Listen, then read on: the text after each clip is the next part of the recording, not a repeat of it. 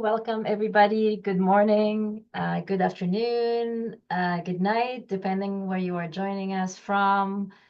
We have just finished watching Culpables, Guilty, which is a very important documentary that was recently released by Resumen Latinoamericano and ECAP. And as you have seen, this documentary highlights the extremely important work that took place last year in November of 2023 at the European Parliament, where our European co-fighters in support of Cuba have held this important tribunal against the blockade. A really important part of this tribunal is to show the extraterritorial impacts of the blockade, how this cruel and inhuman policy of the United States affects the people of Cuba, but it also has direct effects on families and on businesses in Europe and people around the world who cannot have regular trade with Cuba, who cannot have regular financial relationship with their families or with their businesses back in Cuba. I will post on the chat also the link to the YouTube video. So you're able to, if you've just joined us now and you caught the last part of the documentary, you can watch the whole thing. I definitely encourage everybody to do so and then also share it. Before we get into the next section of our program, I see our friend Precious Banda from South Africa have joined us, so I'll let her get ready. But before we get there, I wanted to again emphasize that we are getting to 10 hours. It is 2:51 a.m. my time here, Pacific time. I am in Vancouver, Canada, on the West Coast. It is, I believe, around noon in South Africa. Precious, you can correct me. And I think depending where you're joining us from, this might be your early morning or late night or midday hour.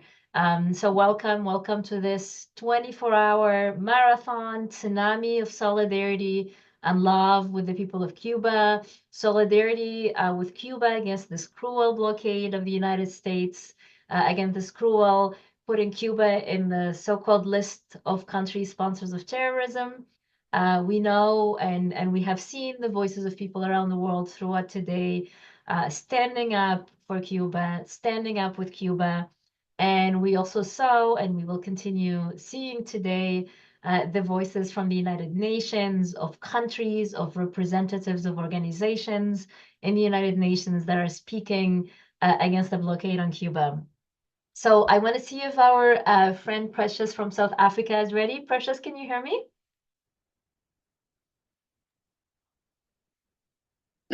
Yes, I can hear you. Hello, welcome. Is it was I right? Is it noon there in South Africa now? Midday? Exactly noon. It's 11:53, Okay. 7 minutes It's to 12. Yes. almost 3 a.m. here for me. So welcome, and I wanted to start if you can introduce yourself to people that are joining us here today and explain to us a little bit more about the solidarity work with Cuba and South Africa. And thank you for joining us. Thank you very much. My name is Precious Banda. I am the continental convener, the leader of a movement. It's not a South African movement, but an African movement called the Young Women of Africa. It's a cognitive movement that organizes, mobilizes, and unites young women, consolidating their efforts from different countries to just create a safe platform in which we exchange knowledge, ideas, but also share solidarity, experience in the work that we do, different work, young women empowerment work that we do in the continent. We are in more than 30 African countries. We launched ourselves in 2021, which was on the 11th of December. And since then, we've been growing and growing. And we stand with all peace-loving people of the world, where we stand for justice and against all forms of oppression.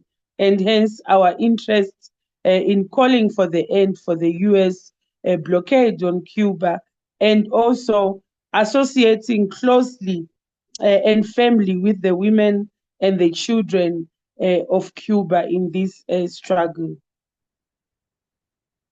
Thank you so much, Precious. And since you mentioned this really important work that you do, I was wondering if you can tell us, have you been inspired or connected with the Federation of Cuban Women, also who do a lot of work in Cuba in terms of rights of women? And was there any of their work something that supports you or inspires you in terms of your organization?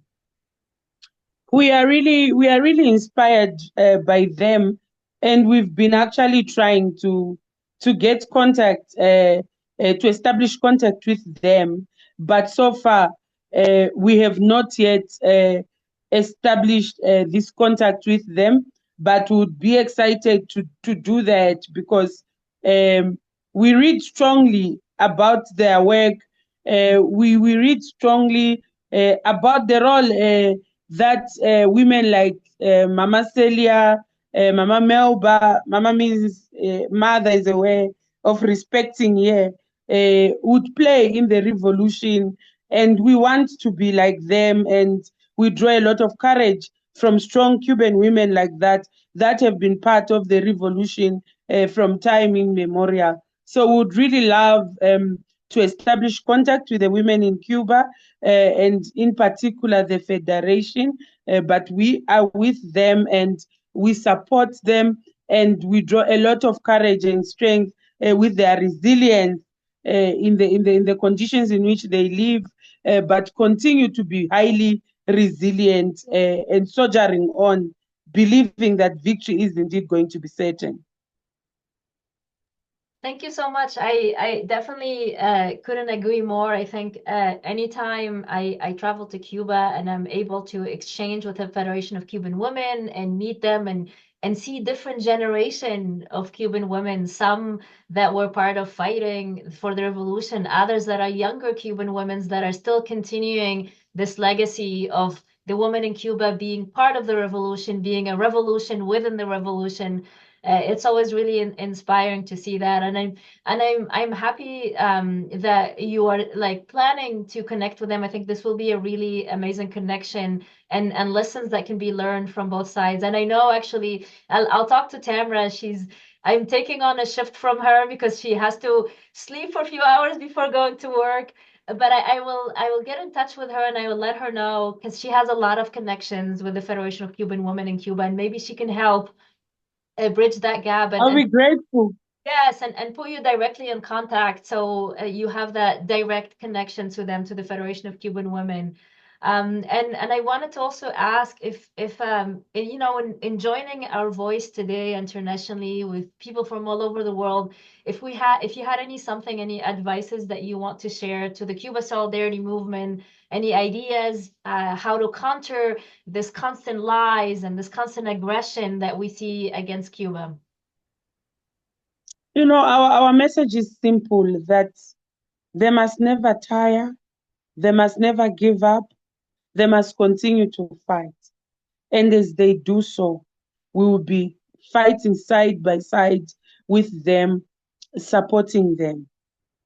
And we support not because of any form of confusion, but because we are clear and we understand that the revolution must be sustained until the people achieve what they want to achieve.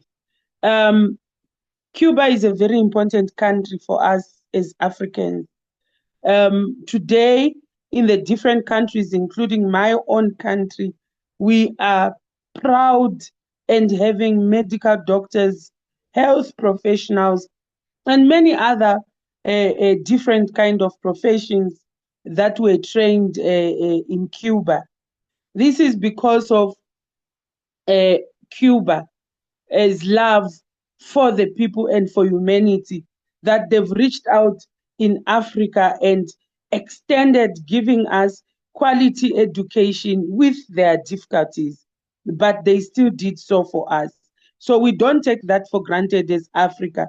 And the other thing is also how during our most difficult times as different African countries fighting for liberation, there is no story for liberation in Africa where Cuba did not play an active role, including putting their bodies on the line when Cuban uh, militants physically joined the battlefield and were in the front lines and even lost some lives. They came as soldiers, they came as revolutionaries to join the struggles of the people of Africa, but some of them went back home in body bags.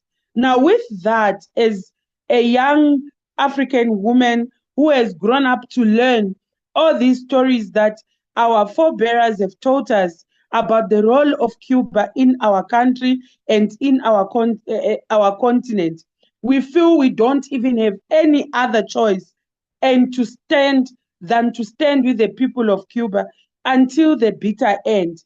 What more can we give the people of Cuba apart from to say we are going to be with them until the oppressive, imperialistic American regime uh, is challenged to remove the blockade on the good people of Cuba? A long time when I was in university, we used to be taught a song. I like would sing a song called Cuban people, loving people, and we'll be grateful for the things that you have done for us. We are going to be with you throughout for the things that you have done for us. So that was a very beautiful song that as students we are taught about the contributions of Cuba. And immediately you sing, Cuban people, loving people, here we are, far away.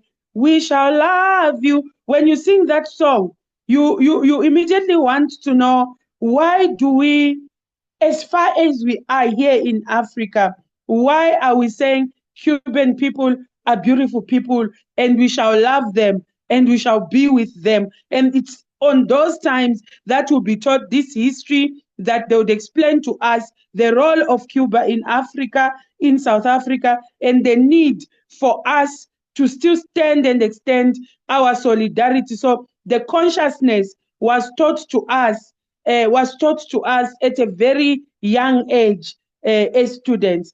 And that's what informs even our stance, even on a continental level, as the young women of Africa, that we have continued to share stories and experiences of how Cuba is great to us as African people and how we are never going to abandon Cuba and will continue to stand with Cuba.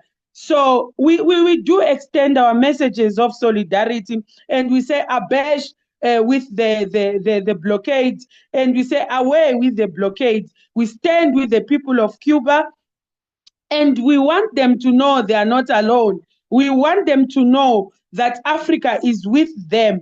I can proudly confirm, as a young African woman, that while our leaders' voices in our different governments might not be firm, might not be as loud as we want them to be, but we as African young women that are conscious, that have been taught from very young age what Cuba means to Africa, are standing with you. And that's why we passionately sing that Cuban people, loving people, we are far from you, but we shall love you and we shall stand with you. It's because we know that while we are far, our hearts are in this struggle, and we will continue to do so until victory is achieved.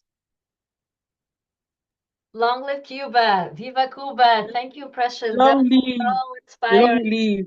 Thank you. And the song, thank you for sharing that song with us. That was so beautiful. And what a great way for folks that are joining us, like our friend Diane Zag from Winnipeg, to wake up to that power, to that warmth of Cuba, the international solidarity that Cuba brings to all of us around the world. And this is why this 24-hour virtual picket has this beautiful voice of Cuba, which is only Cuba can bring this many people from different parts of the world, from different continents, years and years coming in support of a country, like you perfectly said, Precious, that put their bodies in the front line to fight for justice kilometers and kilometers away. We know Cuba has done it in Africa. We're sending soldiers, but continue to do it in the continent today with sending doctors, whether that is in Africa or other Latin American countries.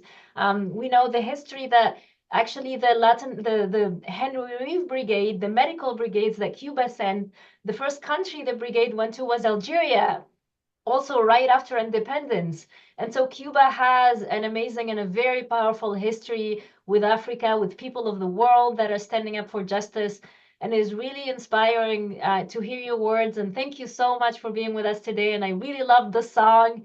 It's a great way to keep me energized at 3 a.m. my time. I'll, I'll try to send it. I'll find it. I'll find the song, some recording of our comrades singing the song. I'll send it on the WhatsApp platform so that the people of Cuba can hear. During COVID, when the Cuban soldiers arrived in South Africa, it was in the night. We watched them on TV when they came out of their flight with the Cuban flag. I want to tell you, we stood up to salute. We stood up to salute. We were threatened with COVID as African people. Again, it was Cuba that came and landed here in South Africa, sending us expatriate doctors to come and fight COVID with us. So Cuba deserves much more than even just messages of solidarity. They deserve the resources. They deserve brave African countries that are going to also say they are sending soldiers. They deserve all the financial support in this difficult time that they continue to be because of oppressive America and its allies. So Cuba means so much to us. And that's the only message of hope, that we want them to know that they are not alone. We are with them. Thank you so much. What a beautiful message to finish on. And I would love to see the song. I think that would be really inspiring. If you can find the video and send it to Tamara and we can share it either today, we know we still have 18 hours of program, Yeah. or later, whenever we find it, we can post it on our social media. Thank you so much for taking the time from your day, joining us all the day in the middle of the day from South Africa, Precious. And I will connect Tamara and I will let her know about connecting you with the FMC in Cuba. I think that will be really powerful and inspiring for a movement of women in Africa to be directly connected with the Federation of Cuban Women. Thank you so much for your time, Precious. Thank you so much. A luta continua. Solidarity Cuba. Solidarity. Viva Cuba. Viva victory set in Cuba. We are with you. Solidarity forever, Cuba. Viva, viva, solidarity. Thank you so much, Precious. What a beautiful message that you were able to share with us today. This is part of why Cuba Unite Us. Cuba brings people from all over the world with their voices, people from Africa, people from all over the world that are standing in solidarity and standing together with Cuba. And it was actually a really beautiful segue to our next speaker. And unfortunately, he's still trying to join us coming up shortly. Hopefully, depending on the internet, is a speaker that's joining us directly from Palestine. Our co-fighter Mohammed, who's a Palestinian with the Palestinian unions in Palestine, wants to send us a direct message here on Zoom. But as you know, it's hard sometimes for them to get connection. So he was here for a little bit and then he left. So I'm still in communication with him and hoping that he'll be back. But that would be a beautiful segue again to show the solidarity of Cuba, how from South Africa we are heading to Palestine. This is what Cuba unites people around the world. And we also know how South Africa have stood up for Palestine and continue to standing up for the people of Palestine. And this solidarity unites all of us together. So I'm going to play a few more greetings that we have, and I'm gonna try to connect through social media through to our friend Mohammed in Palestine to make sure he's able to reconnect. Hopefully, we can hear from him here live, hear his message of solidarity greetings from Palestine. But in the meantime, we are gonna hear. Um, some of the videos that we received when we put out the call for the 24 virtual picket today, the next videos will be presenting people and individuals, organizations from here in Vancouver, Canada, from Montreal, also in Canada. We have quite a few videos from Friends of the Solidarity Movement in Italy, videos from Friends of Cuba in Panama, in the United States, in Florida, in California, and different cities around the US. These are all people that are adding their voices, as we heard from Precious, to the international movement in solidarity with Cuba. So we're gonna go hear these videos, and I'm going to try to reconnect with our friend Mohammed to hear directly from him from Palestine.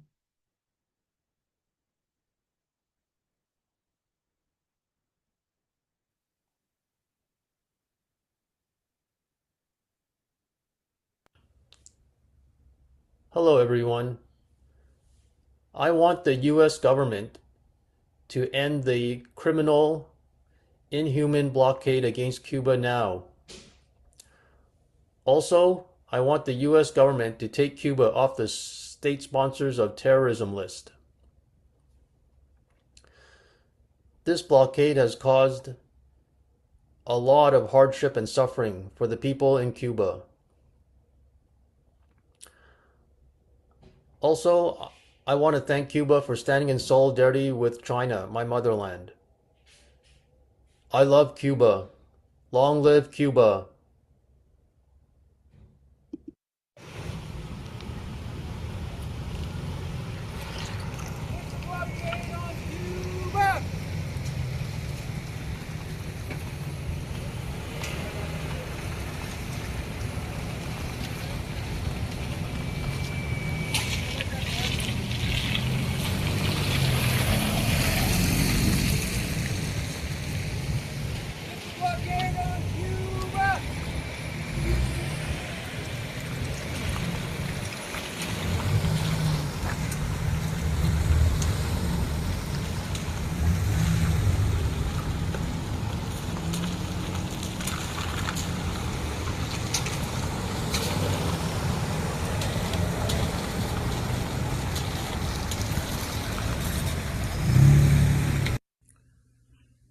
Ciao, sono Marco Lamera, italiano e vivo a Vancouver. Sono parte del gruppo Friends of Cuba Against U.S. Blockade Vancouver e vorrei registrare questo video per supportare la lotta del popolo cubano e partecipare a questo picchetto di 24 ore online per cercare di convincere il governo americano a revocare il blocco criminale su Cuba. Ho visitato Cuba per la prima volta nel 2019 e ne sono stato assolutamente colpito nella maniera più positiva possibile. La storia, la cultura, il popolo e il retaggio, il risultato e la continuazione della rivoluzione più importante del nostro secolo, devo dire che hanno avuto un impatto positivo su di me a livello politico, a livello sociale e a livello personale. Per cui vorrei davvero dire bajo bloqueo. Mi nombre es Mirta y estoy en contra del bloqueo de Estados Unidos en contra de Cuba. Por favor, Estados Unidos, para el bloqueo. Ustedes no tienen nada que hacer con Cuba. Por favor, paren el bloqueo. Legittiamo questo. Il circolo Gino Donè di Cagliari aderisce allo tsunami contro il blocco a Cuba. Brava! Soy Marco Papachi, el presidente de la Asociación Nacional de Amistad Italia-Cuba. La isla de Cuba está bloqueada desde más de 60 años por un criminal bloqueo impuesto desde los Estados Unidos de Norteamérica. Cuba debe ser quitada de la lista de los países patrocinadores del terrorismo. Nos unimos y me uno a la campaña Uno Tsunami en contra del bloqueo y en contra del imperialismo lanzada por el canal Europa por Cuba. Il circolo Gino Donè di Marino dell'Associazione Nazionale di Amicizia Italia-Cuba si unisce alla campagna Uno Tsunami contro il bloqueo e l'imperialismo. Hola, Il circolo di Cuneo Celia Sanchez dell'Associazione Nazionale di Amicizia Italia-Cuba si unisce alla campagna Tsunami contro il bloqueo a Cuba e contro l'imperialismo. A pazienza. Il circolo Lucca Versiglia dell'Associazione Nazionale di Amicizia Italia-Cuba si unisce alla campagna Uno tsunami contro il bloqueo e l'imperialismo. Il circolo Gramma di Celle Ligure dell'Associazione Nazionale Italia-Cuba si unisce allo tsunami contro il blocco a Cuba contro l'imperialismo. Dalla Toscana aderiamo alla campagna Tsunami por Cuba contro l'imperialismo e contro il bloqueo. Viva Cuba! Viva Cuba! Viva! Hasta la vittoria, sempre! Sempre! Anch'io mi unisco alla campagna contro l'intollerabile blocco economico verso Cuba e la politica imperialista degli USA. È ora di attuare le risoluzioni ONU contro questa ingiustizia. Paolo Calandra, Trieste. Il circolo di Cuneo Celia Sanchez dell'Associazione Nazionale di Amicizia Italia-Cuba si unisce alla campagna Tsunami contro il bloqueo a Cuba e contro l'imperialismo. Sono Fabio Tamburin e anche io aderisco. Are you a Canadian over 60 that... Imperialista a Cuba. Ok, ouais, attends, go. Jade Kabanji, je représente le mouvement québécois pour la paix. On est aujourd'hui présent devant le consulat des États-Unis à Montréal en solidarité avec le peuple cubain qui subit depuis plus de 60 ans l'injustice de l'embargo criminel qui, le 30 juin, sera dénoncé par presque toute l'humanité à l'ONU. Solidairement, Jade Kabanji. Oficiarnos y rendirnos por hambre como el famoso memorando del Este en Marjorie en 1962. Pero como sabemos, aquí seguiremos resistiendo. Y ante los que nos incitan a que nos rindamos, no solo nosotros, toda la comunidad internacional, cada vez que va a una votación de bloqueo, reconoce la resistencia de nuestro pueblo, la capacidad de nuestro pueblo de salir adelante. Y a pesar de que estamos en una situación, sobre todo electroenergética, muy crítica, nuestro pueblo sabrá derrotar una vez más al bloqueo. Y todo eso, lo reitero, no es posible sin la solidaridad y la hermandad de los pueblos del mundo. Y aquí en Panamá, con los cubanos residentes presentes, con los panameños amigos presentes, con todos presentes, una vez más se hace fehaciente de que Cuba no está sola. Abajo el bloqueo contra Cuba. ¡Abajo! ¡Viva Cuba libre! ¡Viva! ¡Viva Cuba soberana! ¡Viva! ¡Abajo el imperialismo yanqui! ¡Abajo! Gracias. ¡Viva la solidaridad entre Cuba y Panamá! ¡Viva!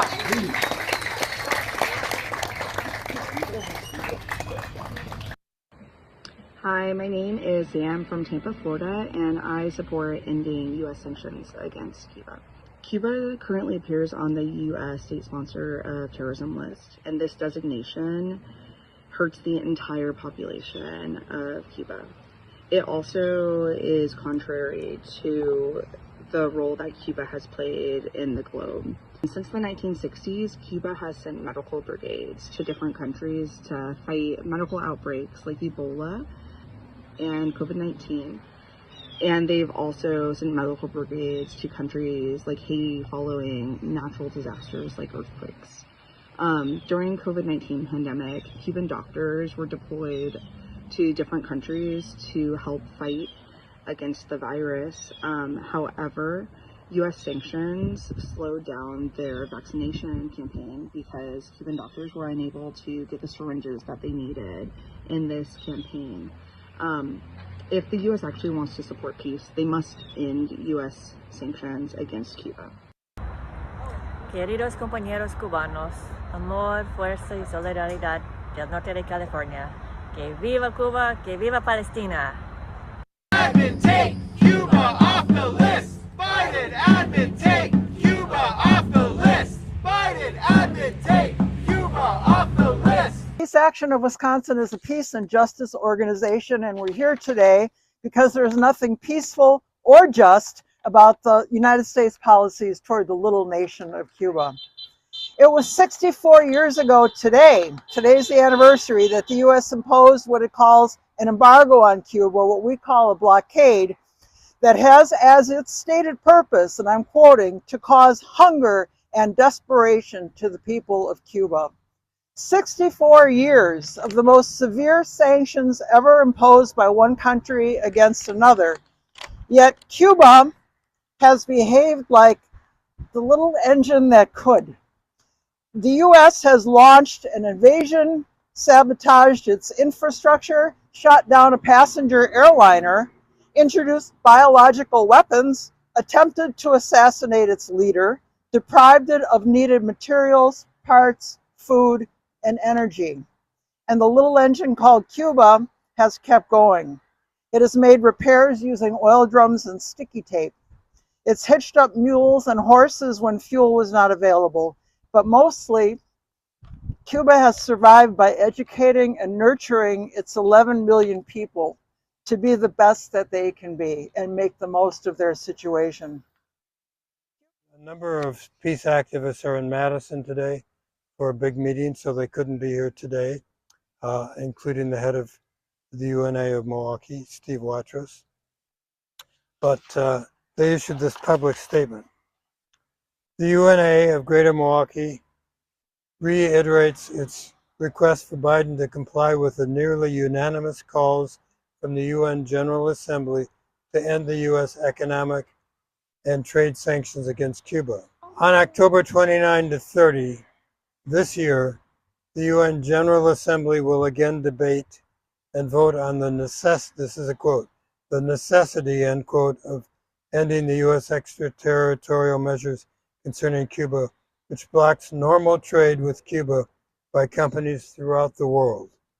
The resolution has been adopted annually for 32 years with almost unanimous consent, including 187 nations and all U.S. NATO allies. This November, the United Nations will be holding a vote to end the U.S. embargo on Cuba. They call it an embargo, but it's more of a siege.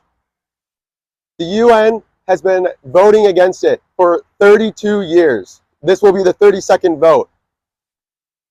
32 years is outrageous. The UN recognizing even a single aspect of U.S. imperialism is a win. It is clear that the workers worldwide, oppressed by capital, stand in complete and resolute solidarity with the workers of Cuba, the Cuban worker state, the Republic of Cuba, against the oppression of U.S. imperialism. The U.S. economic siege blocks many essential goods from being sold to Cuba, including food, water, and medical supplies. This is utterly criminal, and its goal is to strangle the population of Cuba, to cripple its popular base. The siege has likely even played a role in the recent power outage that they have been hit with in the last couple days.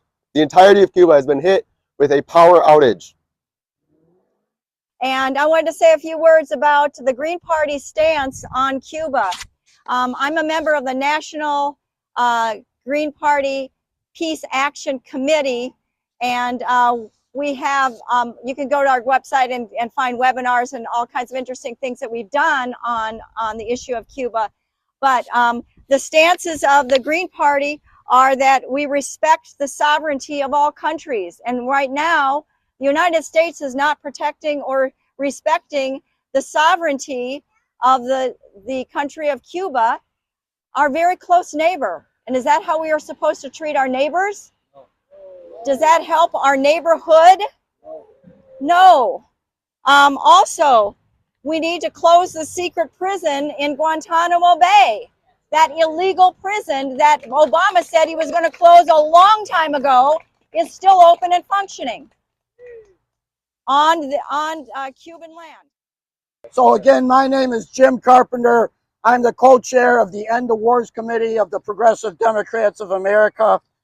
I would like to talk about the actions of a government that is in deep moral decline, the United States government. The United States government, both Republicans and Democrats, support an economic and trade embargo against Cuba, an island nation that does no harm to the United States, but only wants to increase social and economic activities with the United States. But on the other hand, our government, both Republicans and Democrats, will not enact an arms embargo against Israel as they commit genocide, the greatest crime against humanity. Our government, both Republicans and Democrats, will not enact an arms embargo against Israel as they use our weapons to blow apart children, burn children alive, and bury children alive.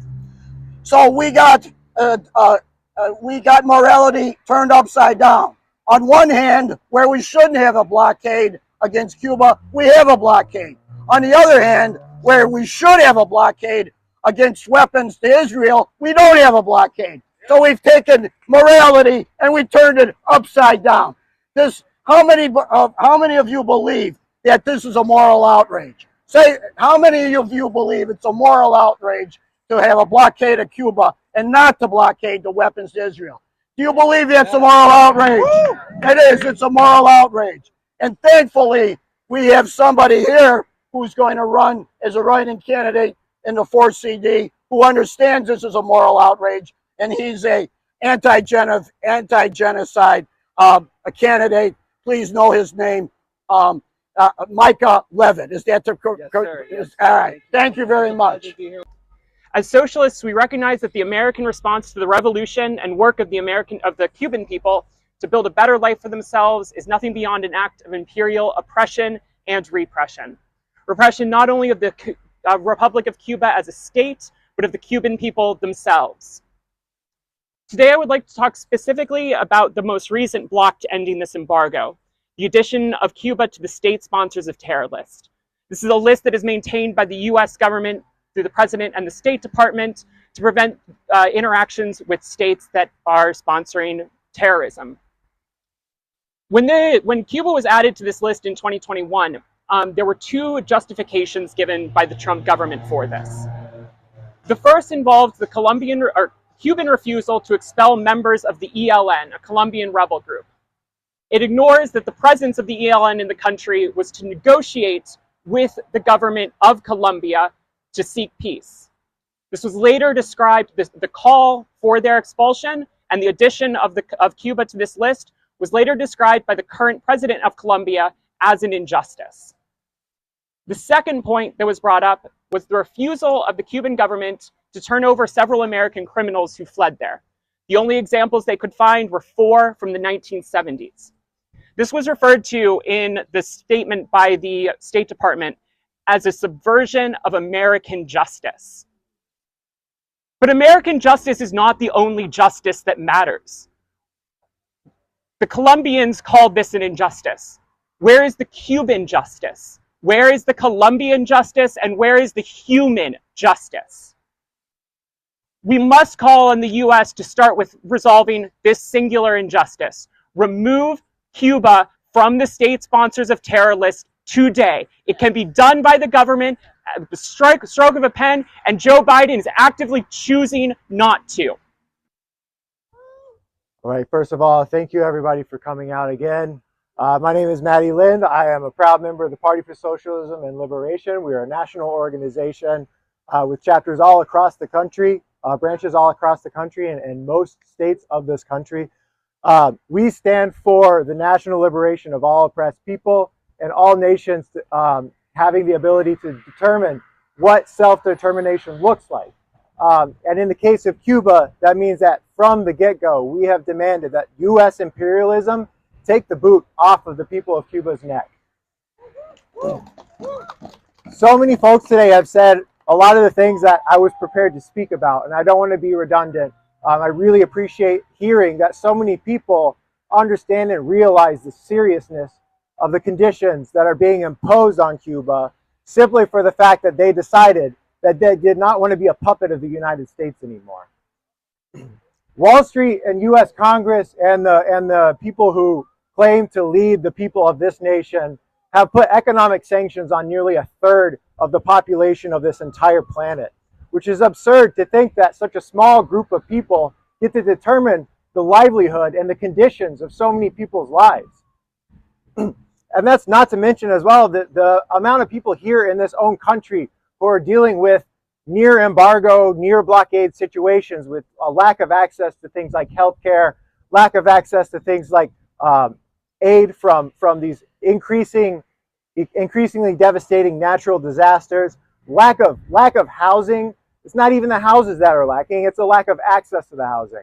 If our country prioritized our people like the people of Cuba prioritize their people, then we would be in much better shape as a nation. And as a result, the entire world will then be able to live and thrive and determine how they should move forward as a people.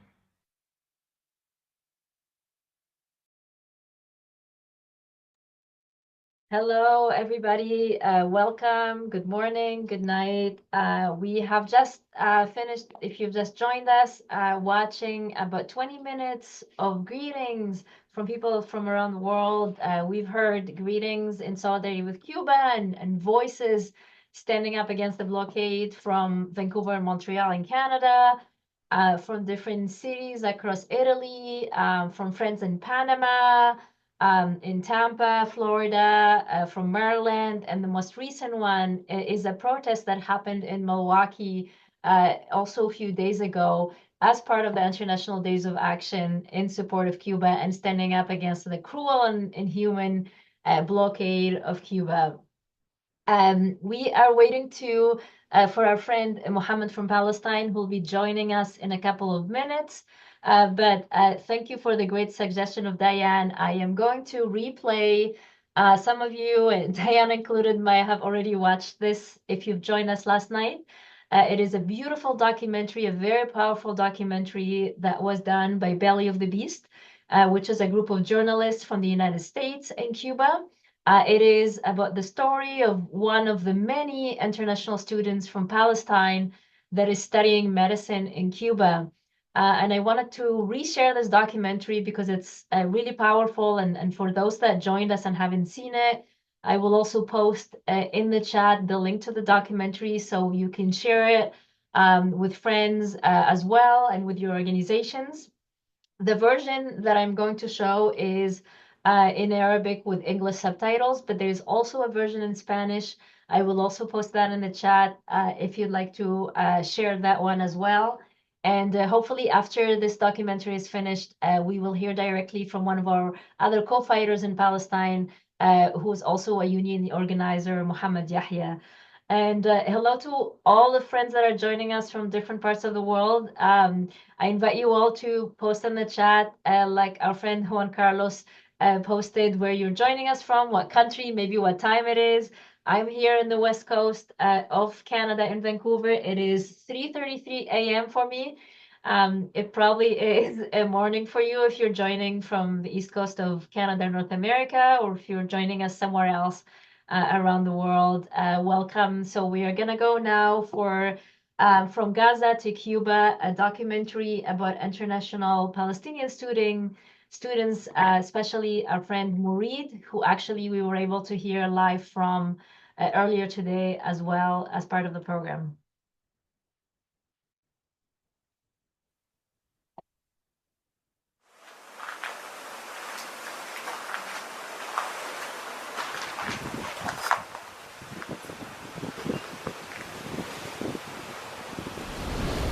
بس أكون على البحر في كوبا بتذكر بحر غزة.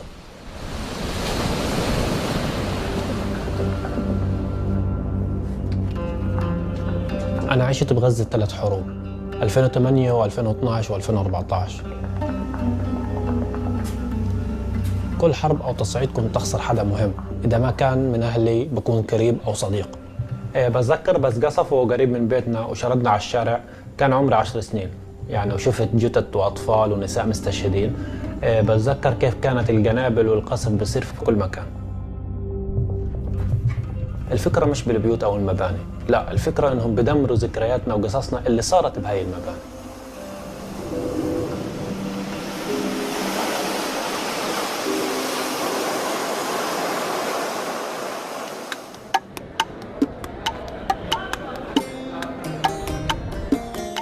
أنا اسمي مريد أبو خاطر، عمري 25 سنة، بدرس طب في كوبا.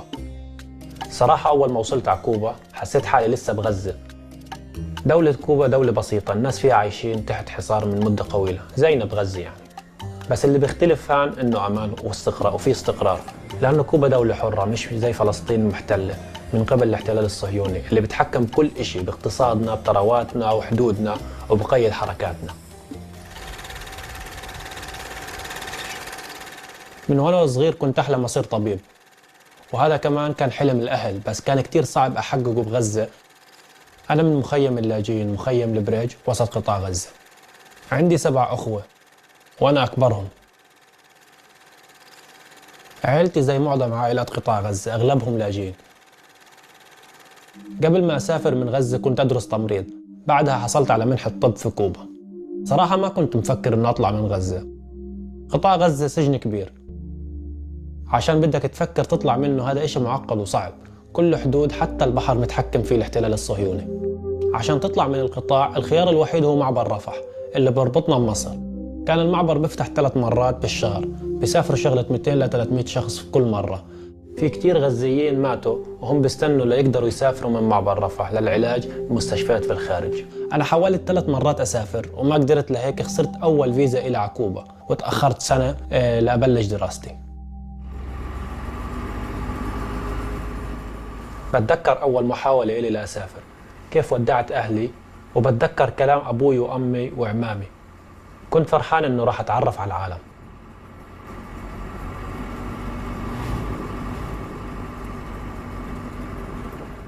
أنا وصلت كوبا 31/12. With the world in chaos, what's really needed is someone to finally make sense of humans seemingly 2017. كنت متوتر أول ما وصلت على كوبا وأنا طريقي على الإعلام، لأنه بلشت أحقق حلمي. تفاجأت كثير بعدد الطلاب الموجود وجنسياتهم المختلفة، كانوا من مختلف دول العالم، تقريبا من 100 دولة.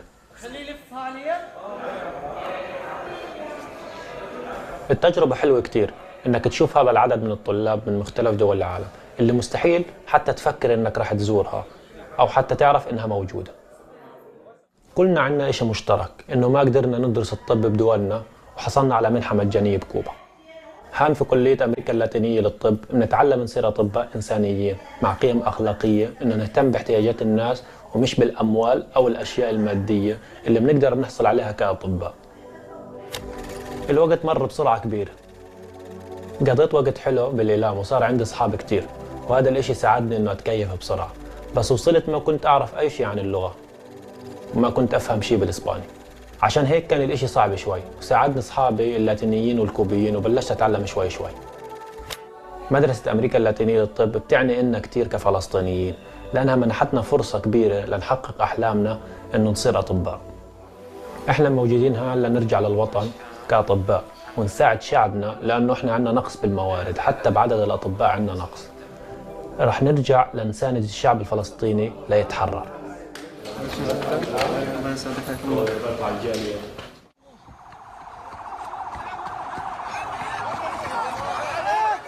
من 7 أكتوبر وأنا عايش بقلق وتوتر وخايف من أي أخبار بتصل من غزة، لأنه في كتير عالم عم تستشهد وبطل في أماكن بالقطاع آمنة، كله قاعد بنقصف.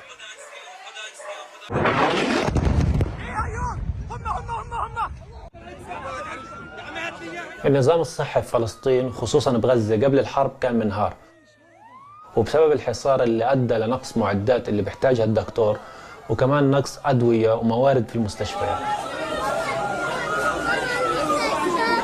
مع الحرب كل شيء صار أسوأ، والمستشفيات بطلت مناطق آمنة لأنهم بقصفوها، واللي ما انقصف ما فيها كهرباء أو بترول لتضل تشتغل يعني. بس دكاترة غزة اللي خلوا المستشفى ضلوا يشتغل بأقل القليل، يعني بأقل الإمكانيات، يخلوها تستمر يعني لإنقاذ حياة الشعب الفلسطيني. الاحتلال دايما بكل حرب بقصف مناطق قريبة من بيتنا. أحيانا بعطوك تحذير إنهم راح يقصفوا بيتك، بس غالبا بقصفوه عليك بدون ما يحذروك. هاي الحرب بيتنا تضرر كتير، فأهلي قرروا ينزحوا على مكان تاني لأنهم خلص ما قدروا يضلهم هناك.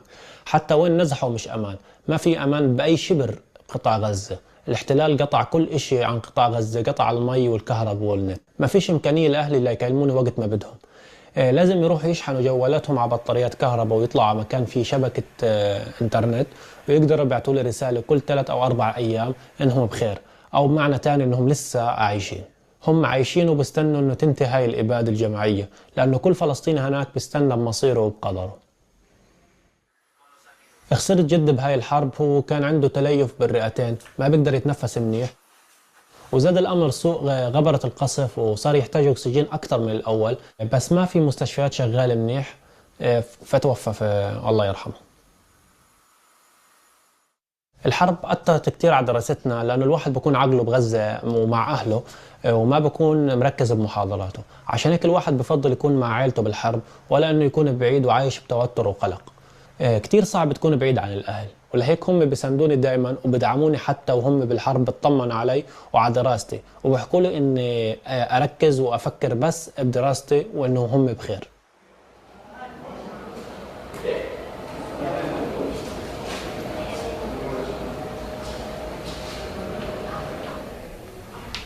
وحافظت على ثقافتي لأنها هويتي ومهمة إلنا كشعب محتل، لأنه الاحتلال عم يحاول يمحي ثقافتنا ويستولي عليها وينسبها إله، حتى إنهم بيحاولوا يسرقوا هويتنا.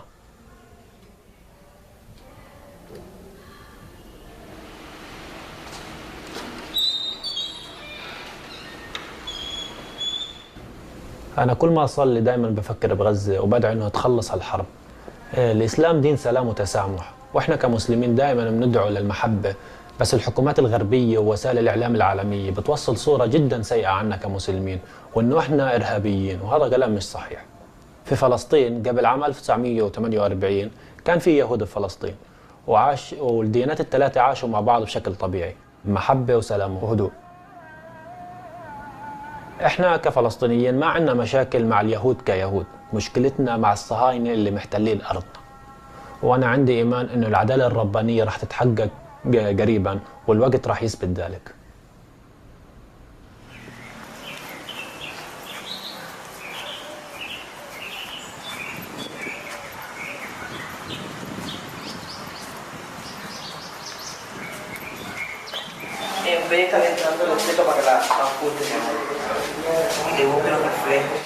بعد ما طلعت من الإعلام بلشت أفوت على المستشفيات وعيادات. كان شعور حلو بأول مرة أقابل مريض وأتعامل معه، وهيك تأكدت إن الحلم صار حقيقة، وإنه راح أكون أول طبيب بالعيلة.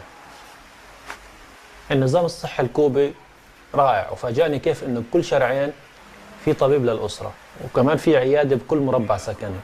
الطبيب بكون قريب وبيعرف كل مريض بكل عيلة موجودة بهذا المربع. إحنا بنتعلم كيف نعامل الناس دون ما ناخذ أي اعتبار للونهم أو من وين أجوا أو شو دينهم. نتعامل معهم بعيدا عن أي شيء بنتمي له هذا المريض. الحلو بكوبا إنه بس تمرض ما بتفكر كتير عشان تروح تشوف دكتور ليعاينك، ما بتحتاج إنه تدفع شيء لأنه النظام الصحي مجاني.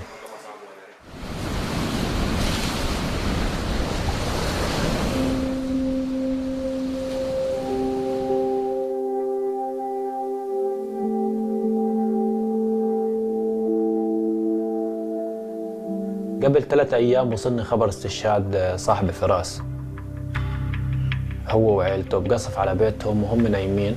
كان القصف قريب الفجريات.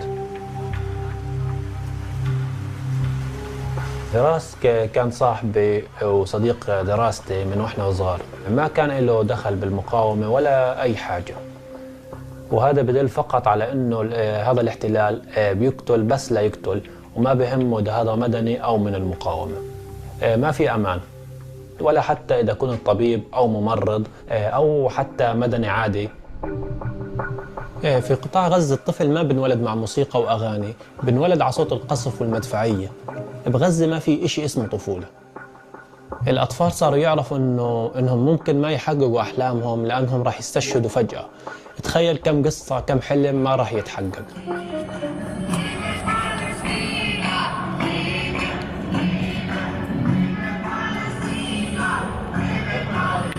من كتر جرائم الاحتلال اللي بيرتكبها بحق الأطفال وقصف بيوت المدنيين، ووسائل الإعلام العالمية والغربية بطلت تقدر تخبي هاي الحقيقة. وبمساعدة مواقع التواصل الاجتماعي عملت ضغط كبير على الشعوب العالمية لتعلن تضامنها مع الشعب الفلسطيني، وتطلع مسارات كتير كبيرة بدول أوروبية لتساند الشعب الفلسطيني. شوي شوي هذا الإعلام الغربي راح يصير يحكي الحقيقة، لأنه خلص وقت التزوير ولا. أكيد استيلاء معنا، أكيد استيلاء فلسطين صابرنا، فلسطين صابرنا تستمرار مرياناو، تستمرار مرياناو نتنياهو سونسينغاو، نتنياهو سونسينغاو.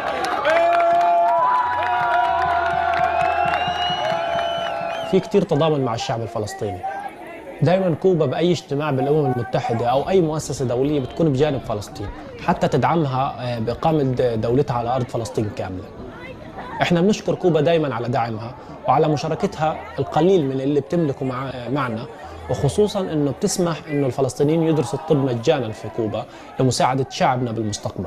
¡Viva Palestina libre! ¡Viva! ¡Viva el pueblo cubano! ¡Viva! ¡Yankee, quita tu mano! ¡Yankee, quita tu mano! ¡Que viva el pueblo cubano! ¡Que viva el pueblo cubano! بدي أرجع غزة لأساعد مجتمعي وأهلي في حربهم ضد الاحتلال وأنقذ حياة ناس أكتر. راح أكون بالخط الأول حتى تتحرر فلسطين بالكامل.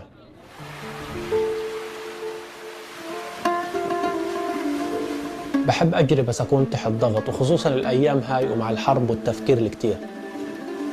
كل هذا ضغط والتعب لأحقق هدفي وأرجع على غزة كطبيب. حابب أعمل تخصص جراحة قلب أو جراحة عظام حتى يكون عندي إشي قوي أقدر أقدمه لشعبي والمصابين في هاي الحروب. ما بعرف إذا راح أرجع على كوبا مرة تانية، بس راح أكون كتير ممنون وشاكر لكوبا وللشعب الكوبي، وراح يكون دايما بقلبي وين ما راح وما راح أنساهم. شكرا كوبا. Desde el río hasta el mar, desde el río hasta el mar, Palestina libre, Palestina libre, desde el río hasta el mar, desde el río hasta el mar, Palestina vencerá, Palestina vencerá.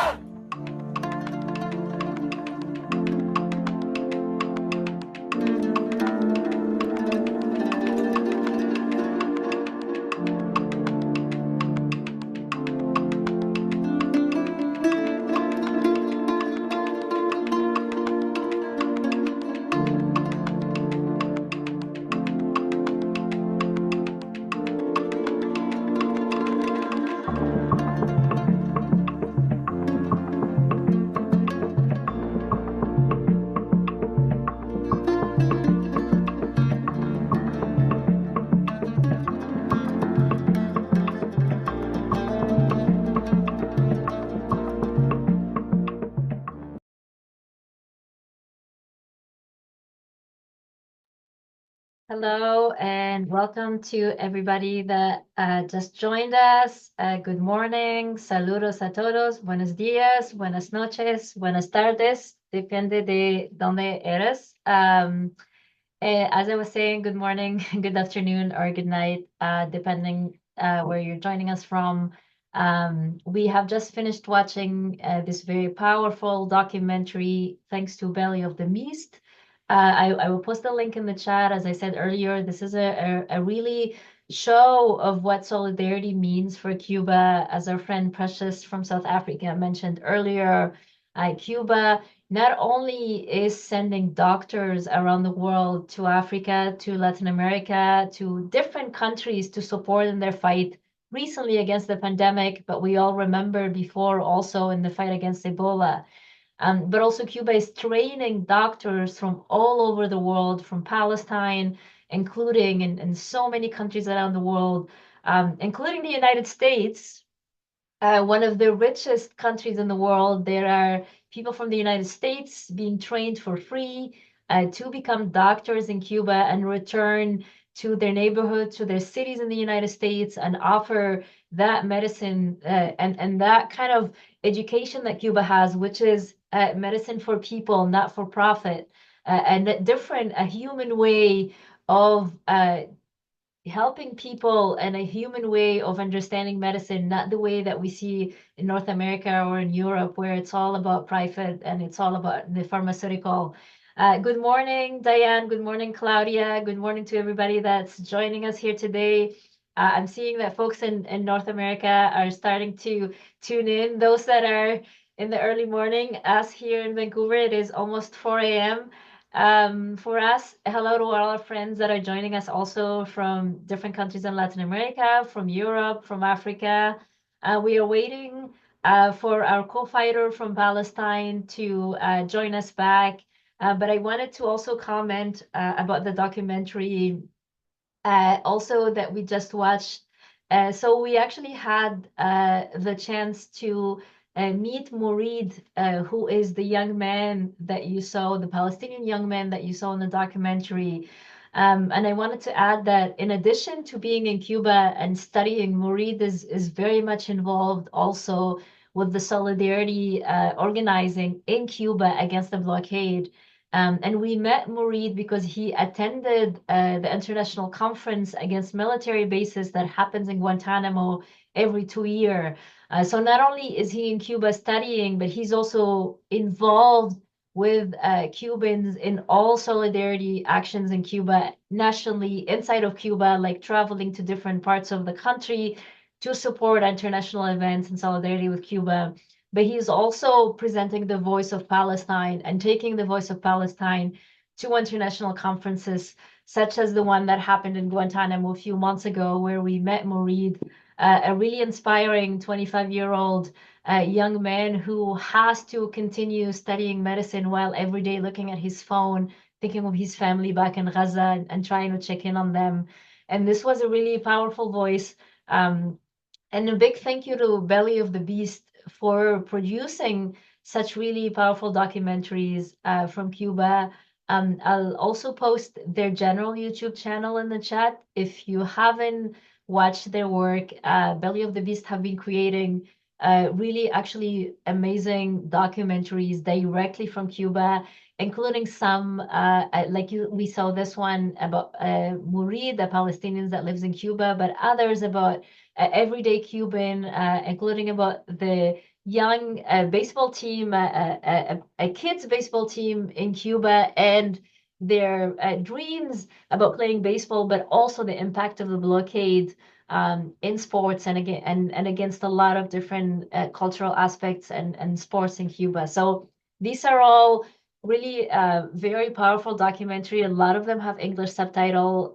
So I encourage everybody to use them in their events, to share them. I was actually reminded when I watched this documentary from Mourid that I wanted to share it with my family as well. A lot of them, most of my family, I'm from Tunisia, so they speak Arabic. They don't understand English, but this will be a really good documentary for them to watch and get to see the voice of a Palestinian that lives in Cuba. I see a few more people have joined us since. Hello, good morning. Hi to everybody. Thank you for joining us. Hola, Gustavo. Thanks for everybody that was with us earlier, went to bed, and came back again. I'm glad to be the voice that helps you wake up. Welcome, and this is our almost 11 hours of live transmitted 24-hour virtual picket, a picket of solidarity, a picket of love with our friends in Cuba, a picket of voices that are joining internationally, standing up against this blockade. As we prepare to wait for our friend Mohammed from Palestine to join us, as I said, Mohammed is a union organizer and an activist in Palestine. He's been having some internet issues, but he has got in touch with me, and we're talking, and he's trying to reconnect. He said in about 15 minutes or so. So in the meantime, I wanted to share some of the other really important videos that we have from Cuba. I'm just, oh, I would love that, Diane. This is a great program. I love that our program is very dynamic and that it is some of the suggestions from the chat. Diane, if you're ready, I'm going to promote you as a panelist. I think we would love to hear some of your words. I'm doing that right now. So we have our co-fighter, Diane Zach, from the Cuba Solidarity Movement in Winnipeg, in Canada. who also has joined us last night and has joined us today, and volunteered to share some words about the Palestine documentary that we watched. So I would love that, Diane. Please help me welcome Diane. Hi, Diane. Hi, good morning. And Good morning. I'm still in my pajamas and I'm not wearing earrings yet, which makes me feel almost naked not to have any earrings on yet. But I've had my first coffee and soon we'll have my second. The documentary, a short documentary, as you said, very powerful, from Gaza to Cuba. And one aspect of it that really resonates with me personally is because, as a Jewish person who has become anti-Zionist and has struggled against Zionism all my mature life. As a young person, age 12, I was uncomfortable with Zionism, but as I started to find out what was going on in Israel-Palestine, I transformed into anti-Zionist. And this has been a very hard struggle within any mainstream Jewish community in any city in North America. And I'm happy that one positive thing is that more Jewish people have joined the struggle to support Palestine, oppose the actions of the Israeli government. And however you want to define it, there are groups who are playing a positive role, even among the ones in North America and the world who are supporting some of the peace organizations within Israel, like Standing Together, Women Wage Peace, Veteran Combatants Against Combatants for Peace. They have a positive role to play, as well as those who are more militantly standing with the Palestinian community in weekly demonstrations across North America and the world. So that was a particularly important aspect to me. And this struggle for Palestine, the support that Cuba has given, that Allison commented last night, going back to the very, very founding of the beginning of the Cuban Revolution. I want to point out that also, when I did some research, it was actually even before the Cuban Revolution that the Cuban representative to the United Nations spoke against the British mandate in the United Nations because it was unjust. So Cuba's history of support for Palestine goes back even before the revolution in that sense. And when Lema Martinez Freire and Eileen Carminati toured the country in June as part of their peace initiative, in Winnipeg, they spoke about Cuba's support for Palestine, as well as that was the topic in some of the other cities they traveled in. And this was very, very warmly received in Winnipeg. The question of Palestine, and as any of us who have been to Cuba, we have seen how strong the support is among the Cuban people, and how many people are wearing wearing Palestinian scarves, keffiyeh, always as they walk through the street. So I just wanted to make that point, that Cuba and Palestine are brothers and sisters in the struggle, and we will always be there for both. I think that was the main point I wanted to say. But if you have any questions, you can ask me. That was actually a really important point, Diane.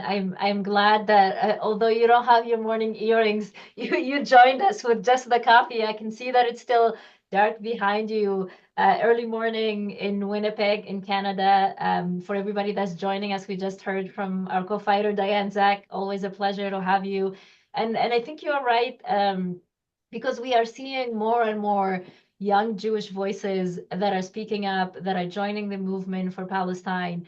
And it's also important in this beautiful documentary to see the voice of how Cuba has always stood in the right side of history. And I thought it was really powerful when you were also here, when we heard Precious, how, again, a country like South Africa, who it feels like they owe a lot to Cuba in terms of their liberation for independence, are now standing with the people of Palestine. And that circle of solidarity, the one common point everywhere is always Cuba.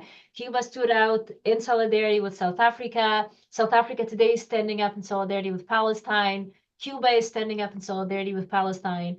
And we see always Cuba coming back to that equation internationally. And maybe my question is, if I know we've met in Cuba when we saw each other at an international event, and I don't know if everybody that's watching us today on Zoom and on Facebook was able to travel to Cuba, but I thought it would be great to share some of that, what it means to be in Cuba, and kind of the feeling to be, for example, in the camp where you meet people from all over the world, and how is that?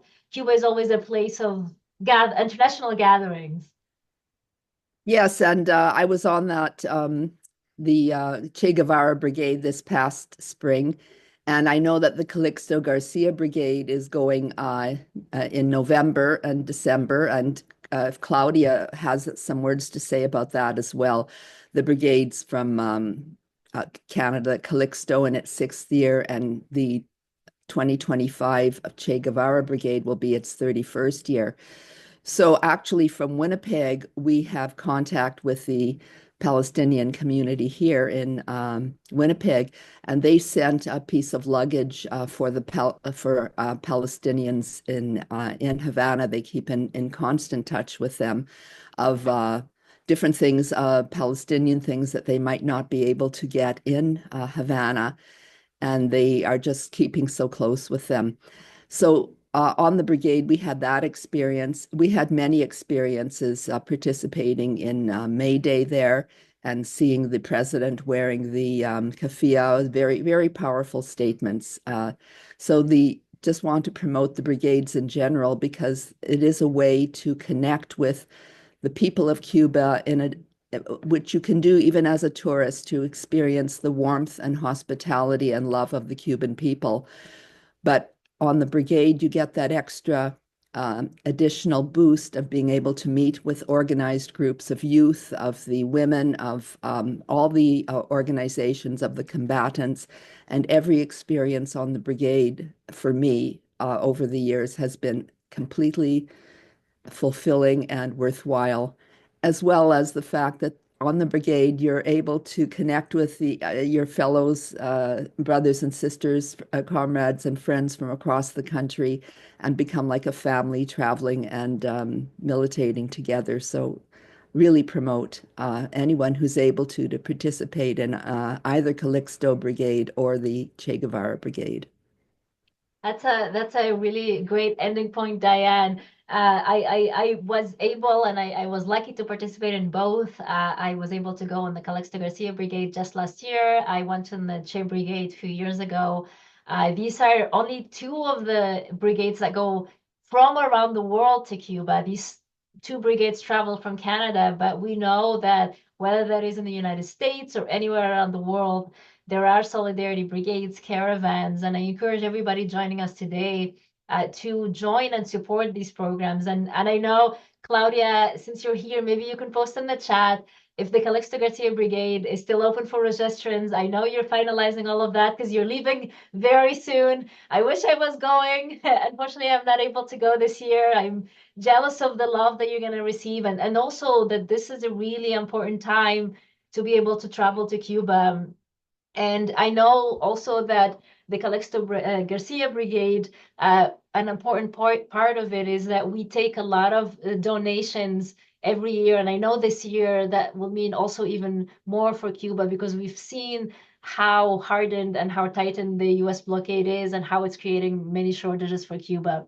And yes, registrations are still open for the brigade. Claudia, I know you're running to work, but if you can post in the chat, maybe the Facebook information so people can go find the Calixto Garcia Brigade on Facebook. If you're still thinking about what is your plan for, this coming few months, then maybe a trip to Cuba with the Calixto Garcia Brigade is a great idea. And so before moving on to our next friends that I see that are logging in from Australia, Hola, Vinny. Hi, Ellie and Vinny. Welcome. We'll get to you shortly. I'm liking this skipping continents. I'm moving from Winnipeg to a video from Cuba, and then we will move to our friends in Australia. Good morning, good afternoon, good night for all of those that are joining us. Thank you, Diane, again, for the early morning inspiring words and for sharing those with us. The next video that we are gonna watch was shared to us with our friends from ECAP. And it is, as we were talking, and as we continue to talk about the United States of blockade, and as we've seen the different testimonies throughout the day of the really horrific consequences that what it means for Cuba to not be able to have regular trade with countries around the world. And one of the effects of the blockade is on the healthcare system.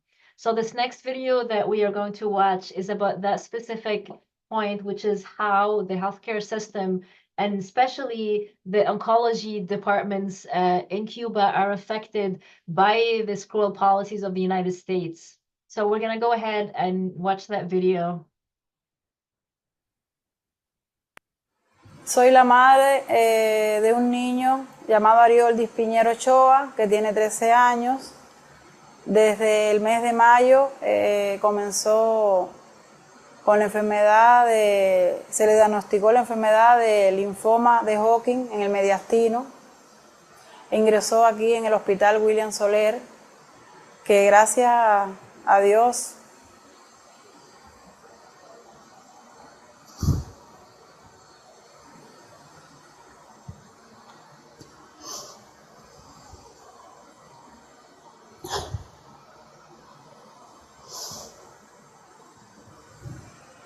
y a los médicos de este hospital, fundamentalmente la doctora Caridad, que es la que nos ha atendido directamente.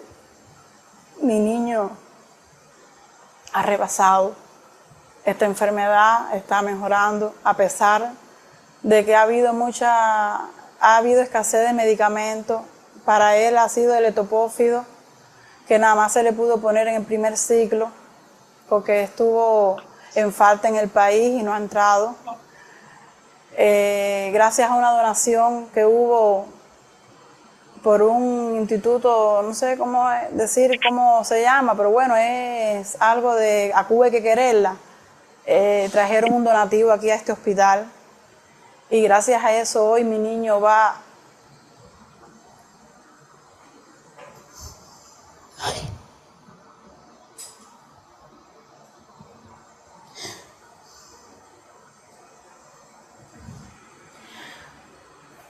a recibir su tratamiento.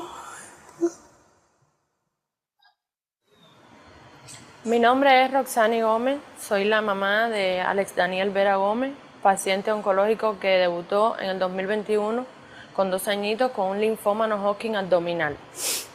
Alex Daniel fue estudiado en el William Soler, 15 días de una prueba tras otra para lograr un diagnóstico certero. Yo no soy de La Habana, pertenezco al centro del país, de la provincia de Santi Espíritu. Tengo una sala regional a la cual me corresponde, que está ubicada en la provincia de Santa Clara. Una vez que llegamos a Santa Clara, con el diagnóstico de mi niño y todas las biopsias, toda la información recopilada, listos para empezar tratamiento, se nos presentó un problema. El país en este momento no contaba con el metrotexate, citostático de inducción para el linfoma no Hodgkin en su esquema LMB89. Explicación que recibí muy bien por parte de todos los médicos. Ahí comenzó una tarea, un proceso de ayuda por parte de todo el personal, de buscar la forma de encontrar los medicamentos para que el niño pudiera recibirlo. Pasaron unos días y al fin la doctora tuvo respuesta y comenzamos el tratamiento. El niño tuvo una respuesta buena al tratamiento.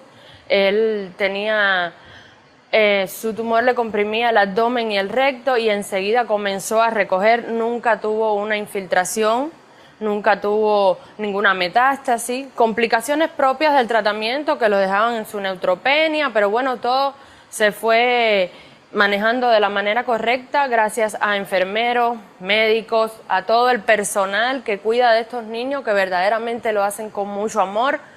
Pero hoy, desgraciadamente, después de estar 8 meses en casa, en consulta externa, llevando a mi niño todos los meses a recibir su chequeo, me diagnosticaron el día 20 de junio la recaída a nivel abdominal.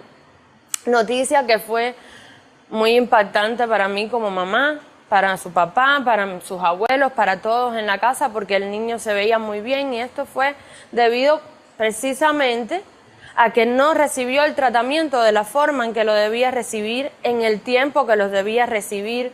Tampoco se contaba con el rituximab, que es un bloqueador antimonoclonal que se usa cuando el paciente es un CD20 positivo. El país no contaba con materias primas para resolver en ese momento lo que el niño necesitaba. Y hoy estamos aquí, fuimos trasladados de nuevo a La Habana, se realizó un PET-CT que confirmó la recaída del niño. Entonces los médicos decidieron que el niño iba a quedar aquí en el William Soler. Llevamos ya 4 tratamientos de R-Shock, este es el 4º tratamiento que ha tenido muy buena respuesta, ya no se encuentra en un CD, en ultrasonido, las adenopatías abdominales, todo ha ido manejando bien, se está poniendo su rituximab, pero es muy difícil para uno como madre saber que hay muchas personas que están con las ganas de darte la vida, de ponerte todo, de estar al pendiente de tu hijo, de no dormir, de dar muchas vueltas en la noche velando por estos angelitos, y que entonces sean los medicamentos, sea el bloqueo, sea la situación por la que el país atraviesa, que conlleve a que estos niños tengan que caer en estas desgracias, a pasar por este sufrimiento, que la familia lo sufre, lo llora, lo sufren los médicos, los enfermeros. Hay algunos niños que salen, hay otros que no. Hay niños que responden bien, otros que no. Y entonces, ¿cómo salir adelante si no podemos contar con estos medicamentos? Con lo que nosotros necesitamos, con lo que los niños necesitan. Los doctores no son magos, hacen todo, están aquí, vienen todos los días, sus muestras, sus análisis, sus ultrasonidos, sus rayos X, todo un equipo multidisciplinario pendiente de ellos. Y entonces, al no tener alcance de los medicamentos, ocurren las cosas que nadie quiere que sucedan. Y es muy triste, es muy difícil, y es una realidad que está viviendo hoy los niños en Cuba, es una realidad que está viviendo no solo La Habana, sino el centro, el oriente, todas las salas de oncología, todos los pacientes oncológicos. Y todo el mundo quiere vivir, todo el mundo quiere ver a su niño sano, salir adelante, pasar a consulta externa, darle un abrazo a la doctora, hay que ver que todo esté bien. Ese es el sueño de nosotras como madres. Y no es fácil, cuando uno choca con la realidad, es muy difícil, la verdad. Bueno, estamos en el servicio. Hello, welcome everybody. Good morning, good afternoon, good night, and depending where you're joining us from. I wanted to share part of this video. This is very important to all of us to see what we're talking about when we're talking about the blockade. I know some of this video were emotional for some of us to watch these families, these mothers, and what the blockade means for children of Cuba and families of Cuba on a daily basis. And this is why it's important that we are adding our voices internationally from all over the world, because we know so many stories and we know a lot of us what it means when Cuba is a country that can send doctors around the world but cannot have the materials to make their own medication, which they are capable of. We know that Cuba is a country that had 5 different vaccines for the COVID-19 pandemic, but cannot have the raw materials to make those vaccines at home. And this is part of our work as the International Solidarity Movement, as Friends of Cuba, to stand in solidarity, with Cuba. And so, and one of the countries that Cuba has always stood in solidarity with is Palestine. And our friend Muhammad from Palestine, from Palestine is here with us. I'm going to introduce him in English, then I'm going to speak in Arabic. Muhammad is going to speak in Arabic, and I'm going to read his message in English. So this is, I apologize, Vinny and Ellie. We have been trying to connect with our friend Muhammad, joining from Palestine for a while, and as you know, it's hard for him to get a connection. So I'm going to go ahead with Muhammad, and then we'll go back to Australia again, skipping countries in solidarity with Cuba. And thank you for your patience, and hello everybody. Assalamu alaikum Muhammad, صباح النور. محمد انت عندك ميوت ما نسمعك.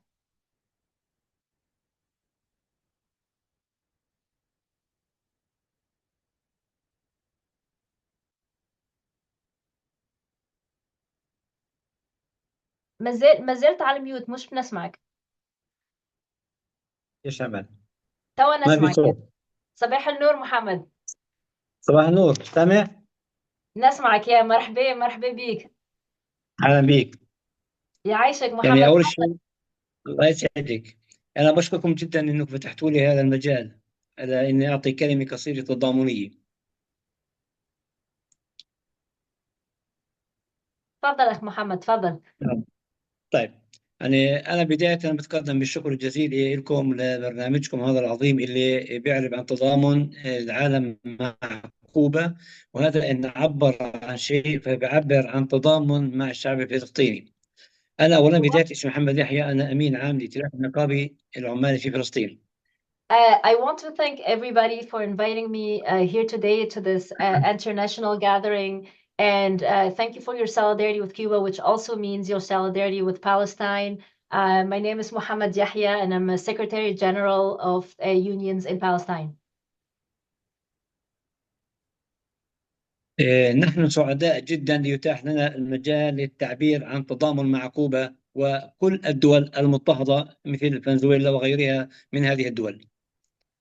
We're very glad to be here and have this opportunity to stand in solidarity with Cuba and other oppressed countries such as Venezuela as well.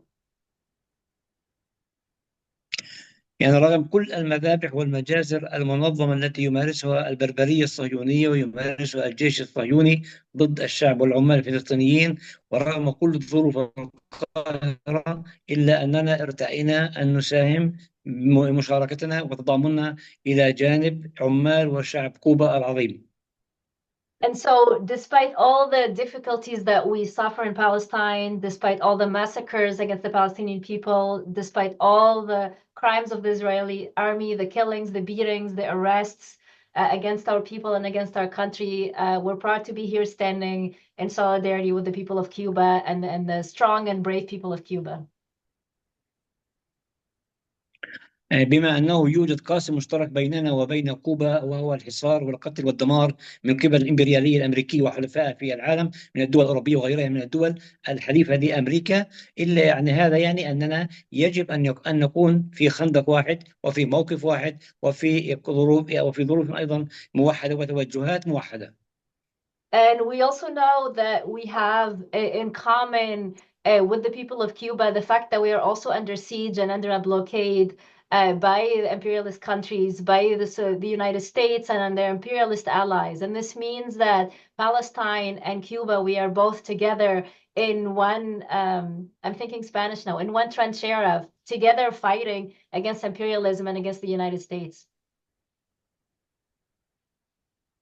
ولأننا نعلم تماما بأن الإمبريالية الأمريكية وحلفائها هم من يسيطرون على ما يسمى بالأمم المتحدة، ويسيطرون وينفذون ويوجهون القرارات التي تصدر عن هذه المنظمة الغير مستقلة التي بحاجة إلى أن تكون لها شخصية مستقلة. إلا أننا نقف هذا اليوم كعمال فلسطين ونطالب الأمم المتحدة برفع بكف يدها عن كوبا وفنزويلا وغيرها، والعمل على تطبيق القرارات الأممية والقرارات الصادرة عن هيئة ما يسمى بالأمم المتحدة. We also know that the United Nations, unfortunately, which should have been and should be an independent organization, but we know that it is an organization that is very much in the pockets of the United States government, that a lot of what the United States and different resolutions that are passed are things that are not happening because of the United States imperialism pressure. But despite all of that, despite what we know, we still call on the United Nations on this important coming vote against the blockade. We call on the United Nations to stand up and be an independent organization that pushes for the rule of law and that pushes against the blockade of Cuba. ونحن باسم عمال فلسطين نقول لما يسمى بالأمم المتحدة: كفاك انصياعا لأوامر أمريكا وحلفائها، وعليك أن تكفي عن يدك عن كوبا وعن فلسطين وعن كل الدول والشعوب المضطهدة. And as workers in Palestine, in the name of workers in Palestine, we say to the United States and to the United Nations to stand up to the United States and hands off the people of Cuba, hands off the people of Venezuela, hands off the people of Palestine and all oppressed people around the world. وأخيرا فإننا نعبر مرة أخرى عن تضامننا مع كوبا ونقول كلنا كوبا وكوبا فلسطين وعاش التضامن المشترك الفلسطيني الكوبي لكل أحرار العالم. عاشت فلسطين حرة. And again, in the name of the workers in Palestine, we want to say that we are all Cuba. Cuba is Palestine, Palestine is Cuba. Long live international solidarity, long live the solidarity with Cuba, long live Palestine. Viva Palestina! شكرا. Thank you. شكرا محمد، كل تضامننا وكل حبنا للشعب الفلسطيني. شكرا أنا نعرف صعيب عنكم أنك تجي معنا، شكرا أنك حضرت. أنا عزة من تونس، فرحانة ياسر اللي أنت حضرت معنا اليوم. الله يخليك. تشرفنا فيك. الله يخليك، يعيشك يا ونبقى محمد. تواصل إن شاء الله. شكرا. الله شكرا. يخليك، يعيشك. تضامنا مع كل الشعب الفلسطيني. مع السلامة. الله يسعدك. Thank you very much to Mohammed. I was just sharing my solidarity as a young Tunisian who now lives in Canada with our compañero, with our comrade, Mohammed, our co-fighter. I was saying how I know it's hard for them to join us all the way from Palestine. So thank you, Mohammed, for this really strong words and solidarity. Viva Palestina, viva Cuba. Thank you so much. And I wanted to also, I will post it again in the chat, the beautiful documentary that we have, that we shared earlier. Mohammed, I'll send it to you as well. It is a documentary of a Palestinian student that studied in Cuba. I will send it to you by WhatsApp, so you also have it. And I will share it again for those that are joining us here today. As I promised, we are skipping continent again. We'll be moving to Australia very shortly. But in the meantime, I will be leaving the chair, the MC host, the virtual presenter chair that we have today, and I'm going to pass it on to my compañera, my co-fighter, Janine Solanki with Vancouver Communities in Solidarity with Cuba. Good morning, Janine.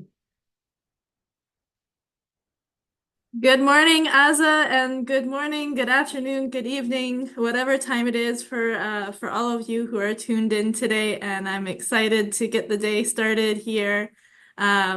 Myself waking up to join you all and to join in celebrating and marking this victory for Cuba once again at the United Nations. Thank you, Janine. So this will be me signing off, Janine signing in. And Vinny and Ellie from Australia, please go ahead, introduce yourselves, and share with us what you do and the amazing work that you've been doing in solidarity with Cuba and Australia. And I'm not logging off. I'm just not the MC anymore. And then Janine will take it on from now on. Great to see you all, and Viva Cuba. Viva Cuba. Viva. Well, yeah, thank you for this big effort, the 24-hour virtual rally that you comrades organize. We have been able to participate in the past, but we're always grateful that you don't forget this continent.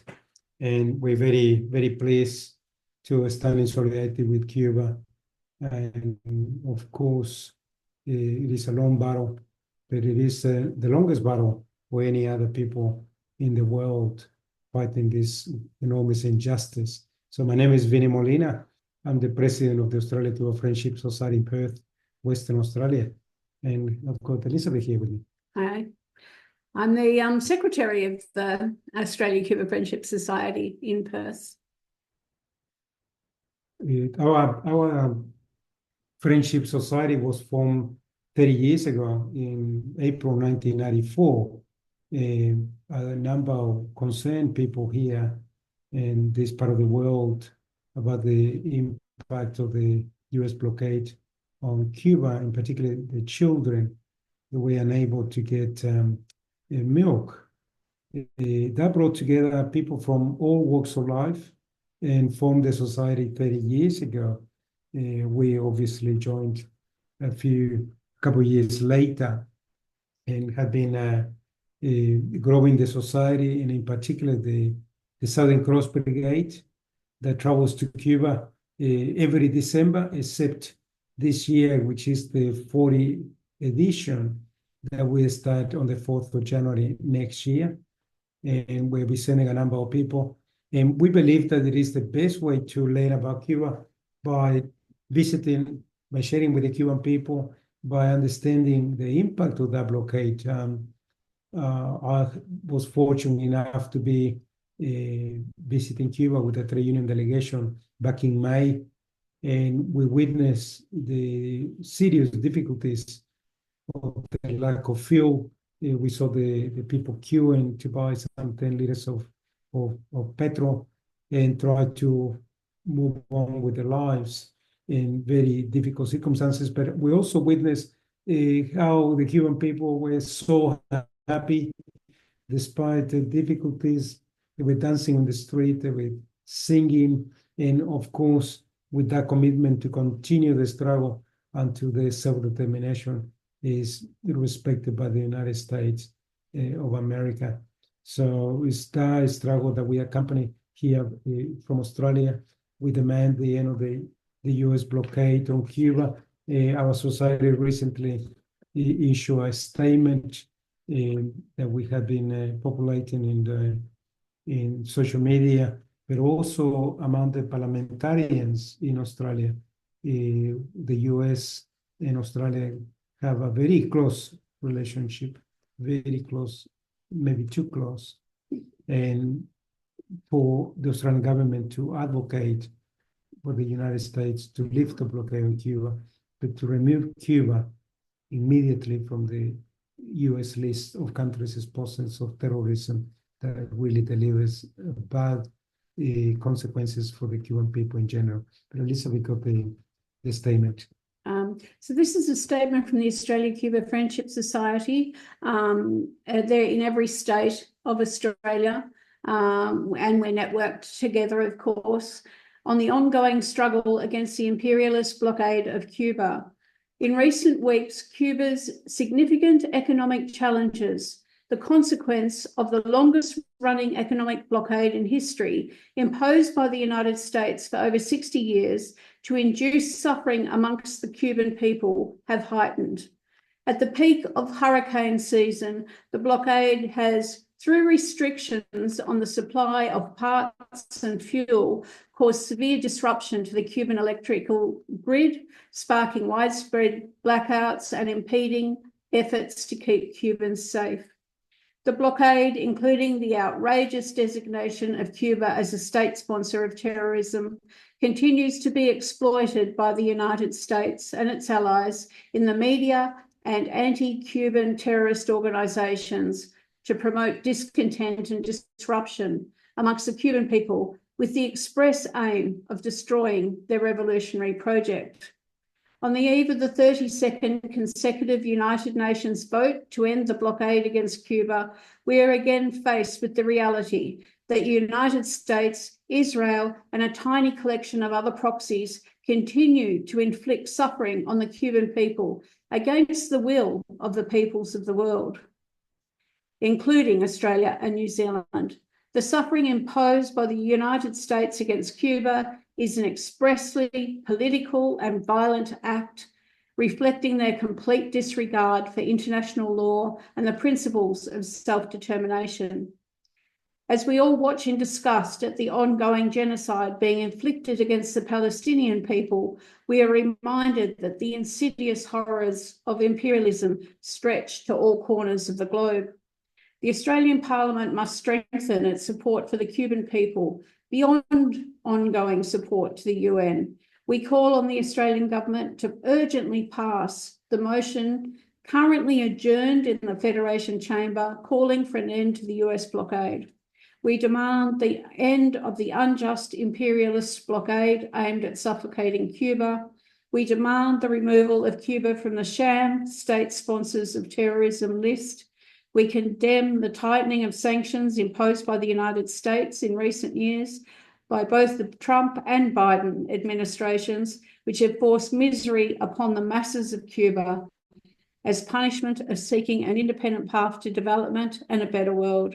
Let Cuba live in solidarity, members of the Australia-Cuba Friendship Society.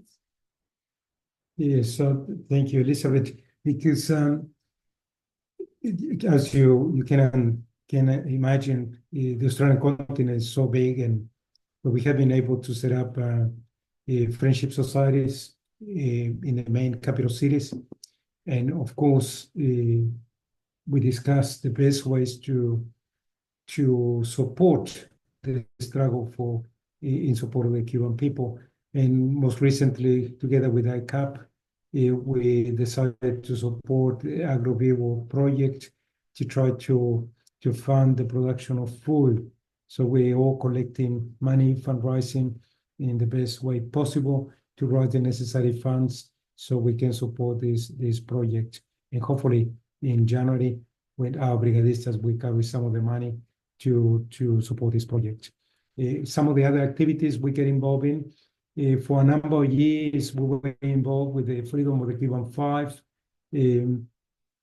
rallying outside the U.S. consulate, particularly here in Perth, the 17th of each month. We continue to do this. And yes, a few years ago, we joined the effort of Bridges of Love. The last Sunday of each month, we cross the bridge over the Swan River here in Bulu, Perth, and we show a video and we distribute leaflets and we talk to people in the area about the effects of the U.S. blockade to try to create awareness in this country so far from Cuba, but so close to our hearts. The friends in Brisbane, for example, they do this bicycle run from Australia to Cuba with love, and it covers the distance from Cuba to Havana, the 14,000 kilometers, and at the same time we raise money in the effort, as well, also we take the opportunity to get fitter and lose some weight, and people get involved in all sort of different ways across the country, and we managed to raise some money that we also go towards the AgroVivo project that we got in Playa Girón. So it is an important effort from the activists here in this part of the world, and we're very, very happy to support the activities that the ICAP in the Cuban unions also developed in relation to the solidarity effort. And of course, we're glad that we managed to come together as a big family worldwide against the great injustice of this blockade. Yeah, I think I'd just like to add to thank the Canadian network. We've been involved a number of times, but how important it is that the Canadian people have been able to put up these opportunities to network people across the globe. And, you know, while our actions for the Bridges of Love are relatively modest, people are aware that we're part of a bigger movement, and it's really important to them to know that they're connected in that way. So thank you very much for all that you do. You are Cuba. Viva Cuba. All right. Thank you so much, Australia, and Vinny and Ellie. So glad to have you on with us and part of this 24 hours of solidarity for Cuba, of struggling against the unjust U.S. blockade on Cuba.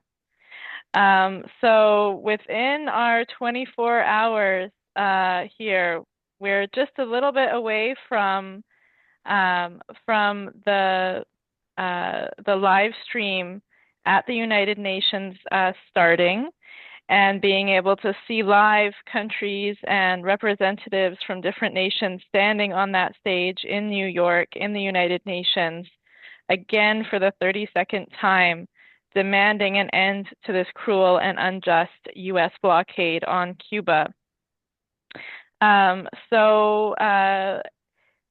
For our friends in Australia, is there anything else that you'd like to continue on before I go on to some other videos and elements in our program?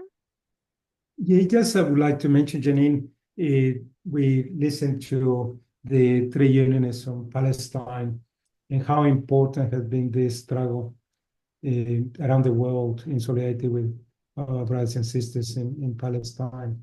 We would like to see that self-determination, an independent Palestinian state, and the end of the occupation. It is important because also in the Cuban family, we have seen how Cuba has expressed solidarity with the Palestinian struggle for many, many years ago. All the Palestinian students, we have seen the videos and interviews of the Palestinian students in Cuba.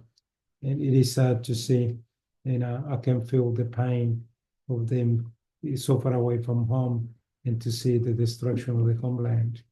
But I'm sure that in the same way that the Cuban struggle continues, the liberation of the Palestinian people will come to an end. We will see a free Palestine. We will see a free Cuba from the criminal blockade. And thank you again for the solidarity. Viva Cuba! Viva Palestine! Viva! Viva Cuba! And I'll just point out also in the chat a video from Gaza to Cuba. I believe that's from Belly of the Beast is in the chat, a YouTube video. So people can also save that, check that out, share that with your friends, and bring more attention to how Cuba and Palestine are united together. I'm going to now go on to some videos from our friends at IFCO and also recent graduates of the International School of Elam, Cuba's school for basically opening up the doors of their incredible medical system and education system to people all around the world, the International School of Medicine. So these are videos from graduates who have studied to become doctors in Cuba. And there's also a video, a short video of activists and leaders supporting Cuba at a rally in New York City. So if you give me a moment, I'll cue that up for everyone to see, and then we'll go into a few videos in these, for me, early morning hours, but a little bit later for some on the other sides of the world.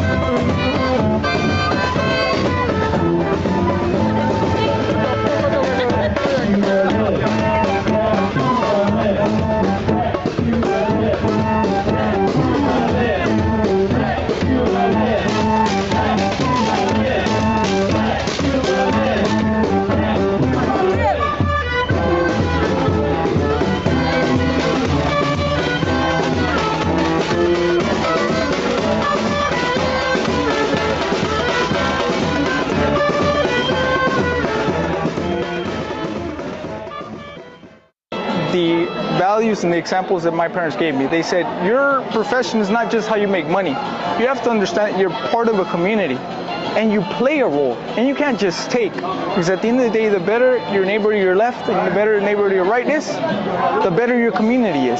So you have to understand that when you choose a job, you have to find something that not only you're passionate about, but that you keep true to your values.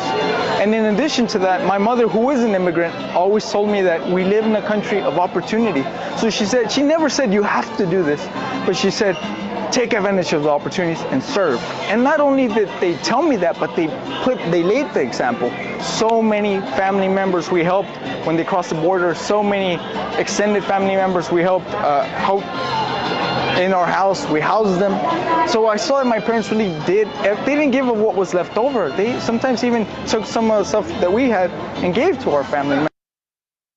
Mom, she inspired me to study medicine because I have like a dream. I want to go back. Other than helping the U.S., of course, I want to go back in Guatemala too and help my people. And as far as I know, here in Cuba, they have like the best clinical knowledge, and I do really the clinical part that I must study. I've been enjoying those 7 years. It's been like really, like Dr. Melissa said, it's like a black hole. You know, it's been like a hard process, but the thing is, like, I've been working hard, and then I can't complain. I think free education, why complain?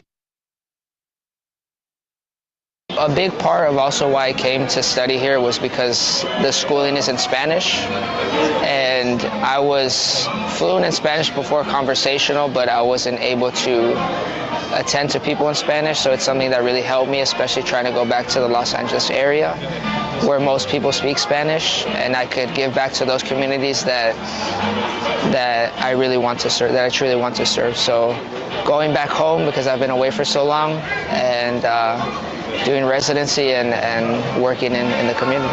That's something they always tell us here. We're doctores de ciencia y conciencia, so science and conscious, which is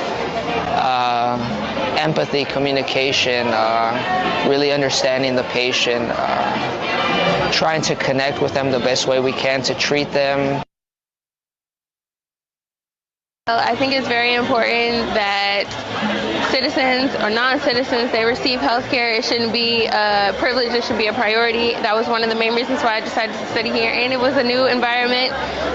It was an opportunity to learn Spanish. I'm half Hispanic, and I didn't know Spanish before this, and now I speak fluently. I was very drawn to the fact that Elam focused not only on the scientific side of medicine, but also the social and political and economic side of medicine. It's a school that emphasizes viewing the entire human being when you encounter a patient. And even beyond that, viewing patients as part of a community, and also has a dimension of social justice as well.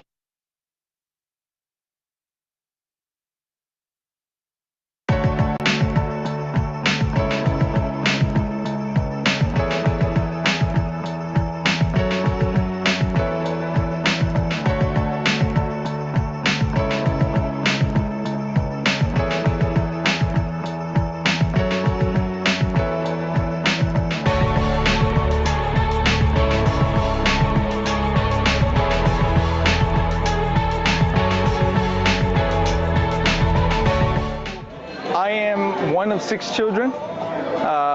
It is 3 boys and 3 girls. I was born and raised in South Texas, right on the border. So Monday through Friday, go to school. On the weekends, go to Matamoros, which is the Mexican side, on the Mexican side.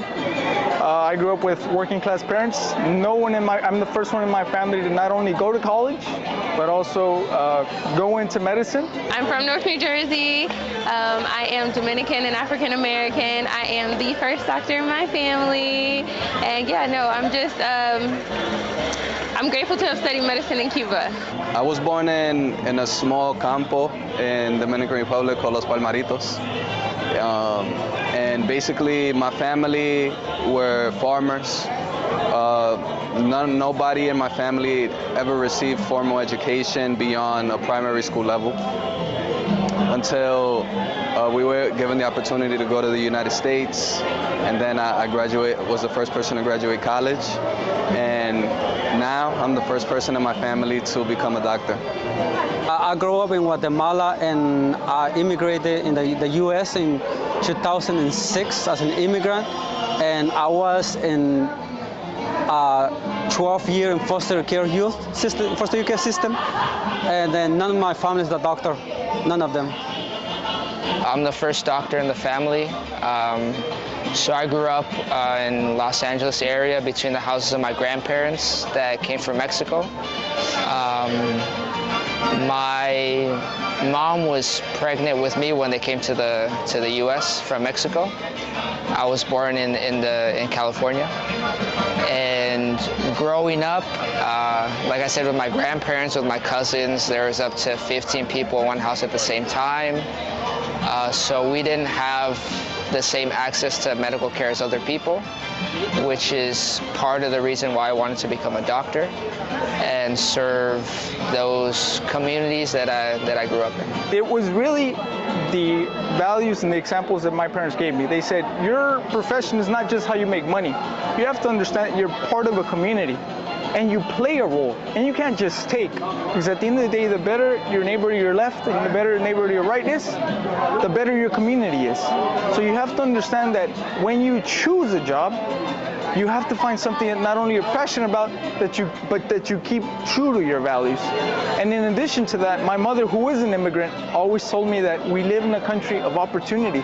So she never said you have to do this, but she said, take advantage of the opportunities and serve. And not only did they tell me that, but they laid the example. So many family members we helped when they crossed the border, so many extended family members we helped in our house, we housed them.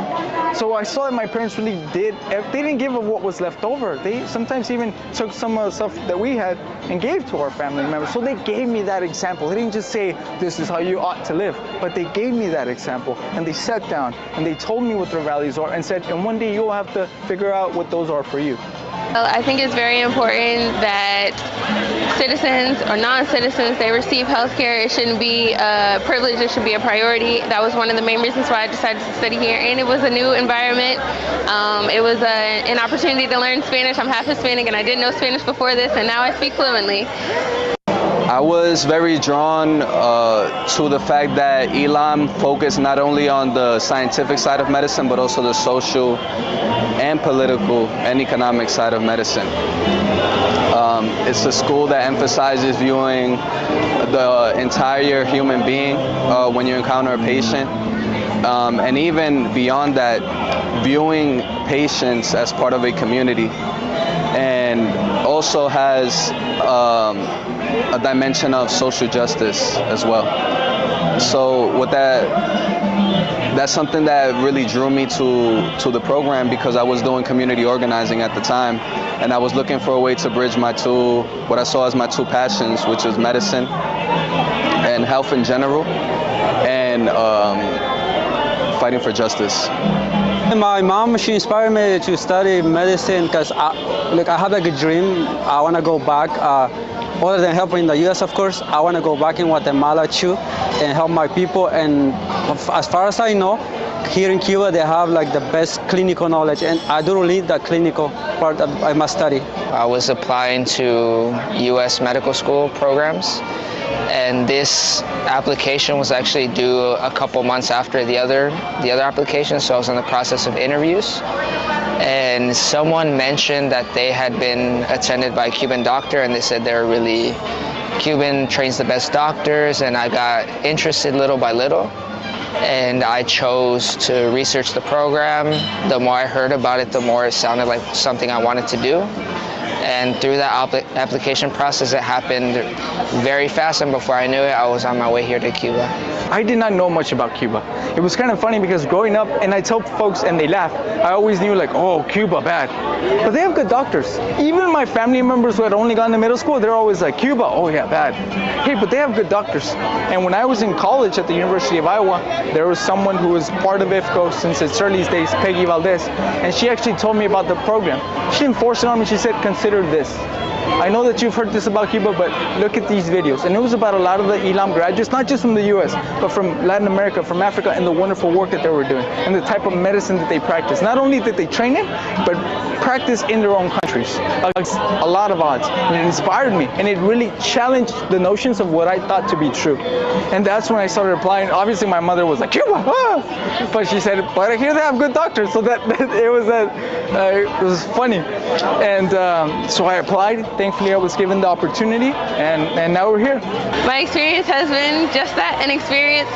There were good times, there were bad times. There were some moments where I thought the bad outweighed the good, but at the end, I achieved the goal that I wanted. I stuck with the program. I stuck with it when it got hard, and yeah, I'm just grateful to have made it this far. Hello, everyone. I'm just taking a very quick pause to reshare this video. and then we'll continue on with it. So excuse me for the quick interruption here. All right, and I will continue on with the video, this fantastic video from IFCO and of U.S. graduates of the Latin American School of Medicine. It's been a roller coaster. It was quite, it took me quite a bit to adapt in the beginning, being that I was away from my family, being that I was in another country where I didn't know anybody yet. But it turned out to be the best decision I ever made in my life because it taught me so much about myself. It put me in a position where I had to learn so much about myself and really discover myself deeper than I could ever have imagined. I've been enjoying those 7 years. It's been like really, like Dr. Melissa said, it's like a black hole. You know, it's been like a hard process, but the thing is, like, I've been working hard and then I can't complain. I think free education, why complain? It's been so many changes. It was such a culture shock when we got here the first time. And it's gotten better, it's gotten worse. The conditions have changed, especially after COVID. But in general, it's been a good experience. I met my wife here, so I'm super grateful. I met a lot of good people, good networks to work in other countries in the future, and overall, great experience. What I was told, the medicine that I was told that I was going to be formed in, the values that I was told I was going to be formed in, it has been just that. It has been, how can I serve the people that are in front of me? How can I move mountains? How can I move whatever I need to move to serve? And sometimes understanding that sometimes you're not going to hear someone. Sometimes you're not going to have the answer. But you can always serve. Sometimes it's just, and it's happened to me, sometimes it's just listening to the family. Sometimes it's literally just standing beside the family. Not just delivering bad news, but then standing by them, right? Sometimes it's having to deliver those hard news and answering questions as best you can with patience, repeating. So understanding that, and that's something that's very clear in the curriculum. And that's something that I know whether I'm in China, whether I'm in Zimbabwe, whether I'm in Colombia, that's a medicine that translates to any nation. That's the type of medicine, and I strongly believe that that's the type of medicine that they teach here, and that's the type of medicine that I was told I was going to be taught in here, and I believe that has stayed true all along, even with the difficulties, even with the hardships. I need to take my STEP exam, but in the future I will be Dr. Najee Deishaver's pediatrician neonatologist. So I hope to return to Harlem or a community like it, hopefully in New York City, and serve as best I can to bring the knowledge, the skills, and the humanity that was instilled in me in Cuba, and to use that as a tool in order to improve the health in our communities back home. For now, I'm not going back to the state, so I'm staying here for the next 3 years in Cuba because I want to do pediatric. After I'm done, and then of course, I'm going back to the state, and I want to help my people in Guatemala. That's the goal for now. A big part of also why I came to study here was because the schooling is in Spanish, and I was fluent in Spanish before conversational, but I wasn't able to attend to people in Spanish, so it's something that really helped me, especially trying to go back to the Los Angeles area where most people speak Spanish, and I could give back to those communities that I really want to serve, that I truly want to serve. So going back home, because I've been away for so long, and doing residency and working in the community. I want to go into pediatrics, and I want to go either into pediatric cardiology or pediatric neonatology. I was thinking about Ped Meds, which is a joint residency program, but when I really sat down and reflected, I was most passionate about working with kids. Cubans have this saying that goes along the lines, el que mucho abarca poco aprieta, which is really, if you're trying to have a good grasp of a lot of things, it's a lot harder to hold it tighter. So I'd rather keep my net a bit narrower, but have a tight grip on it. Ciencia y conciencia. La ciencia, it means rigor. Scientifically, because as doctors we have to be scientifically sound in order to provide the best care. but that in itself is nothing if it's not coupled with conciencia, which means that you treat patients with a high degree of integrity, a high level of care, empathy, because otherwise we are prone to, despite our scientific knowledge, to mistreat patients if we don't come at it with an angle of conscience. To me, it's being aware of the mind, body, and the spirit, and treating not only just the enfermedad, but also the person and whatever emotional needs that they have, and being there not only as their doctor, but as a support. Ciencia conciencia to me, for me, it's like to place myself like in other people's shoes. Like we have to be like, it's they're human, they're just like me. I have a need and you have a need, so that means I need to help them out. It's like my family. That's how I see now people. That's something they always tell us here. We're doctores de ciencia y conciencia, so science and conscious, which is empathy, communication, really understanding the patient, trying to connect with them the best way we can to treat them. Another thing that they always repeat is the biopsychosocial model, so treating the patient as a whole, as a emotional, mental, physical health, which is something that they instill in us here that we want to take back to the U.S. where we practice medicine. Ciencia con conciencia, what does that mean to me is that in the end of the day, you go to school and you labor to put forth a betterment of your community, not just for yourself. Understanding and mitigating the different folks that need service, that need help. There was a physician that came and he asked me, well, how are you going to find that underserved community in your country? And I'm like, that's not hard, because need everywhere. There's always needs. In any community, there's always needs. And finding that, I don't think it'll be hard. I'm not here because of myself. I think that self-made man, self-made woman, that's a fallacy, complete fallacy. We take a mother to come to this world. And in that same thread, I have so many people that have helped me, that will help me, that are still helping me. And as a physician, I think that that's one of the beautiful things that you do. You become part of that group that helps to build a community, to serve a community. You're not everything, but you're part of it.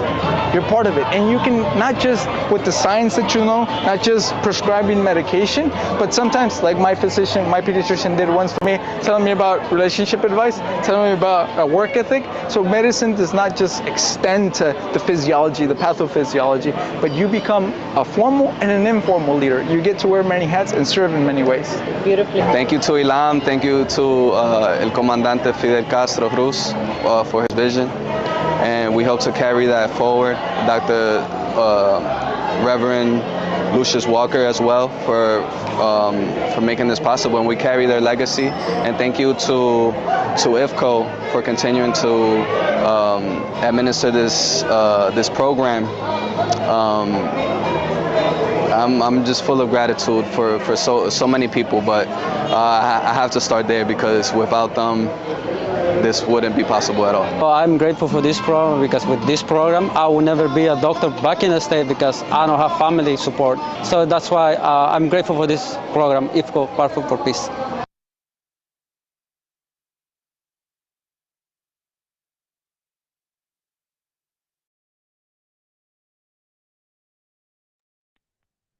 Amazing. Amazing to see those very beautiful videos from U.S. graduates of the Latin American School of Medicine in Cuba, sharing to them what Cuba means to them, and sharing really what true solidarity looks like when Cuba is opening the doors of its medical schools and making it possible for people to become doctors, for people to be able to serve their people in whatever countries they're coming from, and in this case from the United States, and to spread health, to spread education. Cuba is truly an inspiration. So as people are here with us today, my name is Janine Solanki, and I'm speaking to you from Vancouver with Vancouver Communities in Solidarity with Cuba. We are joined with people from around the world. We just heard from our friends in Australia, where it is I think more in the middle of the day. For me, it's in the morning, and we're all joining in from our different time zones for this 24-hour picket.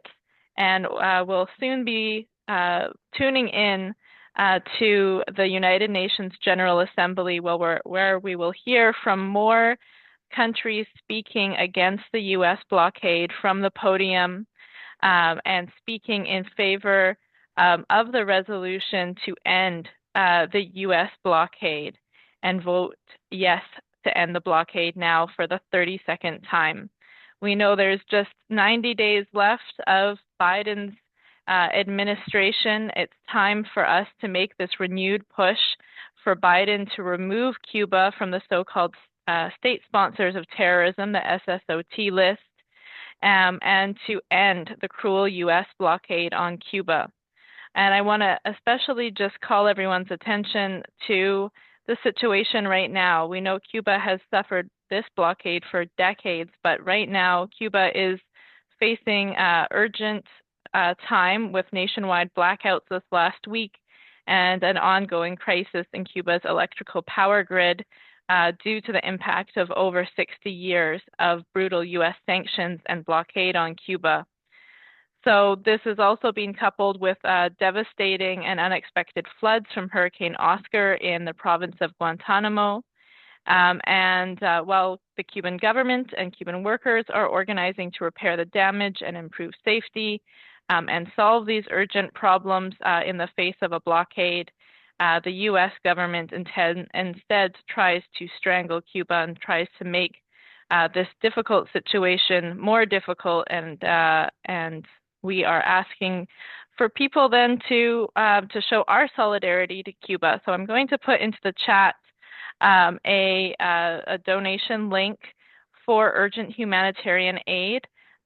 This is from the People's Forum and is helping to raise $100,000 to send portable generators and food supplies to Cuba. So I will put that in the chat for everyone if you would like to support and participate. We're going to now go on to another documentary for the next, say, 45 minutes or so. But before I do, I just want to say for all of you that are with us and online at whatever time zone it is for you, it has been 12 hours of our 24-hour picket. So we are continuing here to show our support for Cuba, to join as we have for a few years now for this 24-hour picket, and to show that we are against the U.S. blockade and that we support this vote, Cuba's resolution in the United Nations against so many years, decades of this cruel blockade on Cuba. So I'm going to queue up the next video if everyone will give me a moment here, and then we'll see a video that's a couple of years from a few years ago, and I believe from Pastors for Peace.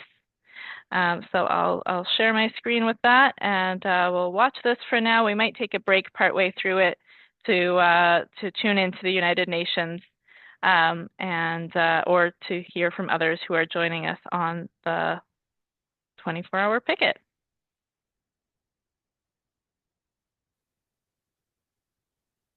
Que las personas que fueron lesionadas en sus intereses económicos, en sus capitales, pues entonces estaban buscando la manera de recuperar ese capital. ¡Castro, traidor, asesino y dictador! ¡Castro, traidor, asesino y dictador! ¡Cuba sí, Castro no! ¡Cuba sí, Castro no! ¡Cuba sí, Castro no! ¡Cuba sí, Castro no! ¡Cuba sí, Castro no! ¡Cuba sí, Castro no!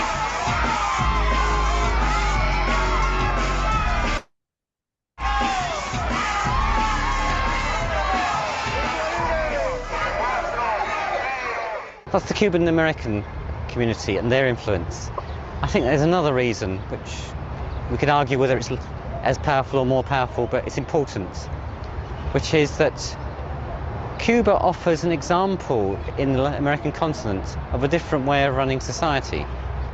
What they're afraid of is the example of Cuba spreading to bigger economies. People have free schooling. Everybody has a house to live in. Nobody sleeps in the streets. Nobody eats out of garbage cans. Levemente, brevemente, no puedo hacer un recuento de 40 años, ni mi especialidad es la política ni la economía, pero como cubana, como hija de este pueblo, como pastora, que he estado ahí viendo la lucha del pueblo, venciendo todas las dificultades, pues yo te digo que no hay bloqueo ni hay ningún tipo de situación que pueda doblegar al pueblo cubano. El pueblo sabe lo que tiene y quiere lo que tiene.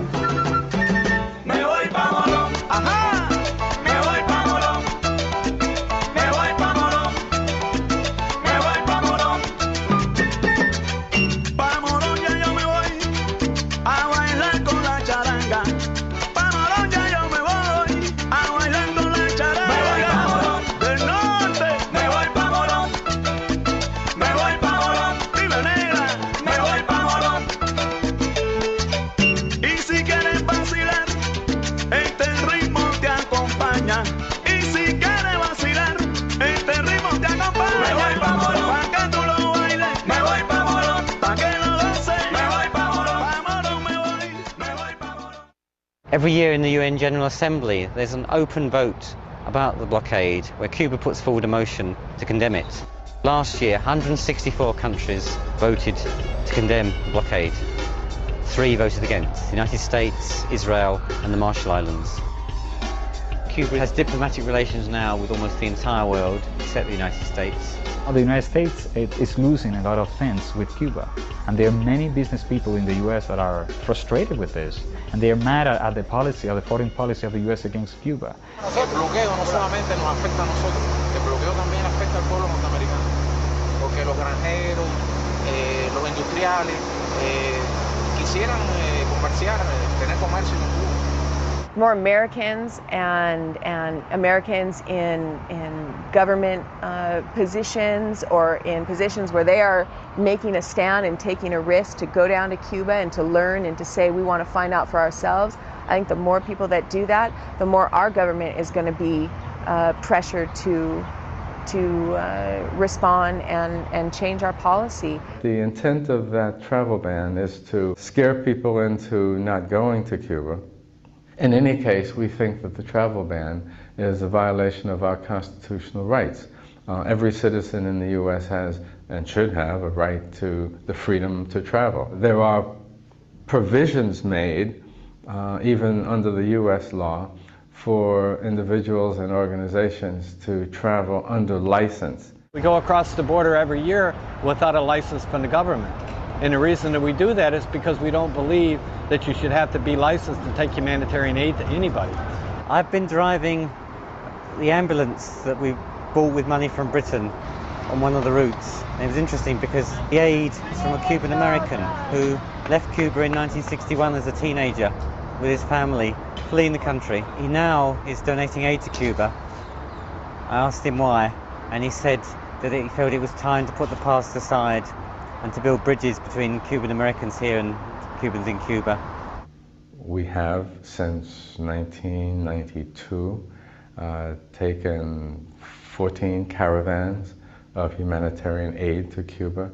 The amount of aid has exceeded 2,300 tons. We have equipped institutions and schools, and we've provided, I guess we've taken about 40 buses and other vehicles that are extensively used throughout the island. We do all of this as an act of solidarity with the people of Cuba. We describe our work as a people-to-people foreign policy because we believe that our country's foreign policy is bankrupt, it's illegal, it's immoral, and we cannot cooperate with it. Hace 6 años, 7 años ahora, se me pidió que asumiera la dirección del proyecto de la distribución, de distribuir todo lo que los Pastores por la Paz traen. Procuramos que el trabajo cubra alguna necesidad por toda la isla, en casi todas las provincias, y ha sido una gran ayuda. Vemos llegar a esos directores de hospitales que a veces los llamamos allá a Camagüey, a Oriente, los llamamos hoy, ya mañana están en la puerta del almacén porque están adelantes de tener ese equipo, de tener esos recursos, de tener esos medicamentos o lo que sea. Entonces nosotros nos emocionamos muchísimo de ver en la caravana de Pastores por la Paz. No importa que valga 2 millones, 8 millones, 10 millones. Lo que más vale es la carga de amor que trae. Ese gesto de la caravana de Pastores por la Paz vale mucho para el pueblo cubano.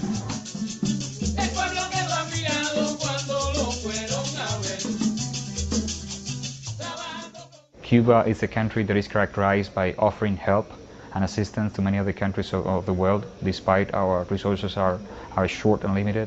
So the few resources we have available, we share those with many other countries that may need them. The Cuban government and the Cuban society have this commitment to what they call internationalism. Their responsibility is not simply to provide education and health for their own people, but they want to be the primary provider of health care and education for the third world. So they intentionally produce more doctors than they need in order that they can export doctors to the rest of the world. They have even gone so far as to provide 500 scholarships for U.S. citizens to study medicine totally free of charge, fully hosted in Cuba, with the only commitment being that they return to the U.S. and serve in medically underserved communities in the U.S. It offers a society that is rooted in caring for all its people. You can't become a millionaire in Cuba. It's not allowed, because they say that's not a priority. We want all our people to have a decent, reasonable standard of living. And so there's a whole range of measures to ensure that young children, for instance, get a litre of milk up to the age of 7. The elderly are cared for. Que era bien joven cuando triunfó la revolución, pero viví la otra etapa de la sociedad cubana. Viví el tiempo cuando mi padre no tenía trabajo, viví el tiempo cuando no había luz eléctrica, viví el tiempo cuando a veces no había zapatos que ponerse, o no me podían matricular en la escuela porque no había pupitres, y no había libros y no había lápices. Yo no puedo ahora mirar a mi hija, que ya tiene una educación profesional, yo no puedo dejar de agradecer eso. Y yo no creo que vivo en un sistema perfecto. Yo no creo que aquí no se haya cometido un error alguna vez, y no creo que alguna vez se haya hecho algo que quizás yo misma no he visto bien, pero es que las cosas buenas son más que las que no me pueden gustar. I am coming from a very humble family, and my parents do not study. My mother wanted to be just a school teacher, and she could not be one because her parents did not have money in capitalist Cuba before the revolution. And my father was very talented, and he wanted to be an architect, and he could not study either. And so my two parents passed away, and they could never realize themselves professionally. And I have studied at the university. I have 2 university degrees. I have taken over a dozen postgraduate courses at the university, and I haven't paid not even a penny. I am who I am thanks to my country and the things that have been defended here. This is the Cuba that the Solidarity community wants the people of this country to see and to understand. So we take delegations so they can see for themselves and make their own decisions about Cuba. Nosotros le decimos al pueblo norteamericano que por favor vengan a Cuba, vean realmente cómo vive el cubano, qué es lo que hace, cómo se relaciona y qué amor tiene realmente con el pueblo norteamericano.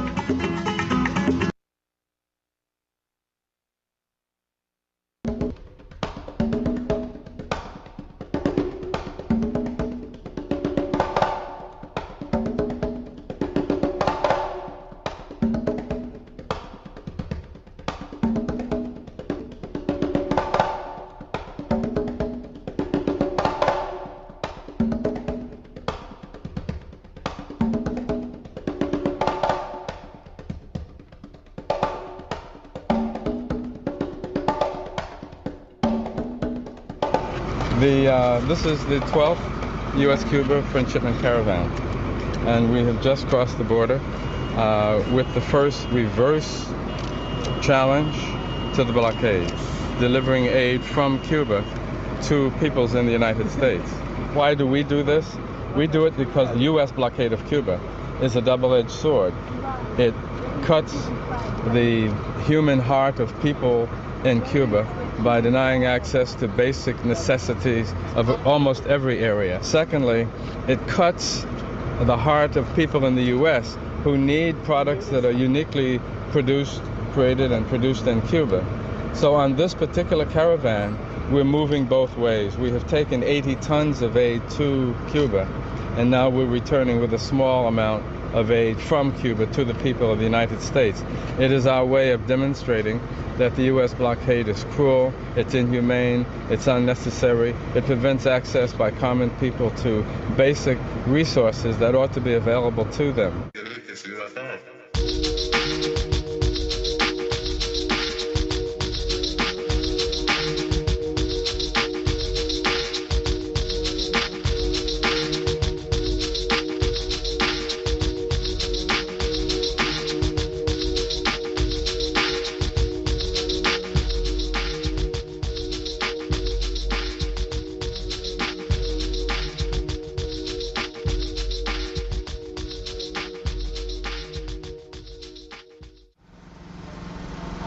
In July of 2001, we left Brooklyn to participate in the 12th annual Pastors for Peace caravan, bringing 80 tons of aid to the people of Cuba. Because of the U.S. policy banning travel to Cuba, our plane tickets did not say Havana. Instead, we flew to San Antonio, Texas, joining 100 other people who were boarding buses to drive to Tampico, Mexico, and then fly to Havana. We went to document how the U.S. embargo affects Cuba, and to understand why this policy was implemented over 40 years ago and is still in place today. We wanted to know why our government prohibits us from traveling to and trading with a country only 90 miles away, but we had little concept of the realities of life under the blockade. Was the island sinking from the weight of poverty, or did people somehow manage? Our knowledge of Cuban politics and society was limited, other than what we had seen in movies and in the media. Was the island a sea of vintage cars, decaying buildings, and Cuban cigars? And were people clamoring to leave?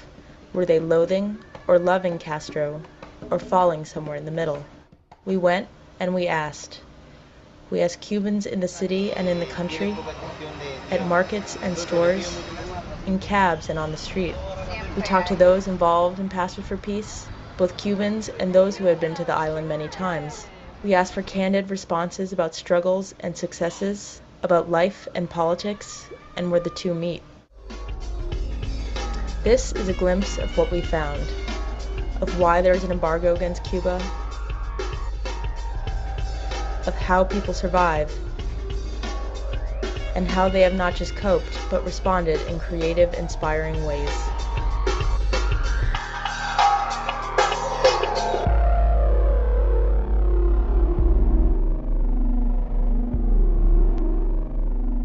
Before 1959, something like 80%, 85% of US Cuban trade was with the United States.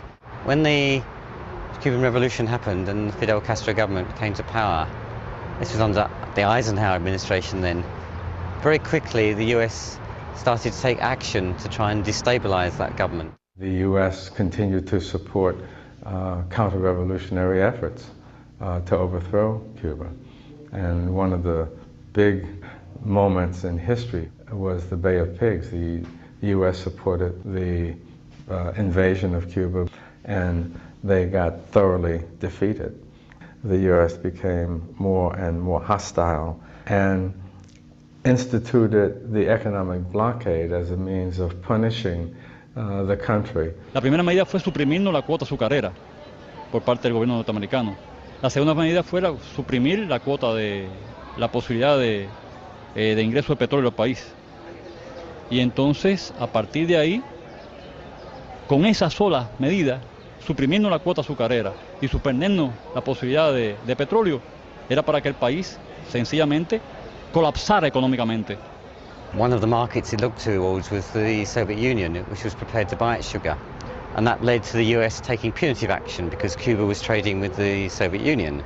And a whole cycle of events developed whereby within the space of 18 months, the US cut off almost all trade with Cuba, which basically means that since 1961 it has been illegal under US law for any US firm to sell even an aspirin to Cuba. Nuestro pueblo ha sentido que no es un simple embargo comercial, que es un terrible y cruel bloqueo. Bloqueo que llega desde los alimentos hasta las medicinas más insignificantes como la imposibilidad de comprar una aspirina. A veces uno se enferma o se enferma el hijo de cualquier tiene que comprar una medicina que está en déficit, que a veces esa medicina pudiéndola comprar en su país, hay que ir a comprar en otro país. Tenemos un bloqueo que nos impide que lleguen los medicamentos para los niños con cáncer, para los ancianos enfermos, y que Cuba tiene que comprar los medicamentos muy lejos. Y eso lo hace difícil y lo encarece cuando los tenemos ahí al alcance de la mano. So there's people over there that die every day because of lack of medicine, you know, and I don't see what we're doing as human beings in this country have a right to have somebody die because they can't get a certain type of medicine. Pacemakers can't be traded to Cuba because they're made by the United States. Cuba used to buy heart pacemakers from 2 European companies, one in Sweden, one in Germany. I think it was the Swedish company that soon after, in the early 90s, was bought out by a US pharmaceutical company. Immediately, the now Swedish subsidiary was told, you do not sell pacemakers to Cuba. Another example with the German company, which is still an independent German company, but one tiny component of its pacemaker was US made. And the US government said, you cannot sell these pacemakers to Cuba. If you do, carry on, we will stop selling that component to you. Because of the embargo, we cannot get many things that are highly needed, such as medicines and foodstuffs, and so we are compelled to get the things we need in other countries that are really, really far away from here. A very important staple item in Cuba is cooking oil, just like all around the world. And much of the supply of cooking oil they get is from Mexico. And Mexico has charged at times more for cooking oil to send to Cuba than they do to other countries. Part of the reason might be because some people might take advantage of the fact knowing that Cuba can't buy other places. Another is the very real risk that other countries take in trading with Cuba.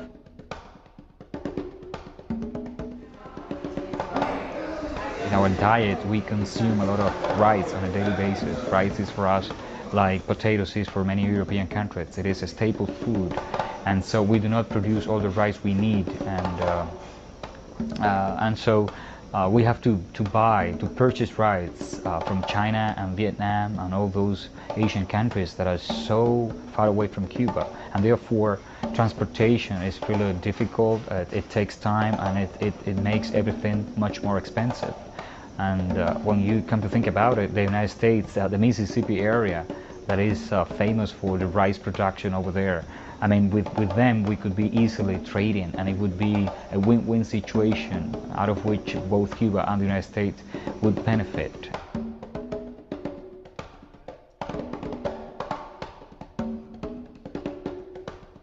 That's 40 years ago. 40 years on, we still have the US blockade, and for 30 years it didn't matter too much because Cuba could trade with Eastern Europe, the Soviet Union.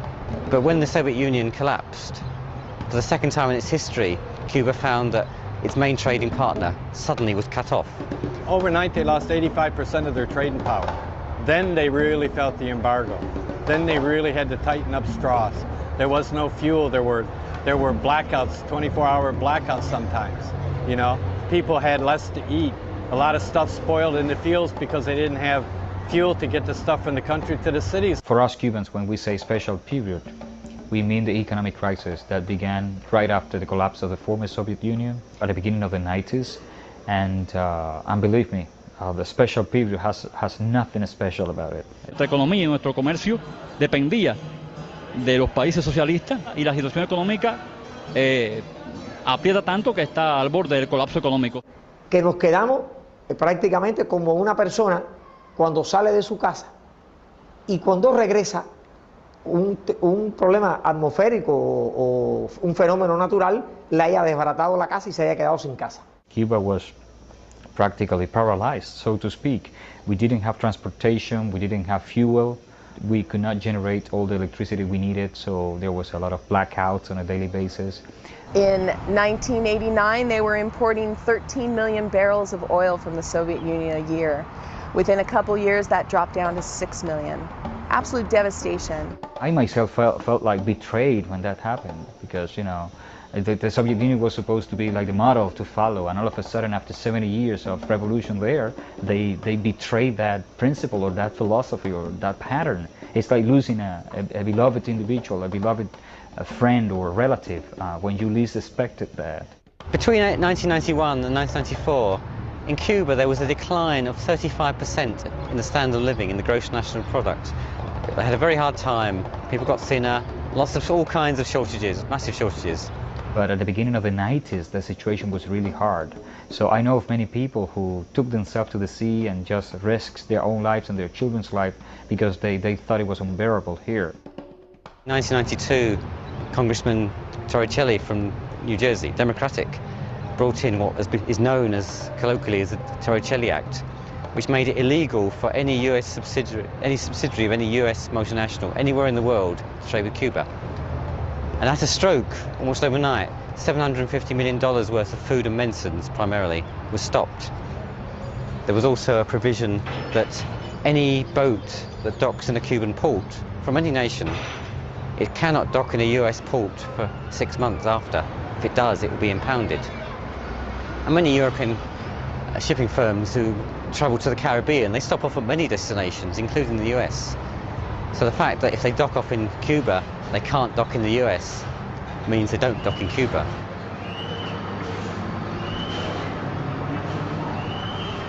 It was also the actions of the US government.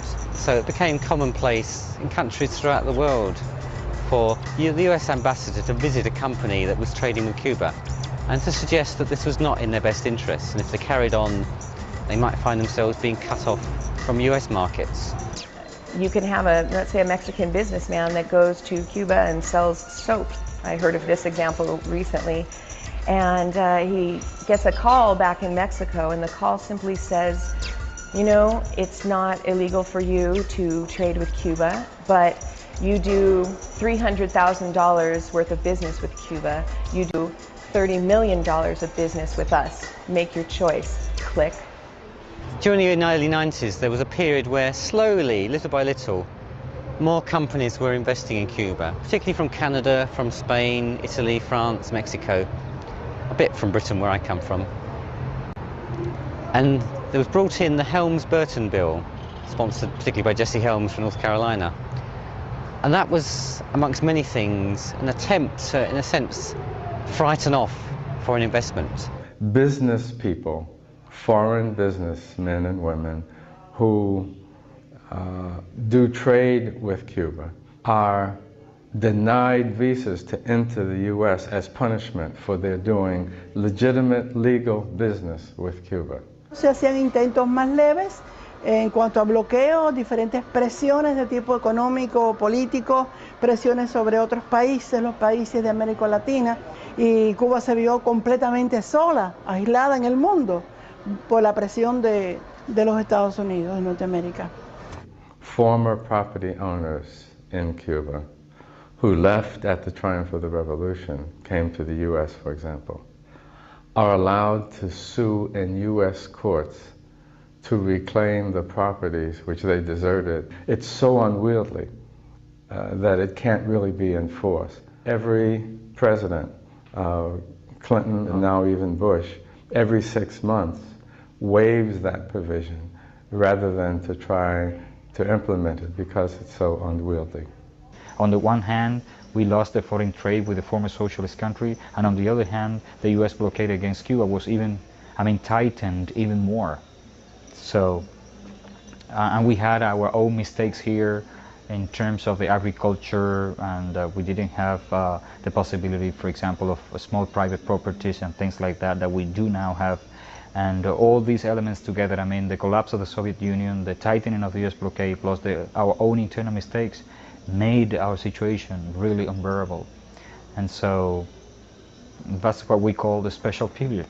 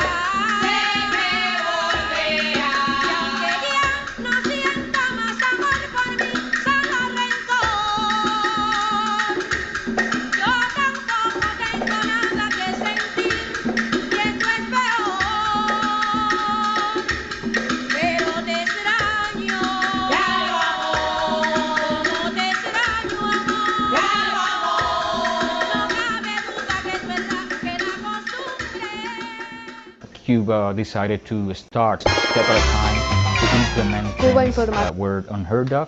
It was like a guinea pig, it was like a laboratory experiment. No country in the world, in the history of humankind, has gone through the things that Cuba is going through right now. We have been compelled to authorize self-employment. We have been compelled to authorize private property, to use US money in our economy, to implement many different things that were not supposed to be accepted here. A lot of the joint ventures initially were in tourism, and Cuba has such enormous tourist potential. Firms were coming in under a deal where they would get back their initial investment within 7 years. And maybe for the Cuban government the initial earnings wouldn't be that great, but in the long term the hotel that was being built would in the long term become a Cuban hotel.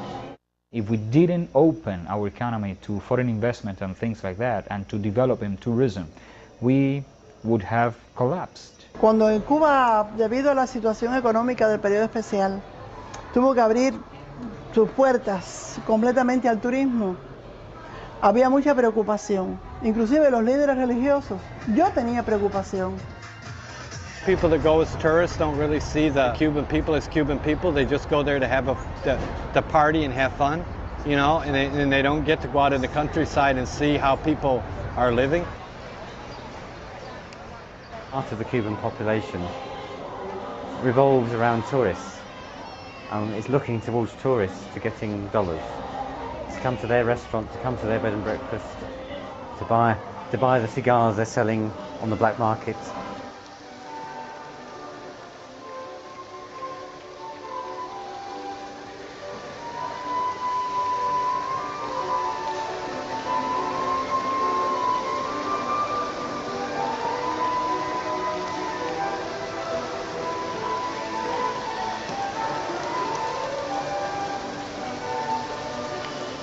El turismo es un mal, pero en este momento es un mal necesario, porque era una de las vías que tenía Cuba para ayudar a resolver, sobre todo, asuntos de medicamentos, de hospitales, todo esto.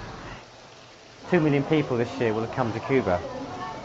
All of them, by Cuban standards, will be wealthy. And those 2 million people bring a set of attitudes that may be very different from the Cuban attitudes. When I was at the university, for example, I remember that I could go to the beach with my classmates, and it was a very clean atmosphere. The setting, you know, everyone who went to the beach at that time was supposed to go there just to have fun and to have recreational time. And now, if sometimes you go to the beach and you immediately, whether you like it or not, you see prostitutes, young prostitutes with senior tourists from Europe, you know, doing whatever just in front of your eyes and in front of your children, and that's really very disgusting, it's outrageous. Agencias de viaje no cubanas pues comercializaban el turismo cubano con mujeres semidesnudas, etcétera. Y los cubanos no nos gustó eso y comenzamos a decir que teníamos palmas, que teníamos montañas, que teníamos ríos, que teníamos cosas muy bellas, familias muy bellas, con lo cual anunciar el turismo cubano. Y comenzó ese auge turístico grande y nuevos hoteles y entonces no te niego que ha tratado de haber una influencia y que hasta cierto punto alguna gente se ha dejado influenciar, pero se ha tomado medios, se han hecho cosas, se ha enseñado y se ha trabajado en aras de que eso no afecte nuestra cultura.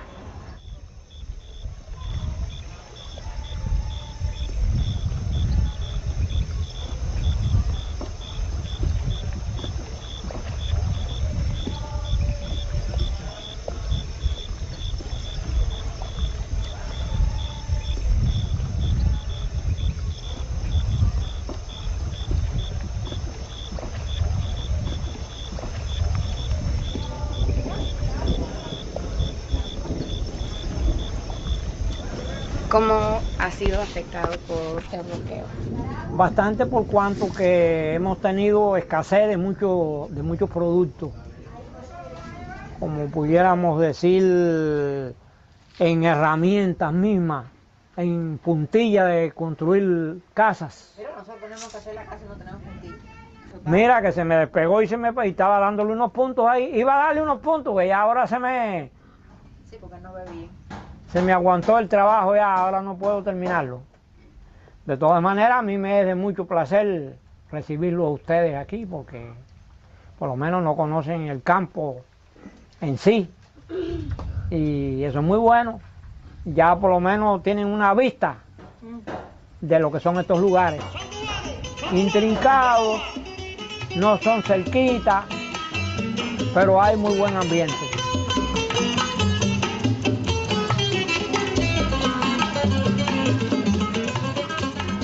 Mira, se echa ahí el café y después con ese palo.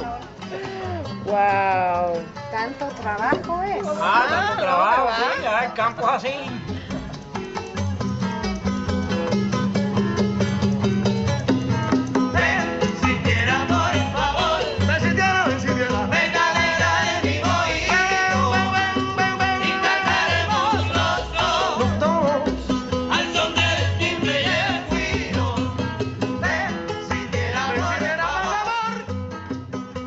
When the Soviet Union collapsed and Cuba lost all its trade, it lost its source of diesel for tractors, it lost its source of chemical fertilizers and chemical pesticides.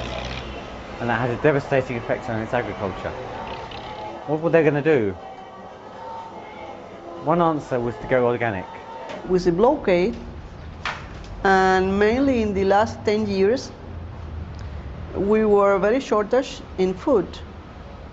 And we decided to create a project, a community project, with participative methods in the community, to say to people or to training people how to preserve food, how to garden organically. Sembramos la semilla, creamos al promotor y ellos actualmente van desarrollando todo este trabajo. Hay algunos que son de piña solo, otros de plátano, otros de una fruta. Nosotros aquí, el proyecto. ¿Cuánto tiempo lleva el proyecto? Ahora llevamos un poquito más de 5 años. We don't have fertilizers, we don't have where to buy fertilizers, pesticides. So starting as a necessity, we keep our garden and we keep our preserve without any drop of chemical, any additive.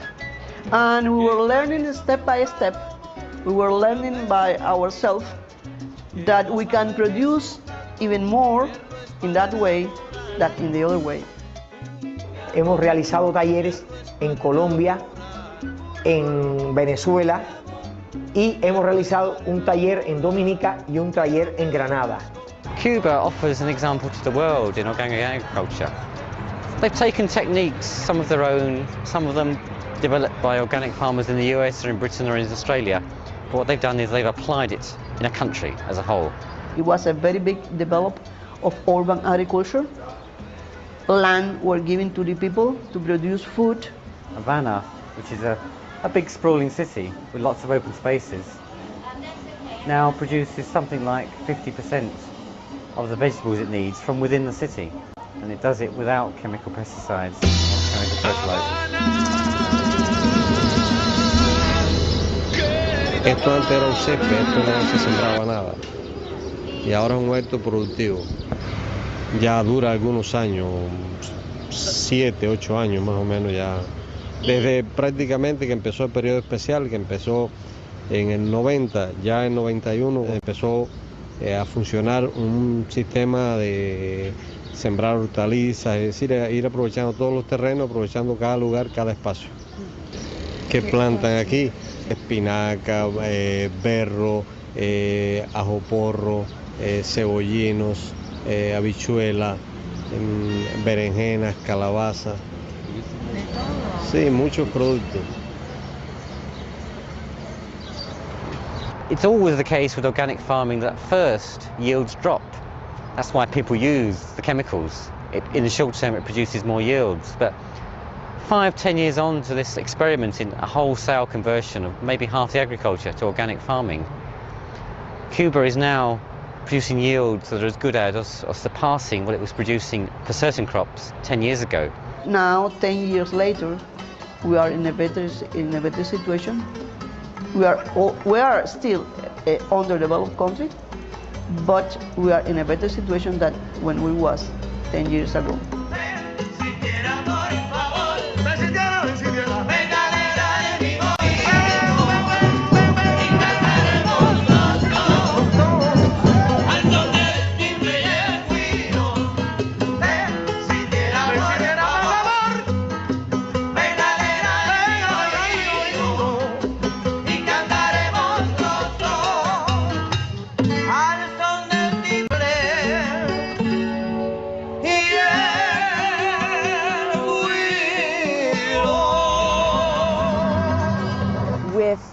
The crisis in Cuba came a real drive to increase environmental awareness, education,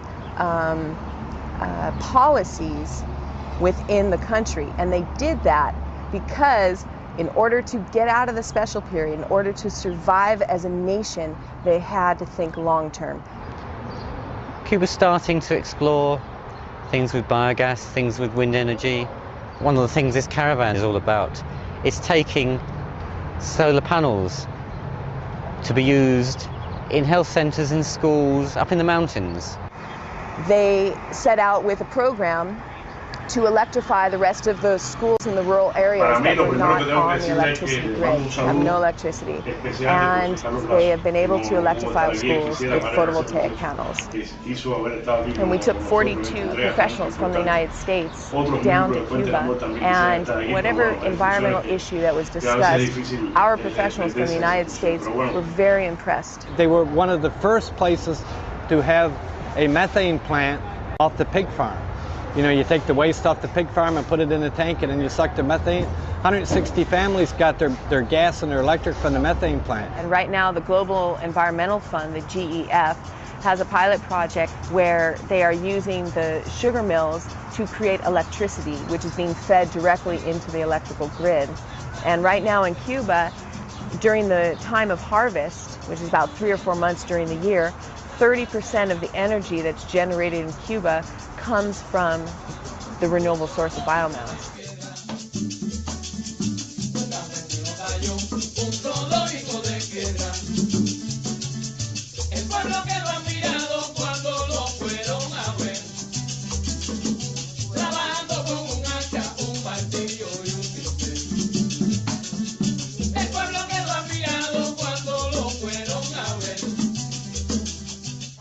When I first came to Cuba in 1992 as a health worker, I came because I'd heard that Cuba's healthcare system had something to teach not just the third world, but nations like my own. If you have a problem, right? You have a heart attack or you have an asthma attack, You just go to the hospital, and the first question that they're going to ask you is what the problem is, not how you can pay. In Cuba, healthcare is universal, is free of charge, and it is accessible to every single citizen. My medical consulta, you see everybody the same way. You see the patient every day. People know you. Of course, they know your name. They know where you live. Things like that. It's like you live with them, right? You live in the same community with them. You know all their problems. You know how they live. Things like that. In Cuba, we have over 66,000 physicians already. Hay 29,000 médicos que están en la medicina familiar. We have 29,000 physicians that are doing family doctor practice all over the country in the primary level of medical care. And the health service is now the highest ratio of doctors to anywhere in the world. So like in my country, if you want to be registered with a GP, that GP, general practitioner, will have 1,900, 2,000 patients. In Cuba, they have 600.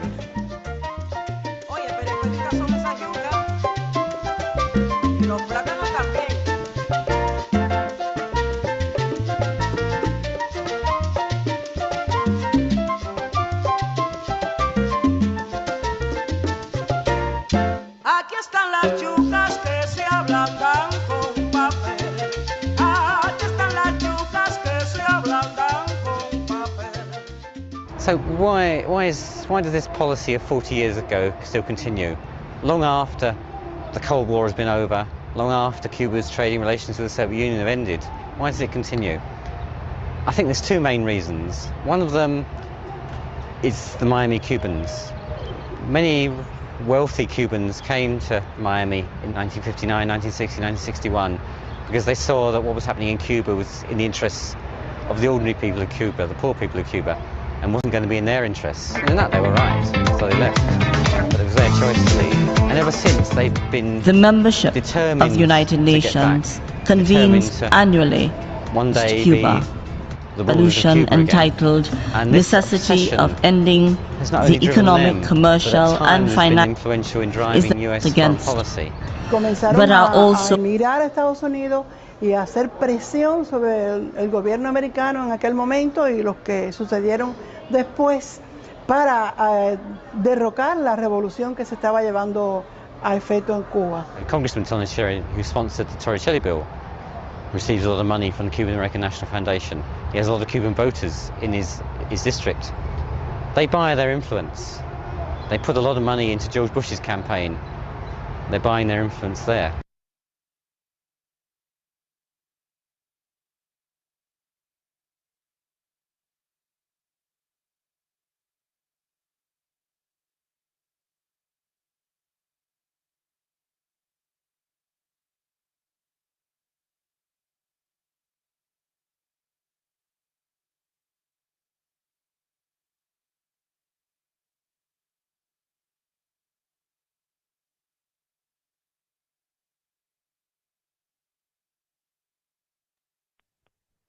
All right, that was a beautiful video, a beautiful piece of history showing the support for Cuba from the United States, from Pastors for Peace.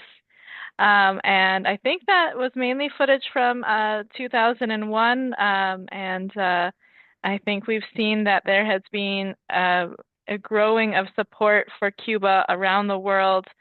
And as we're all here today, from the United States to Canada to Australia, where we had Vinnie Molina and Elizabeth Holm join us from Australia Cuba Friendship Society, to Palestine. Earlier we heard from Mohammed Yahya from the Trade Union Coalition in Palestine, who is still online with us, and we thank you for being with us online and being part of now our second half of the 24-hour virtual picket for Cuba against the U.S. blockade, as we are also going to be soon tuning in to the United Nations General Assembly proceedings in the vote for the 32nd time, defeating the U.S. blockade in the United Nations General Assembly. So we thank everyone for joining from wherever around the world you are. It is such a wonderful time and event to be with our friends. Hello. Hi. Dr. Muhammad, thank you for being with us, and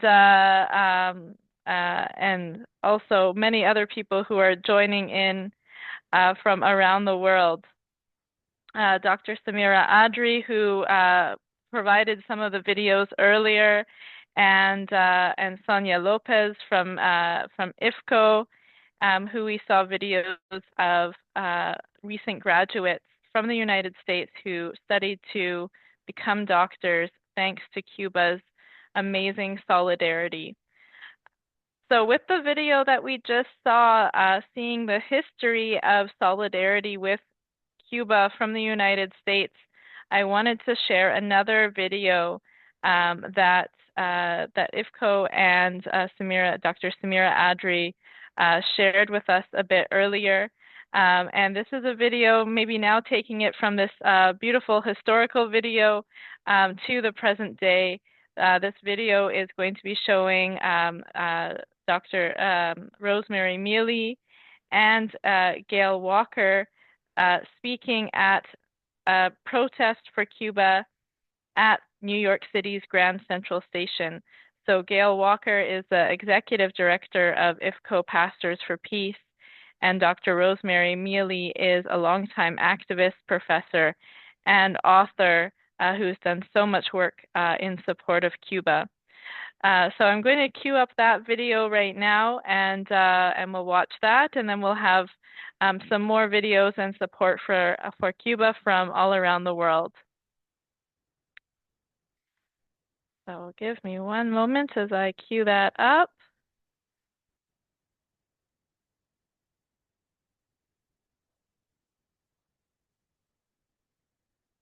All right, so we're going to see the speeches of Gail Walker and Dr. Rosemary Mealy.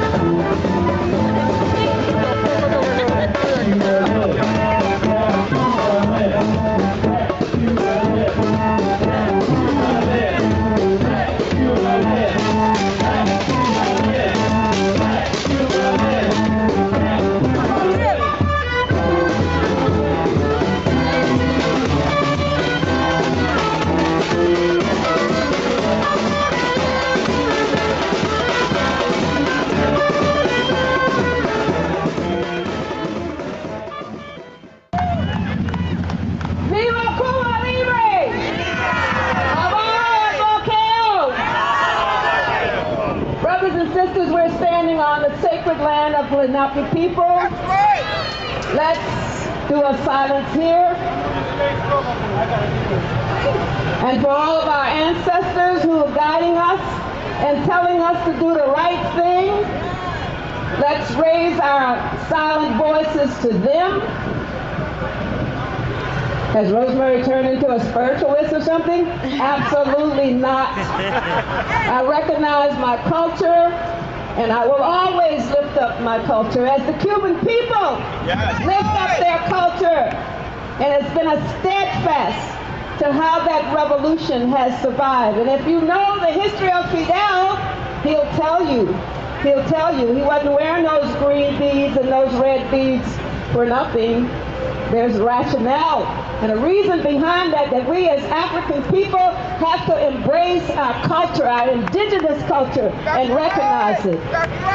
So I'm only going to say a few words here today.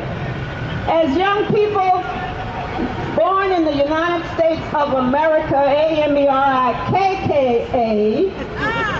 we are often told to salute our flag, red, white, and blue. Well, let us just say right now that red stands for the genocide bloodshed of millions of our brothers and sisters who have been victims of genocide and the economic genocide that's occurring in Cuba, because there is such a thing pursuant to international law as economic genocide.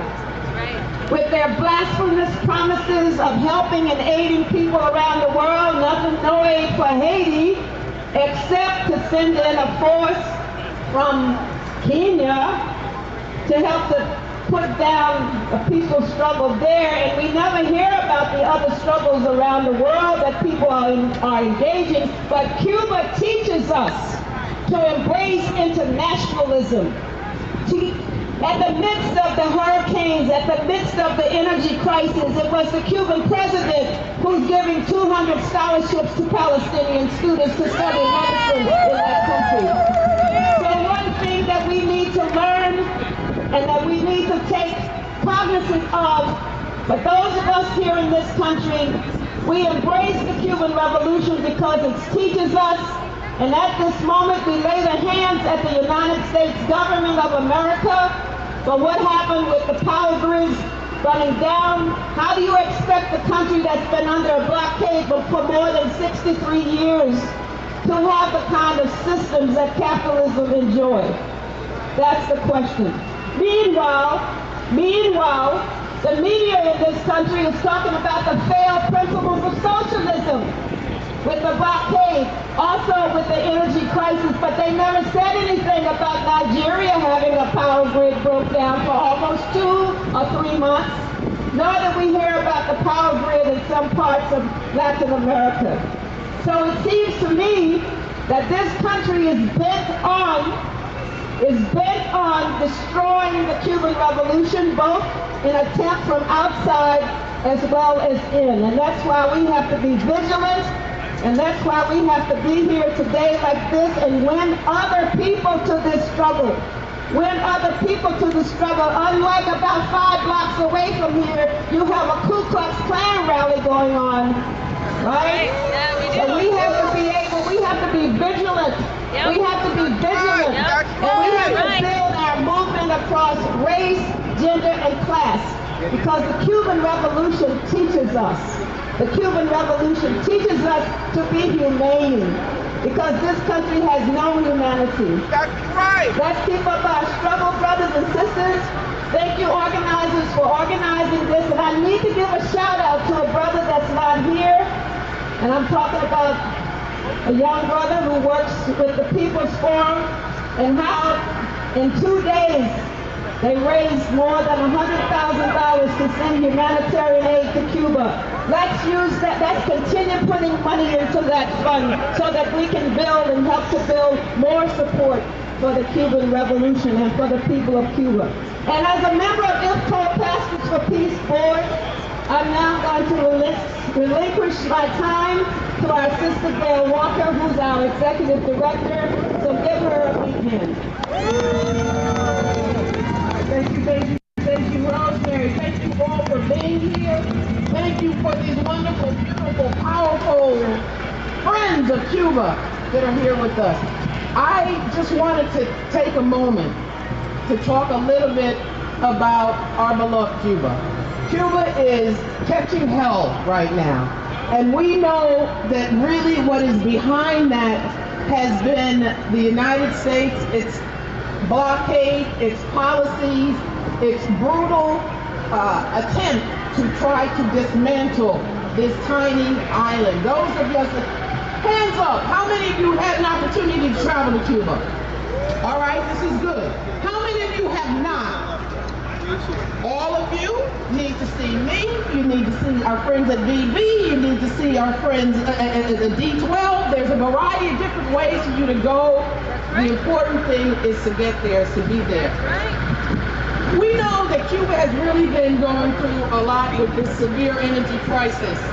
It's yet another example of the U.S. blockade, a brutal policy, and its false designation of Cuba as a state sponsor of terrorism. And this isn't just about sanctions. It's about a system designed to crush the American people and to force them into submission by depriving them of their most basic needs. And by doing so, encouraging the Cuban people to abandon their government and their way of life. But make no mistake, the power outages, much of what Cuba has been forced to endure, is no accident. These are direct results of the U.S. policies that have gutted Cuba's ability to import fuel and to repair its energy grid. The 243-plus sanctions under Trump and Biden have made it nearly impossible for Cuba to keep its lights on, especially in the face of extreme heat. The Cuban people, resilient as ever, however, have tried to repair those power plants and to promote alternative energy sources. But making matters worse, despite the Cuban people's efforts, U.S. sanctions block the resources and finances that they need. The truth is that for over 60 years, the United States has tried to break the spirit of the Cuban people, to starve Cuba into submission, attacking their schools, their hospitals, their transportation system, all to punish them for daring to dream of a different world. After years of struggling under U.S.-backed dictatorship, a world where there are people, where the people are put first, where all people, not just the Cuban people, but all people are put first. That's what Cuba represents, and that's why we're so fond of our Cuban family. In the coming weeks, thank you. In the coming weeks, the General Assembly of the United Nations will once again vote on the necessity of ending the U.S. embargo against Cuba. Every year, the world speaks out against this injustice. Historically, an overwhelming majority of nations have voted for the resolution to lift the embargo, with only the U.S. and Israel opposing. But the world knows what's right. The U.S. government continues, nonetheless, to choose policies of suffering and death over justice and peace. But we, right, this is where we come in. We, the people, particularly those here in the belly of the beast, have a different responsibility, right? Right? Would you say, would you agree? Right, we're here. Yes, we do. We have a special responsibility. Yes, we do. As people of faith, as people of conscience, as people committed to peace with justice, we are called to resist systems of oppression, to fight for the dignity of all people. And we need to demonstrate our solidarity with Cuba. We need to prioritize our efforts to have Cuba removed from the unjust list of state sponsors of terrorism and to lift the deadly U.S. blockade of Cuba. In the same way that silence in the face of the annihilation of the Palestinian people is not moral, it's unjust, it's immoral, in that same way that we are being complicit in one of the greatest atrocities of our time, the same can be said about the genocide that's taking place in Cuba. I just want to just end. This is important, so just bear with me. For us to turn away and to deny our own humanity, to participate in the cruelty of the blockade, the cruelty of the injustice taking place in Palestine, is so profound that all of us have blood on our hands. All of us have blood on our hands. And it's these horrors that are not isolated. Palestine is just one battleground in the global struggle against imperialism, where the tentacles of oppression have reached far and wide. So whether that be in Haiti, in Sudan, in Lebanon, and beyond, it's the same playbook: dehumanize and destroy. From the blockade of Cuba to the occupation of lands across the globe, every action to suppress, to starve, or silence a people feeds the machinery of the empire. And make no mistake, none of us are free while imperialism in all its forms continues to dominate. So it's our responsibility, it's our duty to share what's happening, to lift the voices of those fighting for survival. I want to end by saying the only way that we can do this is being united. We need to unite our struggle. It's not just one of us, it's all of us. And so, family, united, we will resist, and united, we will win. Let Cuba live. Yeah, let Cuba live. Drop the blockade. Drop the blockade. Free, free Palestine. Free, free Palestine. Thank you so much, sisters. Okay, let's try this one on you. Cuba, Cuba, Cuba, Cuba el bloqueo. Cuba, Cuba, Cuba, Cuba el bloqueo. Cuba, Cuba, Cuba, Cuba el bloqueo. Cuba, Cuba, Cuba, Cuba el bloqueo. Cuba, Cuba, Cuba, Cuba el bloqueo. All right, that was a beautiful video. Thanks to IFCO Pastors for Peace and Dr. Samira Adri for providing that video, and to Sonia Lopez. Again, that was a recent protest at the New York City Grand Central Station supporting Cuba with speakers Gail Walker, from the Executive Director of IFCO Pastors for Peace, and Dr. Rosemary Mealy, a longtime activist, professor, and author. And it was a good follow-up to have that video after seeing an older video, a documentary from Pastors for Peace from around 2001, showing really the history, the long history of solidarity, not just from around the world, but from the United States, from the belly of the beast, from people who want to say, as they say in Pastors for Peace, if there's a law against loving my neighbor, I want to break it. So I want to thank everyone who's with us here. We're into the second half of our 24-hour picket. It's been about a little over 12 hours now, and we are part of this 24-hour picket with time zones and countries around the world joining in, and part of this this beautiful effort to support Cuba as the 32nd resolution in the United Nations General Assembly is being discussed and voted on. The United States, of course, as we know, always votes no to ending the illegal and inhumane blockade, despite people overwhelmingly around the world, and as I'm sure we'll see for the 32nd time, voting yes to end the blockade now. So I wanted to go into another part of our program, which is to show some videos from the United Nations speeches for Cuba previously.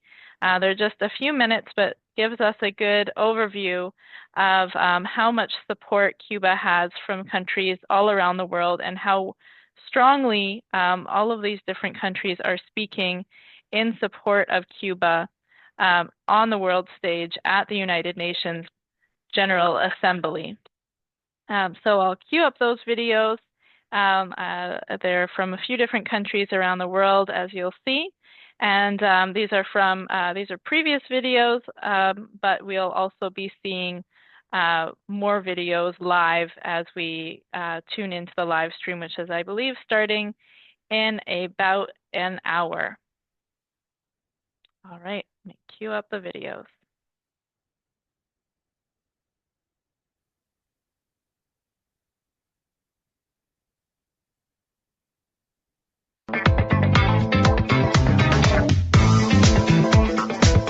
What we have seen through this 6-decade-long blockade has been continued hardship for the Cuban people, and its effect has only served to be only counterproductive to the goal of human development, not to mention the continued violation of the sovereign rights of Cuba and its people, in direct contravention of the principle of non-interference in the internal affairs of states.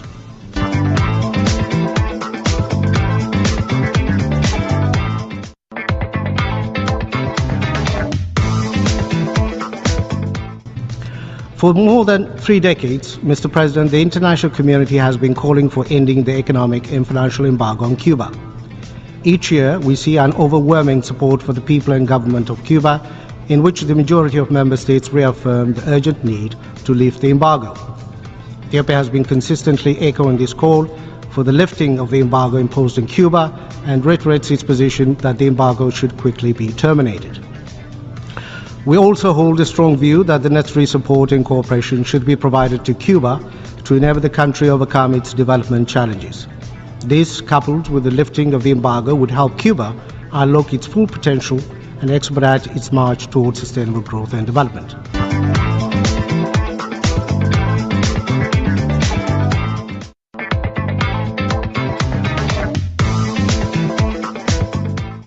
For over 60 years, the economic, commercial, and financial embargoes against Cuba has been the longest system of unilateral sanctions imposed on any nation.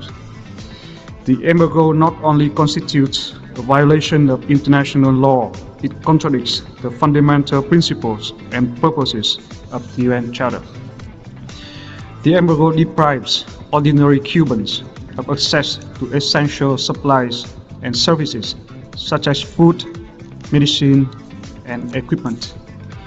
It has made devastating impacts on the Cuban economy, limiting Cuba's access to international markets, to capital and technology necessary for economic development, discouraging foreign investment, and hindering economic growth.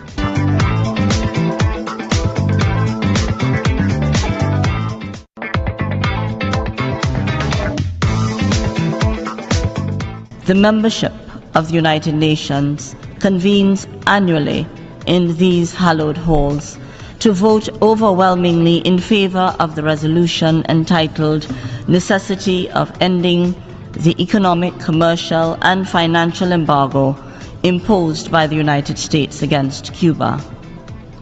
What this means is that each year since 1992, the international community has consistently taken a principled stance against the embargo on Cuba.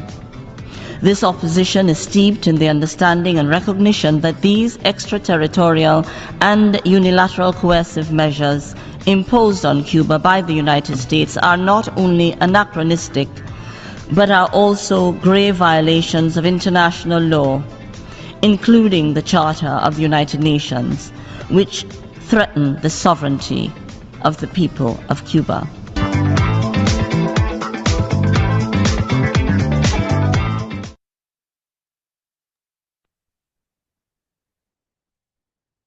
All right, so those were some great videos that are showing us some of the speeches, a few little clips from some of the speeches in the 30-second vote in the United Nations General Assembly, supporting Cuba, supporting this motion in the United Nations for the 32nd time against the U.S. blockade on Cuba, the cruel and inhuman U.S. blockade. So we are about 45 minutes or so away from the second day of proceedings starting. We're going to soon tune into that live stream and hear more countries come up onto the podium, come up onto the stage in New York in the United Nations General Assembly to speak, demanding yes, end the U.S. blockade now for the 32nd time. And I think it's especially significant that right now we are 90 days away from the last days of the Biden administration, and it's really time for us to make this renewed push to demand that Biden remove Cuba from the so-called state sponsors of terrorism, the SSOT list. We know that he could do this with the stroke of a pen. Cuba's designation on unfair and immoral designation on this state sponsors of terrorism list was put by Trump in the last 8 days of his presidency. So we know it's very easy for Biden to do, and we have to keep putting that pressure on Biden to remove Cuba from the state sponsors of terrorism list, and also to end the cruel U.S. blockade on Cuba for over 6 decades now. Again, as I'm sure many of us are watching the news, we've seen that Cuba is facing nationwide blackouts earlier this week and an ongoing crisis with Cuba's electrical power grid, which is really due to over 60 years of brutal U.S. sanctions and blockade on Cuba that has made it very difficult to have the raw resources and supplies to run their electrical grid, to have the parts and maintenance, the ability to maintain their electrical grid. And of course, now also this is coupled with the devastating and unexpected floods from Hurricane Oscar in the province of Guantanamo. So we know the Cuban government and Cuban workers and the Cuban people together have an amazing reputation for hurricane relief and for evacuations and keeping their people safe, and are now organizing to repair the damage, to improve safety, and to solve the urgent problems with the electrical grid.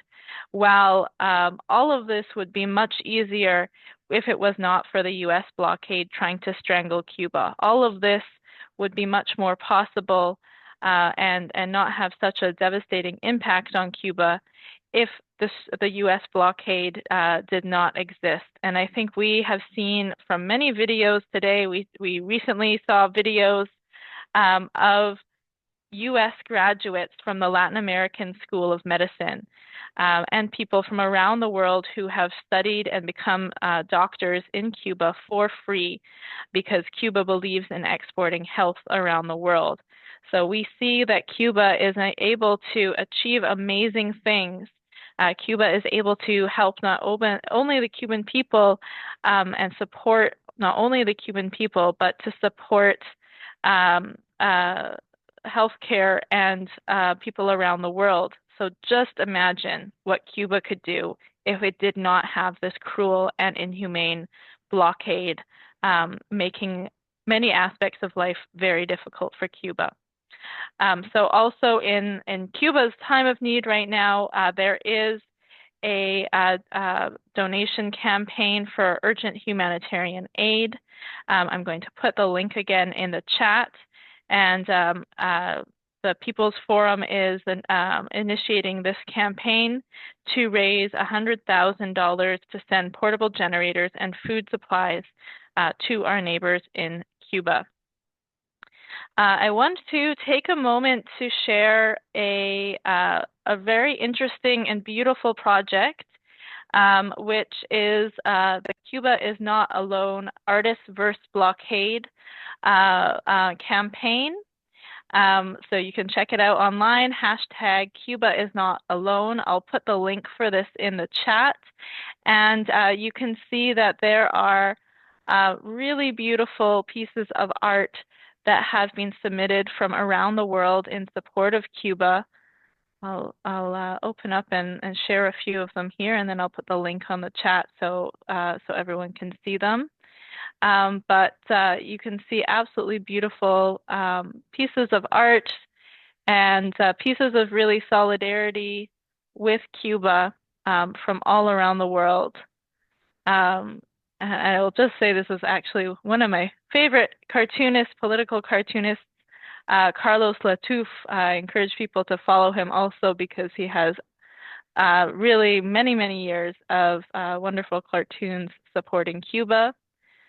There is, of course, a lot of great cartoons like this one, to end the U.S. blockade, and to show that the United States really it cannot defeat Cuba. That Cuba is standing strong after over 60 years of a cruel and inhumane U.S. blockade, that the world is standing with Cuba.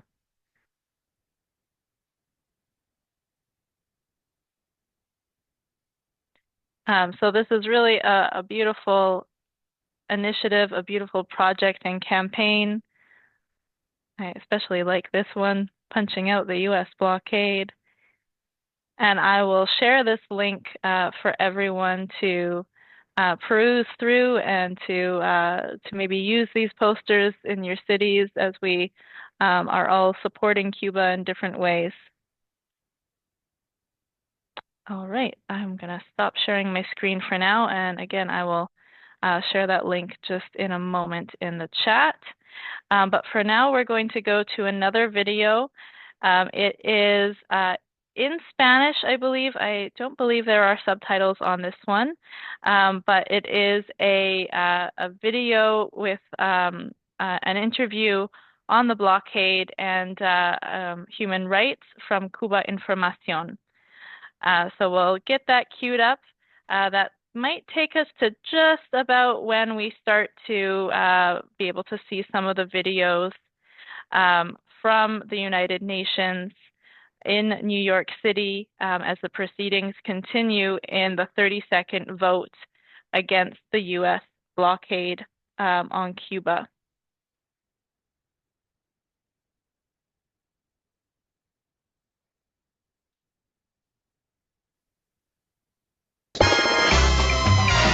Cuba Información.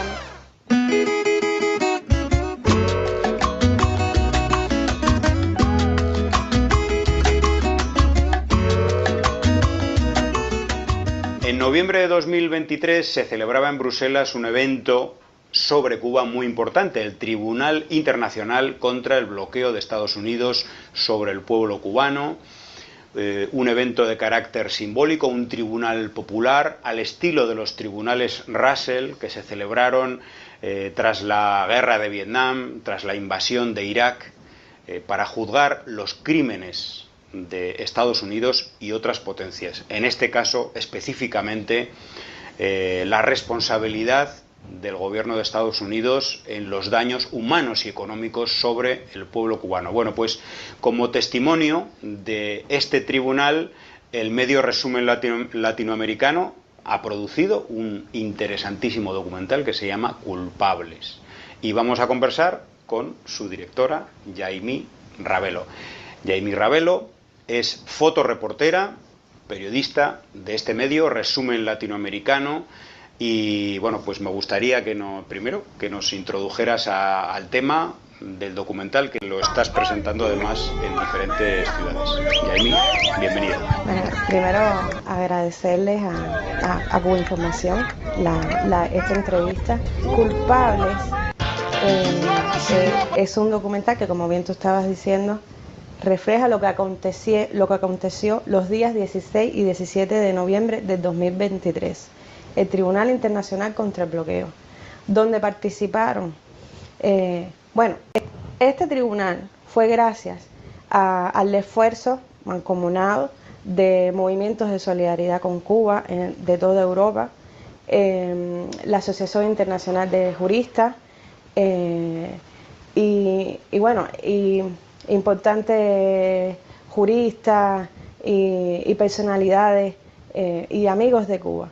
Y eurodiputados también. Hay que hablar que de eurodiputados de Izquierda Unida también hicieron posible que se efectuara este Tribunal Internacional en el seno del Parlamento Europeo y que se haya celebrado dentro de un espacio que se dictaron muchas resoluciones en contra de Cuba y que un grupo de jueces de alto prestigio internacional haya dictado en una sentencia simbólica, pero con toda la herramienta jurídica internacional, que haya dicho que el bloqueo tipifica como genocidio y que es un crimen de lesa humanidad y que viola los derechos humanos del pueblo cubano, creo que fue una gran victoria. Y esta gran victoria y este gran logro que aconteció, si no se registra, se pierde en el tiempo. Y entonces, Resumen Latinoamericano, que es un medio argentino y tiene su corresponsabilidad en Cuba, el ICAP, el Instituto Cubano de Amistad con los Pueblos, pide colaboración y obviamente, sabiendo la importancia que tiene tener un testimonio gráfico y que sirva como herramienta a los propios movimientos de solidaridad para difundir difundir y dar a conocer la existencia de este tribunal, lo que los medios, los grandes medios hegemónicos no divulgan, porque si no lo decimos nosotros, no se celebró el Tribunal Internacional contra el Bloqueo. Y de ahí la importancia de hacer este documental. Entonces resume en una hora los principales artículos que dentro del derecho internacional, dentro de la Carta de las Naciones Unidas, los principales artículos que violan los Estados Unidos con la política exterior que impone a Cuba por más de 60 años. Creo que en esencia es lo más importante, que sirva como arma, como herramienta para difundir qué implica y qué viola los Estados Unidos con la imposición del bloqueo hacia Cuba, y que siga proyectándose para que las personas tengan conocimiento de causa de que hay que seguir denunciando el bloqueo, aunque se sostenga en el tiempo, pero tenemos el derecho de seguirlo denunciando y denunciarlo con una causa y con el conocimiento de causa de qué es lo que viola a los Estados Unidos en el plano, en la arena del derecho internacional.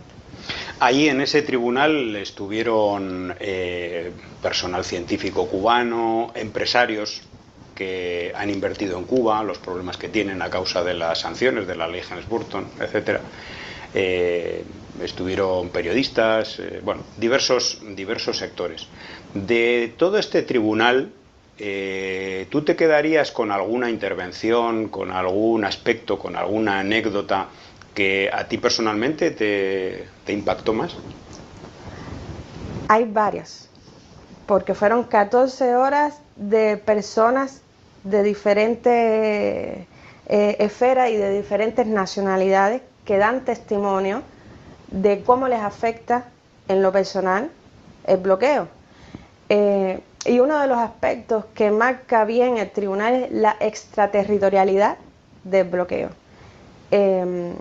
Tenemos a un empresario español, Juan Francisco, de Sevilla, que tiene por muchos años negocios en Cuba, que tiene una empresa en Cuba, y habla de cómo le cierran las cuentas, de cómo le han negado la posibilidad de sostener el comercio con Cuba, que Cuba no puede depositarle, y esta convicción y este sentimiento obstinado, no me puedes prohibir en mantener mis relaciones comerciales con Cuba, tengo el derecho de comerciar con Cuba, y no es cubano y el bloqueo le está afectando, le afecta a su empresa, le afecta a su vida personal, lo han arruinado. Esto por una parte. Por otra parte, tenemos a Belinda, destacada científica cubana, directora del CIGB, y habla de cómo el bloqueo le ha afectado en la producción sabemos la potencia que representa Cuba en la biotecnología, no solo para Cuba, sino también en el mercado internacional. Los medicamentos que produce Cuba, ¿a cuántas personas fuera de Cuba pueden ayudar? Que está aprobada su eficacia, vacunas comprobadas de eficacia, medicamentos que pueden salvar vidas fuera de Cuba, y no lo pueden o no lo pueden hacer llegar, o les falta o no pueden importar determinados componentes del medicamento para sostener la producción.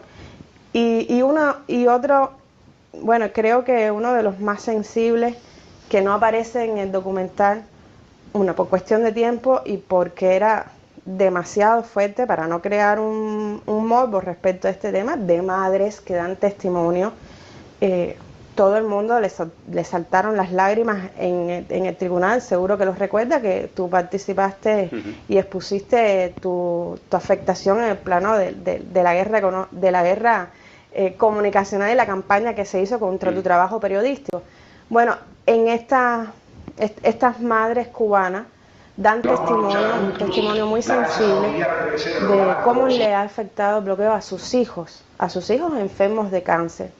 Y fue muy fuerte el testimonio que dieron estas grandes mujeres, que bueno, y agradecen, y agradecen la solidaridad. Agradecen la solidaridad de los amigos de Cuba, que son los que han hecho llegar los medicamentos para que los niños, sus niños, se mantengan con vida. Creo que hay muchos testimonios que fueron importantes, con alta sensibilidad. Bueno, pero estos son de los que más me... De hecho, también llevamos como testimonio La gota de agua, como testimonio gráfico, la historia de vida del documental La gota de agua, también producido por Resumen Latinoamericano, que también trata una historia similar de Natalie. Cuéntanos un poquillo La gota de agua, que es el anterior documental que tú también diriges, ¿no? Que codiriges. Que codirigí con Iriana Pupo Serrano, realizadora, fundadora de Televisión Serrana.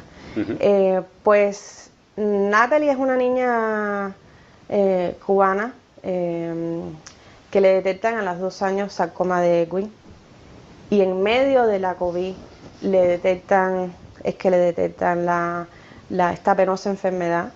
Y en La gota de agua, bueno, contamos a través de la historia de vida de Natalie, de su familia, de los médicos que lo atienden, cómo el bloqueo, bueno, los efectos del bloqueo, y durante la pandemia, para mantener a la niña con un tratamiento y todo la cotidianidad de una familia de una niña enferma de cáncer. Y también es un documental muy sensible y que sirvió como evidencia y testimonio en este tribunal. Tú perteneces al equipo de la corresponsalía de Resumen Latinoamericano en Cuba, aparte de la propia web y el propio periódico en papel de Resumen Latinoamericano, que es, bueno, pues es una publicación ya muy veterana, dirigida por Carlos Aznar desde Buenos Aires, una persona que vivió también en el País Vasco. Bueno, pues además de lo que es Resumen Latinoamericano, como vamos a decir casa madre, hay una corresponsalía que tiene una web que se llama Cuba en Resumen, ubicada en La Habana. Ahí es donde tú trabajas. Me gustaría que nos explicaras un poco el trabajo que hacéis. Bueno, primero voy a empezar diciendo que Resumen Latinoamericano lleva más de 35 años, ya 35 años de un trabajo en este frente contrahegemónico de la guerra comunicacional, y no solo ha defendido la causa cubana, todas las causas justas. Resumen Latinoamericano diariamente está denunciando, bueno, el fascismo en América Latina, la causa palestina, ¿no?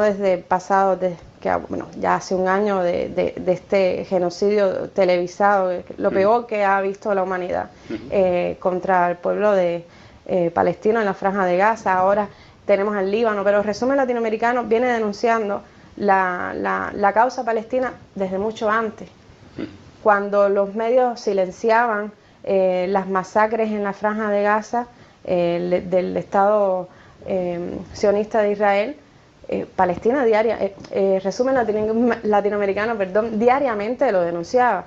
Han asesinado, tenemos 4 mártires hoy, 5 mártires mañana, han asesinado a un niño de 14 años. Y entonces vemos una constancia en la guerra comunicacional. Esto, por supuesto, en Cuba en Resumen, con la dirección de Graciela Ramírez, que es es editora jefa de Cuba en Resumen, que es la corresponsalía en Cuba de Resumen Latinoamericano. Por supuesto, nuestro perfil es el mismo que la casa madre, que es Resumen Latinoamericano. Denunciamos todas las causas justas y apoyamos y replicamos los trabajos de Resumen Latinoamericano. Pero nosotros desde Cuba, obviamente, reflejamos el acontecer de Cuba y hemos tratado en esta campaña constante mediática que hay sobre Cuba, de encontrar nuevas herramientas para sensibilizar y un poco para mostrar desde la voz del pueblo bueno, las principales temáticas y objetos en los que Cuba ha estado siendo atacada. Y en los últimos tiempos, desde la COVID, bueno, te voy a poner un ejemplo, no solo de los documentales que he hecho, en los que yo he participado como realizadora, tenemos otros, y que no trate a Cuba específicamente. Cuando se empezó a atacar y a criticar esta ola migratoria, que desde ahora, con esta crisis económica se está viendo en Cuba, la salida de jóvenes, pues Graciela, con un equipo de trabajo, tuvieron la gran idea de hacer un documental que mostrara, tener un testimonio que mostrara la vida de jóvenes que apuestan por permanecer en Cuba y por lograr y por luchar por la sociedad que defienden ellos como jóvenes, el país donde quieren vivir y donde quieren desarrollarse, y donde están los girasoles. Este sería la última producción que ha hecho Resumen. La última igual es Culpables, ¿no? La última es Culpables, y ahora están haciendo otro que es por Palestina, que saldrá próximamente, donde están los girasoles y Culpables en tiempos están ahí más o menos en la misma tiempo de producción. Claro, que donde están los girasoles trata esta temática de la migración, de los jóvenes, de la apuesta, que hay jóvenes que quieren permanecer, que trabajan, que luchan y que no están luchando desde puestos de dirección, ni son dirigentes, son jóvenes que trabajan en comunidades, artistas, jóvenes. Tenemos la historia de Randy, que es el delegado que queremos todos en las circunscripciones del país, que apuesta, con grandes iniciativas, que no depende solo de los recursos que pueda aportar el gobierno, que depende de la voluntad de la persona, y los vecinos de su comunidad. Y entonces creo que defiende esa sociedad justa por la que apostamos muchos jóvenes en Cuba. Y Culpables, es con otra arista, pero también muestra que es importante mostrar los efectos del bloqueo en la cotidianidad, pero también es importante mostrar por qué el bloqueo, por qué se dice que es genocidio y por qué se dice que viola el derecho internacional y por qué se dice que viola la Carta de las Naciones Unidas. Y son conceptos jurídicos que muchos desconocemos, que a veces desconocemos los propios profesionales de educación porque no somos especialistas en leyes ni en el derecho internacional. Y si nosotros, que podemos investigar, lo desconocemos, ¿qué quedará para las personas que no son informadas, para las personas que no les interesa el estudio del derecho y mucho menos del derecho internacional? Y entonces tratamos de cualquier tema, tratar de rescatar los principales conceptos y mostrárselo a la gente, porque en esta guerra de la desinformación la batalla es muy desigual y van a mostrar lo que ellos quieren, y lo que ellos quieren nunca refleja la realidad. La realidad está muy minimizada. Y entonces por ahí nosotros hemos hablado mucho en estos días de intercambio de ese periodismo militante por el que luchamos y por el que también lucha Cuba Información, Cuba en Resumen Latinoamericano, y es de replicar, colaborar, replicar nuestras noticias, replicar lo que ocultan para lograr poner el pecho en este frente mediático, que es bastante, que hay una gran batalla por delante. Bueno, pues desde aquí recomendar el visionado de Culpables, este gran documental sobre el bloqueo contra Cuba, centrado en un tribunal simbólico, tribunal popular, pero que habla sobre los efectos perversos y dramáticos a veces sobre la población cubana del bloqueo de Estados Unidos, y también recomendar Cuba en Resumen y Resumen Latinoamericano. Muchísimas gracias, Jaime. Gracias a ustedes.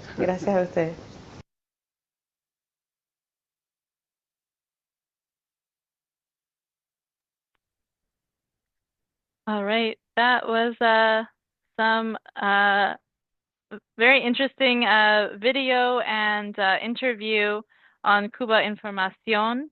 Unfortunately, it was in Spanish without subtitles, but I think even if you are not able to understand Spanish, you could see some of the beautiful images about Cuba, about people working to advance Cuba's society, Cuba's medical system and healthcare, despite the harmful effects of the U.S. blockade. And there was a reference to a documentary called La Gota de Agua, and also Los Culpables. And Dr. Samira Adri has put some information about those in the chat, and a link there where hopefully we can find more about that video. So I think that was a wonderful chance for us to see from Cuba how people are speaking and discussing the U.S. blockade. And as we're here on the 32nd vote in the United Nations, we're going into day 2, which will be starting in the United Nations General Assembly in New York in about 20 minutes. And so we'll have some videos then. And as we just had also a few minutes ago before this last video, some of the speeches and some clips from different countries that spoke on the podium at the United Nations in support of Cuba against the U.S. blockade and against the U.S. cruel imposition of over 6 decades of the immoral and illegal U.S. blockade. So I think right now, as we've got about 20 minutes until we're able to tune into the live stream, I noticed that we have with us online Trevor Brown from Jamaica.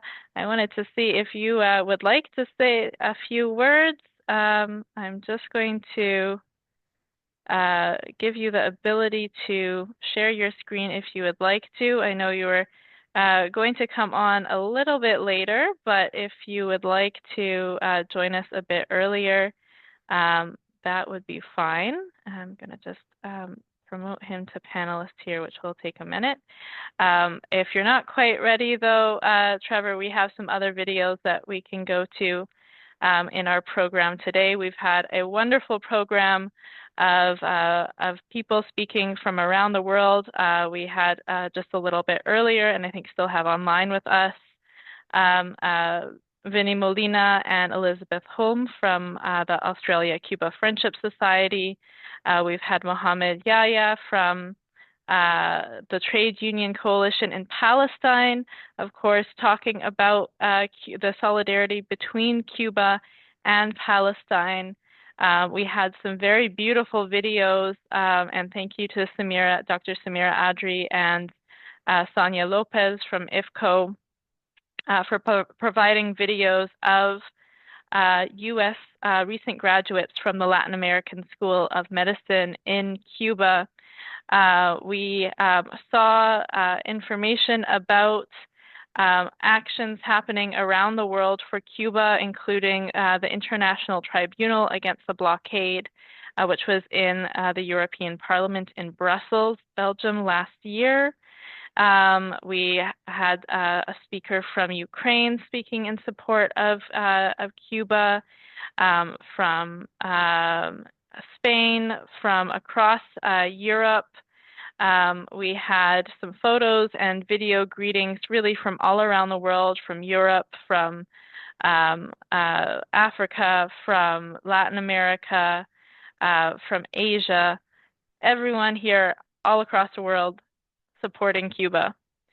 So I'm going to go on to another video in our program today as we are out here tuning into the proceedings in the United Nations for the 32nd year voting against the U.S. blockade. We know that there are movements and great actions in the streets for Cuba, and one of those in the last few years that has been particularly inspiring has been Puentes de Amor, Bridges of Love, which was initiated by Carlos Lazo, a Cuban American who started this movement around, first of all, Miami, but has spread throughout the United States, through Europe and Canada and Africa and Asia and Latin America. And now every month, on the last Sunday of every month, there are around the world car caravans in support of Cuba against the U.S. blockade.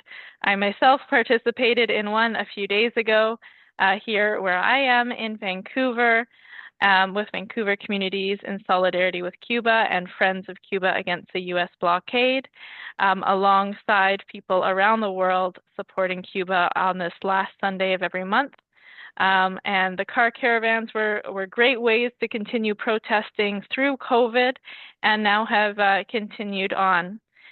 So I wanted to share a video that is a kind of year in review of Puentes de Amor and what they've been doing in 2023 and what they're planning to do in the future. So I'll cue that up. I might interrupt that video partway through when the proceedings in the United Nations start, but then we can come back to it if we're able to. So I'll just cue up the video here momentarily. And it starts with a speech in Cuba, in the Plaza of Conventions, from Carlos Lazo, and then continues on to show their work in the United States, visiting Cuba also and showing their solidarity with Cuba. And I believe recently they just brought 5,500 pounds of powdered milk to Cuba to deal with the shortage of powdered milk there. So really amazing solidarity that we see from Puentes de Amor and Carlos Lazo. Vamos a luchar juntos. La casa familiar debe ser el hogar amoroso de todos y no podemos darnos el lujo de esperar. La familia cubana no puede esperar, ni la patria tampoco. Que se derriben todos los muros y se construyan puentes. Sí, mi amor. ¿Dónde? Ahí en la esquina, mira ahí. Como los luceros ya no son fortuna de los poetas y las estrellas, las acaparan los que administran amor. Como ese cielo ya hipotecado, no le caben ganas y se han agotado los últimos centímetros calientes, brillantes del sol. Yo el barro de mis pasos.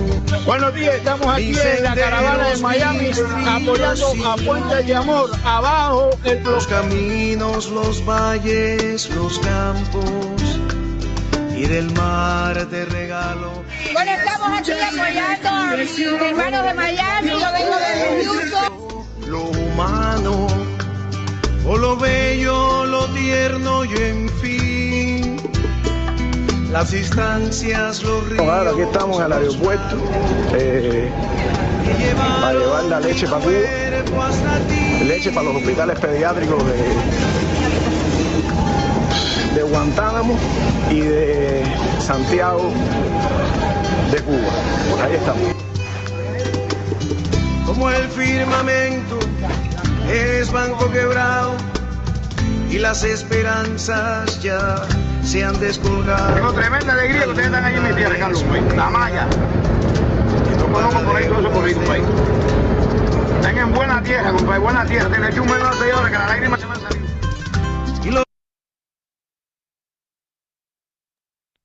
Okay, I just saw Samira's message that we can't see the video, so I'm going to stop sharing and try to reshare.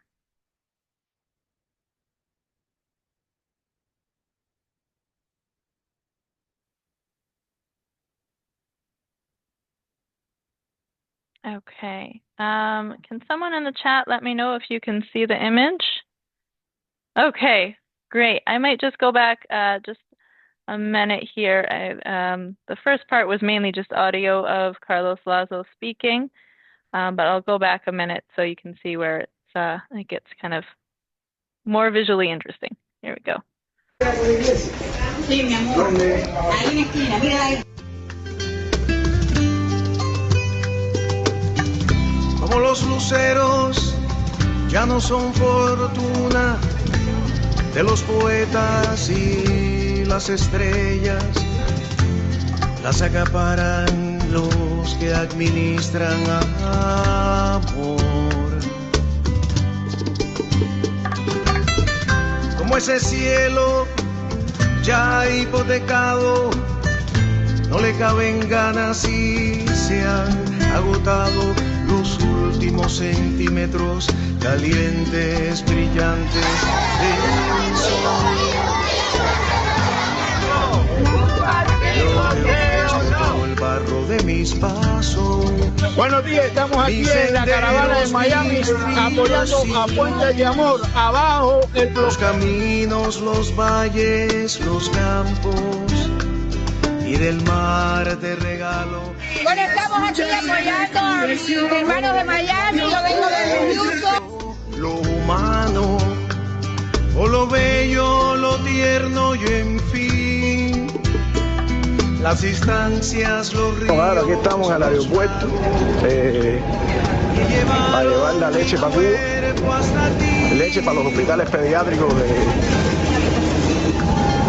de Guantánamo y de Santiago de Cuba. Ahí estamos.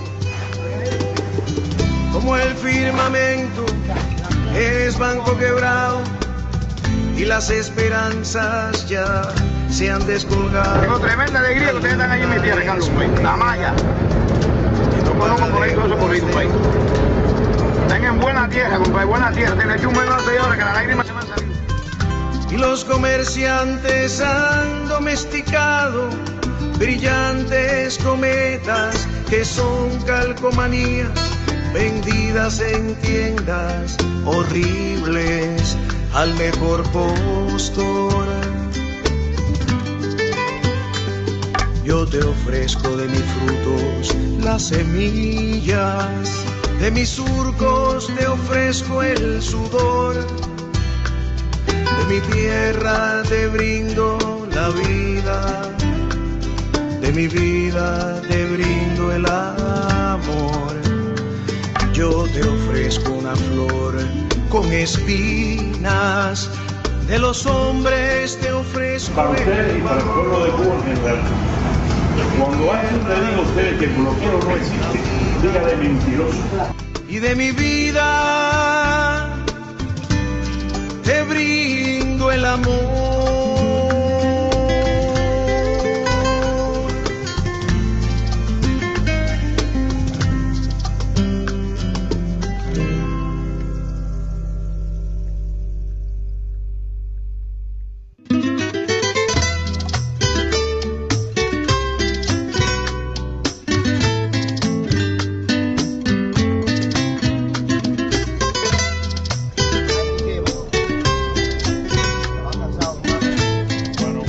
Este es el cuarto día, ¿no? Yes, sir. Cuarto día. Ya tenemos el pasajero, el paciente.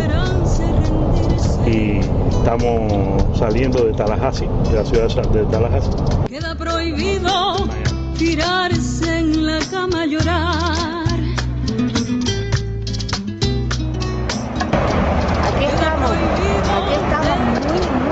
muy satisfechos de que podemos hacer esta obra de amor tan bella. Cruzado de brazos, pues queda prohibido. Bueno, aquí estaba esperando a ver si escampaba un poquito y podía ir a hacer una caminata apoyando los puentes de amor, pero bueno, sigue lloviendo.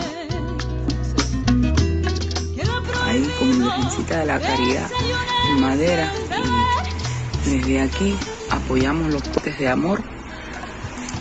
de amor por la familia cubana, abajo el bloqueo, porque se quiten las sanciones, las 243 sanciones contra el pueblo de Cuba.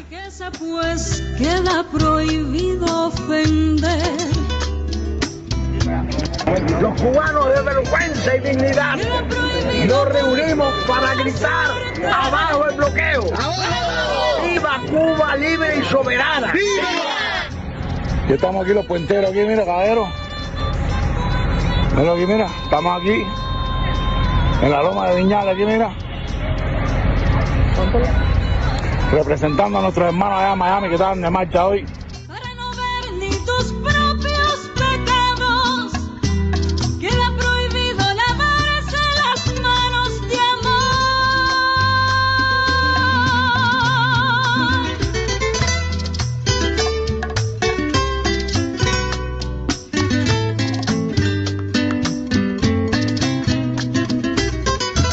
Queda prohibido sencillamente alegrarse,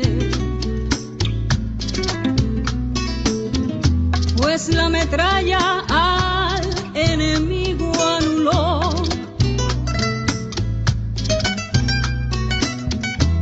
Queda prohibido con 1000 razones y algunas manchitas de sol. Queda prohibido perder la esperanza y hundirse. Queda prohibido olvidarse de soñar. Queda prohibido cerrar la ventana y morirse. Queda prohibido cerrar la ventana y morirse. Bueno, aquí estamos construyendo puentes de amor con un grupo de estudiantes y padres para Cuba. Queda prohibido renunciar, está prohibido claudicar, queda prohibido claudicar, está prohibido renunciar.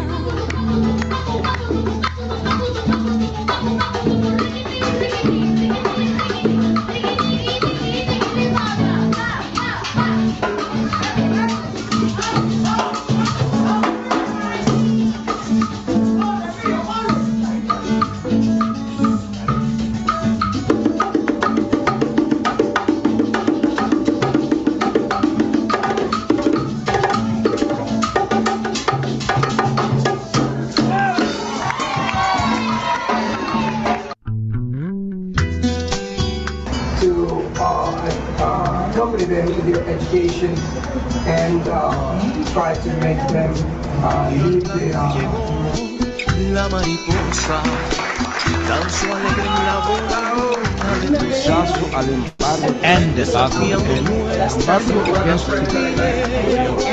Confundiéndonos con pétalos de rosas. Mariposa, mariposa,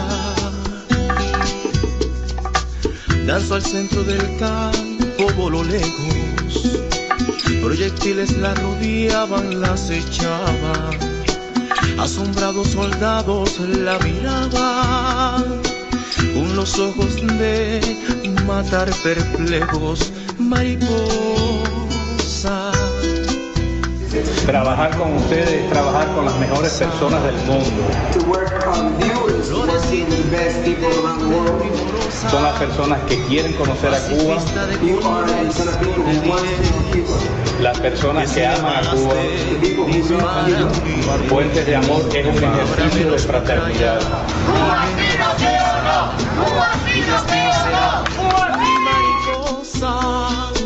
Ser la muerte de la muerte en sus fusiles, mariposa. Gracias por ti, por todo lo que estás haciendo por todos nosotros en Cuba. La avaricia salió de sus cuarteles, la codicia tomó la presidencia. sepultaron en tumbas la inocencia, se pusieron de moda los burdeles, pero a tiempo llegó la mariposa, sepultó por mí. What do you think about Cuba? Bello, beautiful. ¿Te gusta? En todos los sentidos. Sí. What do you think about Cuba, my friend? Nuevo amor. It's a beautiful country. I'm expecting to be a tourist, and I don't feel like a tourist. I feel like I came a tourist, and maybe I'm leaving a little bit of an activist. So. Está bien, está bien. Pacifista de colores. Bueno, dime, ¿qué haces aquí, mi hermano? Bueno, mi hermano, aquí estamos en Chapultepec, estamos en Los Pinos. Pues aquí estamos asistiendo a una fiesta cubana y por acá, bueno, va a estar los hermanos de Buena Fe, entre otros artistas más, son 14. Estamos aquí, vinimos a disfrutar y apoyar a nuestros hermanos, mi hermano. Aquí estoy con los guajeros ciudadanos, le damos en camino ahora de comprar la troca y eso. Hoy y mañana son los días de, ya tú sabes, de virar duro. Así que para allá estamos aquí, mira, en medio de México, estamos cambiando full a eso para tirar. ¿Ok? Te mantengo.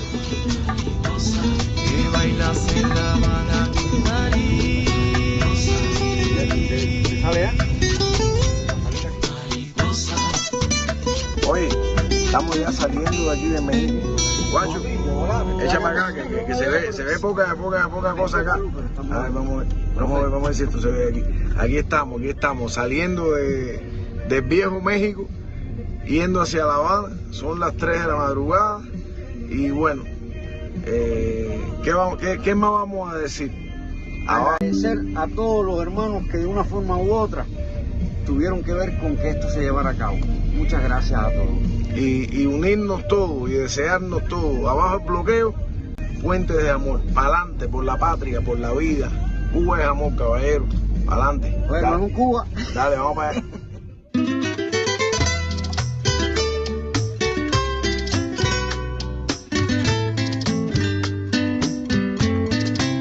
El amor siempre triunfa ante obstáculos y gracias a eso estamos aquí. Fueron las palabras de Carlos Lazo a su llegada al Hospital Territorial de Cárdenas, institución en la que el líder de Puentes de Amor arribó con una donación para el área de pediatría. Uno piensa que los hospitales en un municipio son pequeños, un hospital muy bonito. Hemos visto salas recién terminadas y con muy buenas condiciones.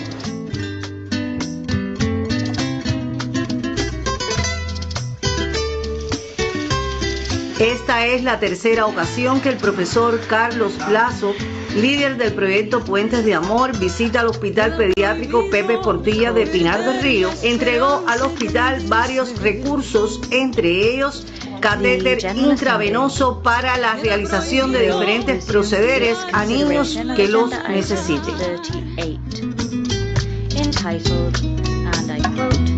Queda prohibido de la batalla escurrirse, cruzado de brazos, pues queda prohibido esperar.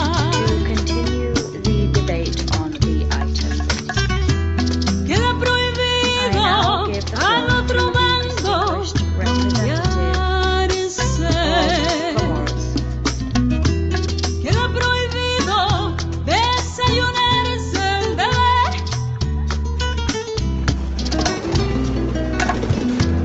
Queda prohibido al que no tenga no darle.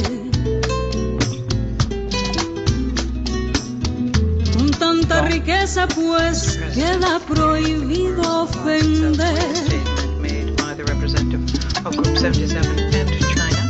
Queda prohibido culpar a la suerte para gloriarse de rabia y de muerte. Queda prohibido decir no se puede ya no.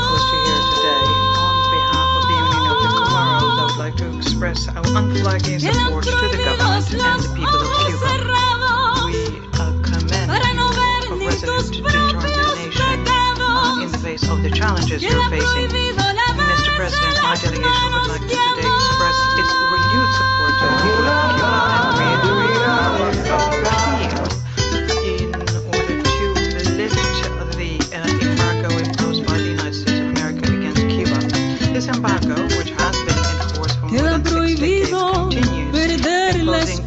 hace rendirse.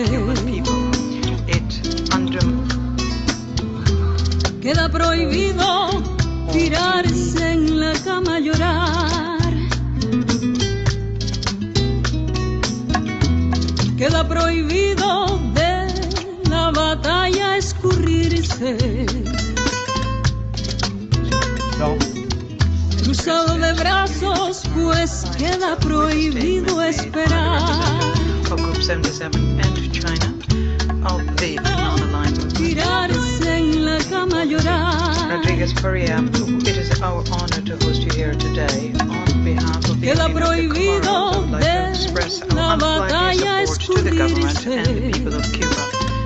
We commend you Cruzado de brazos, pues queda prohibido esperar. Mr. President, my delegation would like to today express its renewed support to the people of Cuba and reiterate our appeal in order to lift the embargo imposed by the United States of America against Cuba. This embargo, which has been in force for more than 6 decades, continues imposing impossible suffering on the Cuban people. Queda prohibido al que no tenga no darle.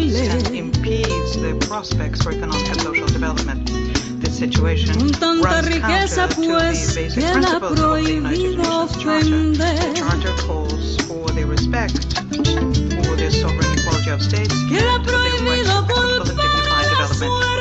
These measures of extraordinary gravity undermine public services, in particular the National Health Service in Cuba, by limiting access to Aquí medical estamos procedures en el Parque Central, en la estatua de nuestro apóstol José Martí. Aquí estoy con un grupo de hermanos nuestros, Priscila, Lynn, Nico, Oreste. Consequences for the Cuban people, for their economy, and at the same time it compounded humanitarian difficulties. Guajiro citadino, aquí estoy con Lazo, mi hermano. Nos vemos en Cuba cuando vaya a También. Un abrazo, un abrazo. Sencillamente alegrarse. Pues la metralla al enemigo anuló.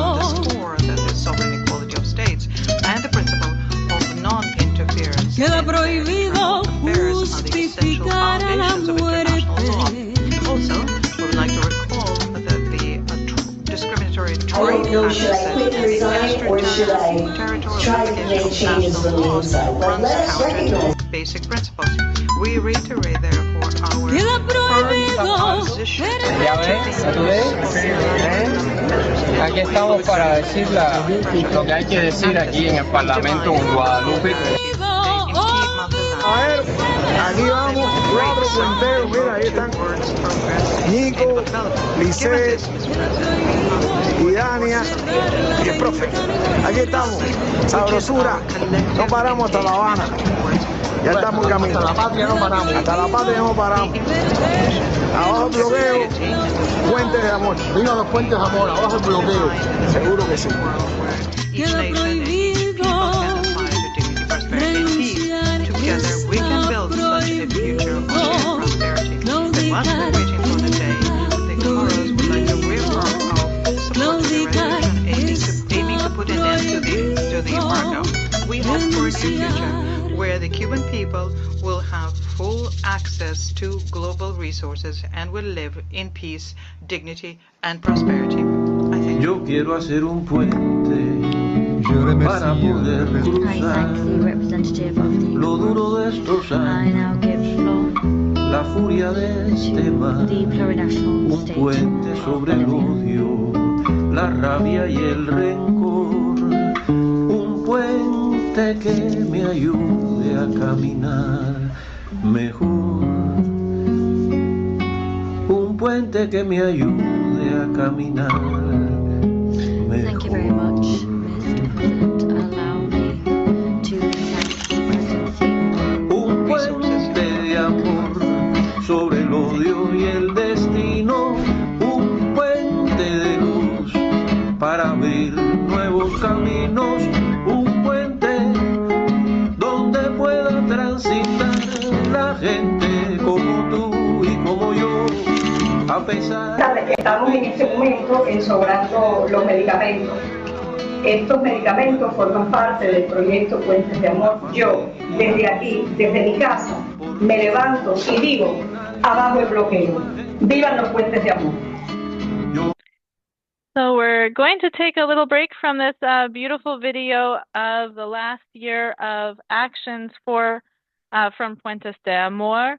It was quite a great way to see the support from the United States for Cuba, but the United Nations General Assembly session has started again. I'm going to bring that over so that we can watch some of the videos, some of the proceedings of different nations in support of Cuba at the United Nations General Assembly. So I'm going to start the video here. The first one I'm going to start with is from Bolivia, speaking against the U.S. blockade and in support of Cuba at the 32nd vote in the United Nations against the U.S. blockade. To the plurinational state of Bolivia.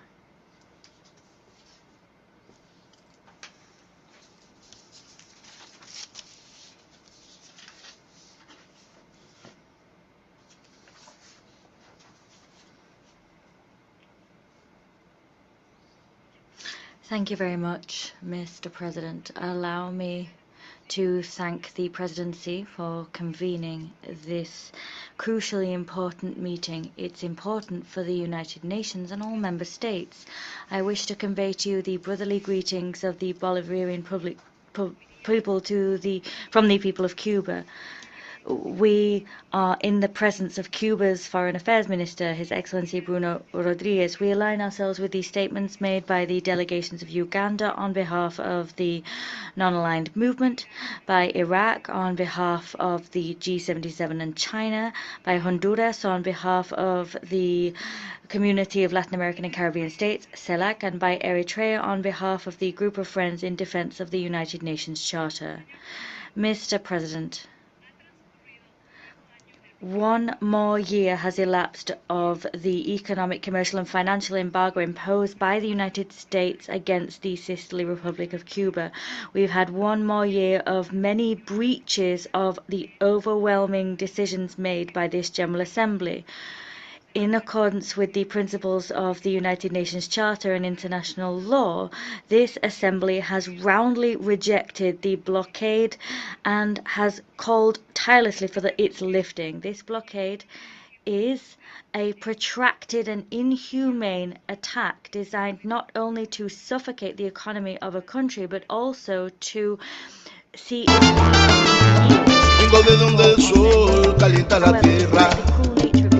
punishment and the grave consequences it's had for the people's development. The Cuban people keep resisting.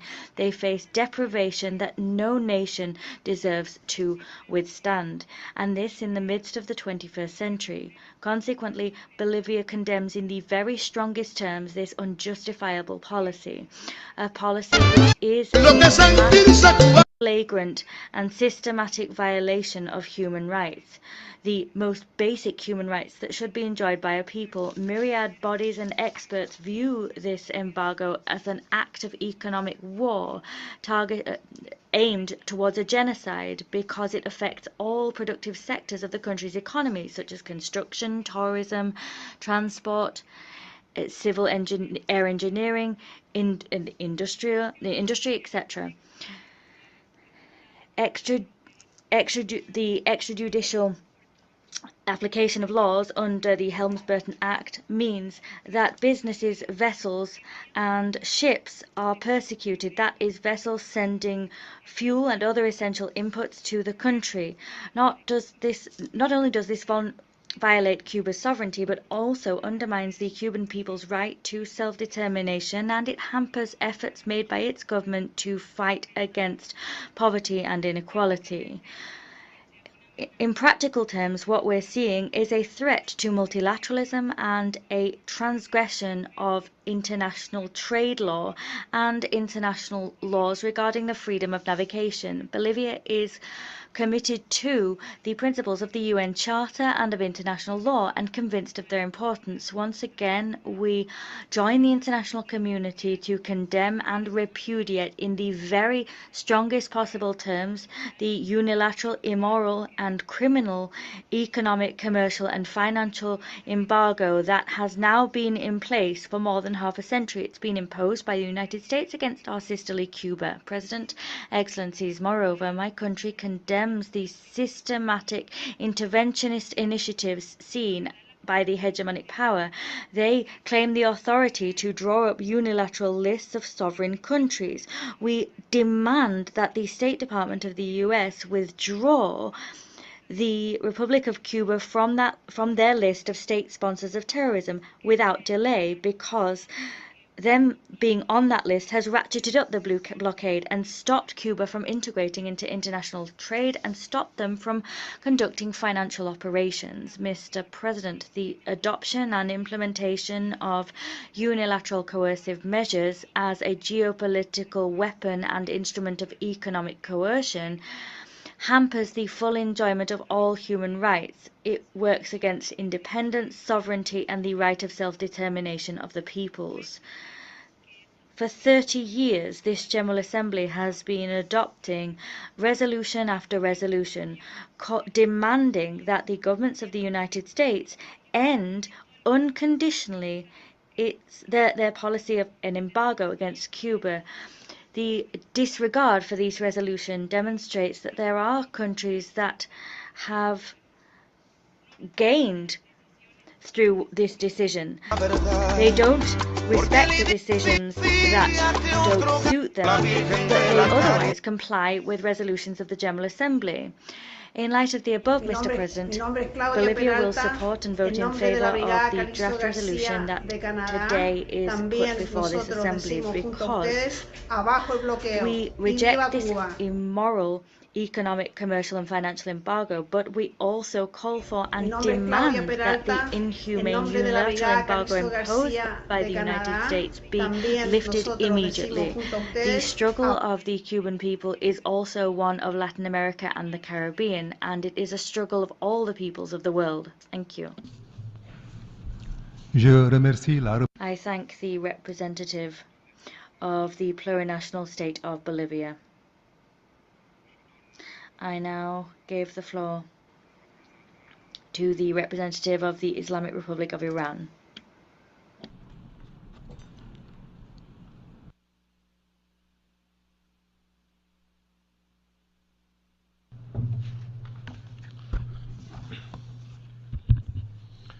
In the name of God, the compassionate and merciful, Mr. President, we gather today to demonstrate our determination in confronting one of the most persistent and pressing challenges to international peace and security: the expansionist policies and unilateral coercive measures imposed by certain governments. The rising reliance on unilateral coercive measures, coupled with an interventionist, flawed and short-sighted foreign policy, is a clear indication of unrestrained unilateralism. Unilateral sanctions are a method used to achieve narrow-minded national objectives, but they have a serious adverse impact on the promotion of peace, both regionally and internationally. They are fundamental impediment to establishment not only a peaceful and prosperous world, but also a just and equitable international order, which is a vital prerequisite for sustainable development. Tragically, at this critical moment in history, the world faces complex challenges that demand unity and multilateralism more than ever, especially in the amidst of the genocide and the brutal and increasing crimes of the Israeli apartheid regime against the people of Gaza and Lebanon. The United States and certain European countries persist in pursuing unilateral coercive measures that threaten international peace and security. These unlawful measures rooted in arrogance and unilateralism endanger multilateralism, destabilize the global order, and undermine the spirit of the Charter of the United Nations. The inhuman sanction and blockade imposed in Cuba by the United States for more than 6 decades under pretexts such as promoting democracy represent the most unjust and prolonged system of unilateral measures ever applied against any country. Cuba's sanctions are in no way short of a military blockade which is prohibited under modern international law. Mr. President, we are here today to stand in solidarity with Cuba as we have done for the past 33 years. Each year, this assembly, the most inclusive and representative body of the United Nations, has overwhelmingly called for the immediate and unconditional lifting of the embargo. The international community recognized that such unilateral measures deprive the Cuban people of their basic rights, including access to health care, education, and a dignified standard of living. This debate, however, goes beyond Cuba alone. The imposition of unilateral sanctions is a broader symptom of a policy framework that punishes independent nations that refuse to conform to the hegemonic agenda of the particular states. It is actually a method of warfare disguised as a peaceful targeting people from other independent countries. Regrettably, the United States has been addicted to imposing such methods of warfare against a state that don't submit to or follow their contradictory and expansionist policies. Mr. President, the international community must reaffirm its commitment to multilateralism and the principles of the sovereign equality and non-interference. We call on all member states to reject unilateralism by their action, not just word, and oppose any measures that undermine peace, stability, and development. The embargo against Cuba must end immediately and unconditionally. This will not only bring relief to the Cuban people, but also send a powerful message that the era of the coercion, domination, and economic terrorism must come to an end. The Islamic Republic of Iran stands in unwavering solidarity with the people and government of Cuba in their struggle against unjust measures. Together with all nations committed to justice, we will continue to advocate for the elimination of all forms of unilateral coercive measures as they threaten not just individual nations, but the entire framework of international cooperation and peaceful coexistence. I thank you, Mr. President. I thank the distinguished representative of the Islamic Republic of Iran. I now give the floor to the distinguished representative of Egypt.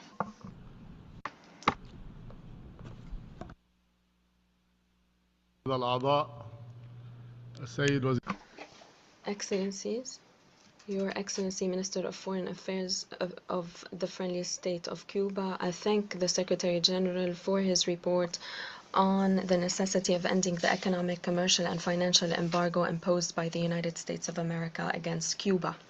And in this regard, I wish to align myself with the statements made under this agenda item by Iraq on behalf of the G77 plus China, the Chad on behalf of the Arab Group, Uganda on behalf of the Non-Aligned Movement, and Cameroon on behalf of the Organization of Islamic Cooperation. Mr. President, Egypt reiterates its unequivocal and steadfast support to the government and people of Cuba. Unilateral coercive measures, especially the embargo imposed upon Cuba, adversely affects vital sectors in the Cuban economy. These measures have led to concrete negative repercussions on the economic and social life of the friendly Cuban people. The Cuban people has suffered impediments to the right to food, medicine, education, advanced technology, as well as development in general. And in this regard, Egypt underlines the need to respect the principles of multilateralism, the United Nations Charter, and international law. And we stress the need to respect the GA resolutions established and adopted in this regard. These have been adopted session after session by the international community. Egypt once again underlines that the ongoing embargo imposed upon Cuba will not, in fact, curtail our efforts as the international community to continue to call on the lifting of these measures that contradict international law. We call for the full and immediate lifting of the embargo imposed by the United States on Cuba to allow the Cuban people to achieve sustainable development. And in conclusion, Mr. President, there is a dire need to ensure constructive cooperation, which has paved the way to the adoption of the Pact of the Future. And during the Summit of the Future, we called for renewed trust in our international order, renewed solidarity and international cooperation amongst all governments and states. Thank you, Mr. President. I thank the distinguished representative of Egypt. I now give the floor to the distinguished representative of Colombia.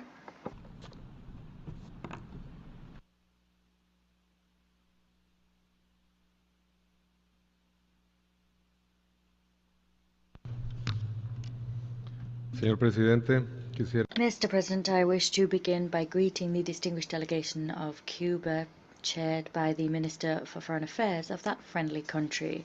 My delegation aligns itself with the statements made on behalf of CELAC, on behalf of the non-aligned movement, and on behalf of G77 and China. Allow me now to add a number of brief comments in my national capacity. My statement today will be very brief, Mr. President, because the message that I wish to convey is clear, unequivocal, and makes no bones about its content. As we've said in many international fora over the decades, I now wish to again reject the fact that Colombia firmly rejects the economic, financial, and commercial embargo imposed unjustly upon Cuba by the United States of America. For the vast majority of the member states of this General Assembly, it's clear that unilateral coercive measures run counter to international law and directly undermine the rights of the Cuban people, imperiling their well-being, affecting all of the economic sectors of the country, and stopping the economy and the people from interacting directly with the international community. We adopted the Pact for the Future only a few weeks ago. All members of the United Nations in that pact reiterated our commitment at the highest level to lend decisive momentum to the implementation of Agenda 2030 and its sustainable development goals. However, there is a contradiction here.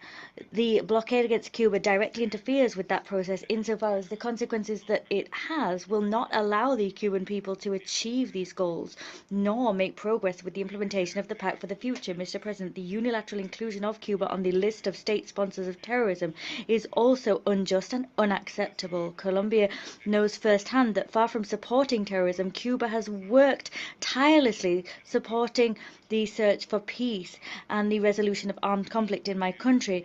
Everyone is well aware that Cuba was key in achieving the peace agreement of 2016 reached between the government of Colombia and the FARC-EP guerrilla, and everyone knows that after the Havana agreements were signed, there Cuba was the guarantor country. Cuba played a key role in implementing the first phase of those peace agreements, particularly when it came to disarmament, demobilization, and the reintegration of former combatants.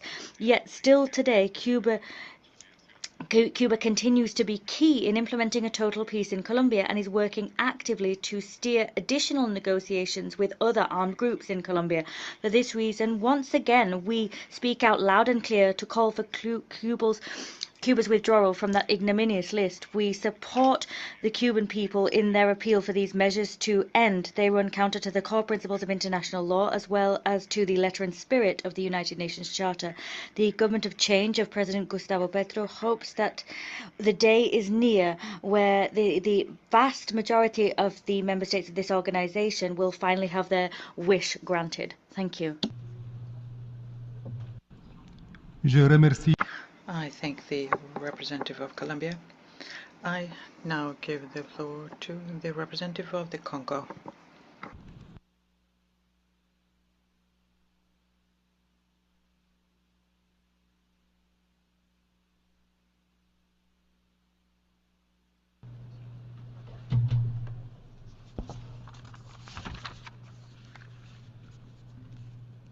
Monsieur le Président. Mr. President, I would like to thank you for the leadership you have shown in steering our work and assure you that you have the full support of the delegation of the Republic of the Congo. We align ourselves with a statement made by Iraq on behalf of Group 77 in China, a statement made by Uganda on behalf of the non-aligned movement, and by Chad on behalf of the African State Group, and we would like to also make some additional comments in our national capacity.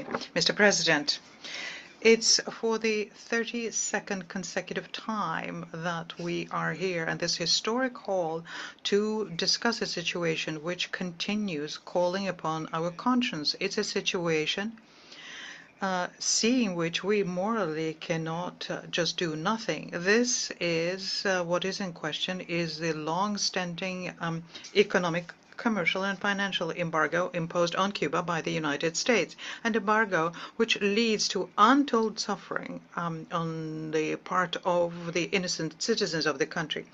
The report A7980 by the Secretary General on Agenda Item 38 to the 79th General Assembly of the United Nations shows very clearly that the international community, yet once again, is firmly in support of putting an end to the embargo, which has lasted for several decades and which is a policy of unjust and unjustifiable sanctions. Mr. President, it is high time that this embargo, which runs counter to the purposes and principles of the United Nations Charter, it's high time for it to be just simply abolished. Its continued existence is a major development to the socioeconomic development of Cuba and a serious challenge when it comes to Cuba's implementing Agenda 2030. The Republic of the Congo would like to appeal to the wisdom of the American people and the sagacity of its leaders and urge the government of the United States to turn over this page forever, this painful page in the history of the relationships between the two people. To conclude, I would like to say that the Republic of the Congo invites all of the member states of the United Nations and observer states to support overwhelmingly the resolution of the General Assembly entitled Necessity of Ending the Economic, Commercial and Financial Embargo imposed by the United States of America against Cuba. I thank you. I thank the representative of the Congo. I now give the floor to the representative of Pakistan.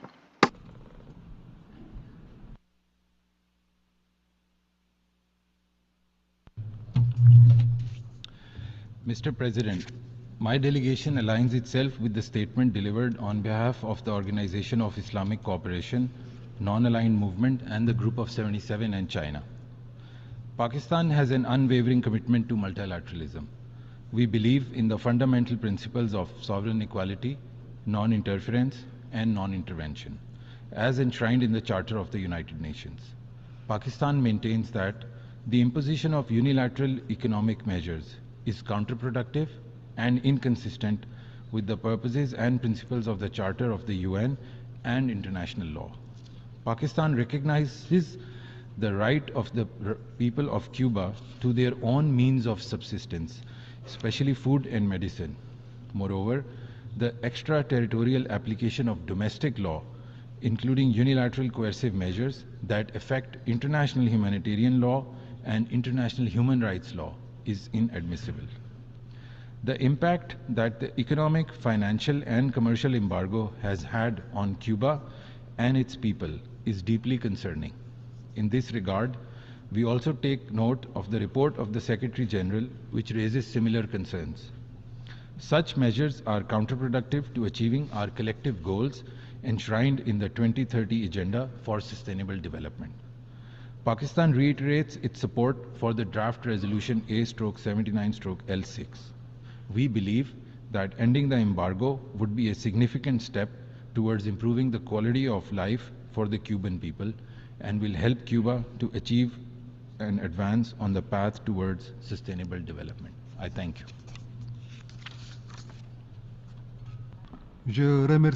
I thank the representative of Pakistan, and I now give the floor to the representative of Belize.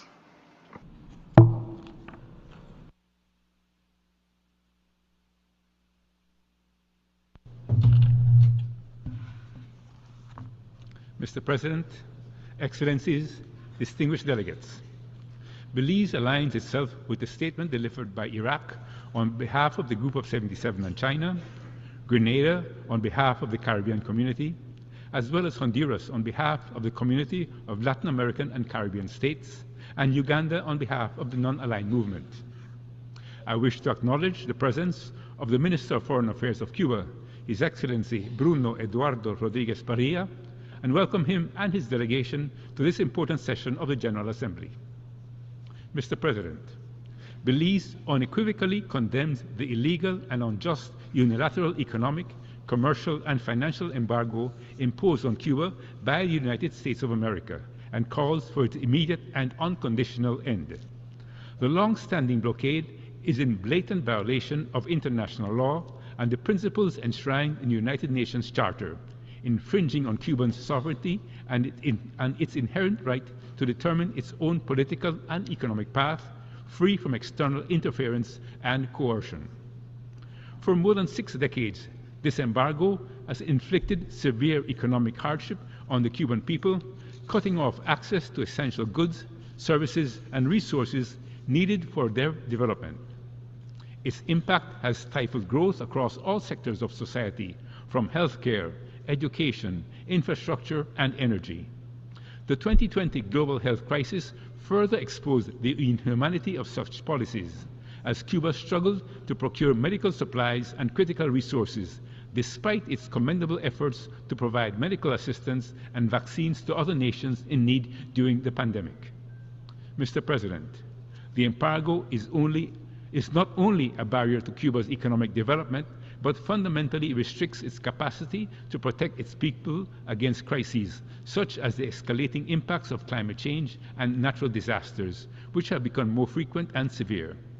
The recent devastation and loss of life from Hurricane Oscar, compounded by Cuba's ongoing energy challenges, highlight the embargo's crippling effect on the country's capacity to prepare for, respond to, and recover from emergencies. This is the stark reality of the embargo, a policy that only serves to inflict immense suffering, denying the Cuban people their most fundamental human rights. It is a policy that stands in direct opposition to the international community's clear and united call, repeated year after year in this very assembly, for its termination. Belize further condemns the arbitrary and baseless designation of Cuba as a state sponsor of terrorism by the United States, which only serves to perpetuate a narrative that is not reflective of the principles or actions of the Cuban government and people. This designation only exacerbates the challenges the Cuban people continue to endure under the blockade. Belize calls for the immediate removal of Cuba from this list and encourages the United States to resume the path of dialogue and diplomacy that respects Cuba's sovereignty and the rights of its people. Mr. President, despite these unjust obstacles, Cuba has continued to exemplify resilience, solidarity, and generosity, providing invaluable support to our region. Their commitment to mutual aid and cooperation has been transformative for Belize, significantly enhancing our national capacity in key areas such as healthcare, education, sports, and cultural development. Cuban doctors and medical professionals frequently deployed to Belize, have provided vital health services for our people, helping to address medical needs in underserved communities and enhancing our healthcare infrastructure overall. In education, Cuba's scholarship programs have allowed over 200 Belizean students to pursue advanced studies in fields important to our national development, such as medicine. Additionally, Cuban technical experts have worked alongside our own, contributing valuable expertise and resources in areas such as agriculture, tourism, and climate change. These collaborations have built lasting capacities that will serve our country well into the future. The government of Belize reaffirms its unwavering commitment to standing in solidarity with the Cuban people. We will continue to call for the lifting of the economic, commercial, and financial embargo so that Cuba may rebuild its economy freely, fulfill its development potential, and provide a prosperous future for its people. Belize therefore fully supports Resolution A/79/L6 and will vote in favor of it. I thank you. I thank the representative of Belize. I now give the floor to the representative of Angola.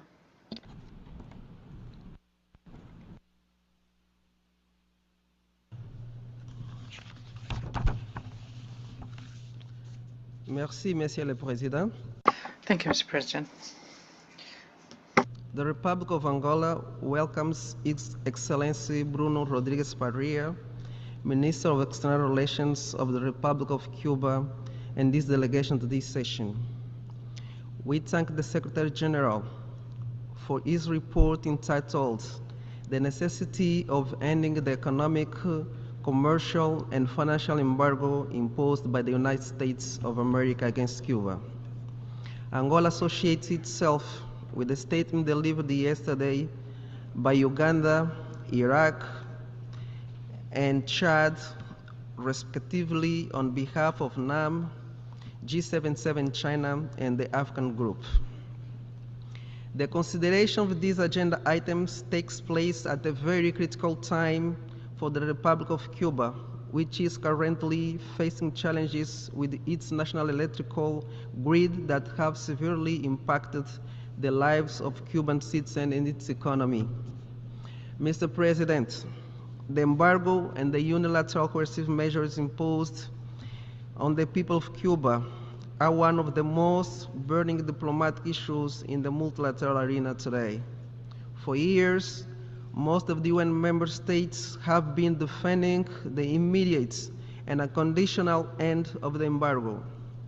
We express concern with the fact that despite several resolutions being adopted by this General Assembly, in that sense, the situation remains unchanged. Cuba continues to experience major economic and social difficulties with restriction on imports and exports, including food and drugs. The restrictive and discriminatory measures and unfair barriers prevent the implementation of macroeconomic programs and the country's full integration into the international trading system. Therefore, this embargo has severe implications on Cuba's ability to achieve sustainable development goals by 2030, risking the country to be left behind. Moreover, the financial blockades has extraterritorial implications on third markets. Mr. President, the Secretary General reports A79/80 clearly indicates that the continuation of this financial and commercial blockade against Cuba and its inclusion on the list of states sponsors of terrorism are incompatible with an international system grounded in the rule of law and are a blatant violation of human rights, including the right to development. The recently held Summit of the Future made a strong call to enhance cooperation on critical challenges and address gaps in global governance. In this regard, it is fundamental that we respect, preserve, promote the principle of the UN Charter and the provision of international law as they constitute the essence of multilateralism and a collective effort to maintain international peace and security, economic growth, and respect for human rights and fundamental freedoms. Mr. President, the Republic of Angola has consistently supported all initiatives and relevant United Nations resolutions calling for the immediate end of the economic, commercial, and financial embargo imposed on Cuba, since it does not conform to the purposes and the principles enshrined in the UN Charter and the obligation of state under international law. Equally, we call on the immediate removal of Cuba from the list of states that sponsor terrorism. This blocks the country from performing financial transactions to acquire the necessary goods and services to respond to its population's basic social and economic needs, including renewing its power grid system over the last few years. To conclude, Mr. President, Angola believes in the strategic importance of dialogue and unequivocal respect for international law to achieve peaceful and sustainable resolution of conflicts and disputes. In this regard, we encourage a constructive dialogue between the United States of America and the Republic of Cuba to initiate, build, and consolidate a new era of cooperation based on mutual respect, sovereign equality, for the benefit of both countries and people. I thank you, Mr. President. I thank the representative of Angola. I now give the floor to the representative of Jamaica.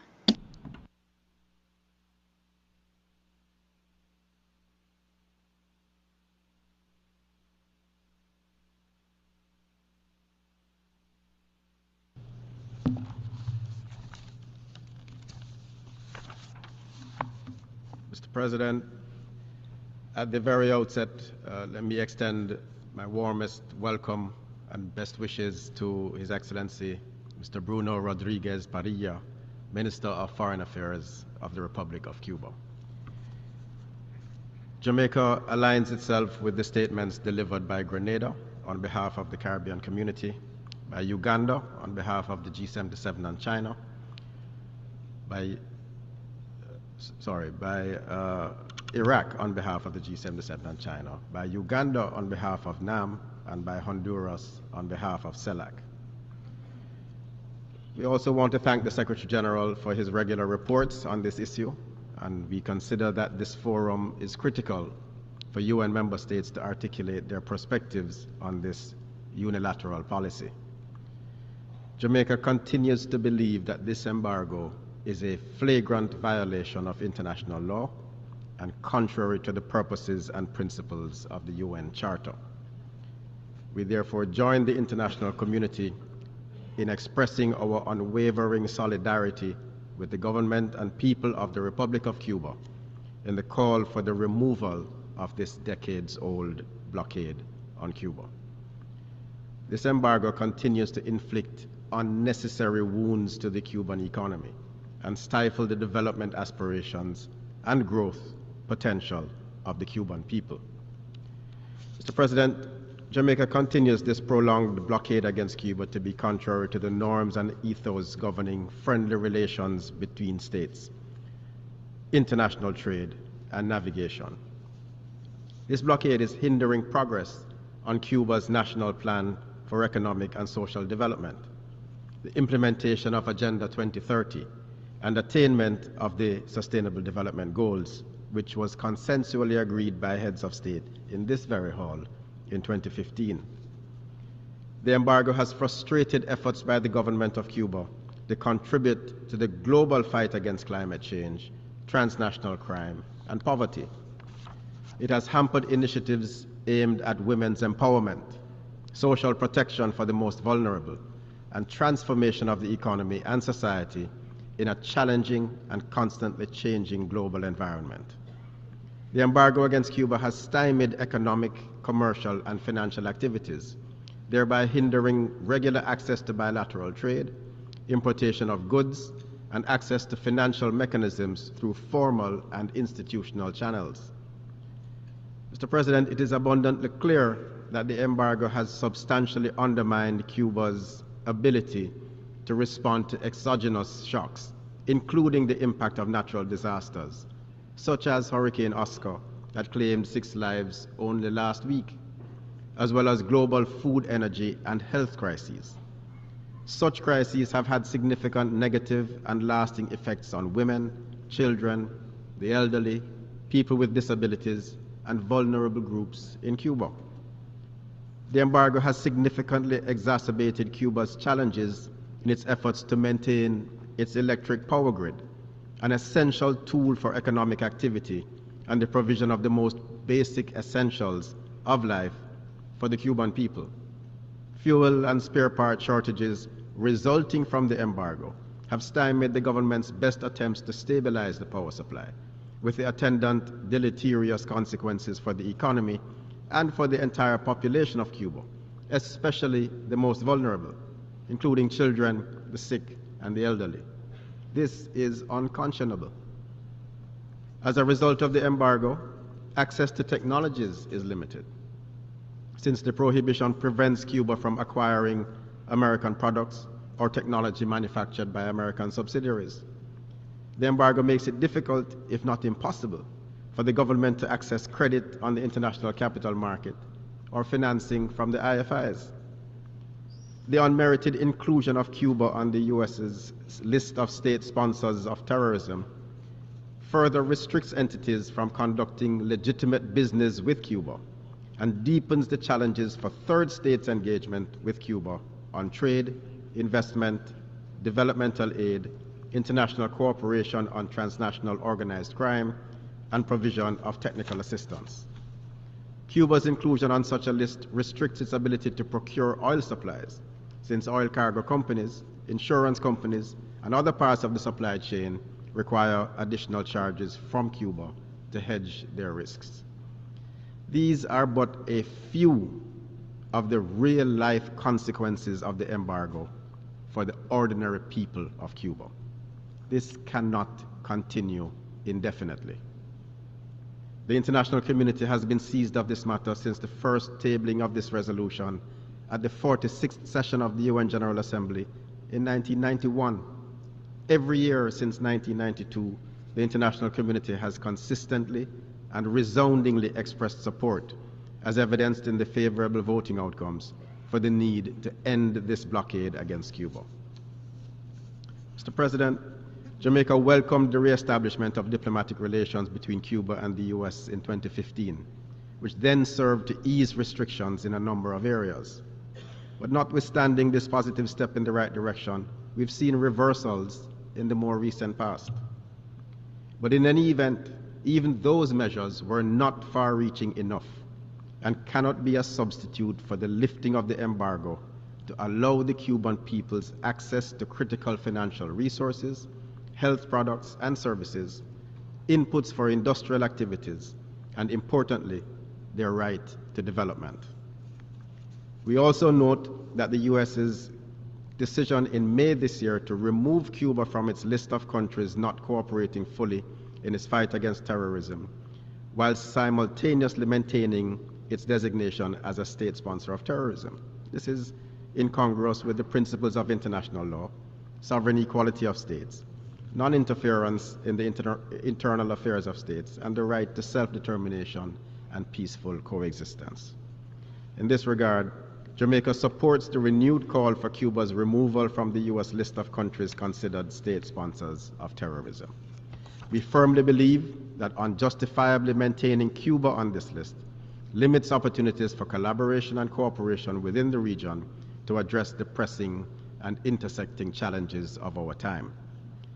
Mr. President, I wanted to take this opportunity to applaud Cuba's remarkable advancements in healthcare and medical research, despite these many challenges, as well as its unwavering commitment to deepen South-South cooperation amongst developing countries.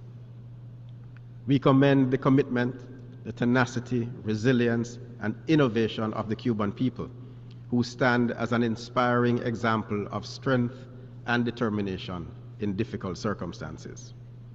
Jamaica reiterates its call for advancing dialogue and diplomacy between Cuba and the United States.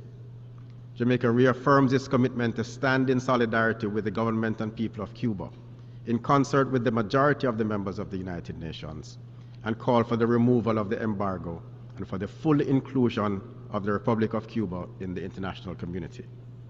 The people of Cuba must be enabled to access the benefits of international development cooperation, which remain unreachable as long as Cuba is unreasonably deprived of opportunities to participate in and contribute to our collective vision of a safe, just, sustainable, prosperous, and progressive world, leaving no one behind. Before I close, Mr. President, I just wanted to say, at a time when multilateralism is under severe stress and faith in the principles of the UN Charter is being undermined with conflict across the globe, we have a unique opportunity in this moment to restore faith, trust, and confidence in multilateralism by making right this historical wrong and by giving the Cuban people the opportunities they richly deserve. Jamaica will therefore vote in favor of Resolution A/79/L6. I thank you. Je remercie. All right, we're going to take a little break from the proceedings in the United Nations at the UN General Assembly. We've been hearing from many different countries speaking in support of Cuba. And I think that last one is saying, you know, not just we're against the U.S. blockade, but also calling attention to how Cuba has supported its people, how it's made huge advancements, and how Cuba has supported other countries in the world. Because as we just heard, Bolivia, Iran, Egypt, Colombia, Congo, Pakistan, Belize, Angola, and Jamaica speak.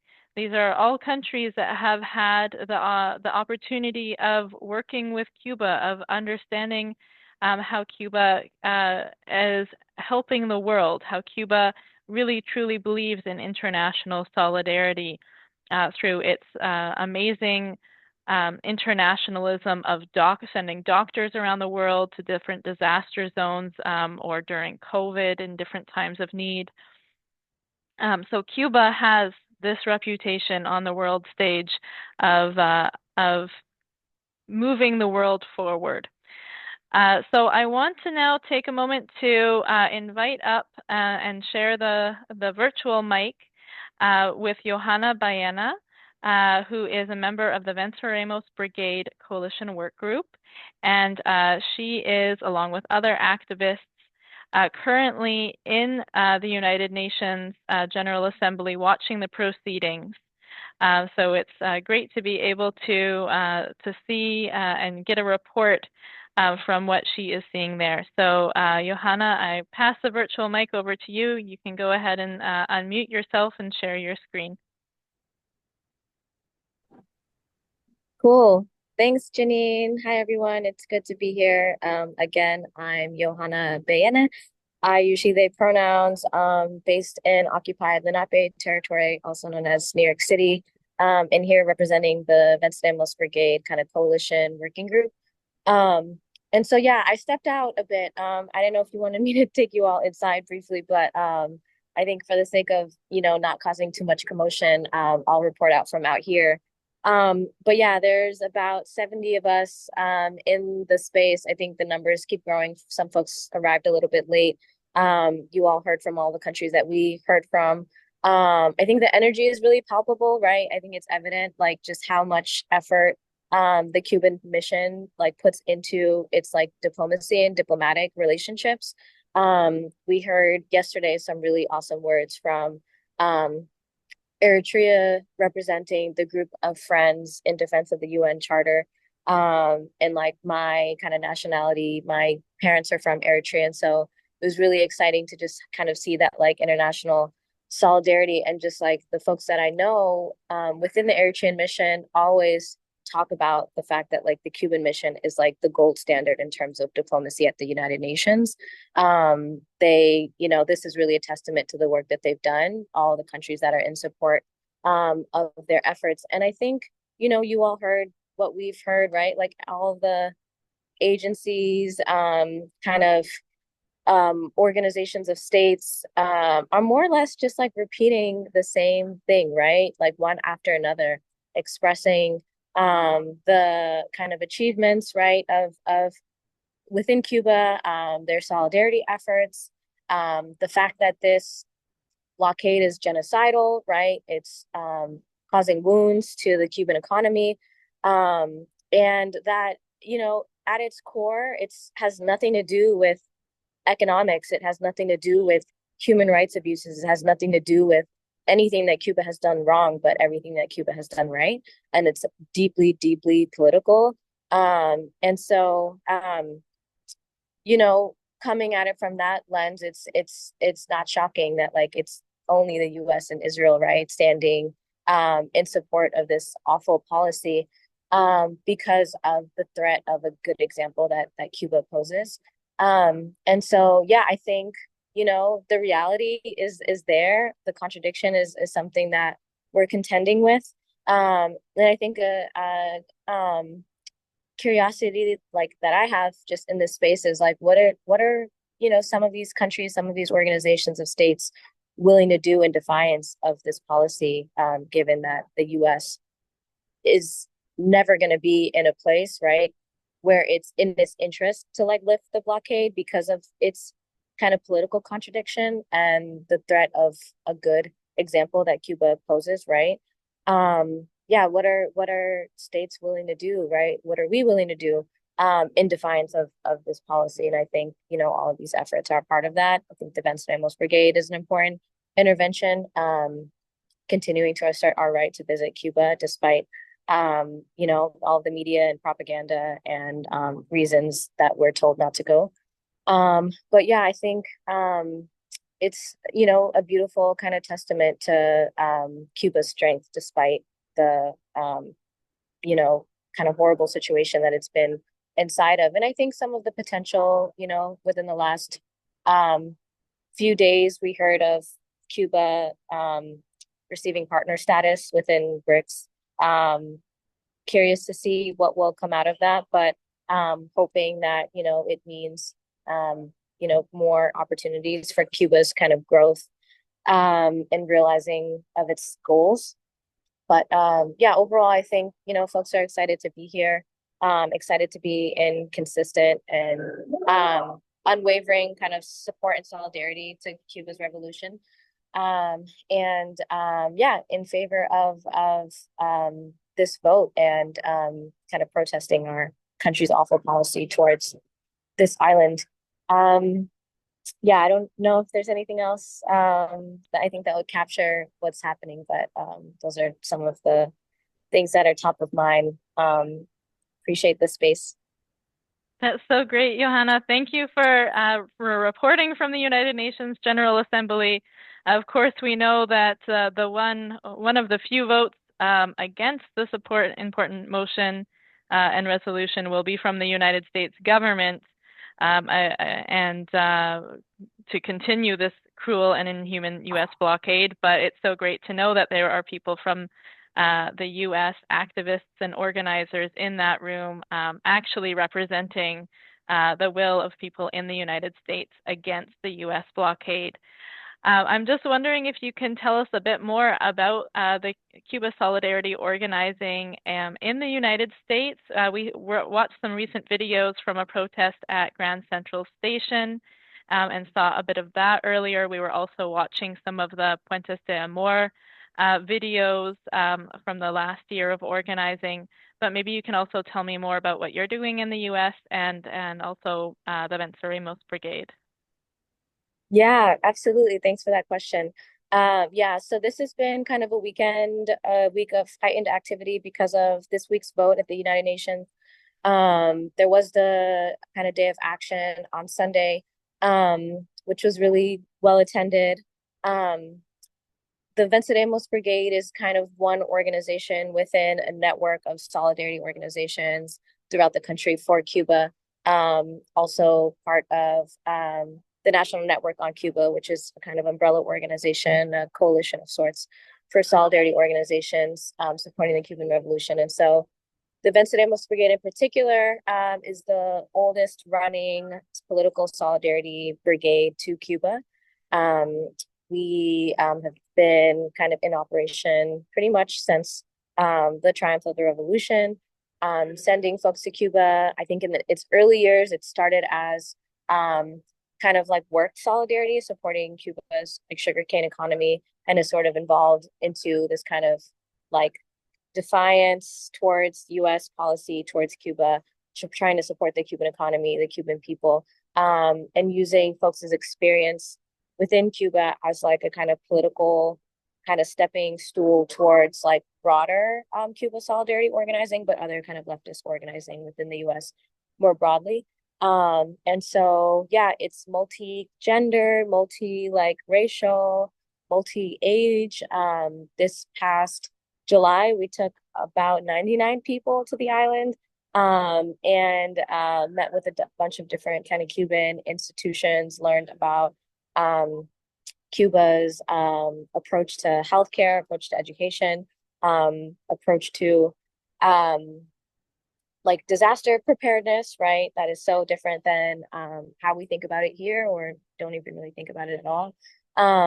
Yeah, folks had a really amazing time, built really important relationships, learned more about the kind of history and revolutionary struggle from the revolution up until now, and its fight for continued kind of independence and sovereignty and self-determination.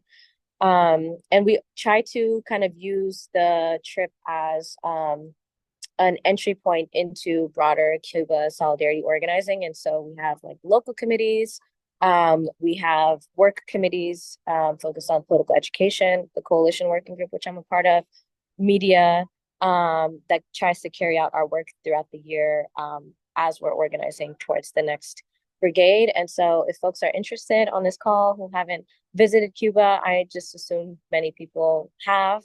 But if not, and if you're in the US, please check out our website. I believe it's vb4cuba.com or .org, but I can post it in the chat. And yeah, we're likely going to be organizing for the next brigade, I want to say winter of 2025, most likely. And so if coming to Cuba is, you know, on your bingo card for 2025, that excites us. Please join us on our next trip. But yeah, I think the kind of campaigns within the US have largely consisted of passing local resolutions in support of lifting the blockade, taking Cuba off the state sponsors of terrorism list, and getting the US out of Guantanamo is like our third kind of pillar and goal. Yeah, so those are the three things that we push within the VB. It's part of a larger kind of national effort within the National Network of Cuba that we're part of. Yeah, all about Cuba. Viva Cuba, viva la revolución. Viva Cuba. Thank you so much, Johanna. I've just put in the chat the link to the Venceremos Brigade website. I totally encourage people visiting Cuba through brigades is just the absolute best way to learn about Cuba, to experience Cuba, whether you've been there many times or whether this is your first time to Cuba. So thank you very much, Johanna, and I look forward to hearing more from the proceedings in the UN General Assembly. We'll let you get back into the room there, and thanks for giving us that insider view. Thanks so much, Janine. Thanks, y'all. Take care. All right, so on the topic of traveling to Cuba, I'm going to show a couple of quick videos about another brigade, another opportunity to visit Cuba. Of course, the Venceremos Brigade is based in the United States. I believe people from outside of the United States are able to join the Venceremos Brigade. There is another brigade alongside many other trips in Canada, the U.S., solidarity visits and travel to Cuba. But one of them is the Calixto Garcia Brigade.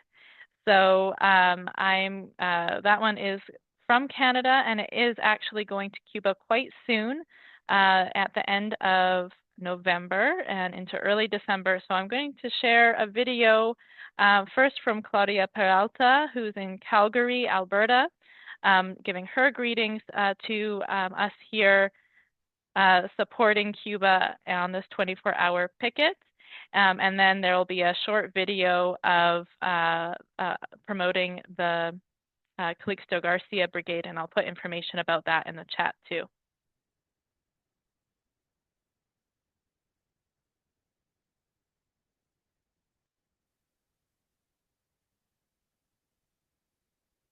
Mi nombre es Claudia Peralta, en nombre de la Brigada Calixto García de Canadá. También nosotros decimos junto a ustedes, abajo el bloqueo y viva Cuba. Vengo de donde el sol calienta la tierra, de allí donde el corazón late más sincero. Vengo de donde el sol pasa las horas enamorando a la rumba, cantándole aquel bolero.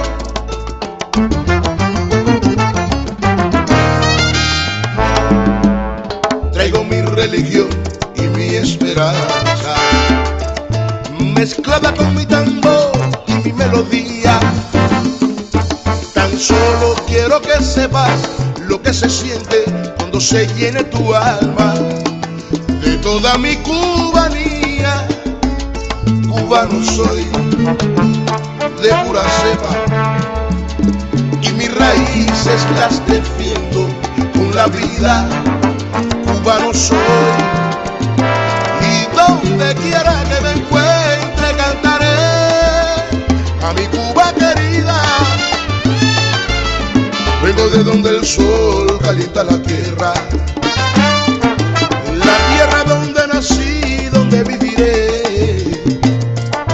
Por eso te traigo ahora mi canción, para que sepas el porqué. A mí me dicen Cuba.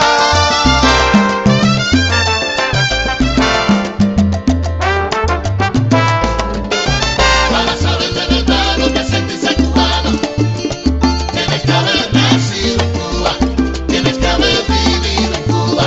Para saber de verdad lo que sentirse cubano, tienes que leerte a Martín, la prosa de Guillén, busca una guayabera con un sombrero de guano. Para saber de verdad lo que sentís cubano, para que te llegue la boca de mano. Rechazo al embargo. End embargo. End the embargo against Cuba. Fin al bloqueo. End of the blockade. End to the embargo. Lifting the blockade. Ending embargo. Ending the embargo. End embargo. Окончательное упразднение блокады. Fin al embargo. Lifting the embargo. Levantar el bloqueo. End embargoes. Lifting the embargo. End of the embargo. Fin al bloqueo. Fin al bloqueo económico. Lifting the unjust embargo. Полном и безоговорочном прекращении экономической, торговой и финансовой блокады. Ending the embargo. End this embargo. Ending the embargo. Lift it unjust blockade. Lifting the embargo. Lifting the United States embargo. 坚定支持古巴政府和人民。To remove Cuba from its list of state sponsors of terrorism. الجمهورية العربية السورية تقف إلى جانب الأخوات والإخوة في كوبا. Immediate end to the embargo.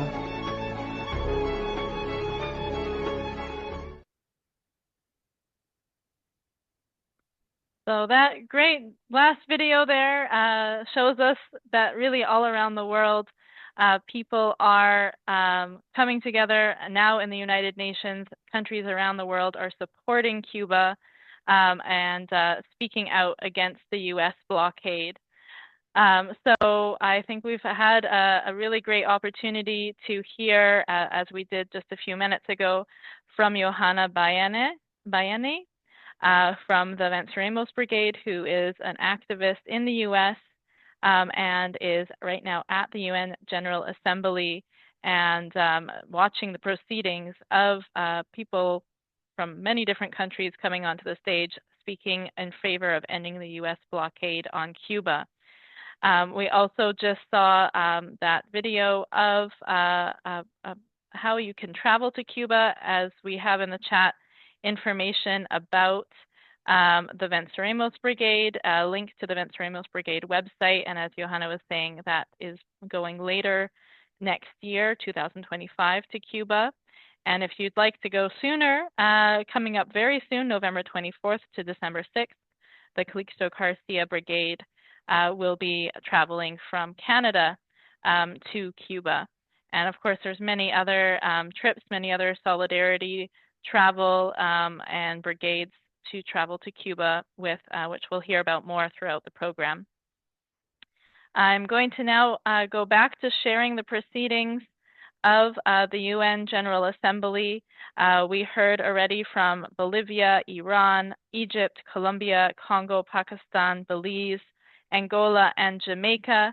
There are many other countries that are coming up to the stage, so we'll go back to the proceedings and hear more countries speaking in favor of Cuba against the U.S. blockade.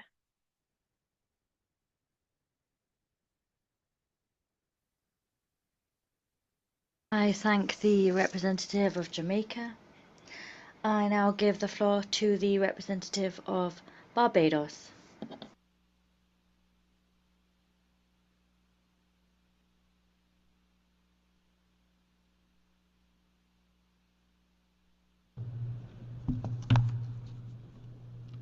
Mr. President, Barbados aligns itself with the statements delivered by the Group of 77 and China, the Caribbean Community, CARICOM, the Community of Caribbean and Latin American States, CELAC, and the Non-Aligned Movement, NAM.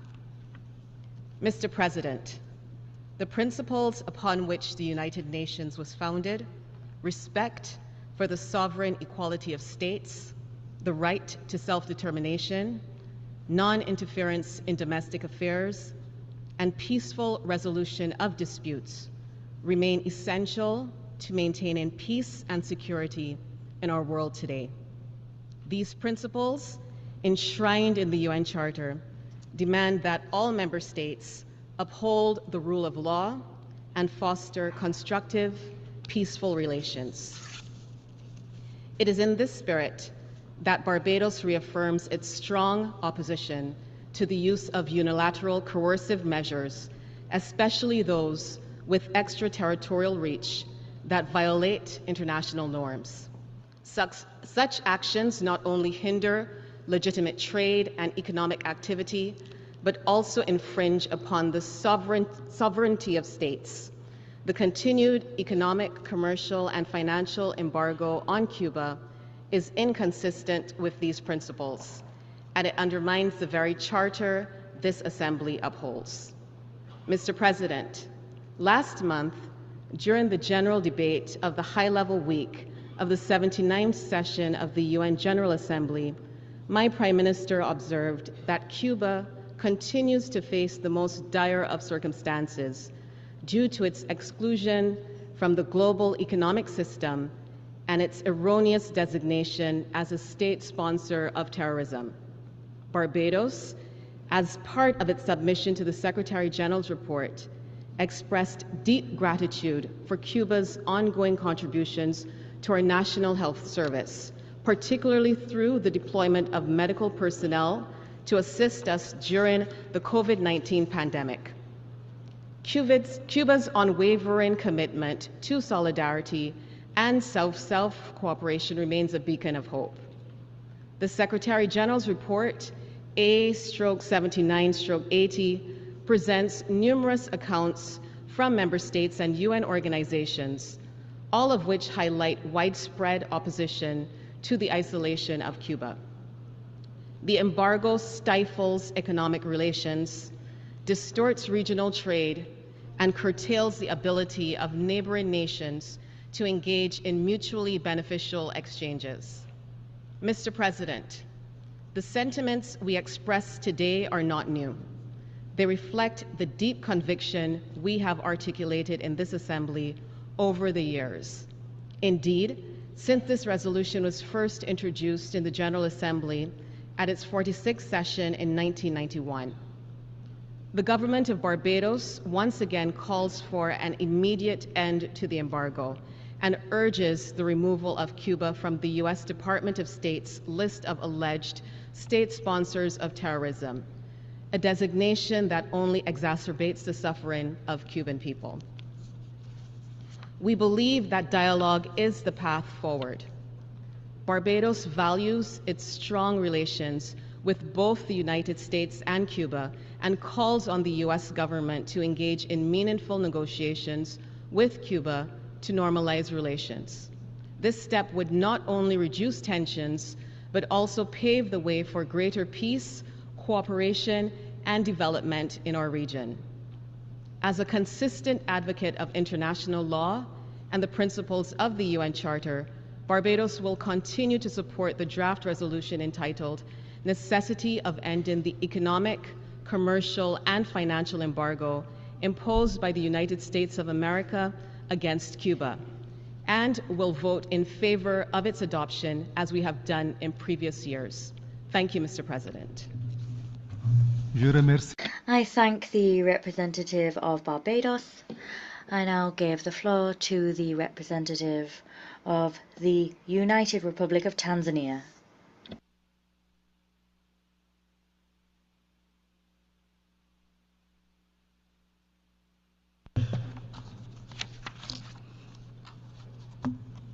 Mr. President, Excellencies, ladies and gentlemen, my delegation aligns itself with the statements delivered by Iraq on behalf of the G77 and China, Uganda on behalf of NAM, and Chad on behalf of African Group, and would like to add the following remarks on international capacity.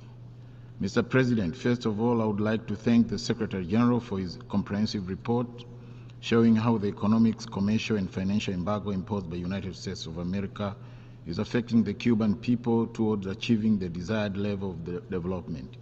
Mr. President, the United Republic of Tanzania reaffirms its unequivocal support for ending the embargo imposed against Cuba by the United States. This stands aligned with our commitment to upholding the principles of sovereignty, mutual respect, and non-interference as enshrined in the United Nations Charter. Mr. President, the embargo imposed by the United States of America against Cuba represents a continued denial of Cuba's rights to freely engage in economic activities and pursue national development objectives. In today's interconnected world, such measures only have devastating effects on their economies, people, livelihood, and human rights. These measures violate international law, hinder global cooperation, and always exacerbate humanitarian crises. Mr. President, for decades, the United Nations General Assembly has annually voiced its support for lifting these embargoes, with an overwhelming majority of member states voting in favor of these resolutions. Yet, despite the strong and clear message conveyed by the international community, we have not seen meaningful progress on this front. The embargo continues to undermine Cuba's potential to achieve its development goals and restrict its citizens' access to essential necessities. Mr. President, this embargo not only infringes upon Cuban sovereignty, but also contravenes the principle of multilateralism and mutual cooperation. By upholding this embargo, we weaken our commitment to a just and equitable world order, where all nations, irrespective of size or power, can freely determine their path to development. Mr. President, Tanzania stands in solidarity with Cuba, recognizes its long-standing contribution to the Global South, to the principles of solidarity and cooperation. Cuba's efforts in providing medical assistance, healthcare expertise, and education support to countries worldwide, including many across Africa, exemplify its dedication to promoting global well-being despite its own economic challenges. These actions underscore the importance of removing barriers that prevent Cuba from fully contributing to and benefiting from the global economy. Mr. President, in conclusion, the United Republic of Tanzania is urging all countries imposing unilateral coercive measures to reconsider their stances and encouraging to engage in positive, constructive dialogue, so this will promote multilateralism, respect sovereignty, and protect human rights. We as a member states, let us work together to create a more just and equitable world, free from coercive measures that harm innocent civilians, particularly women and children who are deprived of their human rights, social and economic development. I thank you for your attention, Mr. President. I thank the representative of the United Republic of Tanzania. I now give the floor to the representative of Kenya.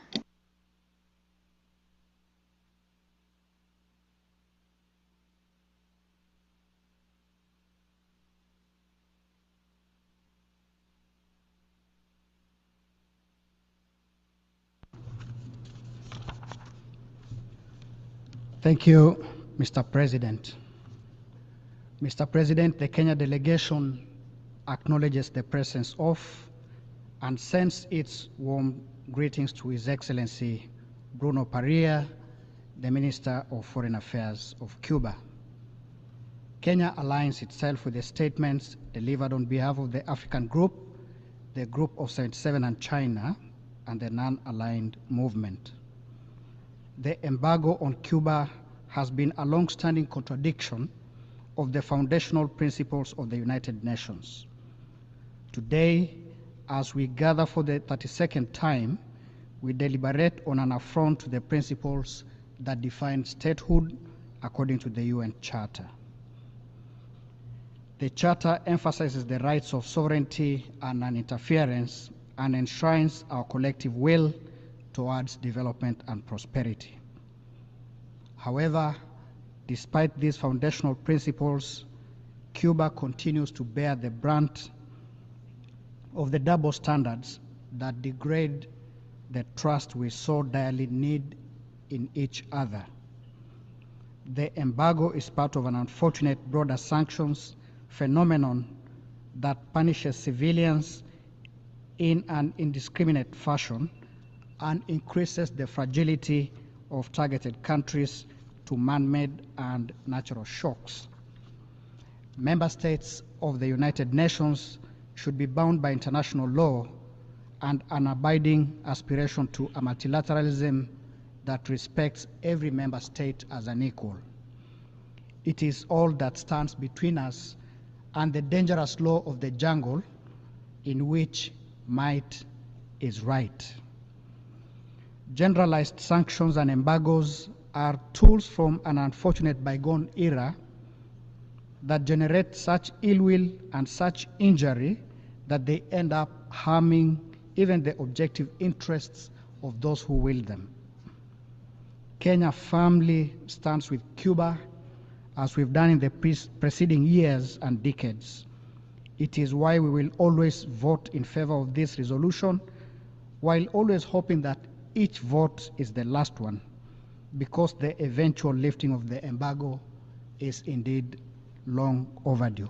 I thank you, Mr. President. I thank the representative of Kenya. I now give the floor to the representative of Lao People's Democratic Republic.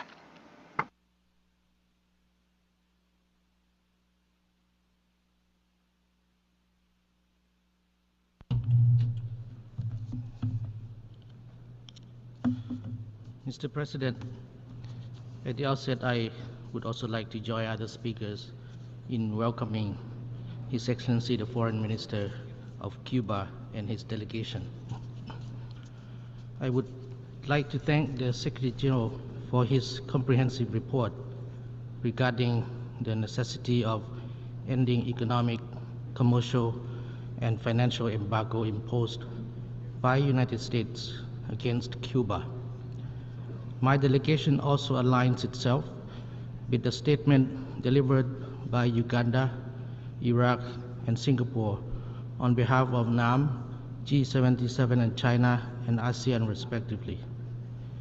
Mr. President, as we convene once again in this August General Assembly to deliberate on this important and long pending issue, the overwhelming majority of member states have continued to collectively call for the United States to put an end to its unilateral measures that remain persistent against Cuba and its people.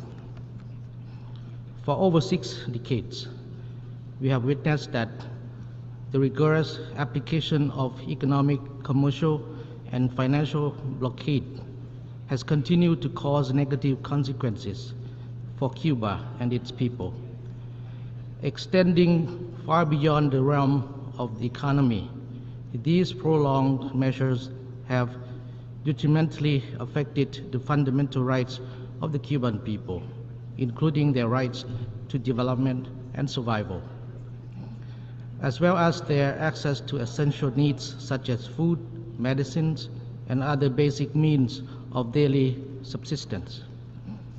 This blockade hinders Cuba's efforts to attain the sustainable development goals and achieve the 2030 agenda.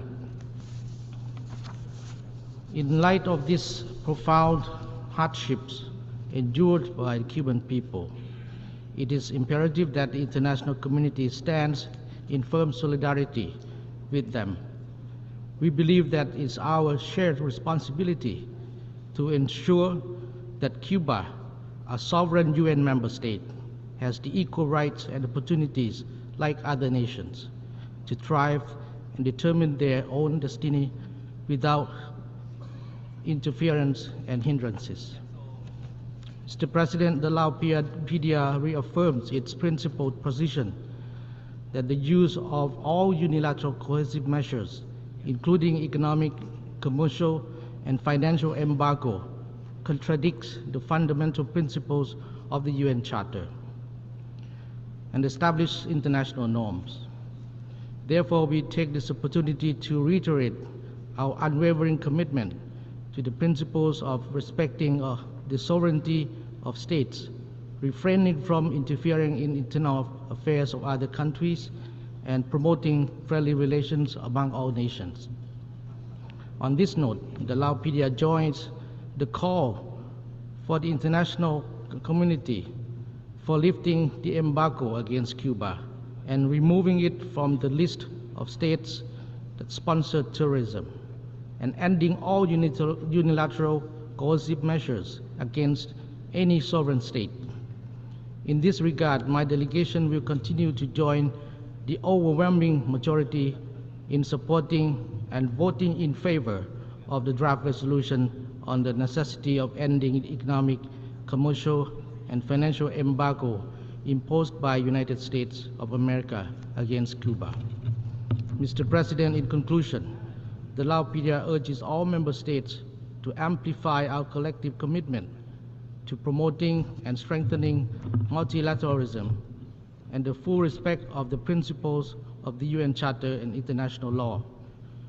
These principles aim to foster equitable and sustainable development while safeguarding the legitimate rights of all countries, especially in the midst of this complex and challenging global uncertainty. I thank you, Mr. President. I thank the representative of the Lao People's Democratic Republic. I now give the floor to the representative of Chile.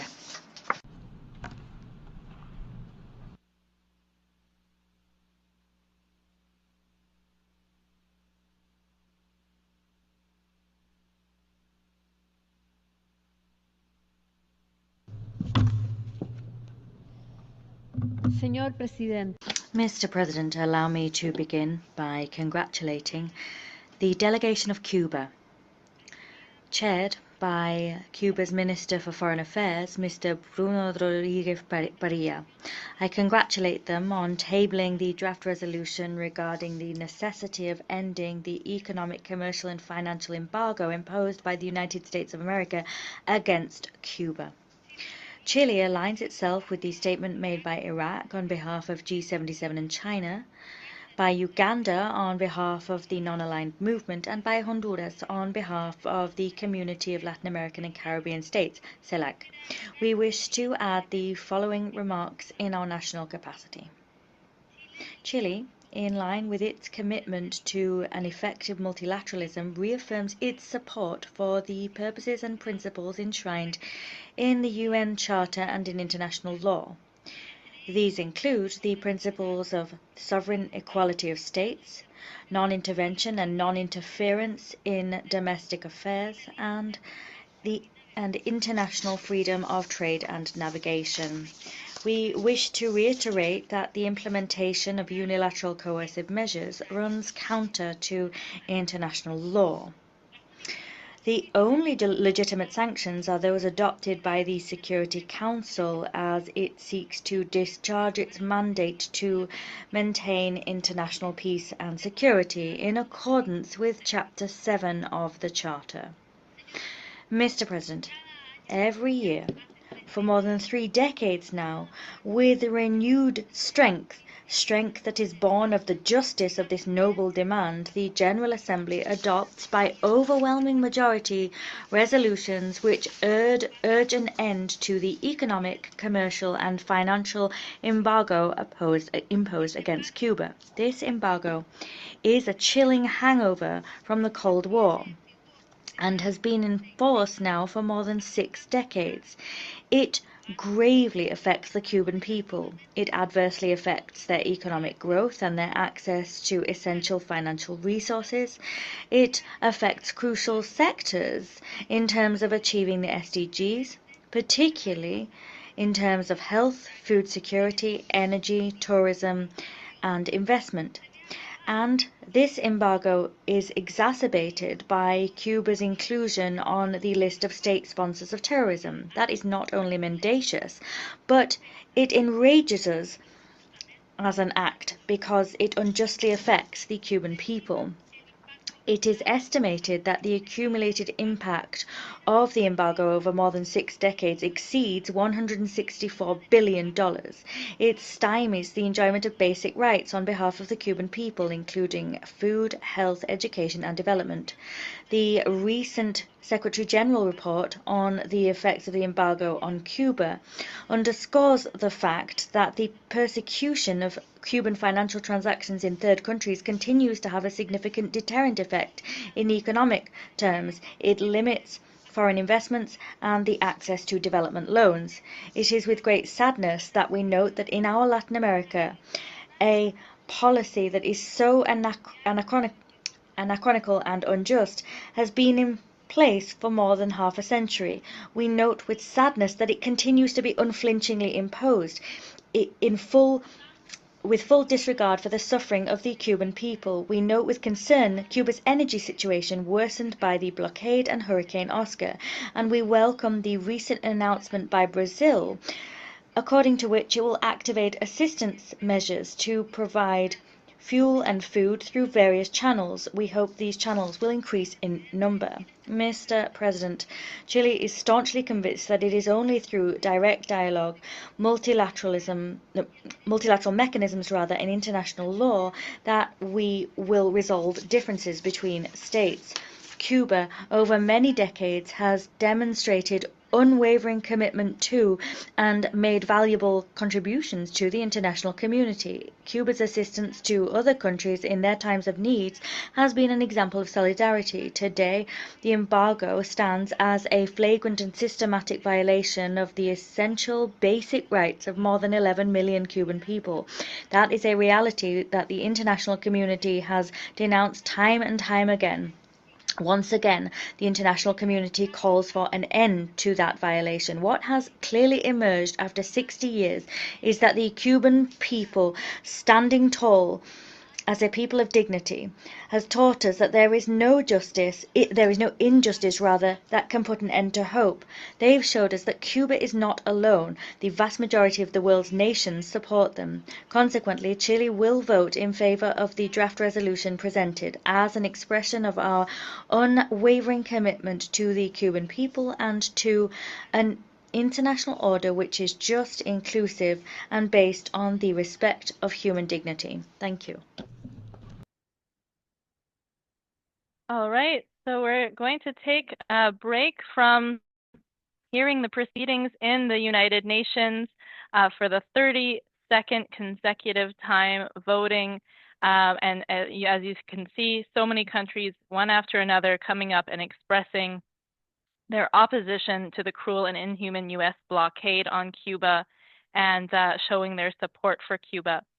I'm actually going to now pass over the hosting responsibilities. My name is Janine. I've been with you the last few hours and took us from into the second half of our program, along with many others who are joining us from around the world. And I'm now passing it over to Allison Bodine, also in Vancouver, who will introduce herself more. So thank you, everyone. I'll continue to watch along, and I'll pass the reins over to Allison. Hi, everyone. Thank you very much, Janine, for carrying us through the morning as we surpass 16 hours nearly of the 24-hour picket against the criminal U.S. blockade on Cuba. We are here with U.S.-Cuba Normalization. My name is Allison Bodine. I am with the Fire This Time movement for social justice here in Vancouver, Canada, and Friends of Cuba against the U.S. blockade. And really honored to be hosting a program with so many international voices standing against this criminal policy, which has denied the people of Cuba access to basic goods, medicines, and impacted their everyday lives, never so much as before, as we've seen during these last few weeks, especially as Cuba faced a blackout due to the fact that their electrical system and their electrical grid is very vulnerable because of the US blockade, because they haven't been able to give it the repairs that it needed or the fuel that they needed, because they've been cut off from international markets and have been fighting this criminal blockade for over 60 years. So I know so many people on this call are actively involved in urgent humanitarian aid efforts, organizing brigades to Cuba, and fighting against also this media disinformation campaign, manipulation campaign, especially coming from the United States, but also major media, major Western and capitalist media around the world that never once mentions the policy of the US government when they talk about the hardships that the Cuban people are going through. So we've heard some really excellent voices in the United Nations today and this morning, and we'll go back to that. But we also have a collection of videos I wanted to share that has been put together by US Women and Cuba Collaboration, which is a group of women working in the United States to build bridges with women in Cuba, especially women within the LGBTQ plus community in Cuba.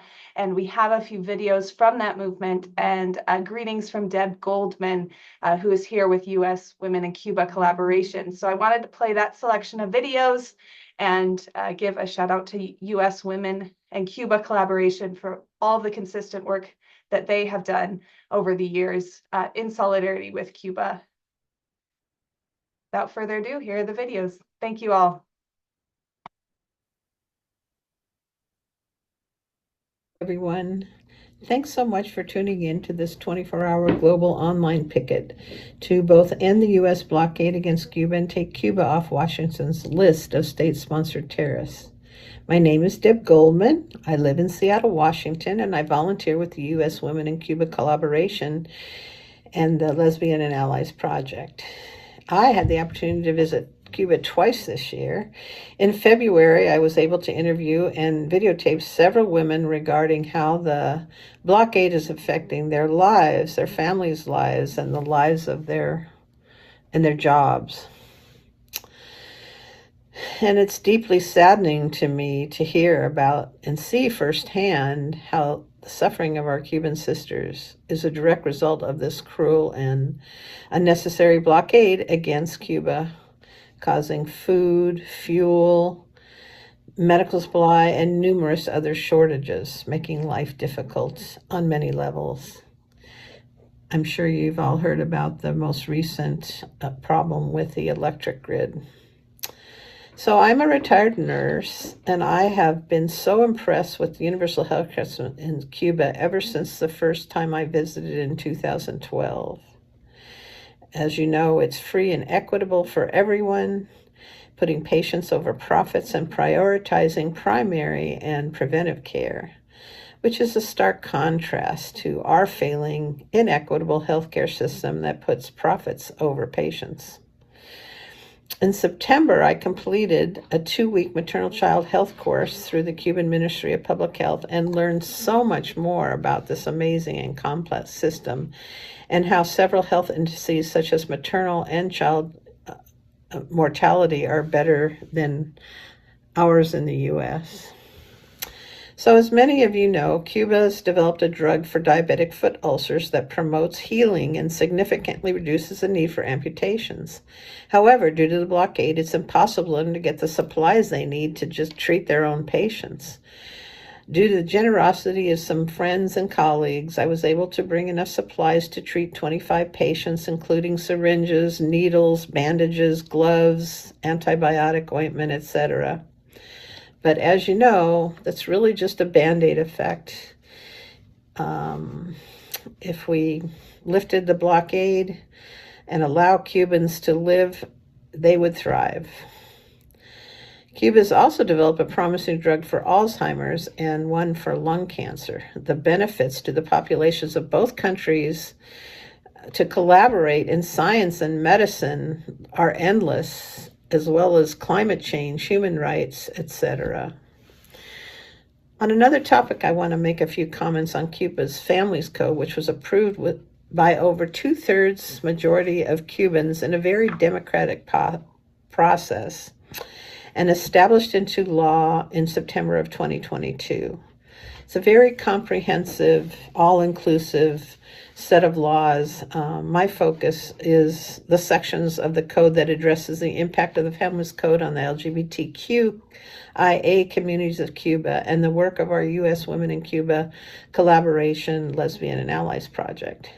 The Families Code legalizes same-sex marriage by defining marriage as the, quote, voluntary union of two people, end quote, without specifying gender. The new Code of Families also allows same-sex couples to adopt children. Cuban Minister of Justice Oscar Silvera Martinez emphasized that the law, quote, does not regulate rigid or pre-established family models, but instead favors everyone having access to the protection of institutions of a family nature, end quote. The U.S. Women in Cuba Collaboration and our Lesbian and Allies Project are inspired by the advancement of LGBTQ rights in Cuba and the codification of these rights with the Revolutionary Families Code. We will continue our efforts to end the disgraceful U.S. blockade against Cuba, as well as demand to take Cuba off the list of sponsored terrorists. Here's a quote from one of our Cuban comrades, Olympia Diaz Borges, translated from Spanish. Quote, in the collaborative relations between the women of Cuba and the United States regarding the project that we want to consolidate, the blockade that has been imposed on us by the government of that country continues to affect us.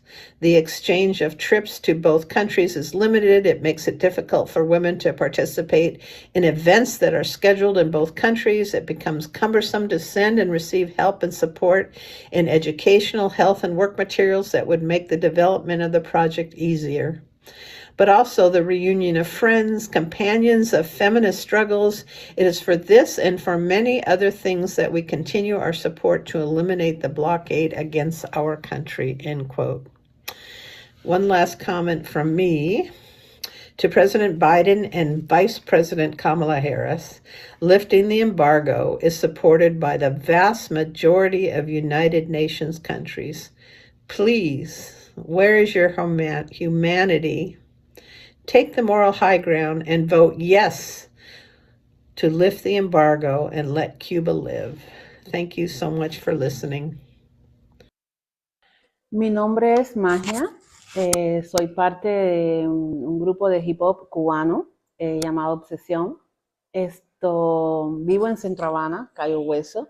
Y bueno, voy a hablar de algunas de las diferentes maneras en que el bloqueo ha afectado mi vida y el entorno, ¿no? En ese sentido. Yo nací bajo el bloqueo, por tanto he tenido que tomar mucha conciencia de que es algo que existe, porque mucha gente lo ha naturalizado.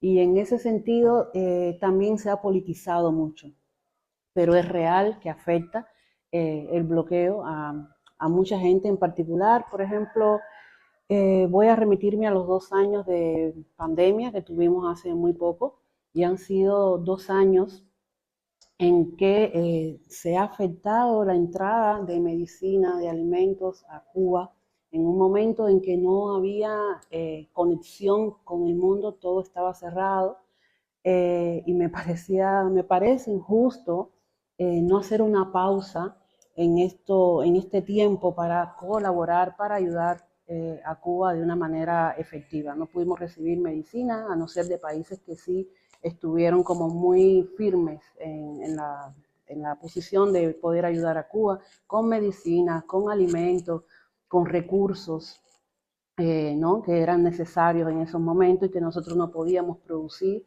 ni podíamos comprar, ni nada. Mi música, por ejemplo, es limitada para que otras personas del mundo puedan escucharla, porque hay plataformas que no permiten el acceso de Cuba, porque estaba bloqueado, no permiten el acceso para que se pueda escuchar libremente mi música. Por tanto, tenemos que usar otros mecanismos para poder acceder a esas plataformas que hacen como esa promoción, ¿no? de nuestra música, y también es una manera de ingresar o de generar ingresos para nosotros seguirnos desarrollando. Entonces no es posible para nosotros como cubanos poder tener esos accesos, ¿no? Y limita mucho nuestro alcance. Nos valemos mucho de amigos, de personas que ayudan para poder seguir amplificando y ampliando, promocionando nuestra música y poder seguir llegando a otros lugares. Pero una cosa muy cerquita, que me llega muy de cerca, por ejemplo, en mi esquina yo tengo un hospital, tengo un policlínico, y en ese policlínico no hay una cosa tan elemental como es un efimo para tomar la presión, ¿no? Es como tomar la presión, no existe. Entonces, cosas que son básicas para primeros auxilios, no existe.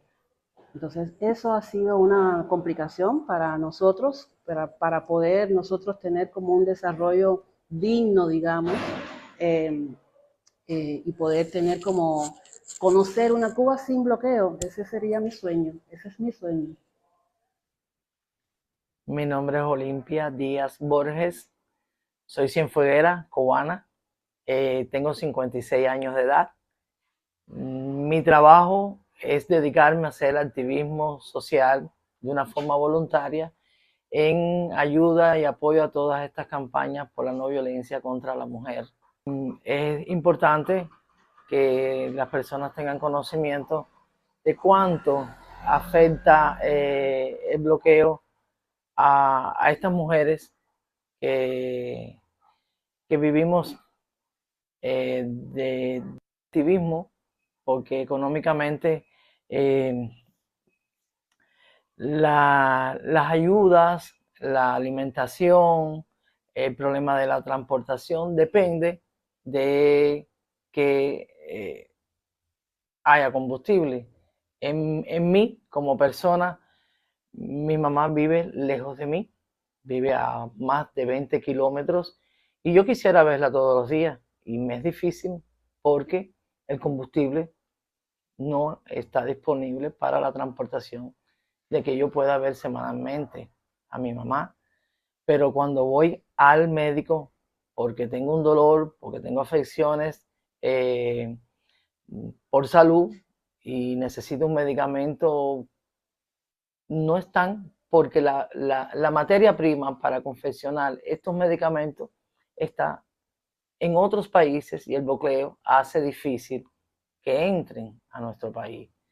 Ejemplo también está en que mi hija joven decidió emigrar porque no es problema político, sino problemas económicos.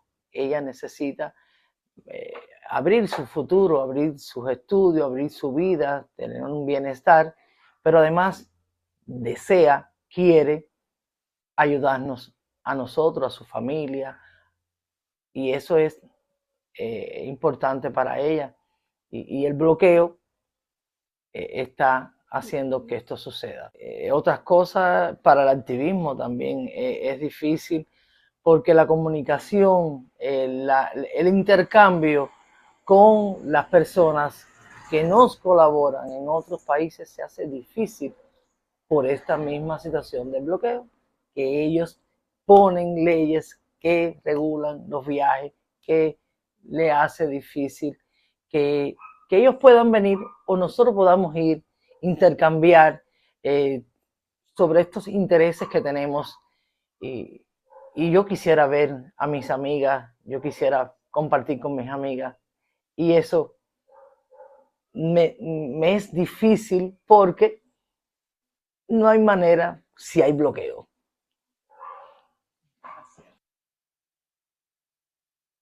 Soy Argelia Feyové Hernández, cubana. Soy artista de transformismo, drag. Tengo 57 años, o recién voy a cumplir. Y soy coordinadora general de un proyecto que se llama Afrodiverso. Iniciativa antirracista afro-LGTBI que tiene como objetivo fundamental visibilizar y empoderar a las personas afro-LGTBI en un contexto histórico actual. El bloqueo nos afecta muchísimo en todas las aristas, en todas las esferas de nuestra vida social, personal y laboral.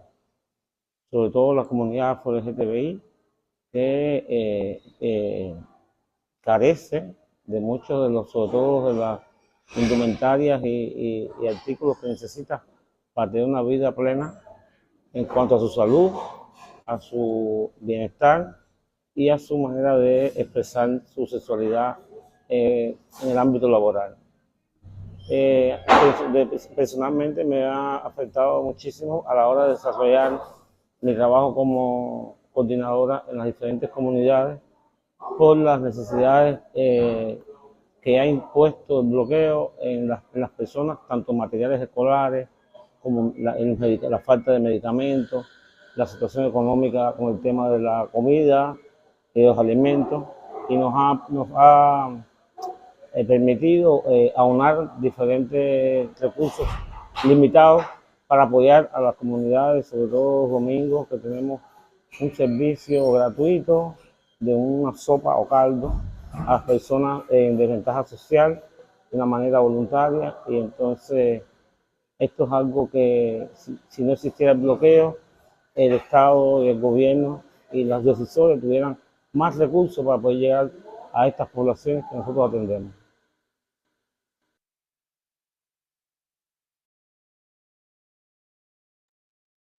So thank you once again to U.S. Women and Cuba Collaboration and to Deb Goldman for collecting those videos. If anyone would like to learn more about their work and get in touch, their website is womenandcuba.org.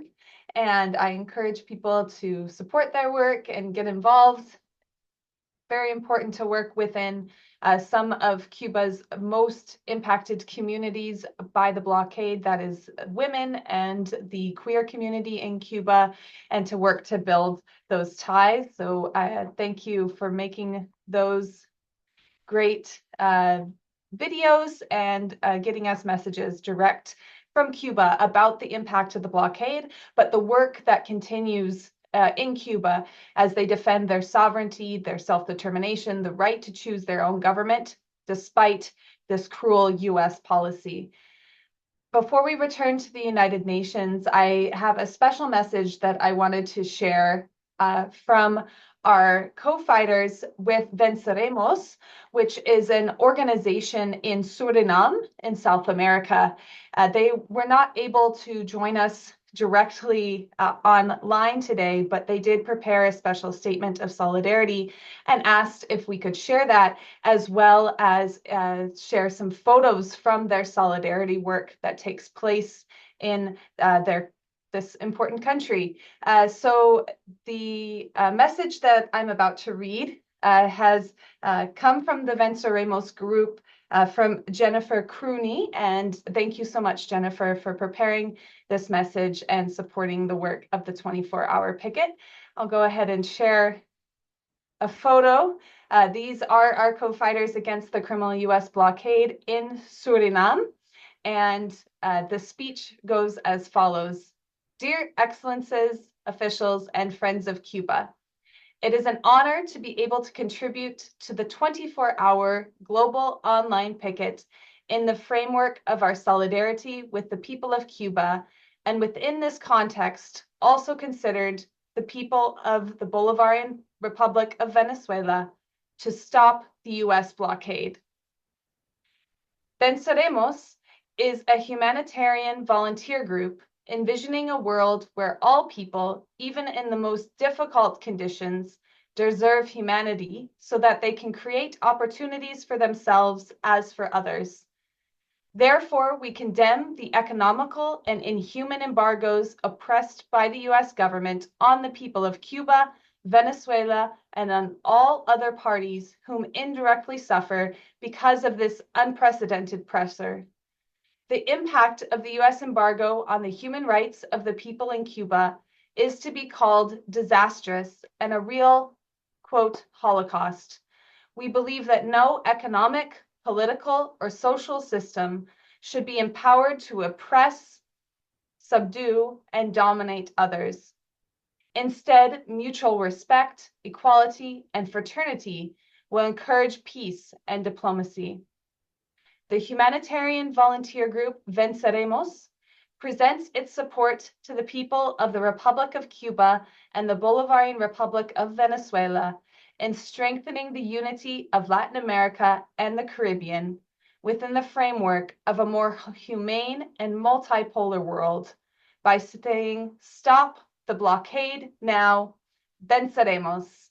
And that is from Jennifer Crooney, the chairwoman of the Venceremos voluntary group Suriname, and Sokerman Modorado, Senior, the secretary of the Venceremos voluntary group Suriname. I will also just share the letter briefly so folks can see it. And thank you again to Jennifer for sharing that with us. This is the letter from our co-fighters here in Suriname, and then a few more photos.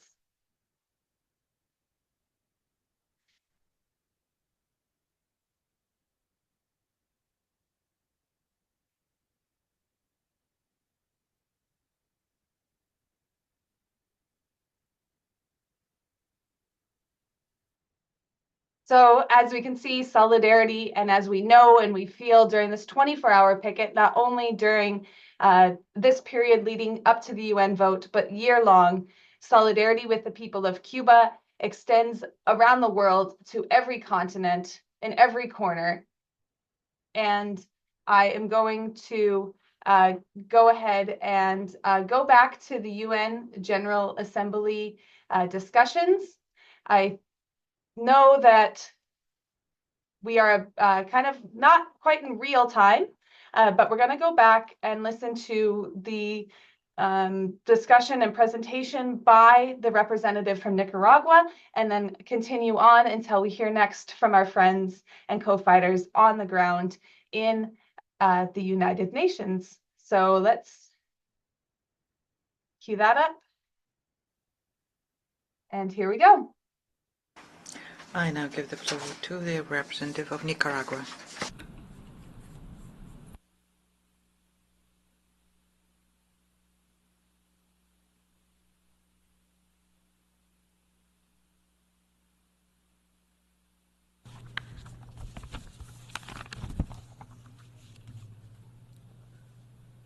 Muchas gracias. Thank you very much, Mr. President. We align ourselves with the statements made by the representative of Iraq on behalf of the non-aligned movement.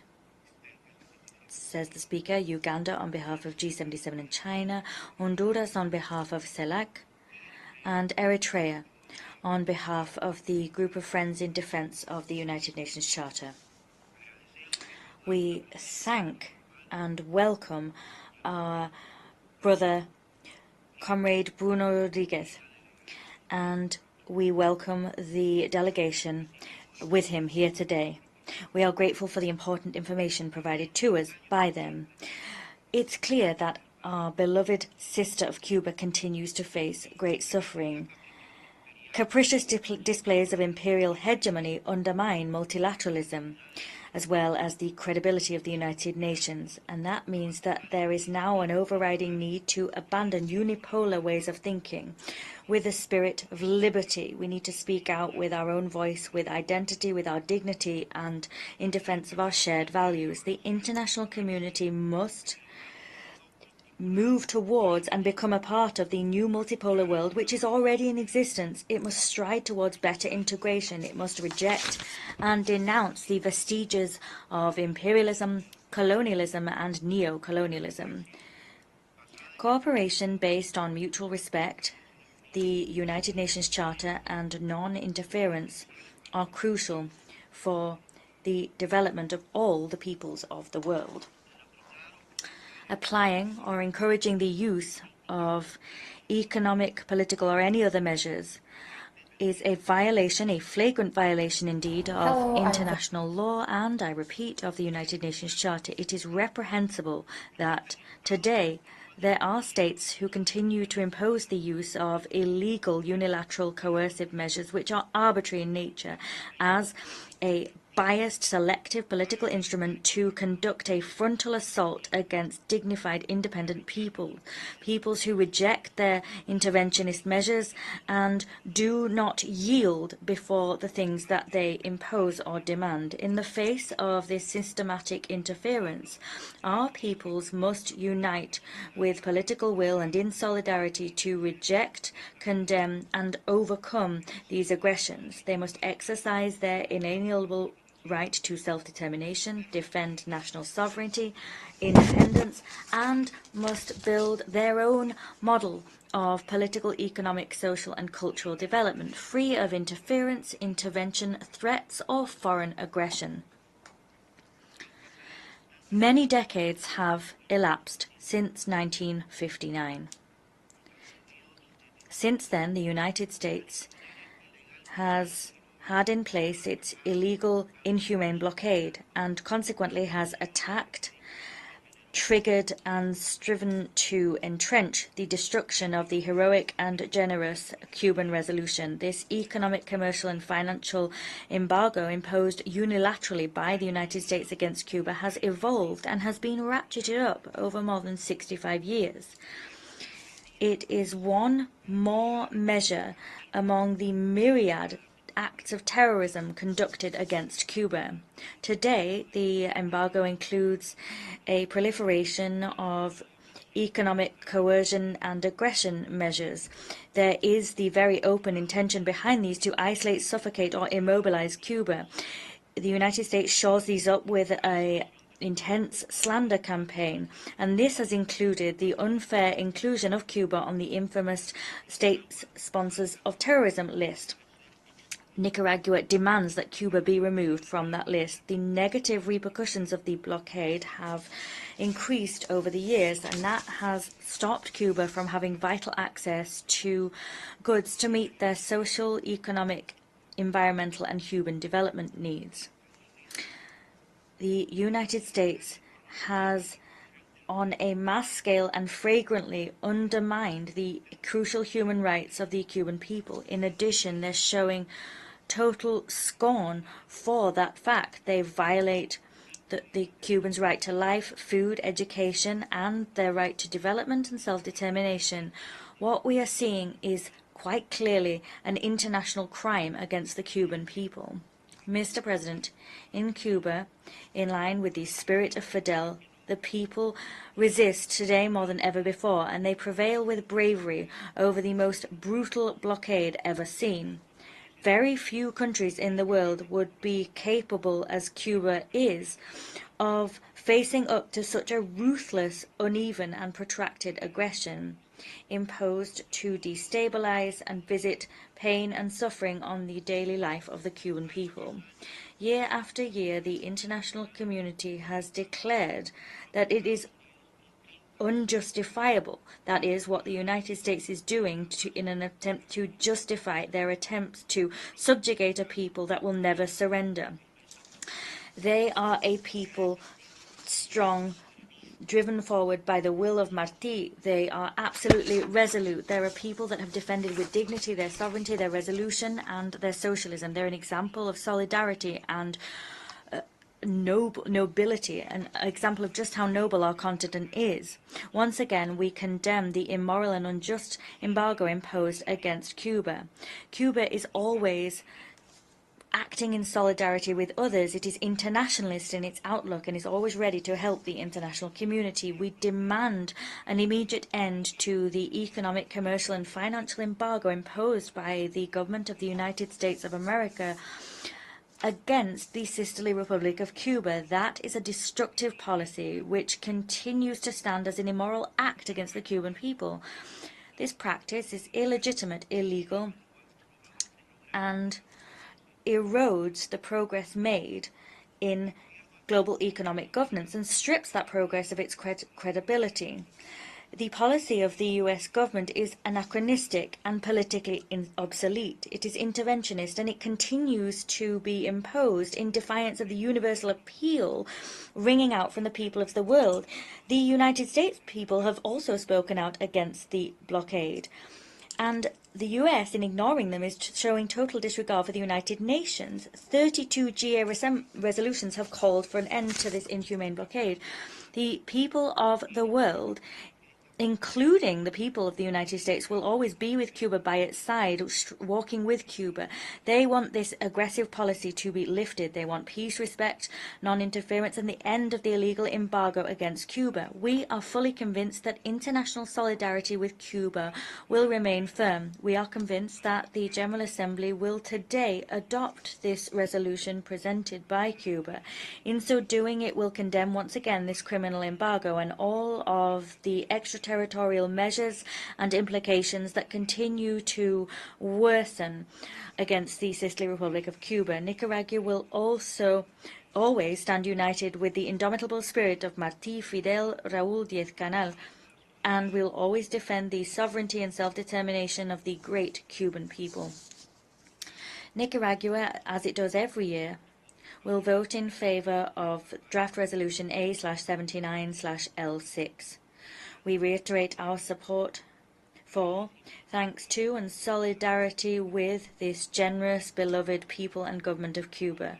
We stand with their heroism and their unconditional solidarity. They stand as an example of sharing brotherliness and sharing their knowledge. They stand as an example in terms of their capacities, their skills, and their commitment to the poorest of the earth, with the sick, with the illiterate. And ultimately what we see from Cuba is that they're always ready to put their experience, to make their experience available to anyone that might require it. Today, we hope that this General Assembly will adopt this resolution presented by Cuba, and in so doing it will be defending multilateralism, the United Nations Charter, and it will be seeking proper understanding, good neighbourly relations and the peaceful coexistence between nations in order to bring about this culture of peace that we all talk about and desire. Thank you, Mr. President. I thank the representative of Nicaragua. I now give the floor to the representative of Nauru.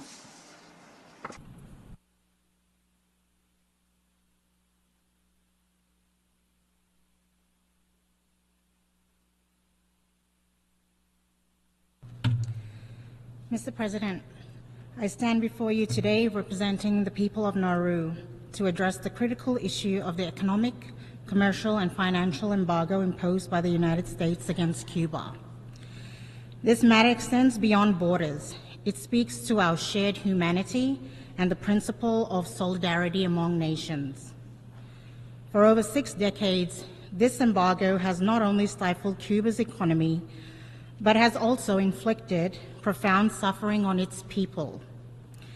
The embargo serves as one of is not as just a political measure. It has significant implications for the protection of basic human rights. For the people of Cuba, it has restricted access to essential goods, limited opportunities for development, and hindered vital services, including health care and education. This is not just an economic issue. It is a humanitarian crisis that demands our urgent attention. Despite these challenges, the Cuban people have shown remarkable ingenuity and strength. They have built a robust healthcare system that offers care to millions, even beyond their shores. even when at the time the embargo has systematically deprived them of the resources needed to sustain and enhance their achievements. Moreover, the international community has consistently voiced its stance on this issue. Year after year, nearly every member of this assembly has called for an end to this embargo. This overwhelming consensus reflects our shared belief in the importance of equality among nations and the right to self-determination. By disregarding these calls, we are not only undermining international law, but also weaken the foundations of our global community. We strongly urge the immediate removal of Cuba from the U.S. Department of State's list of countries allegedly sponsoring terrorism. Nauru reaffirms its dedication to the principles enshrined in the United Nations Charter, particularly those that advocate for sovereign equality and non-interference in the internal affairs of states. The embargo contradicts these principles and in doing so, perpetuates suffering and stagnation. By ending the embargo, we open the door to opportunities for dialogue, mutual respect, and cooperation, ultimately leading to a more stable and prosperous future for all. In conclusion, Nauru stands firmly with the overwhelming majority of nations advocating for the end of this unjust embargo. We call upon the United States to heed the voices of the international community and take steps toward a more humane and equitable policy. I thank you. I thank the representative of Nauru. I now give the floor to the representative of Antigua and Barbuda.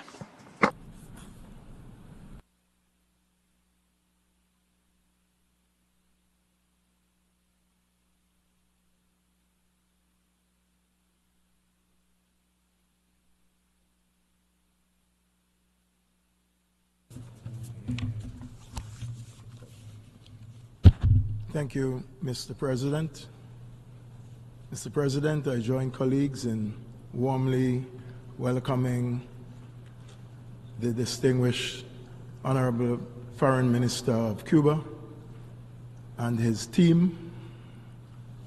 Mr. President, I underline the statement of Antigua and Barbuda with that presented by Iraq on behalf of the Group of 77 and China, on Uganda on behalf of the Non-Aligned Movement, NAM, Costa Rica on behalf of CELAC, and Grenada on behalf of the Caribbean community. Mr. President, it has been 62 years since the United States, a close friend of Antigua and Barbuda, instituted its blockade and embargo against Cuba.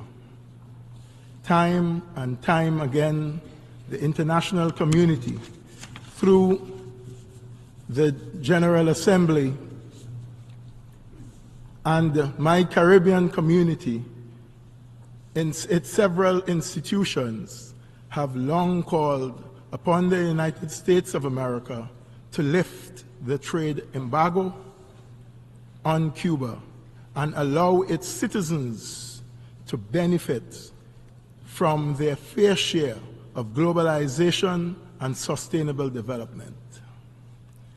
This unjust blockade of more than 6 decades, Mr. President, has caused untold stress to the people of Cuba and brought about much distress to many families and individuals within her shores. Mr. President, Antigua and Barbuda joins the many voices already echoed here in this hall for Cuba to remove from the list of state sponsors of terrorism. We too find this unfair and unjust. Antigua and Barbuda supports the 5 special procedure mandate holders of the United Nations Human Rights Council, who expressed that countries designated as a state sponsor of terrorism is neither clear nor transparent.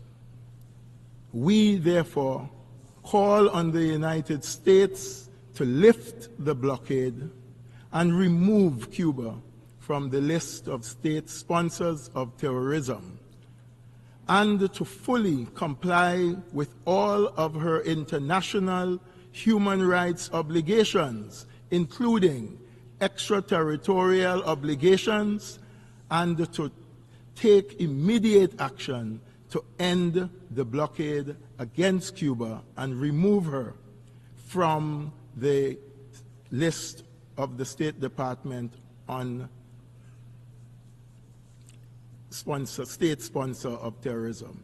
It is time, Mr. President, it is time to turn a new page of peace, cooperation, and understanding. The economic, financial, and commercial siege applied against Cuba is the main obstacle to the sustainable development of Cuba.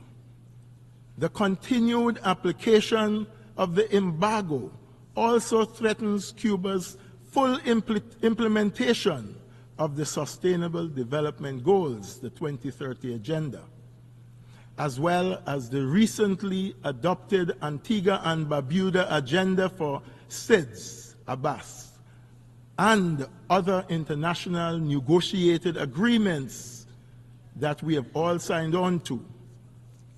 The international community's call for leaving no one behind must be applied to Cuba, and to fulfill this promise we have made to the global community, Antigua and Barbuda once again calls for an end to the embargo. Mr. President, my country looks forward to the day when we can expand trade with Cuba and build upon the generosity that the Cuban government and people exhibits in providing technical assistance across several areas to Antigua and Barbuda and Caribbean countries, areas such as health, culture, environment, energy, and so on. Mr. President, Antigua and Barbuda again expressed, as we have done in numerous United Nations General Assembly statements, that we are yet again calling for both our friends and partners, the United States of America and Cuba, to come together around the table of diplomacy to discuss peacefully and end to the differences and forge a new relationship based on mutual respect and shared responsibilities. I thank you.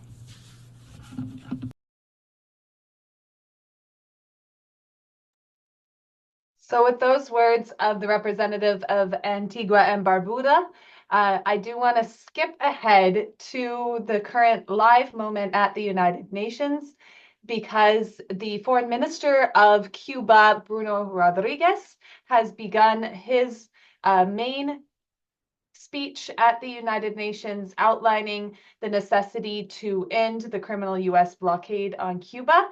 And so we will go to those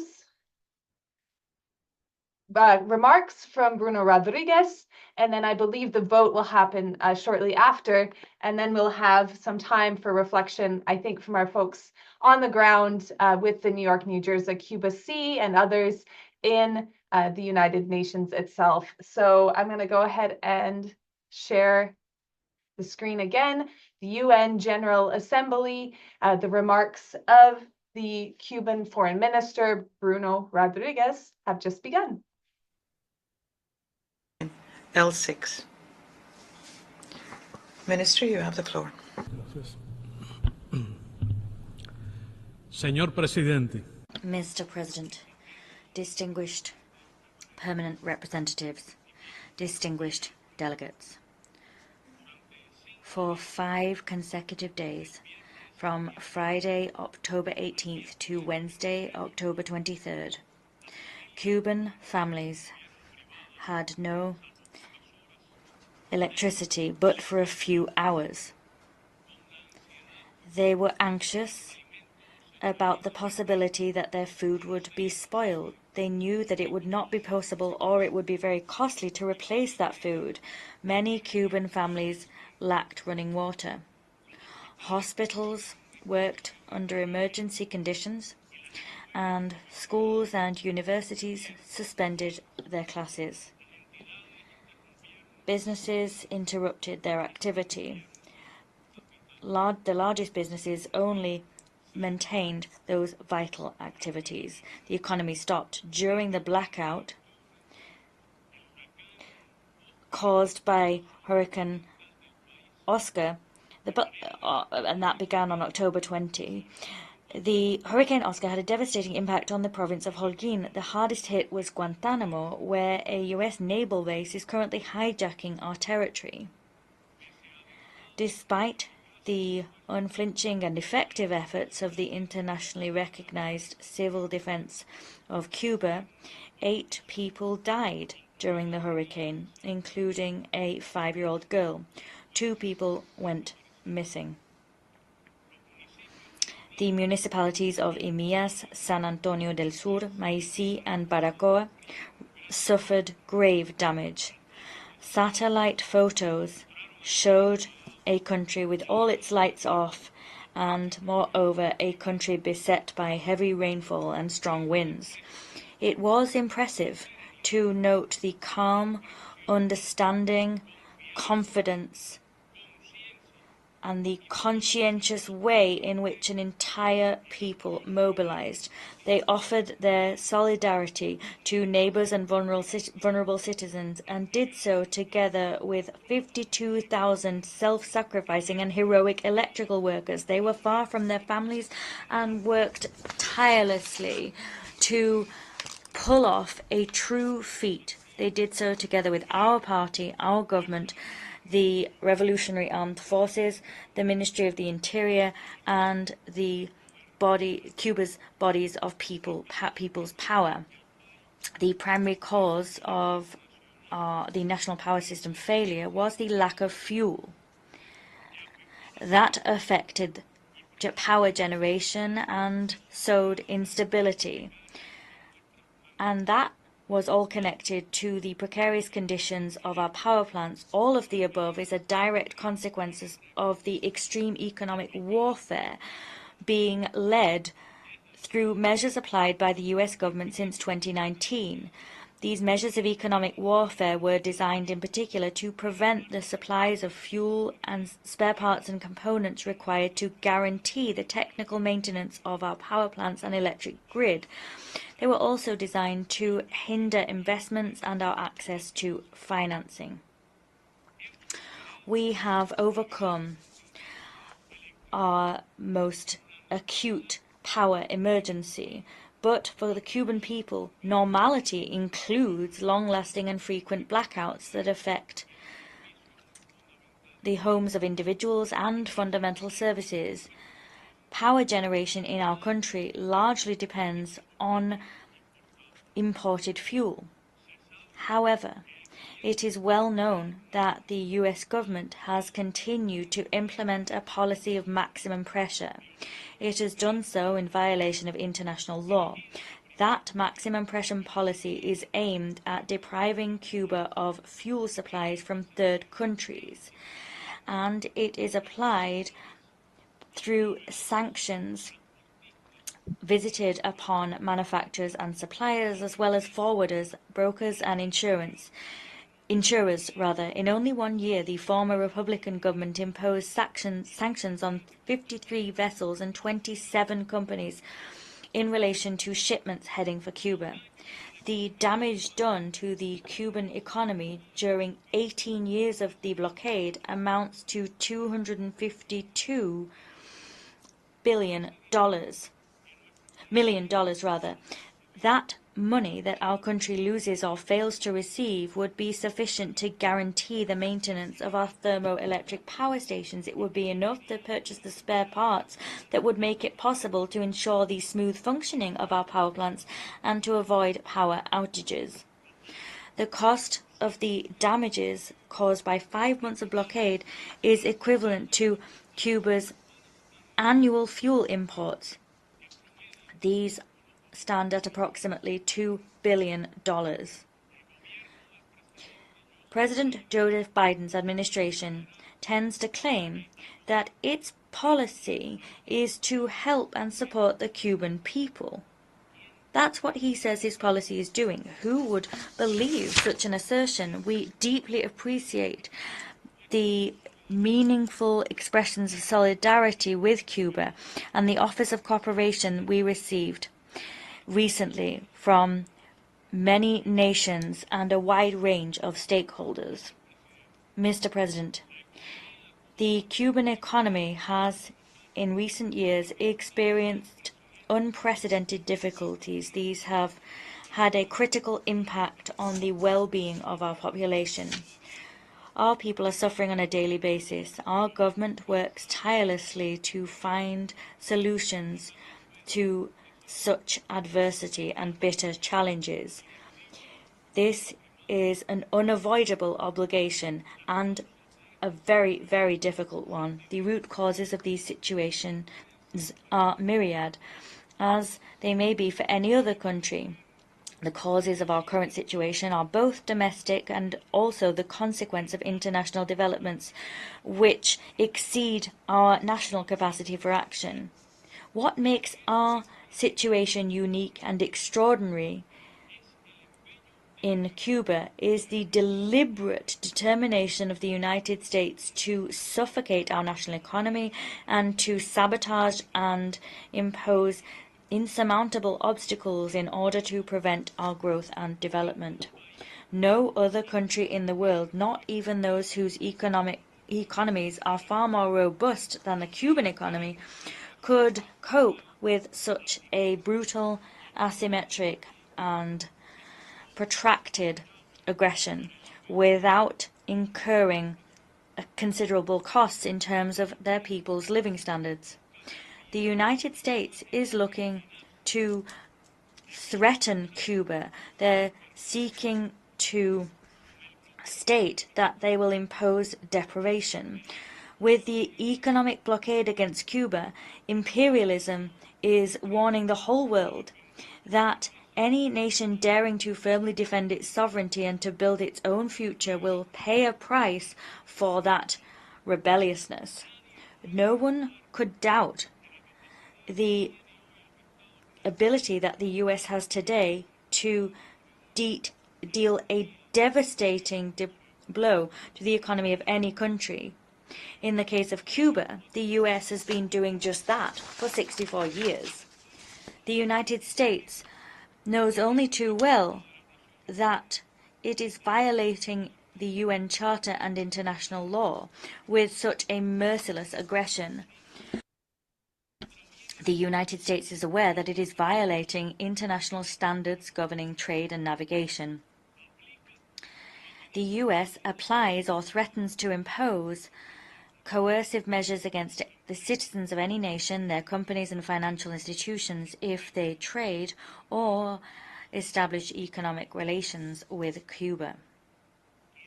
Whoever reads the infamous Helms-Burton Act of the United States will understand how this legislation forces the president of that country and its institutions to exert pressure on other countries, to interfere with their relations with Cuba, and to expand its extraterritorial coercive measures and to impose them outside of its own borders and on the member states of this organization.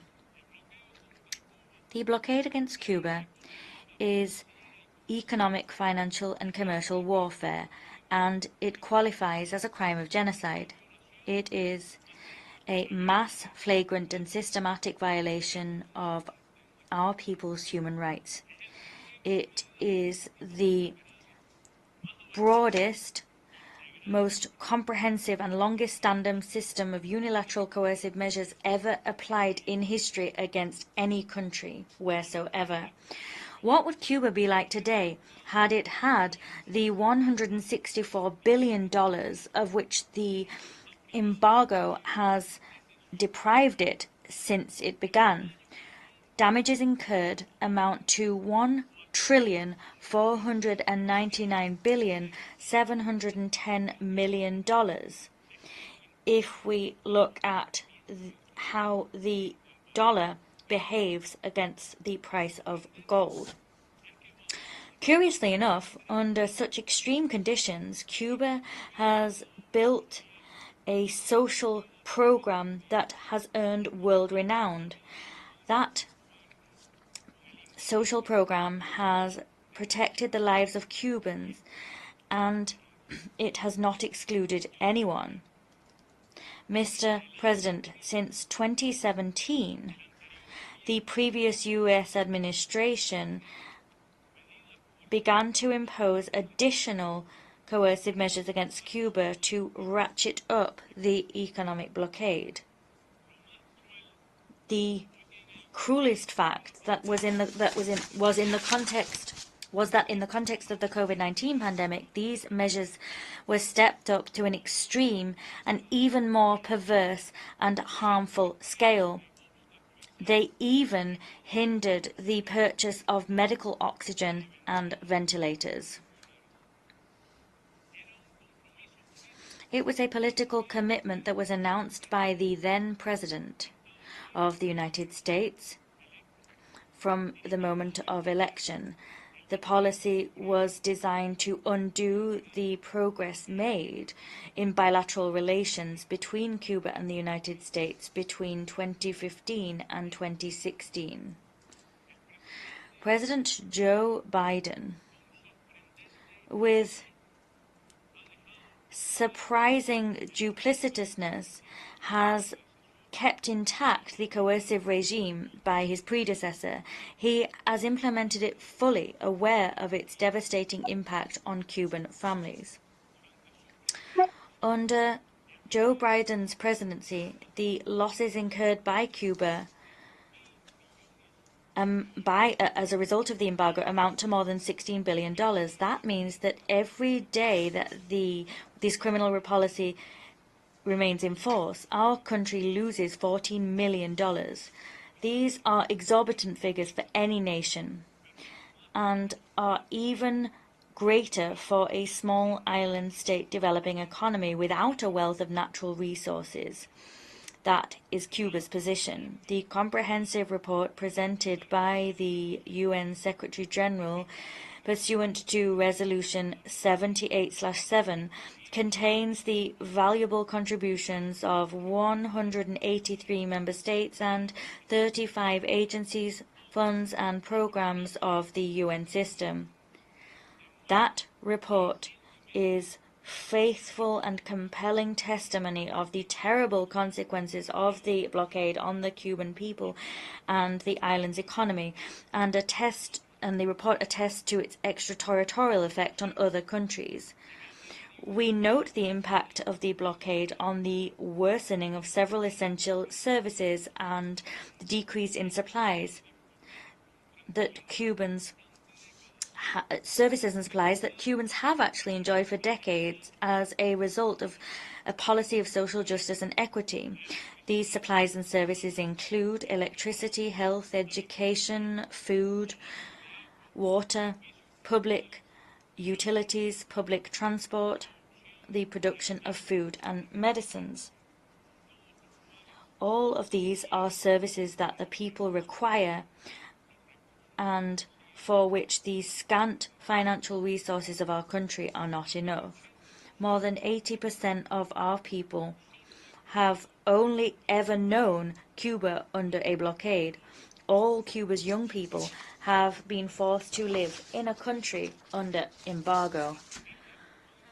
Cuban families suffer the anxiety and the pain of separation artificially imposed by inhumane measures which affect all of us and which take the form, or have the consequence rather, of high rates of migration. It would be impossible not to acknowledge that the extreme tightening of the blockade is the main reason why a significant number of Cuban young people have decided to opt for either temporary or permanent ways of fulfilling their potential outside the island, and that has a searing impact on their families and their Cuban homeland. Mr. President, the right to food is a human right. The accumulated cost of 4 months of economic blockade is equivalent to $1.6 billion. That amount would be enough to guarantee for an entire year the delivery to all Cuban families of the rationed food basket. That basket for decades has been given to Cuban families, but today it's not enough to meet their needs. But it does meet their most acute needs and is provided at a heavily subsidized price. The blockade's measures ultimately produce sustained agony for the Cuban people in terms of finding the resources that will make it possible to pay for the contents of shipments that come to the country that the people so desperately need. The long-standing blockade has also had a very severe impact on Cuba's food production. This is because it hinders the availability of fuel, seeds, fertilizers, animal feed, pesticides, and other inputs.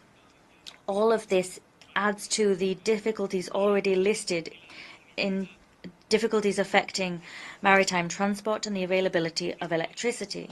It is well known, because the U.S. states this time and time again, and you'll hear the same thing said soon by the U.S. representative, that pursuant to legal provisions dating back to the year 2000, the government of that country allows, despite the fact it's absolutely forbidden to export things to Cuba, it allows the exceptional exports of food through license. We're talking here about sales that go in one direction. These sales are subject to extraordinary limitations. These limitations include that of finding credits or loans for any such transactions. Licenses for such exports are only granted for sales that are paid in cash and in advance. Commodities can only be shipped on board U.S. vessels, and these vessels must return empty to their ports of origin. There are needs that Cuba has in terms of covering its people's food needs.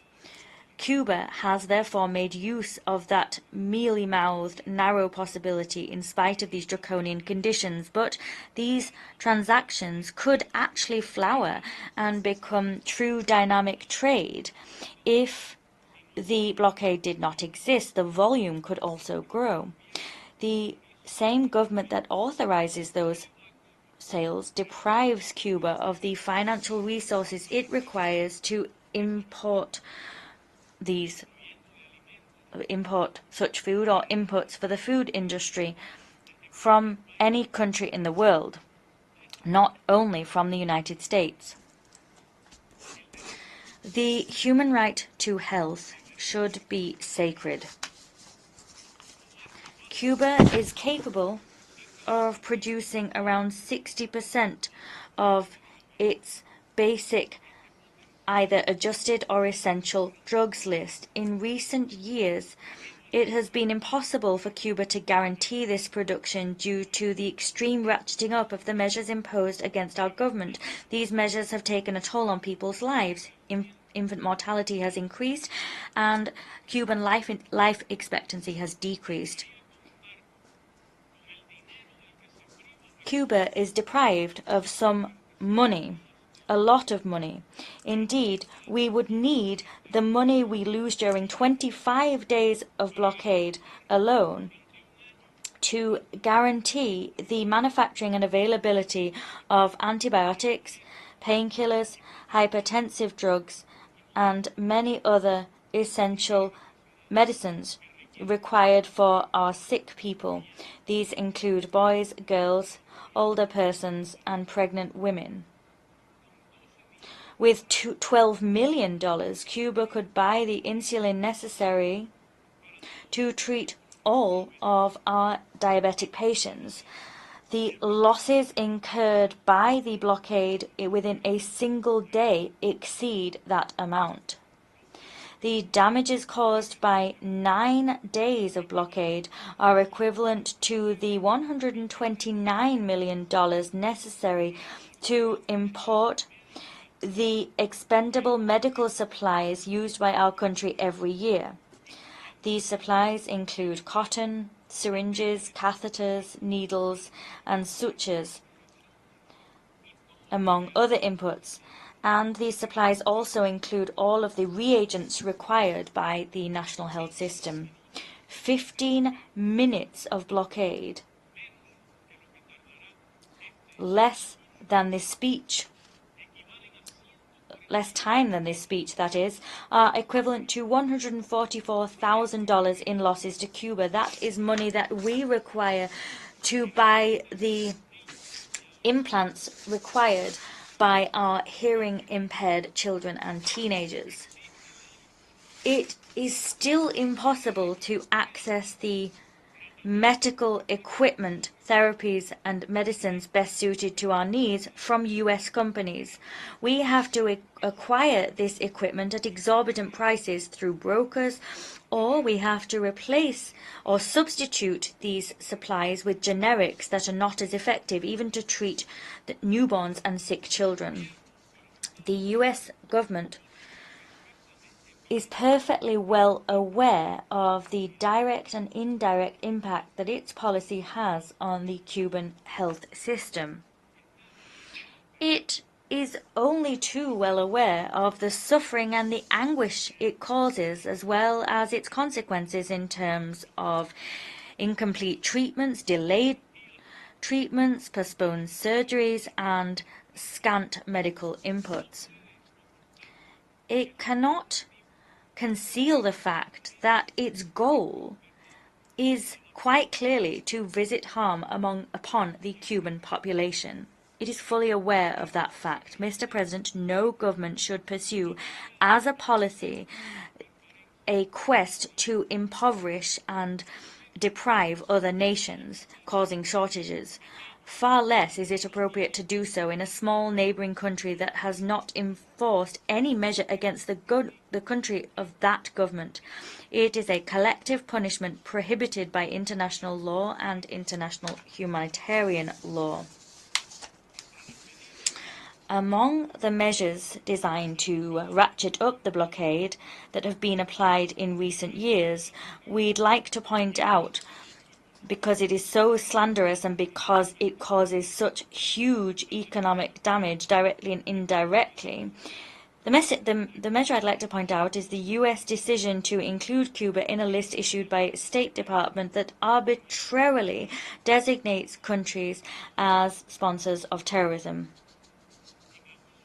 In stark contrast, the U.S. government continues to tolerate and show indifference to individuals and groups that organize, finance, and execute from the territory of that country, the United States of America, violent and terrorist acts against Cuba.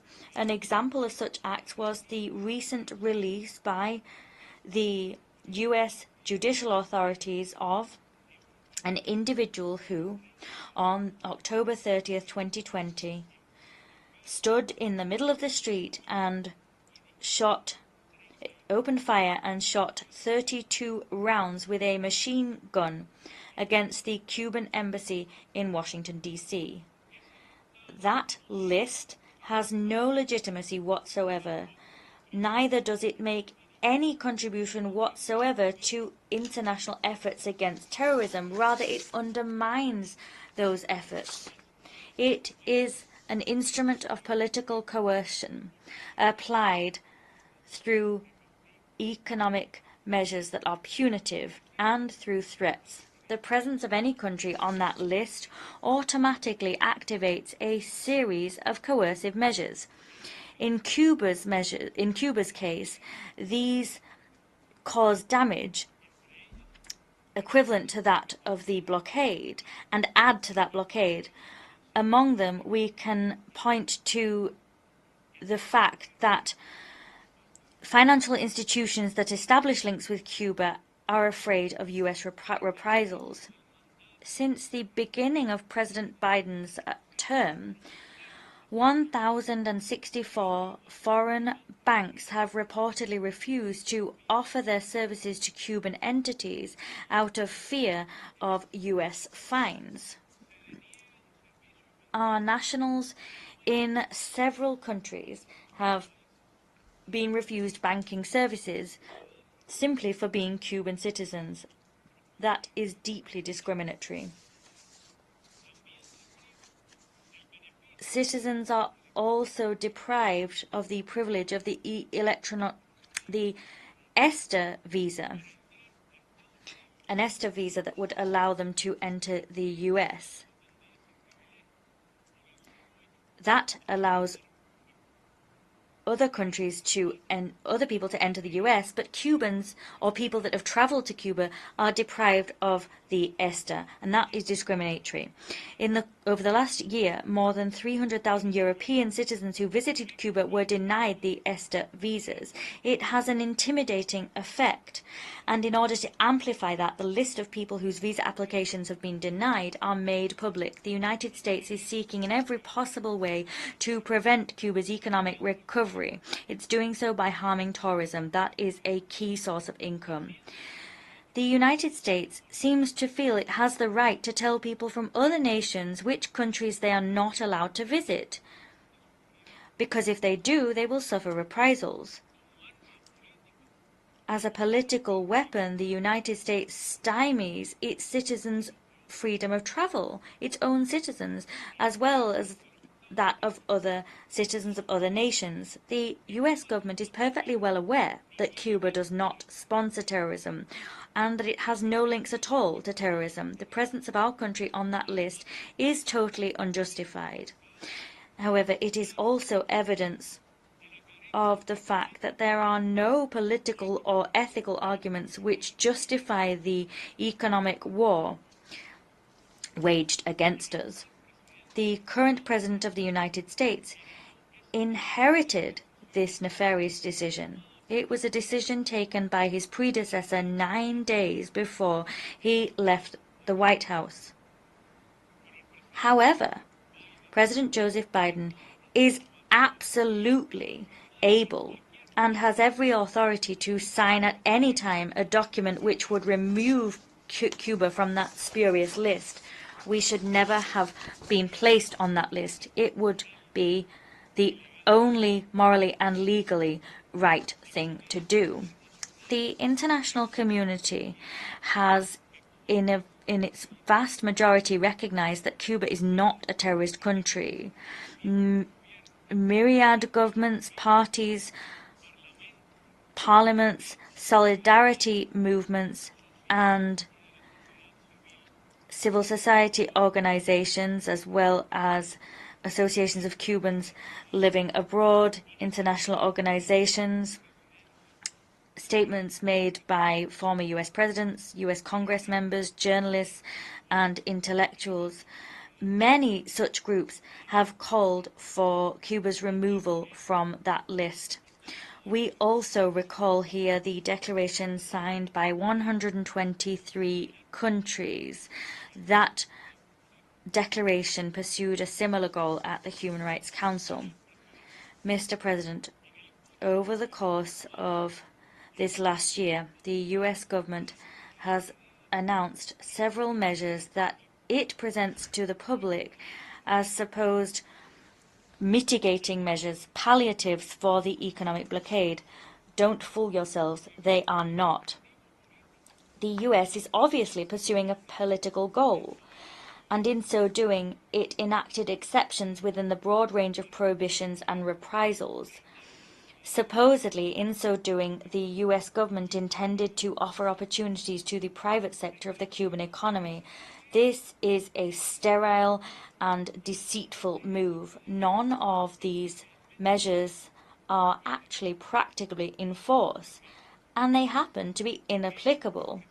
Small individual entrepreneurs in Cuba also suffer the consequences of the blockade, as do the rest of the population. The alleged opportunities spoken of by the US clash with regulations and prohibitions already in place that are designed to paralyze the Cuban economy as a whole. Our government promotes the harmonious development of all forms of management. These include private or state-owned small and medium-sized enterprises. There is only one Cuba, and there is only one Cuban entrepreneurial system. The US has no right whatsoever to interfere in our constitutional order and in our ever-evolving economic model, nor do they have any right to interfere in the internal affairs of our country or in those of any other country. The economic blockade is not only an instrument of aggression of the US against Cuba. It is accompanied and supplemented by a powerful machinery which is toxic in nature and generously financed with federal funds. And it's an instrument of non-conventional warfare. It designs to sow campaigns of systematic misinformation. It fosters confusion. It incites violence, promotes apathy, pessimism, and mistrust. The US has this permanent misinformation campaign in place to discredit us, and as such, the US is attempting to cynically blame the Cuban government for the impact of the US siege against our population. The intent is to bring about a regime change, to impose political domination, to promote an economic collapse and social turbulence and breakdown. And they are following, the US government is following the guidelines of the infamous memorandum drafted by Assistant Secretary General of State Lester Mallory in April 1960. I quote, "The majority of Cubans support Castro. There is no effective political opposition. The only reliable way of alienating internal support is through disenchantment and disaffection based on economic dissatisfaction and hardship. We must rapidly adopt all possible measures to weaken Cuba's economic life. Such a policy, as skillful and discreet as it might be, would be very key in denying Cuba of supplies. It would reduce monetary and real wages, and it would do so to bring about hunger, desperation, and the overthrow of the government." End quote. How long will we let this go on, ladies and gentlemen? Let Cuba live. Let Cuba live in peace.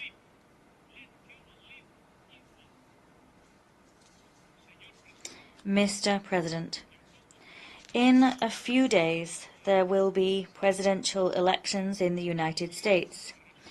The winning government will have an opportunity, whoever that may be, to decide whether to continue applying their failed approach and the inhumane siege measures of the last 6 decades. They can choose between that or finally and democratically heeding the will of their own people, and they can decide to heed the appeals of the overwhelming majority of the international community and allow our country to develop its real capacities and harness its full potential. Whatever happens, the government will find in Cuba a strong determination to defend its sovereign right to build an independent socialist future of its own, free from foreign interference and committed to peace, sustainable development, social justice, and solidarity. The government will also find that we are ready and willing to hold a serious, responsible dialogue and to move towards building a civilized, constructive relationship based on sovereign equality, mutual respect, reciprocal benefits for both parties. And will do so while remaining aware of the profound political differences between our governments. People and government deeply appreciate and are very grateful indeed for all the valuable expressions of support and solidarity received. The condemnation of the blockade was one of the most frequently mentioned issues during the recently held high-level segment of the UN General Assembly. Not one country spoke in favor of the criminal policy that has been imposed against Cuba. They exclaimed, "Cuba is not alone." This exclamation is also one heard increasingly within the United States, even among Cubans who live here and their descendants. Cuba is not alone. Mr. President, distinguished permanent representatives, distinguished delegates, since 1992, this Assembly has called unequivocally for an end to the blockade. The reasons behind that demand are today as valid as they ever were, or even more valid. Soon, the electronic screen of this room will be turned on once more, and you, on behalf of your respective nations, will record once more your position regarding the blockade against Cuba. With your votes in favor, you will reaffirm the right of our people and of all peoples to defend their independence, sovereignty, and self-determination without interference and foreign intervention. When you press the green button on your tables, you will be confirming, as you have done on 31 occasions previously, that the blockade against Cuba is a flagrant violation of the UN Charter and of international law, and that it should cease. Support for our resolution will send out a firm message. It will issue a respectful clarion call to the current and future President of the United States to make use of their executive power to repair the grave injustice being committed against our people. What that resolution demands from the United States is not in any way that concessions be made to Cuba. It does not ask for an act of generosity, nor does it ask for preferential treatment. It simply calls for the cessation of abuse and injustice. Cuba has the right to live without a blockade. The Cubans are telling President Biden, drop the blockade. Colossal challenges do not frighten us. As Commander-in-Chief Fidel Castro Ruiz said, and I quote, "We will continue to endure the consequences of the blockade, a blockade which will one day be defeated by the dignity of the Cuban people, by the solidarity of peoples, and the almost total opposition of the world's governments, as well as the growing rejection of the American people." End quote. Your support for this resolution will also be an act of fairly recognizing the heroic resistance of the noble, proud, and brotherly Cuban people. On their behalf, I respectfully ask you to vote in favor of draft resolution L6 entitled "Necessity of Ending the Economic, Commercial, and Financial Blockade Imposed by the United States of America against Cuba." Thank you.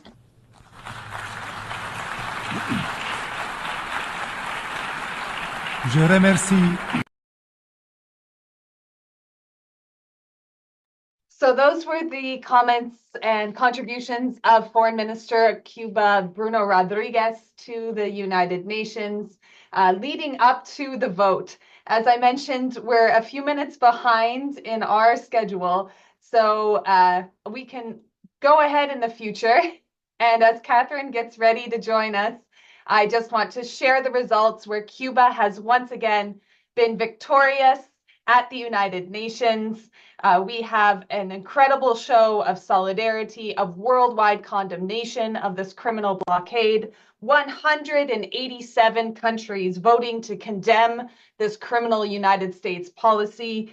2 against the United States and the racist genocidal regime of Israel, and 1 abstention with the island of Moldova. So 187 countries, the entire world, stands with Cuba against this criminal policy. Yet again, Viva Cuba, long live Cuba, venceremos, we will win. Congratulations to the people of Cuba and people of the world for once again taking a strong stand against this cruel United States policy. We celebrate, we'll continue to celebrate over these next hours. We still have many hours of the online picket, 24 hours against the U.S. blockade on Cuba, and that includes a special celebration which starts at 4 p.m. West Coast time, 7 p.m. East Coast time tonight. But I'm really excited, actually, this is great timing, to welcome up Catherine Hall Trujillo. And Catherine is a longtime Cuba solidarity activist, someone who's leading the way, especially when it comes to reproductive and birth rights in the United States, but also around the world, and is here to talk a bit as a member of the U.S. Women and Cuba Collaboration, and someone who is the Federation of International Gender and Human Rights ambassador to Cuba. So Catherine Hall Trujillo, welcome. What is your reaction to this tremendous victory for Cuba today at the United Nations? You're on mute, sorry. I always have to have young people around me to remind me about the mute thing, but that gives me a moment to really think about how I feel, which is a sense of being a part of history. It's a sense of feeling inspired and encouraged. And although we've done this vote many, many times, it comes at a point. When I was in Cuba last month with the Coalition of Black and Indigenous Perinatal Coalition from New Mexico, and they were able to witness the transfer of, I want to say, not of leadership, but of the people who are on the front lines doing public health in Cuba. And it was such a moment of really being able to see some of the oldest professors there who had to put together a healthcare system after the revolution, and then train the next generation of people who were kind of like my colleagues to run the system and to make it be a model for the rest of the world. And then to be there as they were passing the torch to the next generation, just as the system was being disassembled. After Cuba had proved all the things they're capable of doing, but to actually understand that all of that was being taken apart piece by piece by what the U.S. was doing to Cuba, and just feeling so sad and so helpless and so like this is not supposed to be. And then at this moment, to see the whole world community embrace Cuba. We're not the only ones who love Cuba. I have never been in a country where people did not love Cuba. So it's that sense of yes, yes, yes. Cuba will live.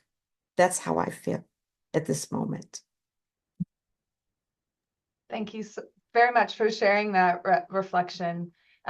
Yes, I think, under many of us are probably joining from our homes or from work in some cases, and it can, of course, feel kind of isolating when you're celebrating inside and you do not, you're not surrounded by others in the same way maybe we'd like to be, but we know that it's very true what you're saying, that anywhere you go, you can find people that support Cuba. From here in Vancouver, there's an annual event celebrating Ethiopia's victory against imperialism. And they've asked our Cuba Solidarity Group to attend because they know the strong connection between Ethiopia and Cuba, and they want Cuba to be present. And I know so many people that encounter that all of the time in their other social justice work. So, Catherine, at some point, we might have people on the ground in New York might come on live to share their reactions. They've been in the United Nations General Assembly and perhaps have a chance to talk with Bruno Rodriguez. So apologies if you get kind of interrupted. They're not online yet, and I think we'll be okay. But thank you for joining us. And was there something that you'd like to share about your current work? I know you have a lot of history of work in solidarity with Cuba, but you just mentioned a recent delegation. How can people support, and what do you think is most important for us to be doing as Cuba solidarity activists at this moment? Well, let's see. I'd like to start about why I'm even in Cuba. Most people just call me Mama Cat. And why Mama Cat? Mama Cat is because I'm founder of the Birthing Project.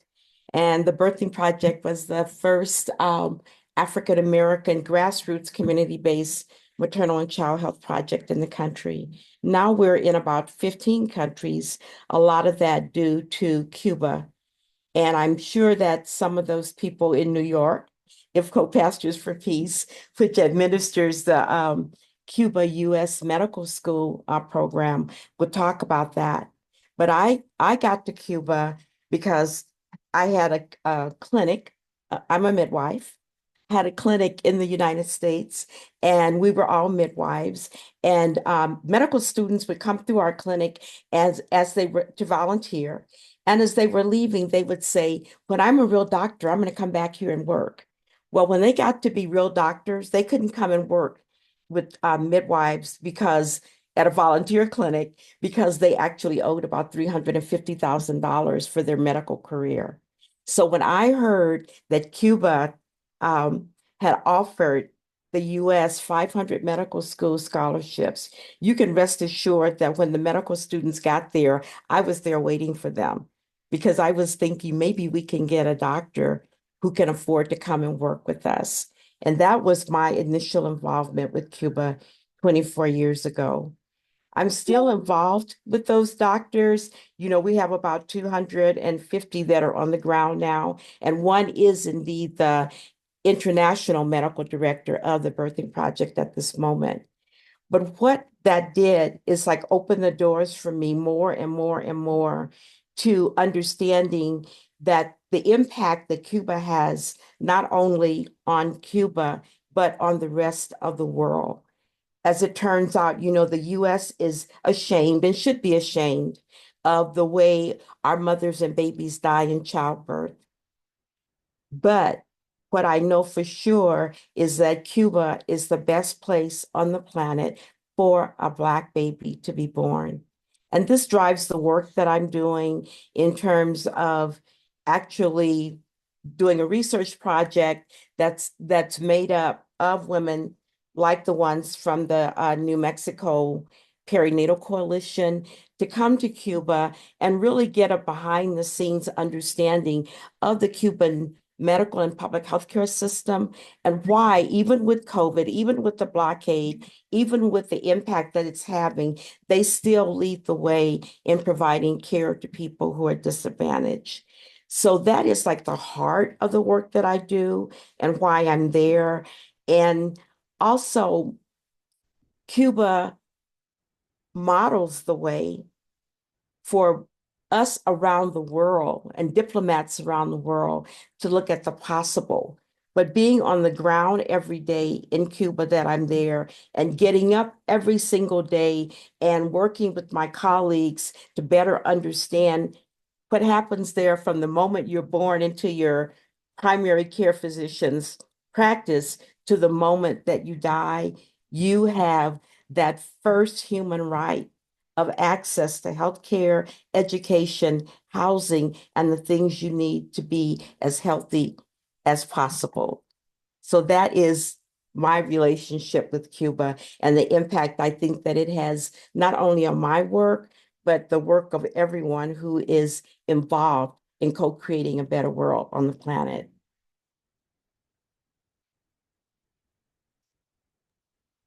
Yeah, very true. I know that there's been a lot of work that you've been able to do with the Latin American School of Medicine and the Birthing Project, and really created this ongoing, material solidarity in education and also with delegations. I think,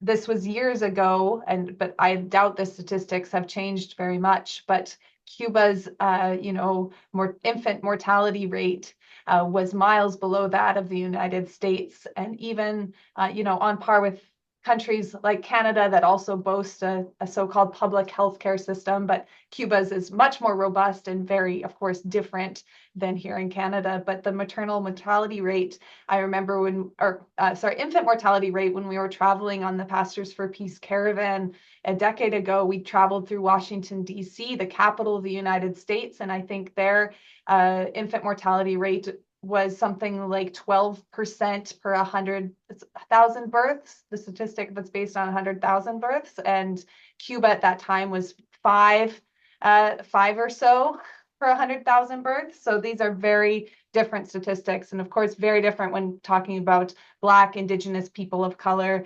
So the work that you do has been really important. Can you talk a bit about the impact of the blockade on healthcare in Cuba, on the rights of mothers and children in Cuba, and what you've observed? I can definitely talk about the impact of the blockade.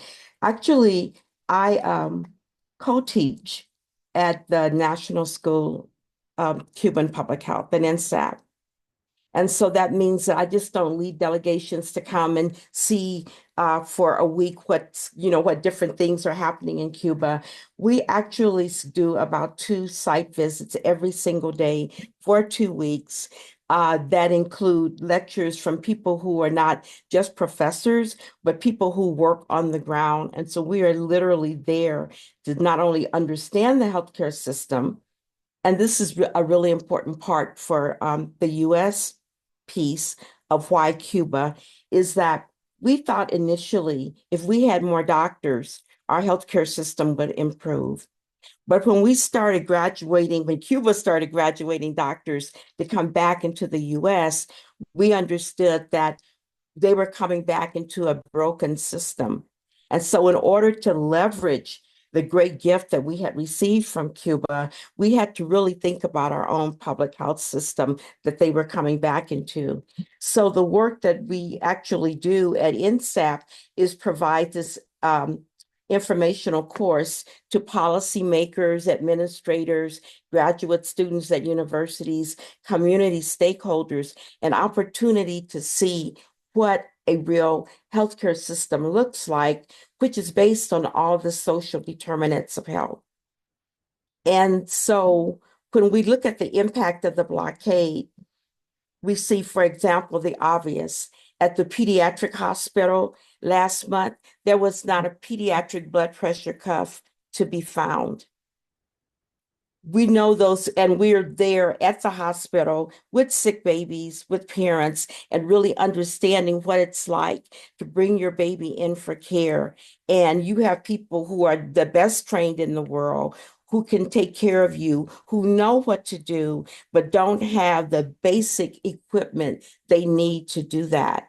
And they have to figure out how to make you feel what they feel, that I love you and I'm going to do the best I can.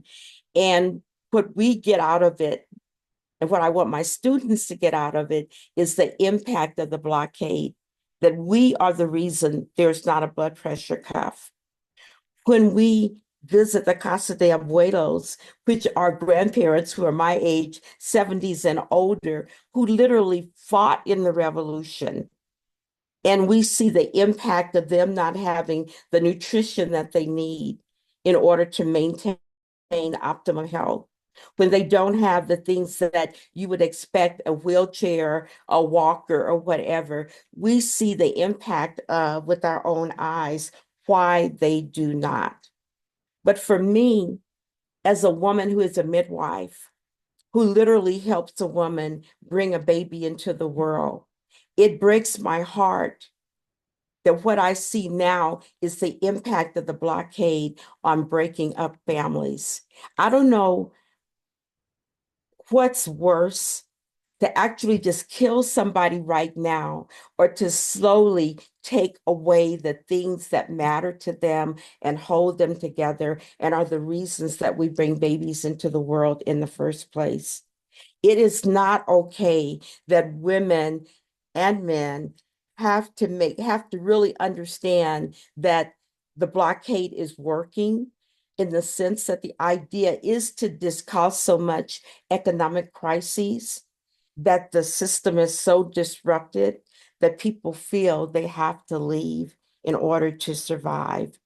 It is not okay to be a person that is raising your child to leave for no reason other than someone is making it impossible for them to be at home.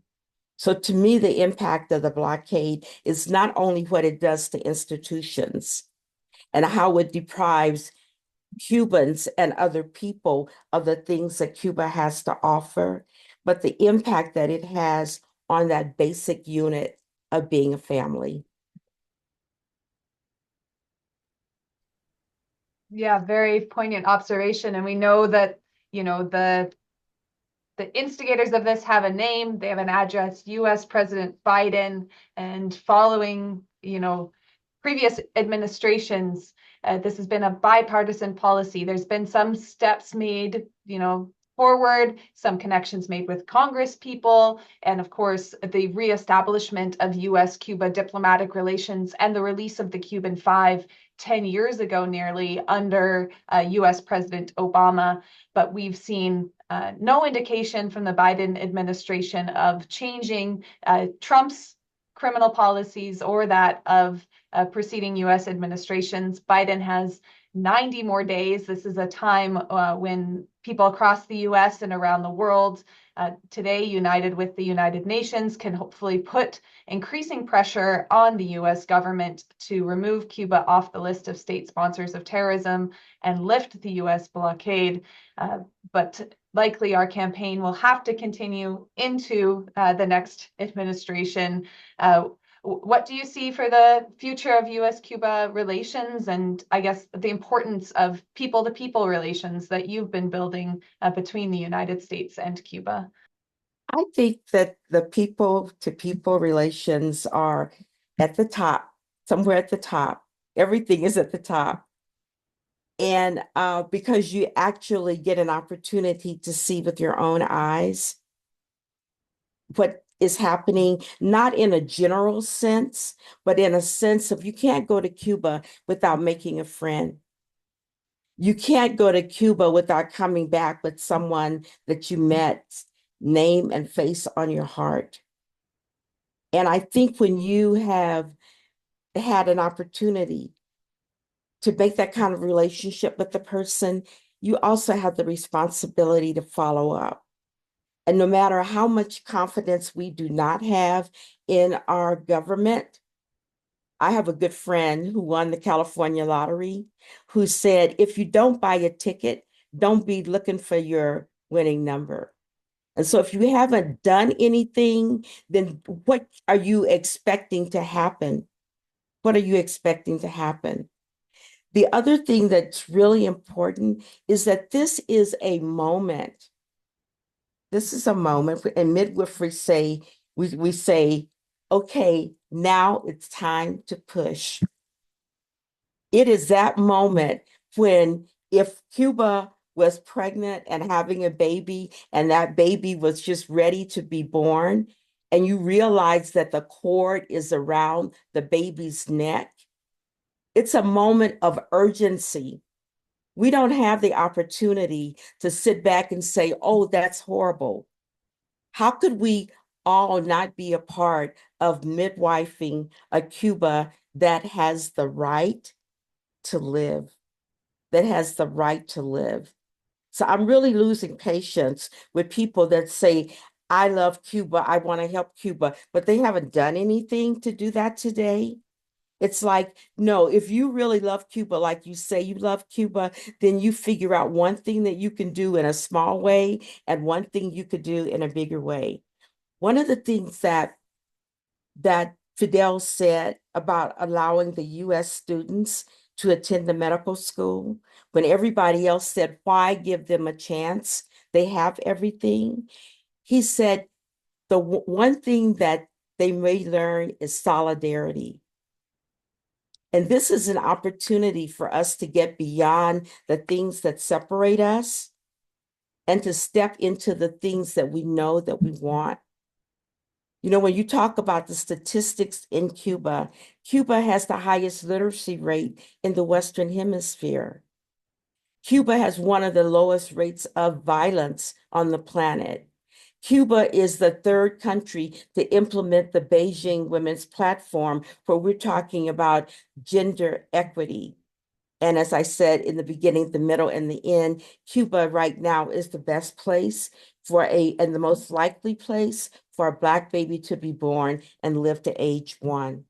We all know the reasons. We don't need to have any more reasons. We just need to step into the circle of protecting our Cuba so that she can live.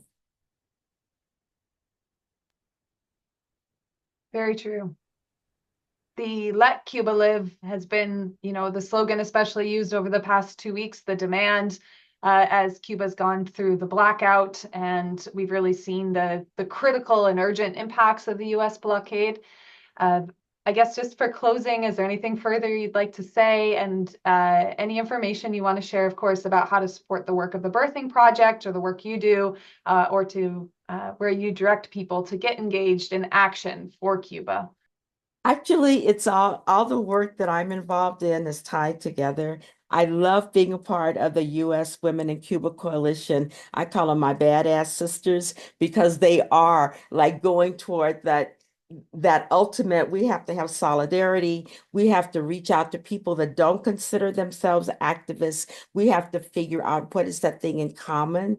The other thing is IFCO Pastors for Peace, getting those students from the U.S. who want to be doctors to become a part of that medical school program, to really educate ourselves and share information with unlikely characters in terms of where is that general place where we connect and come together. FIRE, the Federation of International Gender and Human Rights, is my nest right now.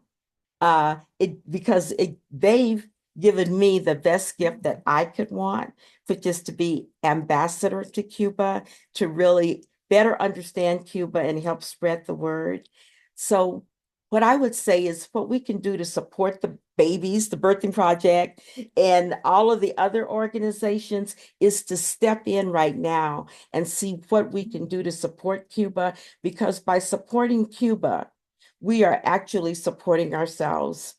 The last thing I will say has very little to do with babies, but Herbapro P, that magical medicine that Cuba has invented for people with diabetes. By not allowing Cuba to go forth and share that medication with us, not only are we hurting Cuba, we are hurting ourselves. And so we're all in this together. And the only way that we can all survive is to figure out how to dance together. Beautiful words for closing. Catherine Hall Trujillo, thank you for joining us with our initial celebration here at the 24-hour picket. The world has once again stood with Cuba, shown that they don't support this criminal U.S. policy. 187 countries in support of Cuba today at the United Nations, and only 2 abstentions. One abstention and 2 against. The United States and Israel, of course, supporting the genocidal policy of the blockade, and 1 abstention with Moldova, but vast majority of the world I really appreciate your time this morning and all of your work, Catherine. Support all the organizations that Catherine has just listed, and let's continue marching together, uniting our voices to end this criminal policy and tell Biden, drop the blockade now, tumba el bloqueo. Thank you, Catherine. Así, gracias. So our on-the-ground forces at the United Nations are not quite ready to join yet, as you can imagine. There's a lot happening on the ground, a lot of celebration. So we're going to play a few more videos of greetings from around the world, actions from around the world in support of Cuba. But I thought we could also have a celebratory song because of the United Nations vote. So we're going to listen to Don't Mess with Cuba, Con Cuba No Te Metas, which is a great Cuban song of resistance and celebration. And I encourage people to get up, take a stretch, celebrate for Cuba, and we'll continue some videos and hopefully talk to our friends at the United Nations in New York City any minute. Thank you again all for joining the 24-hour global picket against the criminal U.S. blockade on Cuba.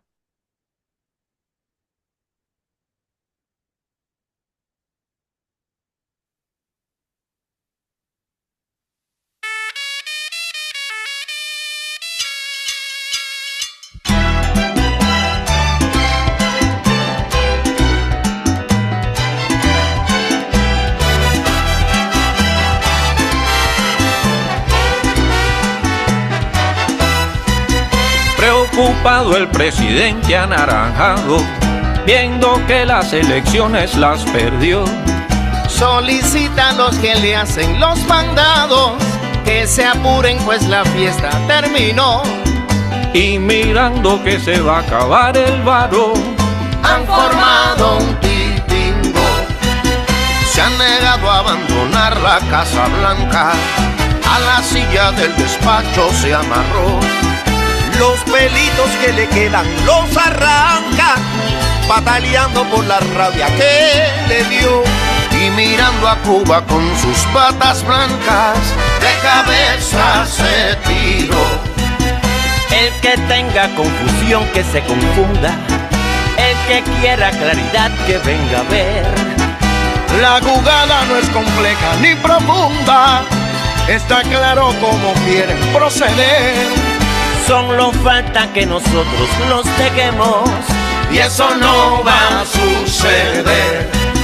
Con la conga de los hoyos no te metas. No te metas, no te metas. Cuba viva sin que nadie la someta. No te metas, no te metas. Mi tierra linda, mi cubanía, mi bandera se respeta. De La Habana para Santiago, defiende lo tuyo, cubano. No te metas, no te metas. Que no te metas con mi tierra, que mi Cuba se respeta. Se respeta, se respeta. Soy el mambí que aún vive con el machete en la mano. Se respeta, se respeta. No, no, no, no, no, no, no, no, no, no. ¿Qué me importa si comentas? De donde vengo yo, estamos listos para la contienda. No te metas.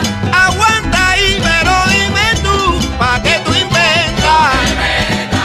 No te metas. Con mi pueblo guarachando, yo vine aquí pa' cantar. No te metas, no te metas. Toda Cuba está esperando que yo la ponga a gozar. No te metas, no te metas. Aquí nadie tiene miedo, tú conmigo no te metas. No te metas, no te metas. Oye, eso que todo mi alegría te molesta. No te metas, no te metas. Porque tú me conoces bien en todas mis facetas. No te metas, no te metas. Que no tenemos miedo, sal de ahí, no abra esa gaveta. No te metas, no te metas.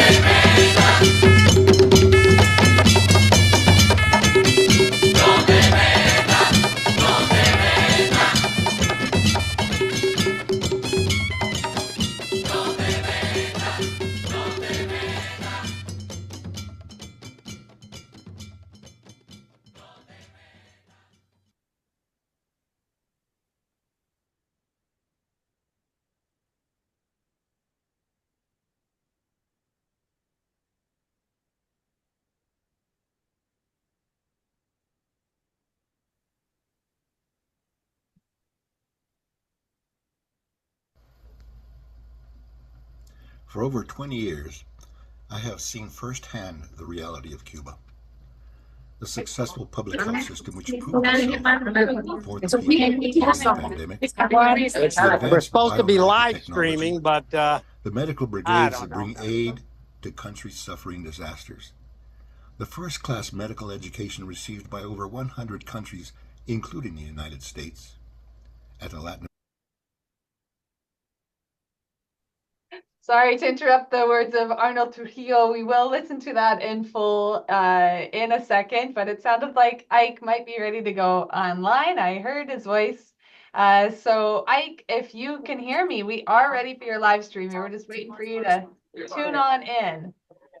okay. Let me see if I can. Can you hear me? We can hear you see me? Okay, let me see if I can find Mr. Ambassador. Would you say a few words for the live streaming from Canada that we have here, if I can get it? Your camera's not on, Ike. Okay, let me see if I can get my camera on. Oh boy. Try with Yuri because I have to go to the minister. Okay. Sure. Thank you. Sorry. That's all right. All right. Yuri, can you say a couple of words to our friends in Canada for the live stream? Well, we're so happy here because the international community once again say no to the blockade. The member states from the United Nations overwhelmingly voted in favor of lifting the embargo, the blockade of the United States on Cuba. 187 countries did that this morning. 187 countries cannot be wrong. We are on the right side of history here. We Thank are. you. Congratulations to Cuba and to people around the world. Thank you, Yuri. All working people. That was Yuri Gallo.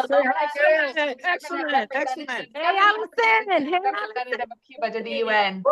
Hey, Reverend Sue. Say hi, Bill. Bill and Monica, Yohani, this is live streaming from Canada. Hey, Monica.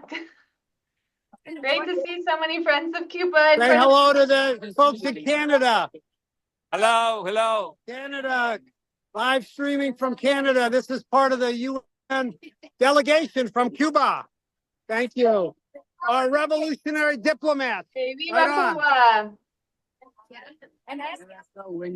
Got the film. Did you get the film that we sent you, Allison? Yeah, I'm just going to download it now. If you just want to tell us for a few minutes what it's been like this morning to be in the UN chambers. Well, there were so many excellent speeches. The U.S. guy was really pathetic. They send the third-rate flunky bureaucrat. The ambassador is too obviously embarrassed. They read, just a typical boilerplate. And then the ambassador, Ernesto Soberon, got up and rebutted it. It was smoking hot. It was brilliant. Bruno's speech, which I know you guys recorded, was excellent. We got to print it and get it out to people. But I get it. To answer your question, I had a feeling, I've been going to these things, decades now, every year just about. And I would say there was more of a sense of urgency, more focus on SSOT, more of every single person spoke on SSOT. It became surreal to the point where it's not really even a debate because it's so overwhelmingly against the U.S. position that, if it wasn't so mean and cruel and brutal, you would almost feel sorry for the flunky that has to get up there and read this nonsense that was rebutted, So all in all, everybody feels good. But the challenge, as always, is to go from beautiful words to meaningful deeds. Aaron, you want to add to that? No, I would say that's it. It was good. It's always frustrating because, it's not binding. And the world tells the United States this is wrong. Its people tell the United States that this is wrong. And you can see from things that Stephen Miller in the United States says in general, they don't give a crap. They're just, the hypocrisy is democracy for them. And they're proud. The more hypocritical they can be. So anyway, the struggle continues. Now we're getting ready for the international conference in March, and a lot of people are going to be getting ready for solidarity trips over the next period and next May Day brigades. Our movement is growing. The 24-hour picket line is another magnificent achievement.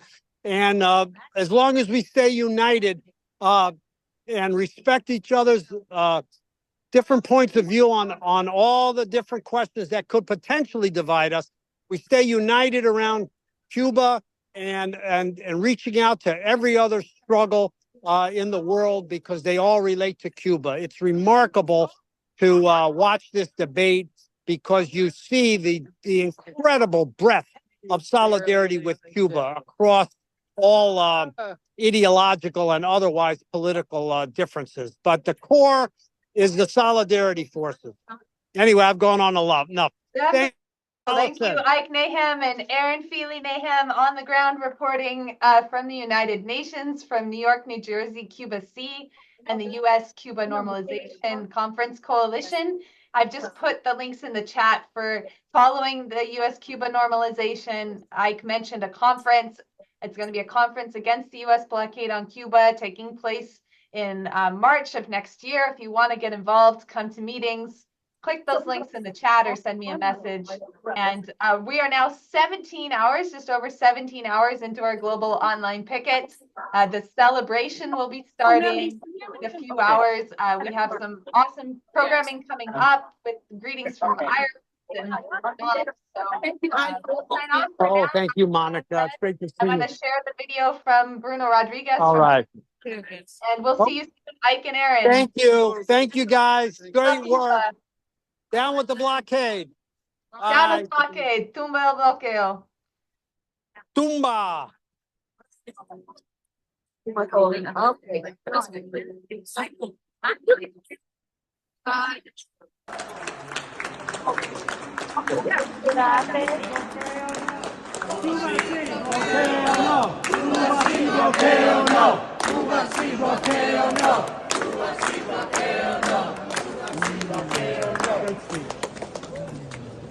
el bloqueo. Tumba el bloqueo. Tumba. Tumba el bloqueo. Knockout the blockade. And Cuba is not alone. Cuba is not alone. It has been impressive. Your presence in the whole Manhattan City and New York City, the presence in digital networks and media, it has been really, really impressive. I'm really moved. Excellent mobilization, solidarity, expressions of a consciousness on the consciousness on this very special juncture, very special political juncture worldwide, because the international situation is increasingly complicated. Mis más sentidas condolencias, my profound condolences to Arnaldo Barrón family, yes, and to the Casa de las Américas and my many old friends from Casa de las Américas, because of the passing, very recent passing by Arnaldo, the founder with Fidel Castro of the Patriotic Club and the 26 July 26 movement in New York. Oh, this is Nancy no murió ni Franklin tiene el programa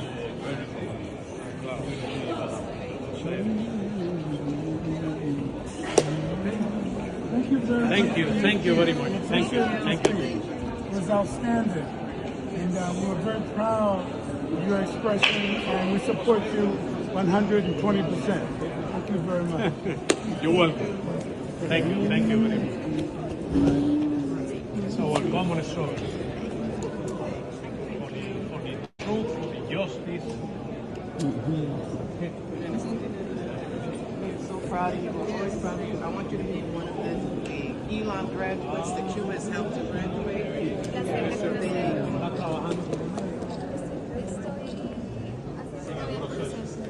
Pero agradecida colombiana, que fui a asociación más por las bibliotecas que trabajas y fui a primer grupo de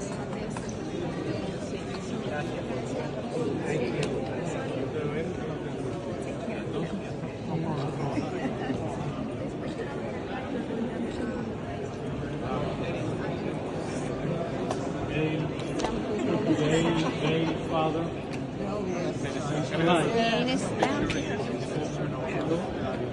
Tori's on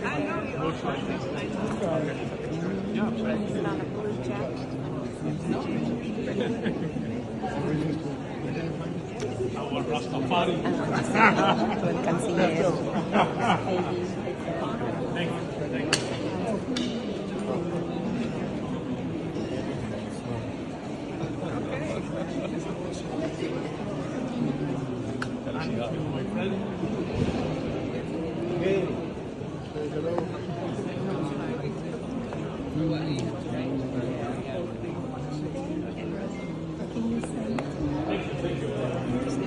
Did you enjoy this session? Oh, yes.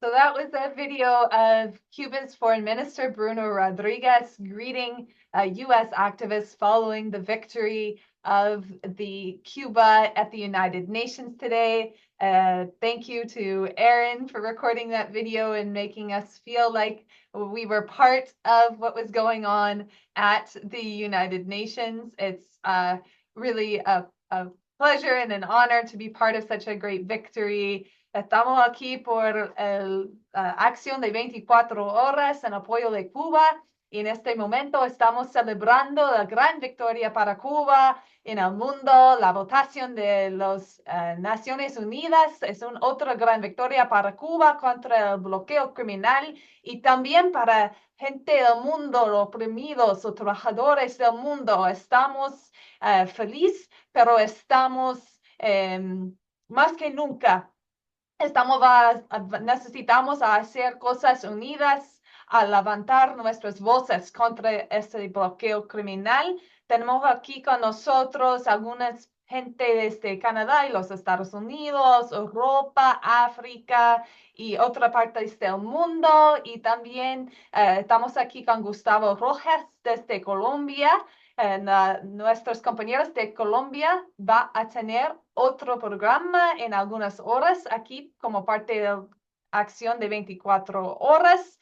Pero quiero decir a Gustavo, saludos, y si quieres decir algo en respuesta a esta gran victoria para Cuba, el micrófono está abierto para ti, Gustavo. Bienvenido esta mañana. Estás en mudo. It's muted.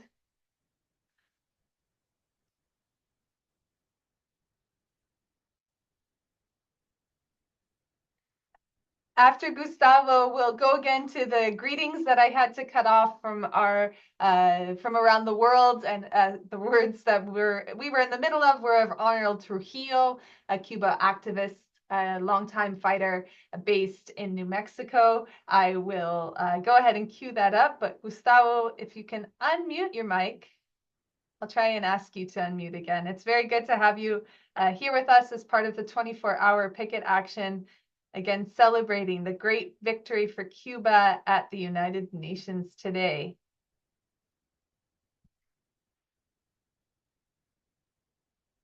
Thank you to everyone that's been posting solidarity greetings in the chat, and anyone that's been sharing your reflections, your words. All of our voices are more important than ever before, and we are going to continue these actions. We'll go ahead and play the solidarity greetings, and then we'll see if Gustavo can join us.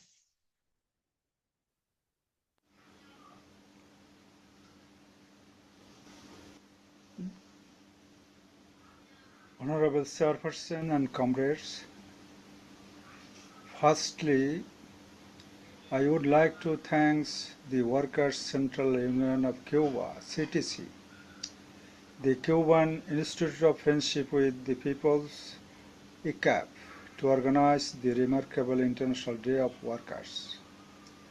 Our cordial salutation and solidarity on the occasion of International Workers' Day. Thanks for the virtual meeting of solidarity by the Workers' Central Union of Cuba, CTC, together with the Cuban Institute of Friendship with the Peoples, ICAP, for April 30 and May 1, 2021. Really, we are so happy for participating in the auspicious international event, and warmest thanks for invitation. Every year, the remarkable day brings an important message to the world progressive peoples. And thousands of delegates from 100 countries attend this gathering to shout a slogan, to raise their hands against imperialism.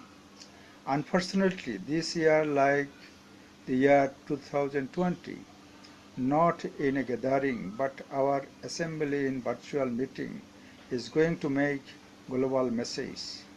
The message is to make global solidarity with Cuba, to enhance the slogan, Unblock Cuba, Hands Up Cuba.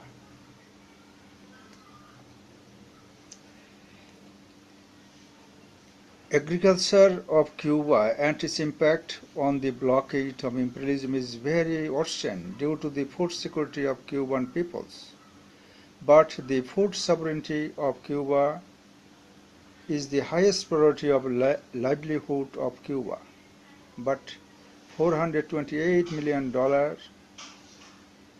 losses in April 2019 to March 2020 in blockade of USA against Cuba.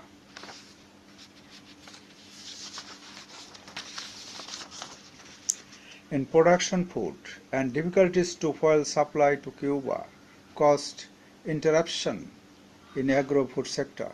December 2019, 12,399 hectares of land of rice could not sown due to fuel shortage. 3,130 tons of rice stopped production. Now the question, why US block Cuba? Is it humanitarian policy? The question will be answered by the world peoples and needs to enhance global solidarity with the purpose of Cuba. We are proud of fight to free the Cuban five. We all progressive peoples of the world got win.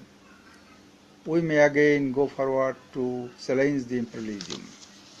We, the Global Farming Group for Study of Cuba and Tricontinental Solidarity Campaign for Cuba, always try to enhance the global solidarity with our highest dedication during the struggle of freedom of Cuban five.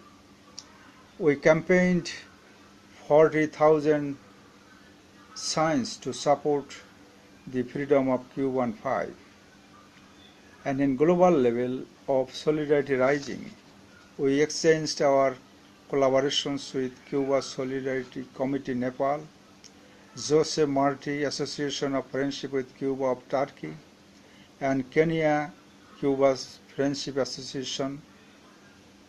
They invited us to meet for exchanging views and experiences. We are so hopeful to them for advancing global solidarity with Cuba, and we can be shouted strong the slogan, Unblock Cuba, Hands Up Cuba, Return Back Guantanamo to Cuba. Thank you all. Thank you all. Be great in future for the struggle of solidarity with Cuba. Long live solidarity with Cuba. Thank you very much. Thank you very much. Hello, my name is Max from Friends of Cuba Against the U.S. Blockade, Vancouver. I'm sending my greetings to the 24-hour global picket action on the heels of the UN vote against the U.S. travel and trade blockade on Cuba. Cuba is currently on the state sponsors of terrorism list. Despite Cuba sending doctors around the world, despite training people from around the world in Cuba to become doctors so that they can serve their communities in their own country. Cuba represents what a better world is possible, a beacon of hope. This cruel and unjust blockade on Cuba is an impediment on the advances, on the gains of the Cuban Revolution, and on the Cuban people. Abajo el bloqueo, lift the blockade on Cuba, viva Cuba. Hi, my name is Andrew Barry, and I am the coordinator of the Vancouver Car Caravan for Cuba Against the United States Blockade. Today, on October 27th, here in Vancouver, Canada, we are starting a car caravan and joining activists across the world in calling for an immediate end to the United States blockade on Cuba. The over 6-decade blockade on the people of Cuba has been a brutal genocidal attempt from the United States to overthrow the sovereignty of the Cuban people. People have fought back in Cuba to defend their independence, and the United States has never stopped in trying to make life as miserable as possible for people in Cuba for choosing their own pathway forward. The world has joined Cuba in calling for an end to the United States blockade on Cuba. Over 180 countries continuously vote in the United Nations every year, which will happen again this year in 2024, uniting, saying enough is enough, end the blockade on Cuba. As we have seen in Cuba over the last week, it has suffered a nationwide blackout due to the effects of this criminal blockade imposed on the people of Cuba. Cuba has had a difficult time getting access to raw materials to do regular maintenance on its electrical grid, which has caused huge complications. Enough is enough. The United States must end its criminal campaign. The world is united. It is time for the blockade to go. Long live Cuba! Viva Cuba! End the blockade! Cuba now! Lift the blockade on Cuba now! Lift the blockade on Cuba now! Lift the blockade on Cuba now! Abajo el bloqueo! Abajo el bloqueo! Abajo el bloqueo! Abajo el bloqueo!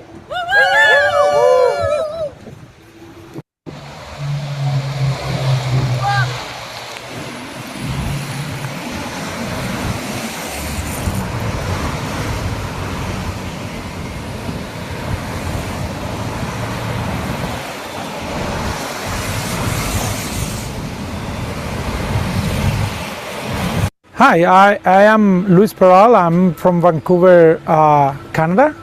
We are here to do another caravan in solidarity with Cuba. We are here to support the next United vote votation in United Nations. We are here to fight against the blockade that the United States imposed in Cuba for more than 60 years. And we are all against the blockade. Leave the blockade on Cuba, long live to the Cubans, and viva Cuba. Mi saludo a los amigos de la solidaridad. Mi nombre es Yaneidis Pérez Cruz, miembro del secretariado de la Federación de Mujeres Cubanas. Primero, agradecer la posibilidad que se nos brinda de poder participar en este importante evento.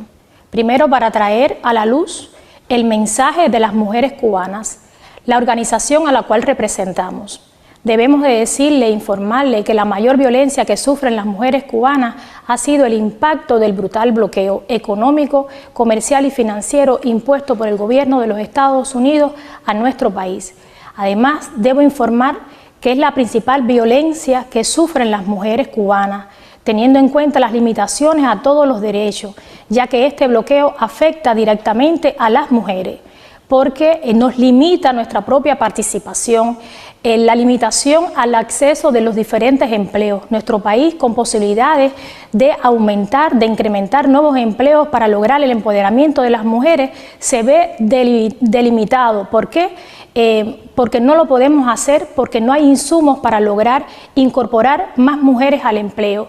Además, no se ha podido lograr crear nuevos círculos infantiles para que las mujeres puedan llevar sus hijos a los círculos infantiles y de esta manera lograr el cuidado de estos, de los cuales necesitan para esa primera infancia que es tan importante.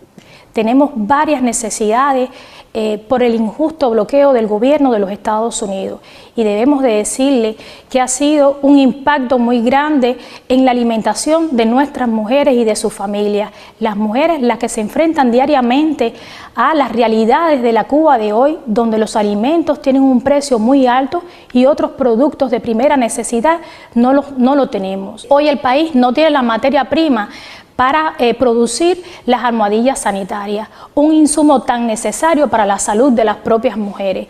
En la salud sexual y reproductiva también tenemos nuestras carencias, porque hoy no tenemos métodos anticonceptivos por el propio recrudecimiento del bloqueo. Y si hay algo que debemos de decir es que el 46% de las mujeres cubanas son jefas del hogar. Por lo tanto, todas las realidades de lo que está viviendo nuestro país en estos momentos, las violaciones de todos los derechos de las cubanas, se ven reflejados en la propia posibilidad de seguir accediendo a otras posibilidades limitadas, por supuesto, por este recrudecimiento. Para nosotras, para la Federación de Mujeres Cubanas, ha sido una fortaleza para el pueblo cubano, una fortaleza contar con la solidaridad. Como cubanas seguimos agradeciendo a todos los aportes que ustedes de la solidaridad han hecho a nuestro pueblo y especialmente a las mujeres, porque ese arco iris de solidaridad que ustedes han hecho con todas las donaciones, con todo lo que ustedes pueden aportar a nuestro país, de esta manera podemos saltar a este bloqueo, nos podemos sobreponer a las limitaciones, a las carencias y no nos vamos a flaquear en estos momentos. Al contrario, las cubanas, el pueblo de Cuba, en estos momentos, a pesar de las limitaciones, con la ayuda de ustedes, podemos seguir construyendo la Cuba que hoy nosotras queremos.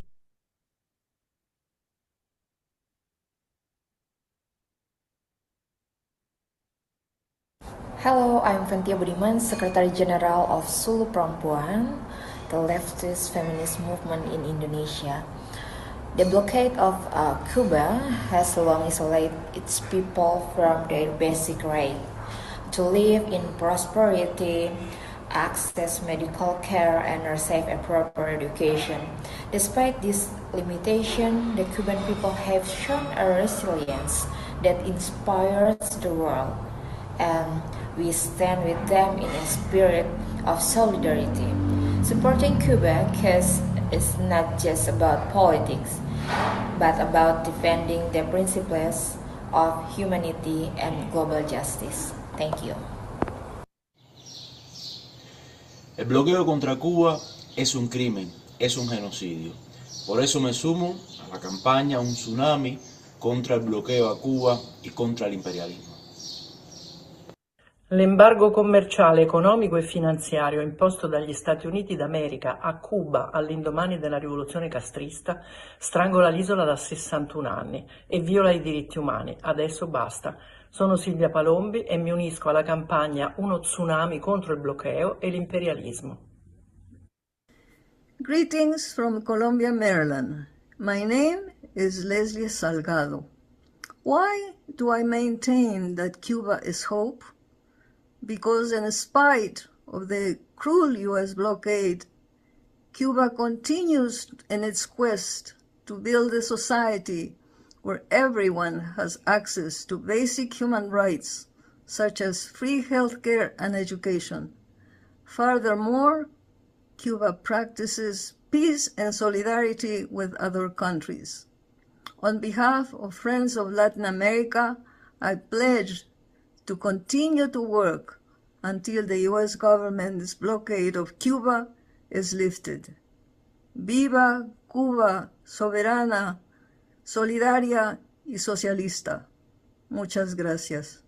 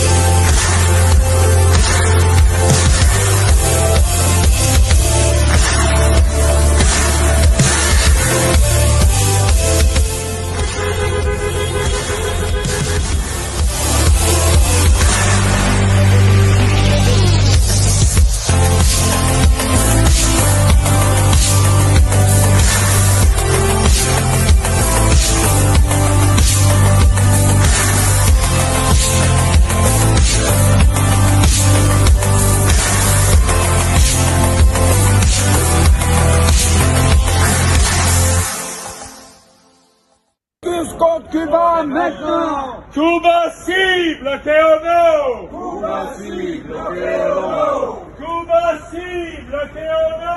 Cuba sí, bloqueo no! Levez le blocus contre Cuba maintenant! Levez le blocus contre Cuba maintenant! Levez le blocus contre Cuba maintenant! Levez le blocus contre Cuba maintenant! Mon nom est Christine Tandenoux, je suis de la table de concertation de Solidarité Québec-Cuba. Je suis du Parti marxiste-léniniste du Québec qui est membre de la table. On est ici comme à chaque mois pour exiger la fin des blocus, pour exiger que cesse toute la gérance des États-Unis, les manigances de désinformation contre Cuba. Et on appuie la souveraineté du peuple cubain, son droit d'être. C'est lui qui peut décider, qui a le droit de décider de son avenir, de son présent, de toutes les questions qui concernent. On trouve odieux, inacceptable, inhumain et absolument méprisable ce blocus qui est imposé à Cuba depuis 62 ans. Il y a un vote à l'ONU qui va avoir lieu le 30 et qui va encore à nouveau massivement voter en faveur de la résolution qui exige la fin du blocus. On est avec eux. On invite tous les gens au Québec à appuyer toutes ces actions-là pour mettre fin au blocus. Merci. C'est parti.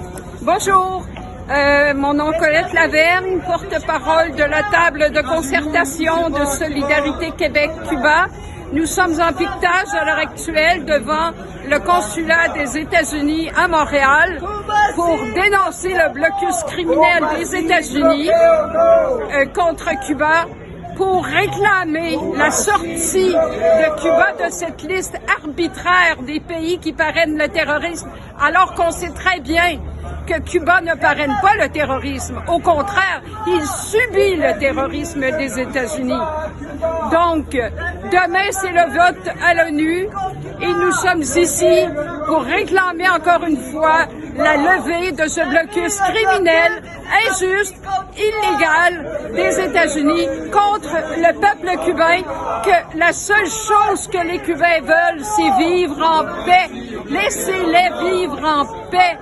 Vivre leur indépendance, leur souveraineté, comme tous les peuples du monde. États-Unis, laissez Cuba et les Cubains en paix, laissez-les vivre et arrêtez de bloquer les médicaments, le matériel scolaire, le combustible pour l'électricité, pour le combustible pour les véhicules. Laissez Cuba en paix.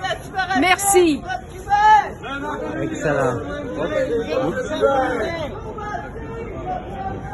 Cuba sí, bloqueo no! Cuba sí, bloqueo no! Cuba sí, bloqueo no! Cuba sí, bloqueo no! Sí, viva, compañeros, compañeras. En el día de hoy, los patriotas panameños estamos a través del Comité de Solidaridad con nuestro hermano pueblo de Cuba haciendo lo que sabemos hacer y lo que deben de hacer los pueblos, que es aportar a la solidaridad.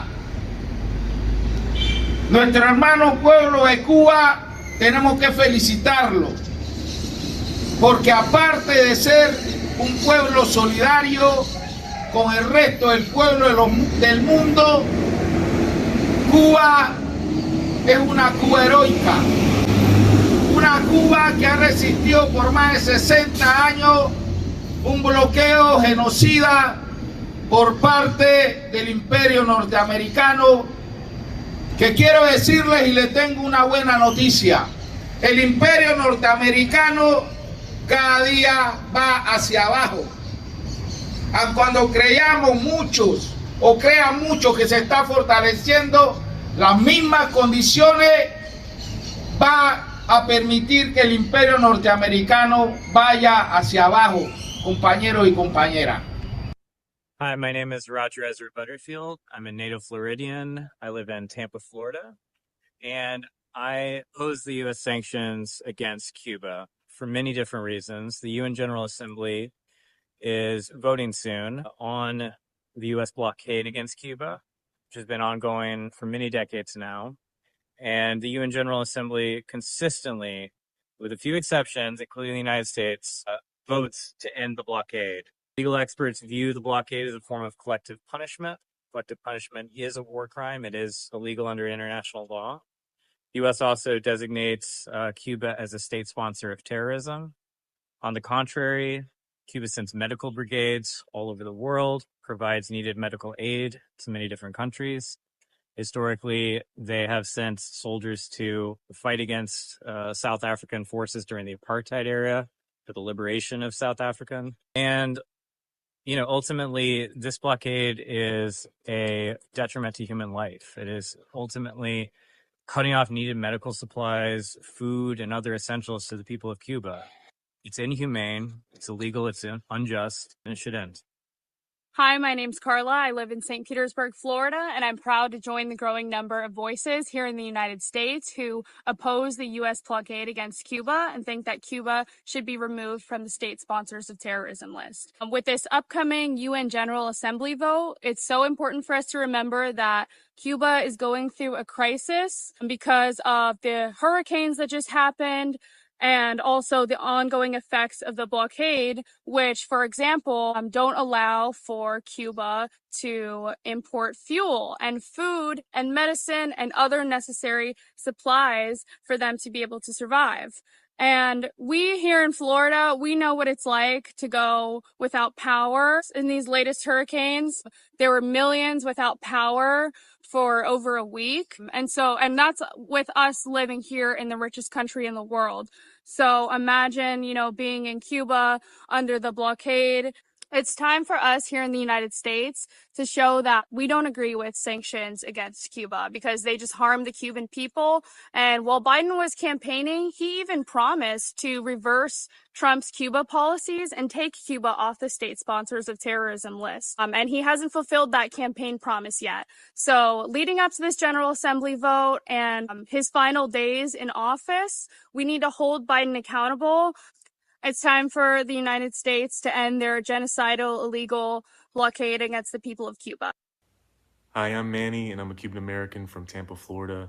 And I want to say that Cuba is not alone, that I and a growing group of Cuban Americans are organizing and fighting every day to bring about an end of the U.S. blockade on Cuba. We know when it comes to fuel shortages, food and medicine shortages in Cuba, that this is mainly caused by the world's most powerful country, the United States, imposing what it calls its most comprehensive sanctions program against an island nation, something it's been doing for about 64 years now, right? And so these facts cannot be dismissed. These facts cannot be denied. We know that a better future is one without a blockade, without sanction, one that lets Cuba live. For over 20 years, I have seen firsthand the reality of Cuba. The successful public health system which proved itself for the people during the pandemic, the advanced biomedical technology, the medical brigades that bring aid to countries suffering disasters, the first-class medical education received by over 100 countries, including the United States, at the Latin American School of Medicine, the largest international medical school in the world. I could go on and on. But the bottom line is, Cuba is not a state sponsor of terrorism. It is a state sponsor of humanitarianism. The Cuban people do not deserve to suffer under the unilateral blockade embargo, which has gone on for far too long and should be ended immediately.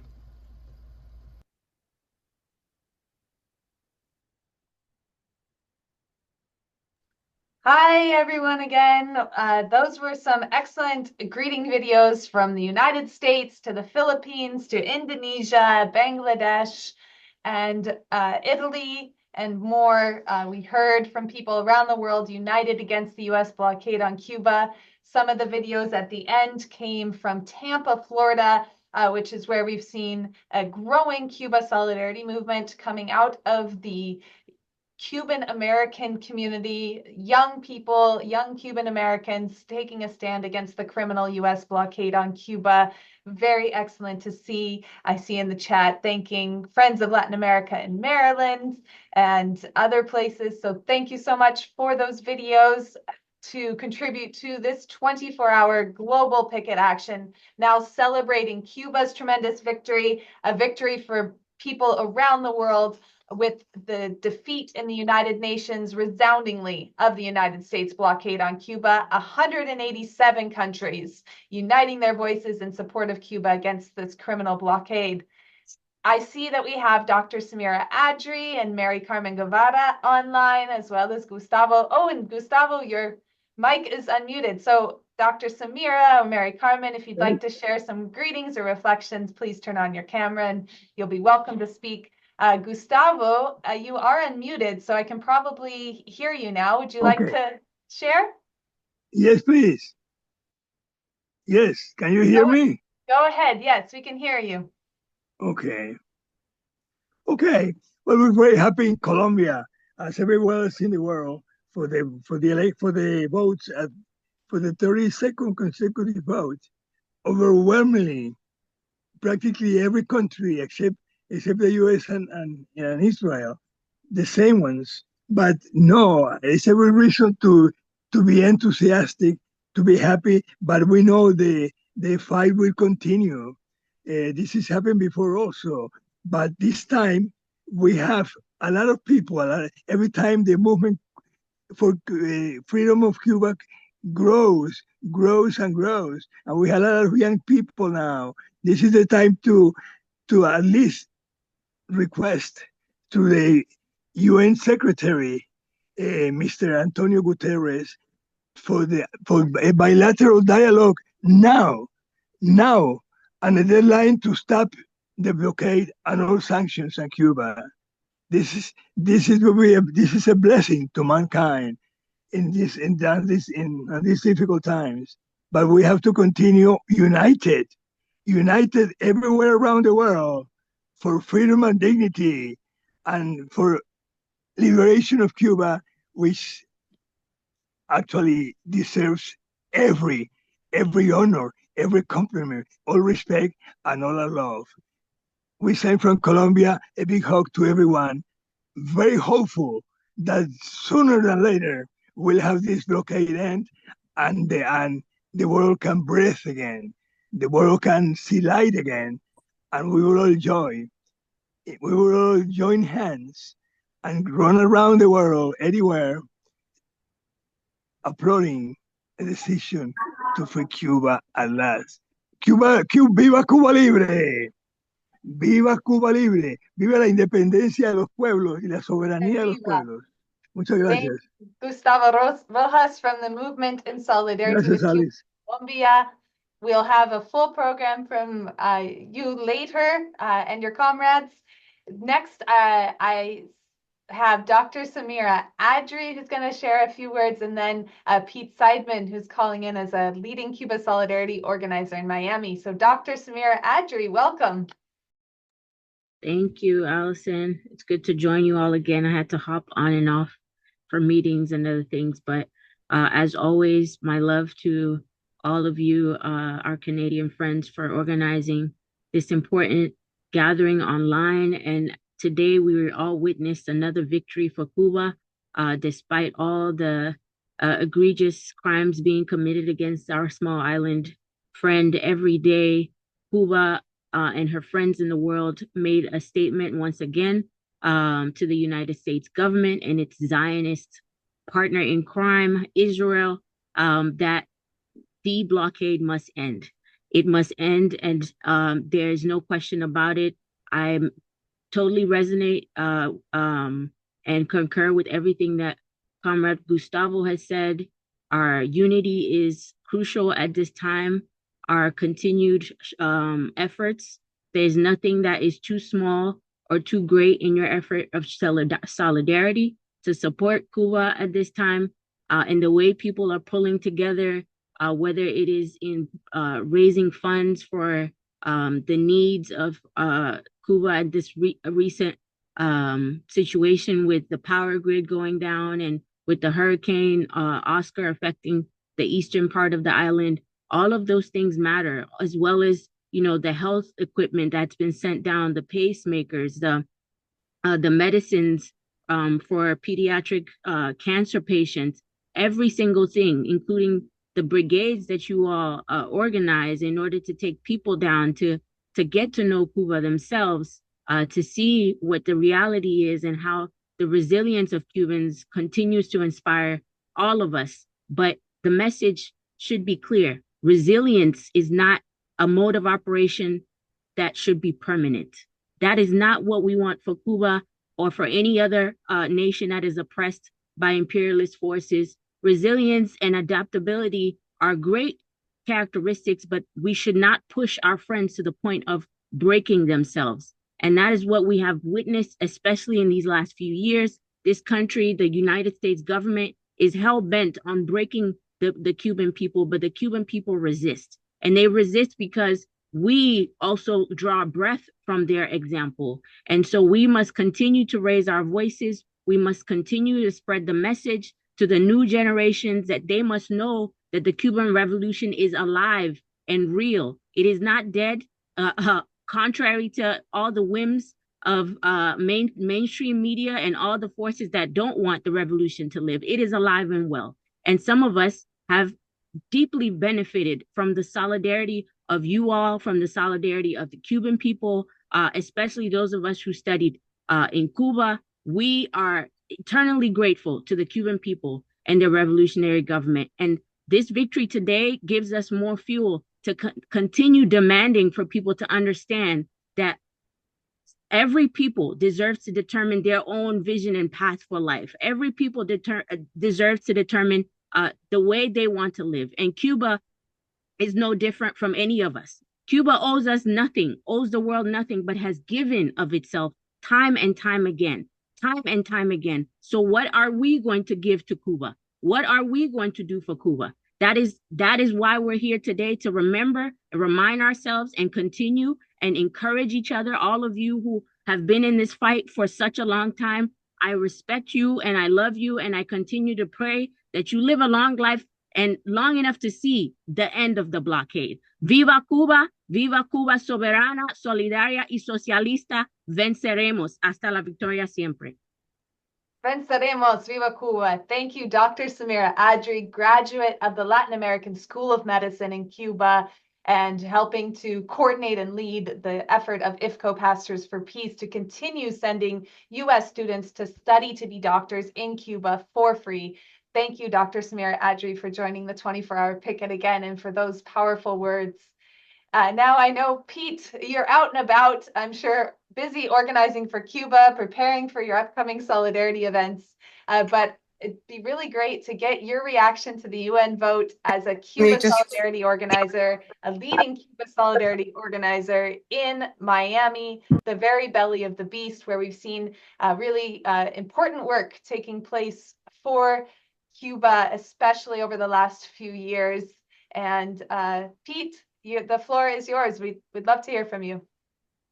Thank you, Allison and Tamara, and all those who are organizing this 24-hour event of solidarity with Cuba and against the U.S. blockade.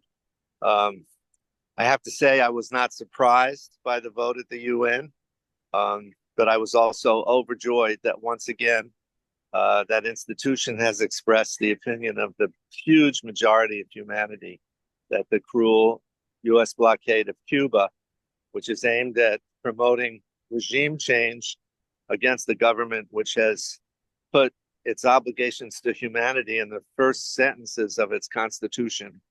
I'm not surprised that that vote took place the way it did. I also should add that I'm disappointed that the United States government ducked any serious discussion of its grotesque policies and was willing to allow itself to be humiliated in front of the world, because it is humiliated in front of the world. So I just wanted to report on Miami a few things. First of all, we're having a teach-in, which is a broadly sponsored event sponsored by the Miami Coalition to End the U.S. Blockade of Cuba, the Democratic Socialists of America, their campus affiliate, the YDSA here at FIU, where I am right now. We've been out. I don't know if you saw the video I sent, but we've been leafleting to build this teach-in. The idea of the teach-in is to ask the question, why did the whole world vote against the U.S. blockade of Cuba? Which is a question that startles some of the students here. This is an institution that's a central battleground in the battle of ideas over Cuba and the blockade. It has a Center for Cuban Research, which puts out all kinds of propaganda, a cloak of academic papers in the service of U.S. foreign policy against Cuba. But it's very interesting. The Center for Cuban Research just came out this week with a new study. They do a periodic public opinion poll of Cubans in South Florida. They say there's 1 million Cubans in South Florida. And if you read the Miami Herald, if you read the way the Institute itself introduces the study, they make a big deal out of the fact that most Miami Cubans support Trump, and he's actually gained support among Miami Cubans and so forth. That's kind of a dog bites man kind of a headline to me. Given the fact that there's no daylight between Trump's policies and Kamala Harris's policies when it comes to Cuba, Palestine for that matter, it doesn't really mean that much who's somebody going to vote for from the point of view of the blockade. But inside that survey, there are some very startling other facts which they don't highlight. One of the questions that's asked is, do you support the blockade of Cuba? I think they use the word embargo, but and they say a majority of Cubans, support the blockade. But what they don't say is that this year, 40% say they oppose the blockade. 40% of 1 million people is a lot of people. And that's a challenge to our movement worldwide, and especially in Miami, our responsibility to ask ourselves, what is the gap between this opinion of so many Cubans and, of course, also people who live here from Colombia and Mexico and many other countries? Why is it that we can only put, at the most, over the last few years, maybe a couple of hundred people in a caravan against the blockade? Mostly Cuban, but still a small percentage. And we know the answer to that, and you know the answer to that. I mean, there's a tremendous amount of lying propaganda. There's a lot of intimidation and violence, threats of violence. There's corruption in organizations, from the trade unions through civic organizations, which hold back the people here from truly expressing how they feel about this blockade, which 40% of them oppose because it hurts the Cuban family. They can't visit as easily. They can't send money as easily. The Cuban medical system, which has so much promise, is crippled by the lack of parts and medicines that are because of the blockade, the blackouts that they see that affect their family. They want this to end. But the media here doesn't talk about that. We have to think about that. So we understand that we have a battle of education, and we have a battle of, hold on one second.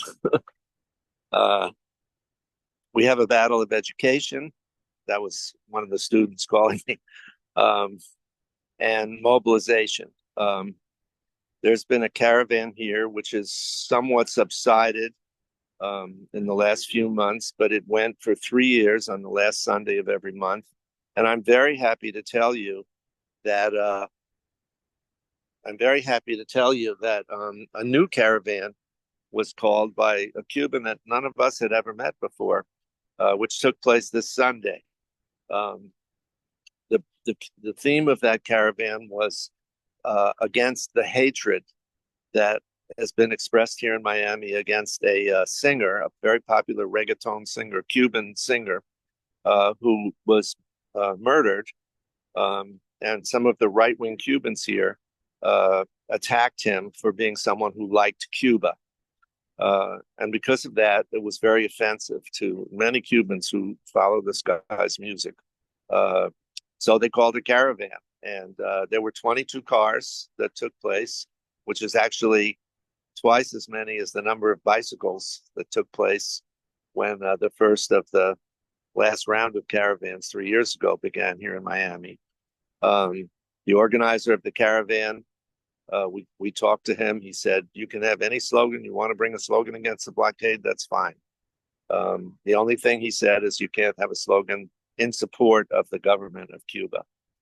So these are tactical opportunities for us now. We make the center point of our activities unity against the blockade, and we don't ask people what their position is on the government of Cuba, because what Cuba needs now is big actions against the blockade. And the more Cubans in Miami who are part of them and want to see this insult and abuse of their families going into action in the streets, the bigger dagger is aimed at the big lie of U.S. foreign policy that its blockade of Cuba is based on the demands of the poor, suffering Cubans in Miami for freedom in their homeland. That's just a lie. U.S. policy was set 64 years ago in the memorandum of Lester Mallory, who may never have met a Cuban in his life and could care less about what Cubans think in Miami. The fact is that this is a policy that comes down from the top, and it's aimed against the Cuban people. And we have opportunities to reach out and build a movement. And the next big step in that for us is the teach-in on Friday, November 1st at 7 o'clock. I think you have a copy of the flyer if you want to show it during the course of the worldwide picket line that's going on. So I think I probably expended the time you have for me, but I want you to be sure that we're struggling very hard at this post in Miami to be a part of an international picket line against the U.S. blockade of Cuba. That's perfect, Pete. Actually, that's great timing. It's so good to hear about Cuba Solidarity organizing in Miami, about this possible resurgence of the car caravans. I know the work has continued in many forms, and I can share the poster for the event now as well as later. The teach-in taking place on the U.S. blockade on Cuba, featuring these excellent speakers and sponsored by multiple organizations doing the work of building a broader, more united coalition in Miami. Thank you for being an example, for leading the way with Cuba Solidarity, and for all of your work, Pete Seisman from Miami, Florida, for joining us here today. We look forward to seeing you soon as we work to build a united front against the criminal U.S. blockade on Cuba between the U.S., Canada, and around the world, and as we celebrate together here at this 24-hour picket action against the criminal U.S. blockade on Cuba. Abajo el bloqueo.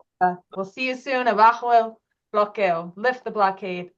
So now we're going across the pond, as they say, being the Atlantic Ocean, to pass the mic over to Nina Gonzalez, who is here from Ireland and the 1 Cent for Cuba campaign and more, to share a program that they have put together. I'm really looking forward to this section as part of the 24-hour picket against the U.S. blockade on Cuba. Thank you for joining and for building this work. I'll say that I'm going to get your co-fighters into the panelist space, hopefully, but Destiny and others, you need to accept becoming a panelist. So there's basically a message you'll see on your screen right now that says, I agree to become a panelist. You have to click yes in order to become a panelist. So I'll work on that, Nina, and let me know what else you need from me, and welcome to the 24-hour picket. Thank you, Allison.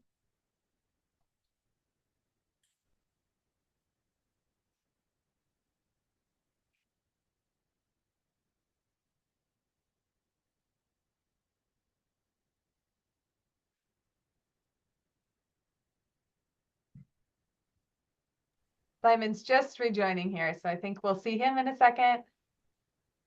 And Destiny too. Okay, there you are.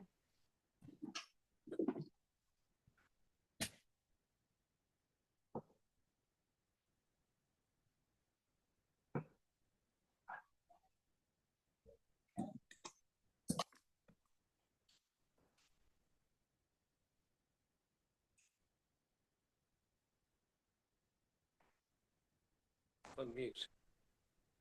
Alison, it's Simon McGuinness from Dublin, Ireland here. Can you hear me? Oh, I can. Welcome. Okay, very good. So thanks for all that work you've been putting in over the last hours and hours and hours. We'll give you a little break now, and we'll take over here in Europe. So thanks. Just to introduce myself, I'm Simon McGuinness from the Cuba Support Group in Ireland, and I'm the secretary of the group, and I'm joined by my colleague Nina Blodau Gonzalez, who's been starring in some movies recently and is here to talk about her starring role in a movie that we're going to actually show. It's a documentary film. How do I get, or how do you show Nina? Because we're going to have a conversation, so probably both of us need to be in the frame. Is Nina there? Yeah, there you are. I can work on that. I can see. That's great. Okay, so Nina, just we're going to show a documentary film that you've been starring in, and we've been showing it here in Ireland, and it's been getting great reaction. So I hope people on the call, on the Blockade video can really appreciate that. But before we show it, I was going to maybe just have a little discussion about it and ask some what's been the reaction really, because your children have started it, you've started it, your husband has started it. And how have you lived that down? I mean, what's it like being a star of the movies in Ireland, especially when it's all a Cuban effort? What's the reaction been like on the ground, and how it's been useful?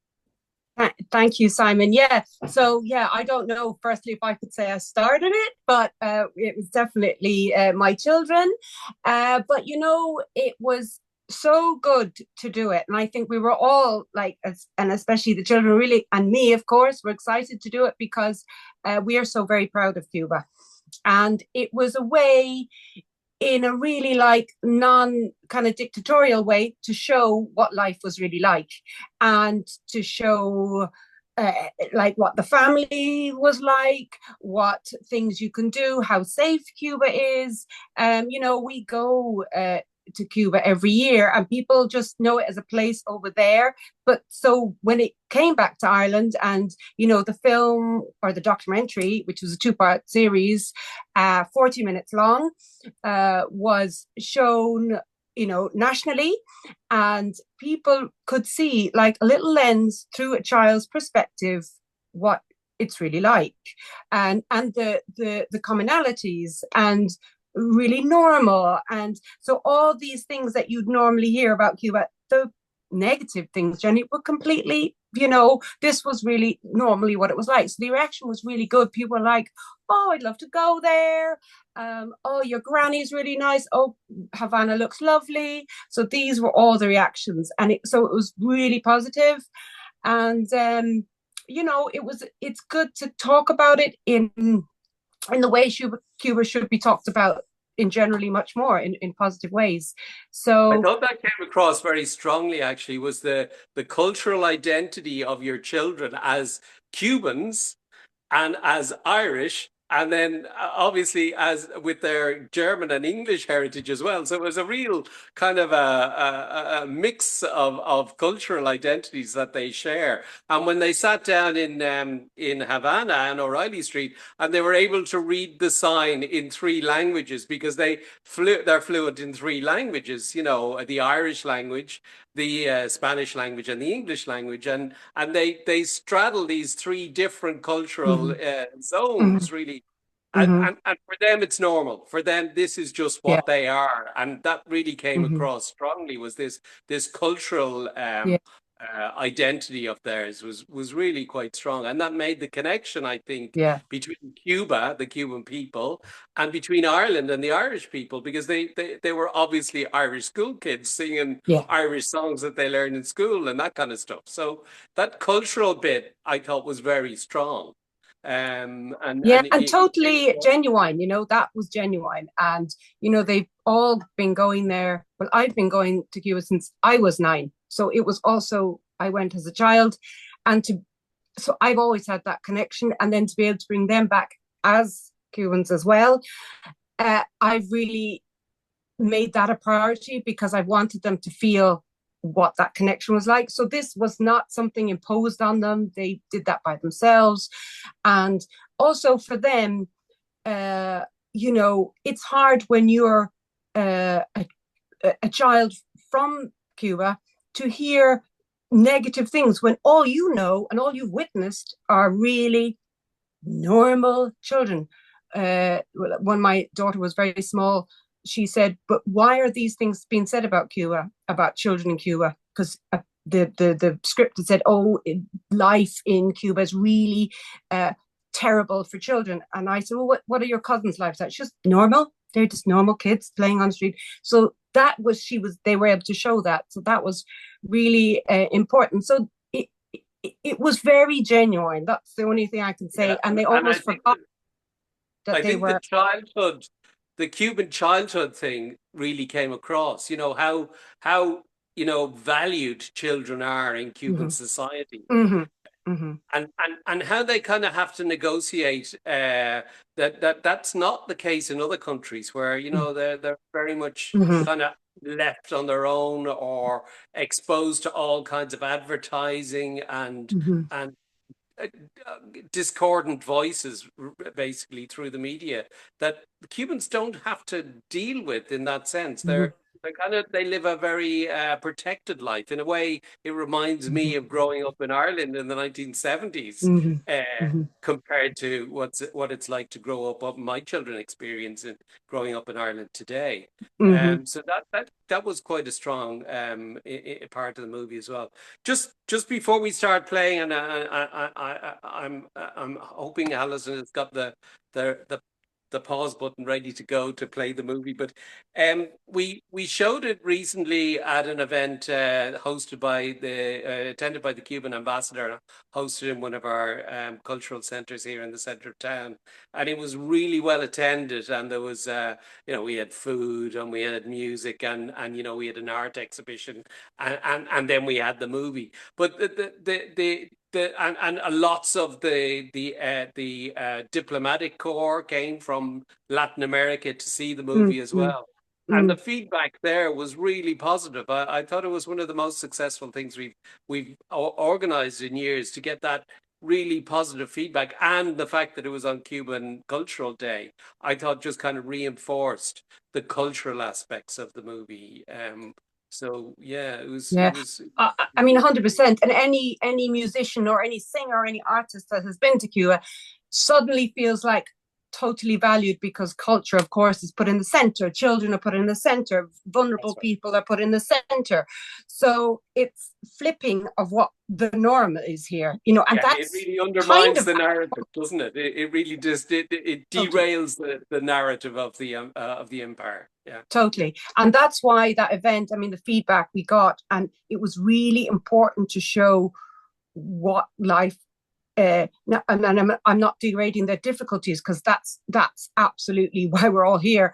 But the fact that the normal life is, and if Cuba was allowed to flourish even more, but can you imagine what that would be like? So now under those restrictions, that still, like the girls went to their cousin's school and they all get a lunch every day. Like, they get a lunch every day. Can you imagine that?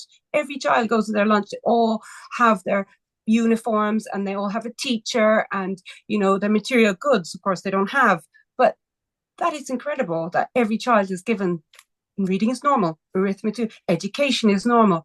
No matter what neighbor you have, and even if they have a much lower income, they have the same. If they want to be a doctor, they can be one. So that that outlook that I am no better than you and you are no better than I, that is what comes through. And those are like every time I go, I'm filled with such inspiration.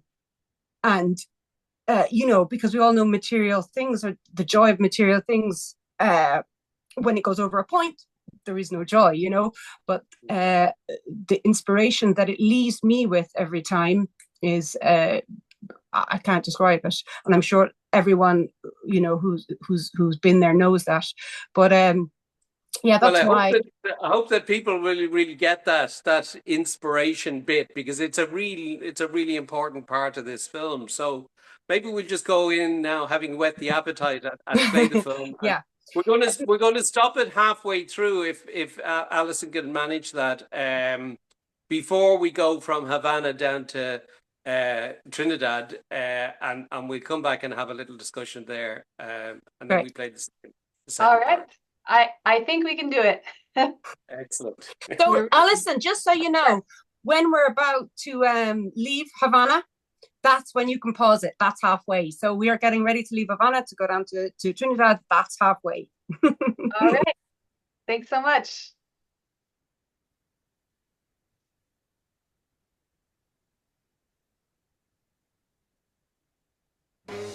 We are the Gonzalez and we have the Journey Cam.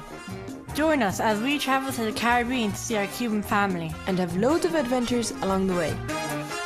We'll go for a ride in a cool vintage car,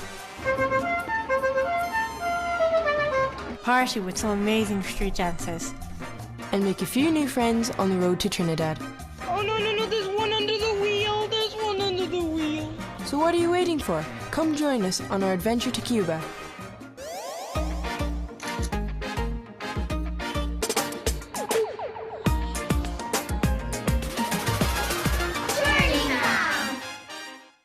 Hola, me llamo Cecil, tengo 13 años y esto es mi hermana Babette y tiene 11 años. We live in Limerick in Rathkeogh. We have 5 people in our family, our mum, our dad, our brother and us. We are half Cuban, quarter German and quarter English. But we've lived here all our life, so we feel Irish. My dad, Kenny, or we call him Pappy, is from Cuba. He's from a little town called Trinidad, and it's the most beautiful town, small, old, and crumbly. It's very exciting to go to Cuba now because we haven't been in years and we haven't seen our family. We've only seen them in video call, and it would be nice to see them in person again. It is now 1 week before we go to Cuba, and we're at the stage where we have to pack everything, and you're like finally getting to your mind that we're actually leaving and going, because it's kind of like a dream at the start. If you looked in our suitcase when it's packed, you'll find the most random things inside. For example, a tap, because our granny needs a new tap. We'd ask everybody, all our family, to like, what do you need? And she was like, we need a tap. If you can't buy any, and that's like another story. And yeah, we have to bring a tap for her. What is it? A grill. A grill? A grill. It's a grill, but they always appreciate it. Lots of Cuban kids have really thick hair, and they need hair bubbles. So we bring a big box of them. Let's say you have one on your wrist, and let's say your cousin wants one, you'll give it to her, and then that goes around. That goes around. If you have thick hair, you probably know what I'm talking about, because without a bobbin, it'll just annoy you, and then your hair gets knotty. It just ruins your day. But one day could I if you want one for them. We packed the suitcase. Whoa! Who is excited for Cuba, guys? Me. Not really. Do you remember Cuba, Hugh? The last time you were there? Tiny bit. What do you remember though, Hughie? Doodles. So we've got the Journey Cam, and we're going to take this all around Cuba to show you what it's like. Let's take the Journey Cam out for a spin. As you can see, we live in the countryside and love horses. Hopefully we'll get to ride some horses when we get to Cuba. What are you doing, Babette? I'm just making some for the trip. So I'm just getting her ready. Luna's going on holidays too, to stay with our friends when we go away. Bye, Luna. I really like you. Bye, Luna. Bye, Luna. See you soon.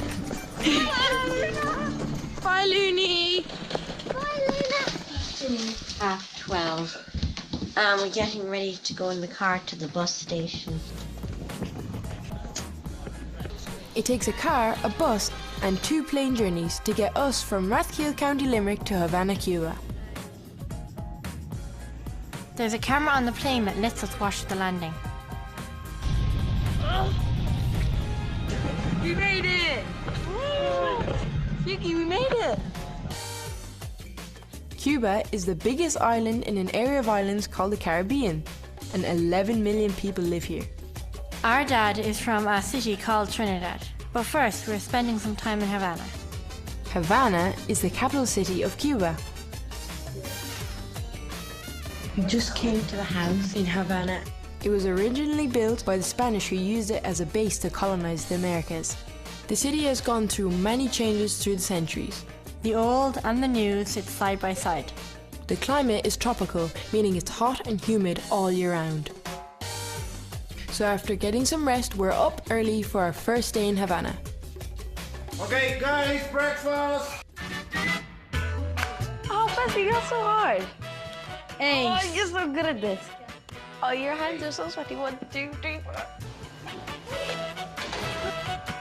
While most of the world have gotten over COVID, Cuba still had some restrictions in place when we visited. Our dad has a whistle, which means come or come on.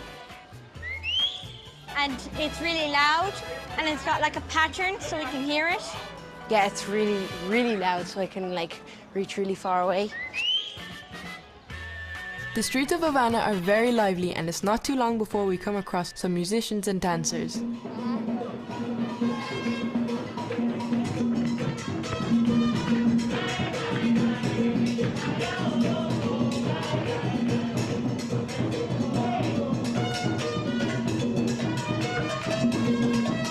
The dancers and stilts are amazing. I don't know how they do without falling off.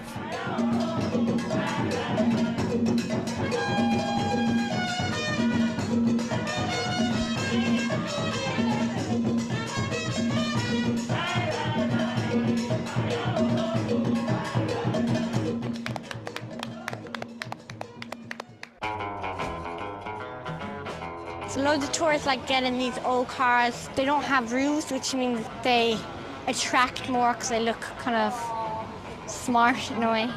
You don't get a lot of pink cars, so it's a nice car. Very attractive.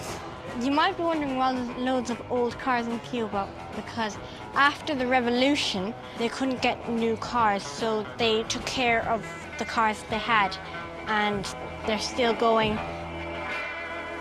So now we're coming to Old Havana, Havana Vieja, and it's like really protected. Queso! Queso! One of the things we love is that you can just go for a walk, and there's so much to look at. It's just not just one thing, there's a new thing each time, and that's what we're doing now. So one of the things about Havana is the buildings, they're so old and colorful. So it's like really special to when you walk around and you see all these things. In Cuba, the major tourism is of the revolution. Cuba has a complicated history. The country was a Spanish colony for centuries and was later controlled by the USA. A revolution in the 1950s led to the country finally gaining full independence. On the streets of Havana, we found a reminder of Ireland's own struggle for independence. Who would have thought in Cuba there was a street called O'Reilly Street? The most Irish name you can get. Dos pueblos de isla en el mismo mar de lucha. It's in Irish, it says Winter da Ilensa Barga. 2 island peoples in the same sea of struggles and hope, Cuba and Ireland. What does it mean? It means like Cuba and Ireland are relating, like they both had a revolution and the bigger country was dominating them. In Ireland's case, it was Britain, and then in here, Cuba, it was America. And they're both islands. Yeah, and they're both islands. They struggled and they hoped, I guess. When we come to Cuba, we don't usually do all the touristy stuff. Well, not until now. One thing you gotta do when you come to Cuba is go on a non-roof car. It's actually a convertible. Okay, go. The driver tells me that the car is from 1956. Oh my god, the car is 66 years old and it's still, it looks like brand new. This is really exciting. Do you feel like royalty? Yeah, kind of weird because I'm inside, but I'm outside at the same time. Then go forward. This is.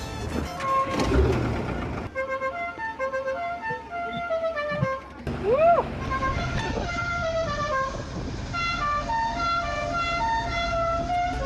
So cool.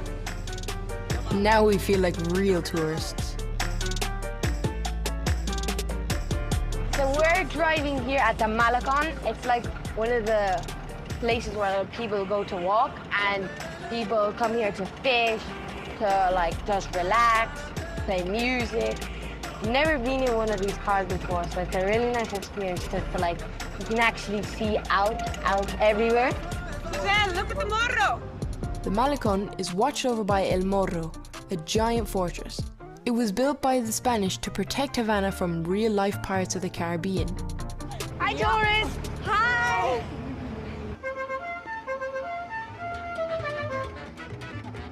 Moving away from the Malecon, we see some giant sculptures of some famous faces from Cuba's past.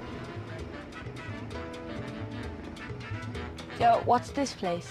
This is the Plaza de la Revolución. It's kind of an iconic place. You see Jose Marti is a national hero. And then, you can see the star going up. You see this guy here? He's Che Guevara. He's everywhere in Cuba. Che Guevara was a doctor, and then he became an army leader. He's like on t-shirts, bags, walls, flags, anything. Che Guevara was one of the heroes of the revolution. Behind me, they're getting ready for a big festival, the 1st of May, because they celebrate workers and all. And they're just trying out all the music so everything runs smoothly tomorrow. We'll be traveling to Trinidad, our dad's hometown, for the big 1st of May celebrations. Away from the touristy areas, we see a different picture of Havana. We saw some people queuing for bread. One thing about Cuba is that it's quite hard to get stuff, and there's a lot of queues, so it's just part of their life now because they have to get the food, so they have to do it. They haven't really got any choice but to queue because it's still quite hard to get stuff here. Cuba is under a trade embargo. This is because its neighbor, the USA, is blocking many things from entering the country. It's been going on for 60 years and looks like it's getting worse. Before we leave Havana, we are going to see how Cubans deal with the lack of supplies by getting creative. Now we're going to be shown how paper is made, and it's going to be really cool because it's recycled. Let's go.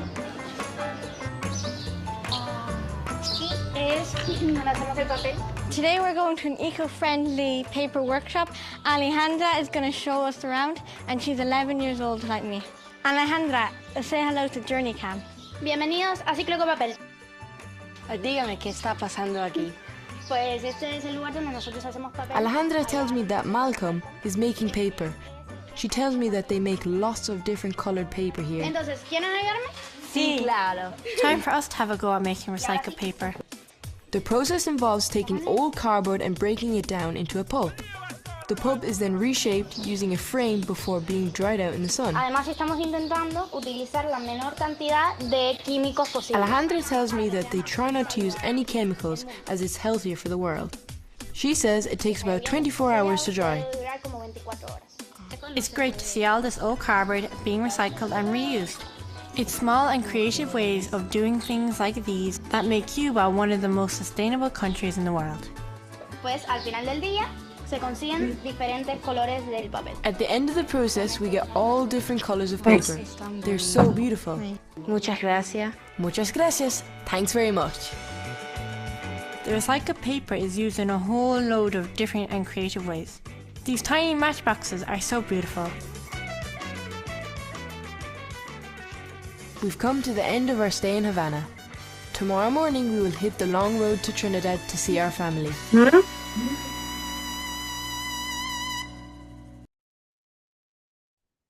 So there you go. I hope you can hear me. That's the first part of the extravaganza. But of what really comes across there is the tourist experience of Havana. Most people who go to Cuba only go as far as Havana, and they stay for a few days and then they fly out. And how realistic is that as a representation of what going visiting Havana is? For people who are not, Cubans.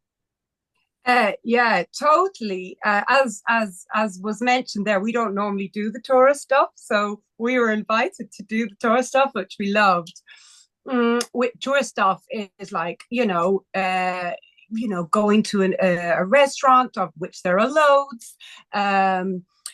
Doing, wandering the streets and seeing the street performers, which there are loads, music performances, again, which there are loads. And, Havana is so rich in culture. And it's not just salsa, it could be jazz, it could be dance, it could be modern dance, it could be ballet. We walked around. In the afternoon that we walked around, we saw boxing, we saw ballet, and those ballet, they were just kids who'd come in from all the provinces around and they were practicing. Well, when do you see ballet being practiced on the street beautifully? We thought it would give you the chills, We didn't arrange any of that. That was just wandering around the street. There's that's people making... That's all the free entertainment that's just on the street. Yeah, it's all the free entertainment there. And also you saw a little girl called Alejandra, who showed us around Ciclo Papel, which is a little place right in the center of Havana. That is just one of many places. But I want to just really mention a comment that the director told me when she was there. She said, she asked Alejandra to speak. Alejandra was 11, and she said, Alejandra, explain what you do. Alejandra turned to the camera and immediately spoke with great clarity about what she did. And the director said, that is unusual. Children don't talk to camera like that and so quietly confident. That is, you can see that they've been educated to stand up, to speak in class, to speak about issues. They're not shy. Like children aren't shy. They come up to you, they talk to you, they're interested in you, they want to know who you are. So my kids, you didn't see that in the film, but they also made like 11 different friends on the street. They were all cuts from playing on the street. We sat in a little cafe on the corner, and they're like, oh, this guy and this guy. And then my little boy got lost. We couldn't find him. I went up to the police and I said, where? I can't find him. And they were like, they were so calm. They knew he was there. And what happened? Another little child brought him from around the corner because he'd been playing with someone else and he'd followed someone. That is not normal in any other. I wouldn't go to a Latin American country and have a beer quietly while my children played in the middle of a city. That is just not normal. It's not normal in London. It's not normal in Dublin. It's not normal in other cities. This is incredible. And I think we need to really underline that. Apart from the fact of being, we made other points in that bit, that was the ingenuity of Cubans, the sustainability. I mean, the list goes on, and we only touched on things there. But as a country for tourism, it's wonderful, really wonderful. You might not have... It looks so colorful. It looks so clean. It looks so orderly and welcoming. That's what really came across. Did you meet any Americans? Did you meet any Americans? Well, yes and no. Very few. At the end, we did meet some young Americans who came on a special visa. And actually, one of them told me that her mom had been in detention because her mom had stayed in a government hotel. So, these were big American rebels, because they had come, they got this special visa, but they weren't allowed to eat in certain restaurants, stay in certain places. And, they were going on an educational thing. So, and of course, those are the Americans you want to meet, because they were great. You know, we could really chat to them, but very few, very few. I'm sure there's loads more would like to go, but you The know, government doesn't want them to learn about this. They no, don't want them to know anything about Cuba at all. It's been like that for decades. Yeah. And actually they were from New York, as far as I can remember, and they were going back into college, which they told me that that was it, you know, they were now gonna have to pay such huge fees, that they were gonna have to work all the time, and that was kind of it, you know, that they would never again get this 2 weeks of freedom, of holiday, you know. Freedom. Yeah, exactly. So, you know, and that's not also saying that things aren't difficult. Yeah, but that is the general kind of feeling you get. And everywhere you go, people want to talk, and they will ask questions, and they'll be open, and, you know, even, and for families, I think, and this is particularly for families, it's particularly a great place to go, because Cubans, as we said, adore children, almost to the point of, like, I often will, like, you know, I would be maybe not as, I would make my children do more, whereas the Cubans are much more, they would, you know, they almost let them away with everything. So they really put them at the center. They kind of treat them like royalty, don't they? Well, they I wouldn't carry my 5-year-old everywhere. They'd be like, "Oh, lift him up, he wants to be carried." I'm like, "No, you got to walk." So yeah. Okay, well, maybe we'll move on then and have a look at what happens when you go to Trinidad. Alison, if you've got your finger ready on the button, you might let us see the second part of the movie. Thanks a lot.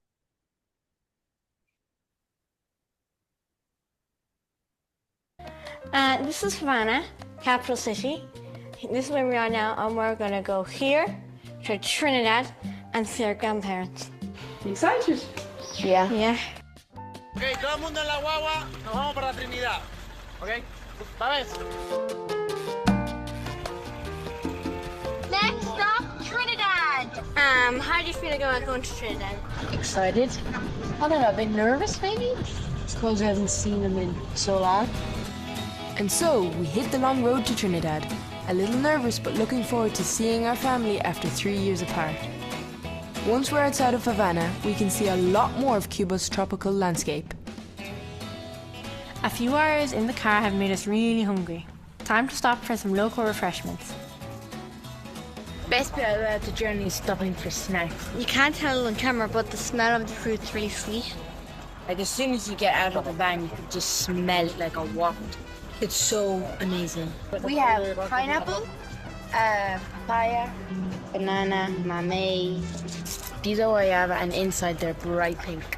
These bananas are hanging up. The bottom ones aren't as ripe as the top ones.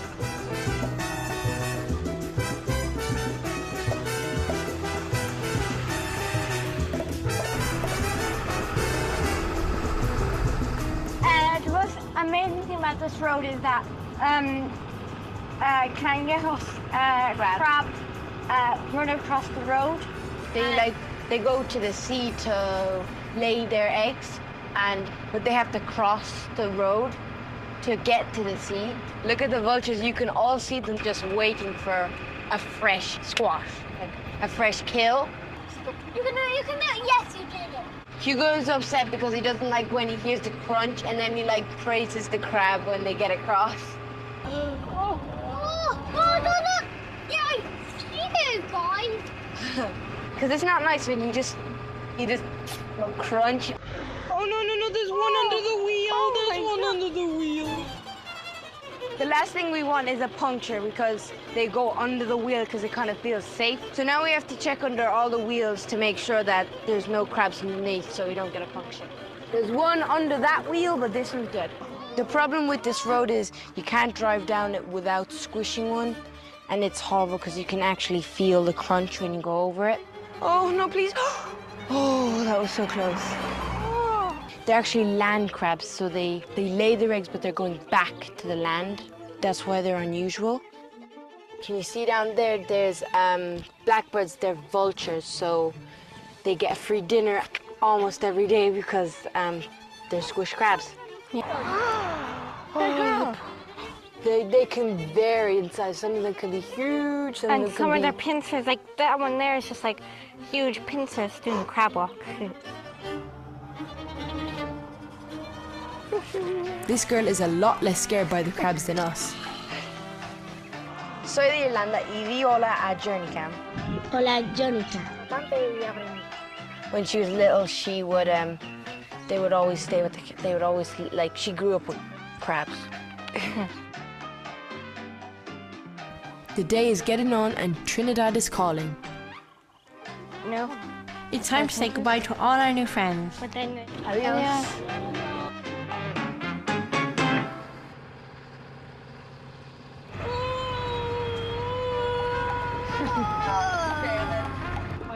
That's the Caribbean Sea.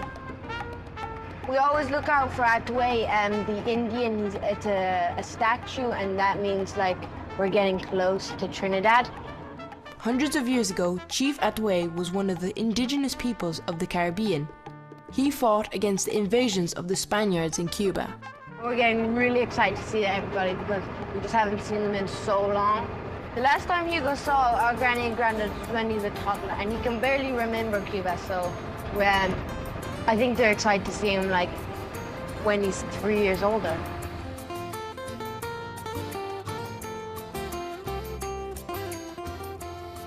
After a long drive through the countryside, we finally start to see signs welcoming us to Trinidad. Bienvenidos a Trinidad de Cuba. You know it's Trinidad because it just looks like it. It does not look like Havana. Havana, like the buildings are tall, but here they're like colorful. Right there, I in can there. see it right there, right there. I know it. Right there. It's right there.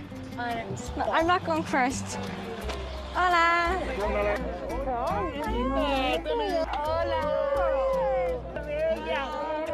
Even though we were a little bit nervous, it didn't last long. It seems like the whole town has come out to greet us. It feels so amazing to be reunited with all our cousins after being so long apart.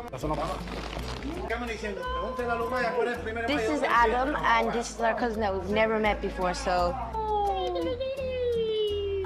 Even though it's been a few years, we settled back in straight away. It feels like coming back home.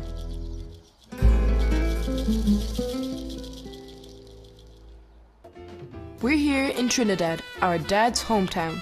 It's a beautiful old city with cobble streets and colourful buildings. About 75,000 people live here. We're staying in our great granny's house. This is the bedroom where we sleep in our great granny's house. It's very different to our bedroom in Rathkeel.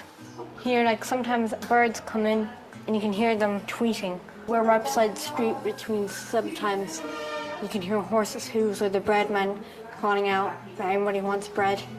Just because we're visiting in Cuba doesn't mean we get away with stuff. So we still do stuff like hang up the washing. It dries so quick, so they've been hung out like half an hour ago. They're probably halfway to being dry already.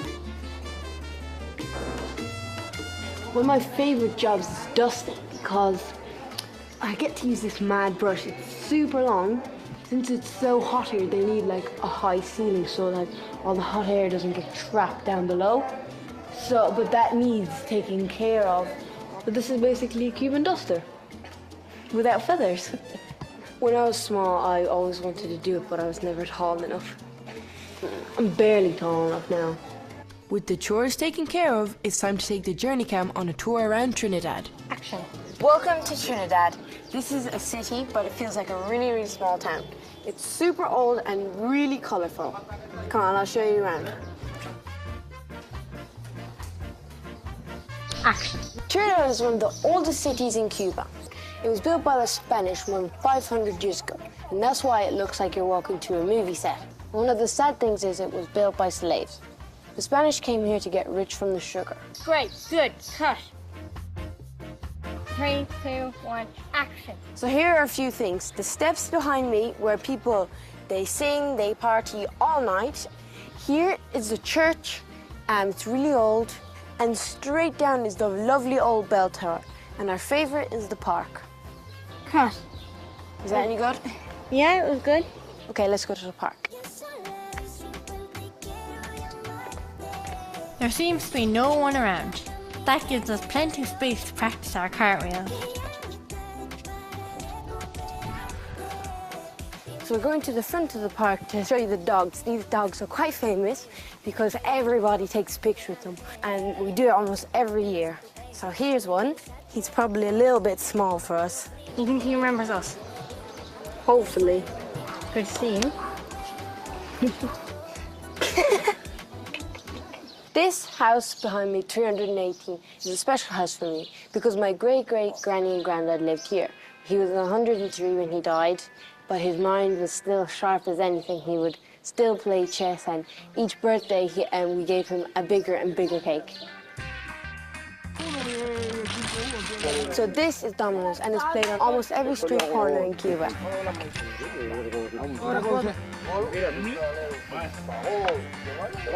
You know when it's dominoes because you can hear the clatter of the dominoes and also the shouts, like it's competitive. More or less you have to match up the numbers and, you know, but at the start it's pretty chill, like everybody's playing fairly, but then it gets really, really tense. So then the people start getting a little louder and louder. I think this guy's the winner because he's the one celebrating the most.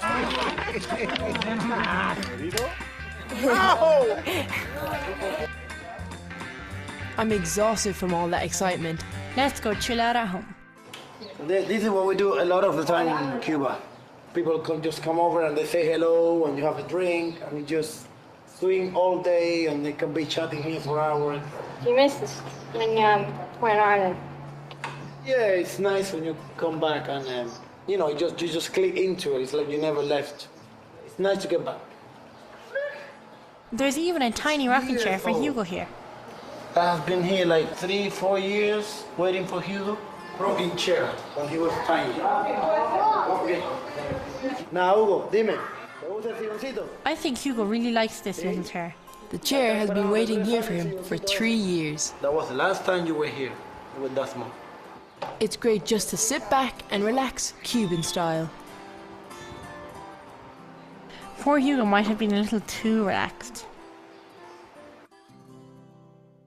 Today is the 1st of May and it's a big day in Cuba.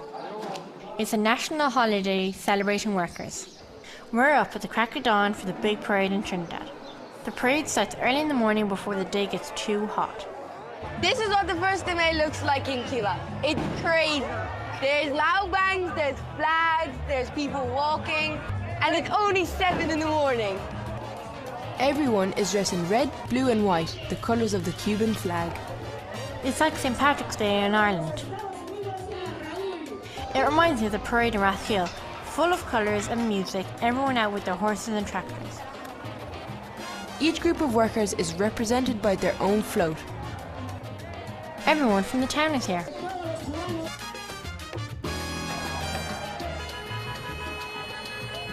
The music and dancing starts and we get sucked right into the middle of the action.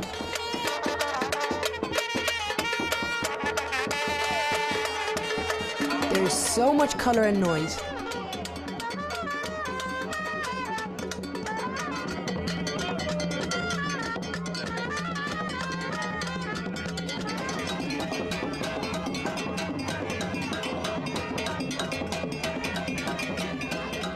It's great to see everyone out celebrating Cuba and having fun.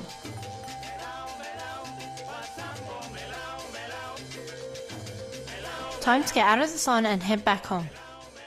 Let's see what our granddad is up to. This is our granddad Toto, and we love him. Di hola al journey camp. Hola. My abuelo Toto, who is my granddad, is really happy to see us. Claro. Muy bueno. Que hablamos todo el día en el teléfono. Eso es muy bien ahora. Sí. Even though we talk every day on the phone, we all agree this is so much better. May I present to you my granny Xiomara and my great-granny Abuela Flor. Abuela Flor is Xiomara's mom. I know, they look like sisters. Hola. I don't know why it is, but Cubans seem to be really good at chess. It's like every Cuban's a grandmaster. I haven't done this in a long time. I think I'm a bit rusty. I'm usually really good at chess, but when I come to Cuba, I feel like a total beginner. I think he's going easy on me, but he's still winning. Oh, see. I've never been able to beat Toto, but maybe one day I will. Ah, he got me again. Tú eres un monstruo. Abuelo Toto is a master at chess, but he tells me he's only an apprentice. No. Next time, Toto. In Cuba, when it's in season, there's mangoes everywhere. We're cutting all the mangoes to put in a bag, and so when the mango season is over and there's no mangoes, they can take them out of the freezer and they can make juices, and they can basically use the mango as they can do it now. So they're saying that you can live on fruit because some fruits have so much water that you don't need to drink as much water. Okay, My abuelo says he can't imagine life without mangoes. You feel like a little smoothie, Babel, yeah? Nice. I love it so much. I actually miss it. Like in Ireland, when you buy in the shop, it's a bit sour, it's kind of white. This is like a proper ripe, sweet mango. Just like that, we have a organic mango smoothie. Loncha, salud. This is my cousin Tiago, and Tiago says hello to Journey Cam. Hola. Cuba's economy is struggling due to a trade embargo from the USA. Prices are high, there are food shortages, and it makes it difficult for Cubans to buy the supplies they need. Toys are quite hard to get in Cuba, so we brought some of our toys from home to give to our cousin. Tiago is delighted with his new toys and shows us how to play marbles. One great thing about playing in Cuba is you can just play on the street because 5 cars come here a day, even less, because it's so quiet and you can just play here. When we come to Cuba, you start to know that your cousins really well, and you get really close, and then we have to go again. People with families and cousins that are far away probably feel the same way. Unfortunately, it's not always sunny in Cuba. The tropical climate sometimes brings heavy rain. Something really unusual, it only happens once a week or something like that. Not even, and it starts to rain. But when it does, it's still warm. It's So still it doesn't warm. bother you at all. Pretty weird, no? No. Every time we come to Cuba, we bring presents for everyone, all our family and friends. It's really nice because when you get to deliver them, and maybe we can actually do it by ourselves because we know our way around here and it's really safe. So now we're going to our aunt's house to give her some baby clothes and a shirt for her and her newborn baby. In Cuba, we also kiss to say hello. Es para ti. I think my cousin likes her new doll. Hola. Hola. Bye. Hasta luego. Back at the house is an exciting special delivery waiting for us. One thing about me is I love baking, and when my granddad Skypes every day, he always wants me to make a cake for him, but I say I can't because they haven't got an oven. Since he knew we were coming, he made a small oven. Now that my granddad made an oven, especially for me to make cakes, I'm trying to make him a cake, a really nice one. This will be one of the most important cakes I've ever baked. 1/4 cup of water. You're making this up, aren't you? No, I'm not. So we don't have baking soda and we don't have a lot of oil. We don't have all the ingredients, so we're just gonna have to improvise Cuban style. Bacon's a science, and in Cuba it's harder because you're meant to follow all the recipes, but you can't. So we're gonna experiment and make a cake. I have no way of measuring because they don't really bake here, which means they don't have a measuring thing. This is what's known as preheating the oven. Toto should be doing this, but since we want to surprise him, I think we have it under control. It hates you. Yep. One thing we have here is lots of bananas. Hey, do you want to mash some bananas? I'm trying to get as much air into this as possible. This is definitely not the best cake I've made. I think we should put it in the oven now, yeah? Yeah. What do you think that is? Probably about 180 because, you know, it's hot, very hot. Do I put it in? Yeah. See you later, alligator. Brilliant barbecued banana bread. A little while later. Oh my God. It's ready. Oh, you're the expert. Whatever happens, just say yeah. It's stuck to the pan.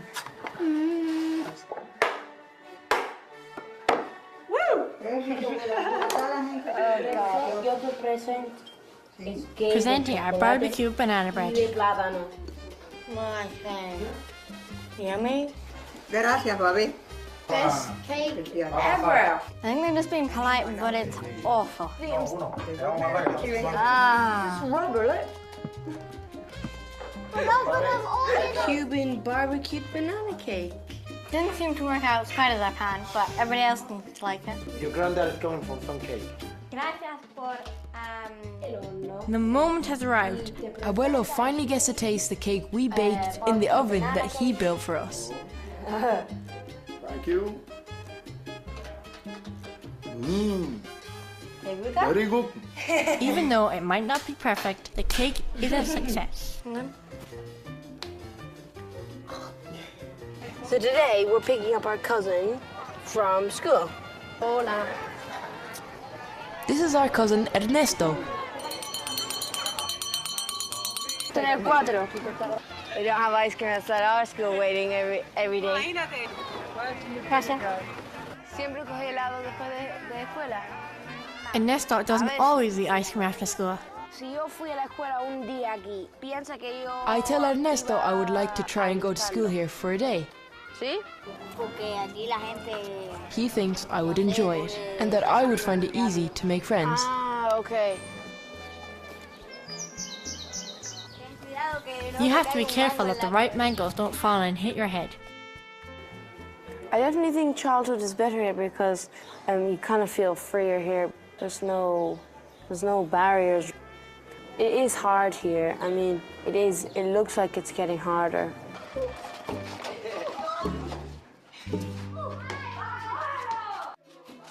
Sometimes it feels like everyone in Trinidad is our cousin. One of our cousins is making his Santa tonight and we're lucky enough to be invited. Making Santa is sort of like making your communion back home. It's a pretty big deal. Santeria is a popular religion in Cuba. It fuses parts of Catholicism with traditional West African religions. Its origins go all the way back to when slaves were brought to Cuba from Africa by the Spanish. There's so much of food and offerings to the saint and drummers playing music.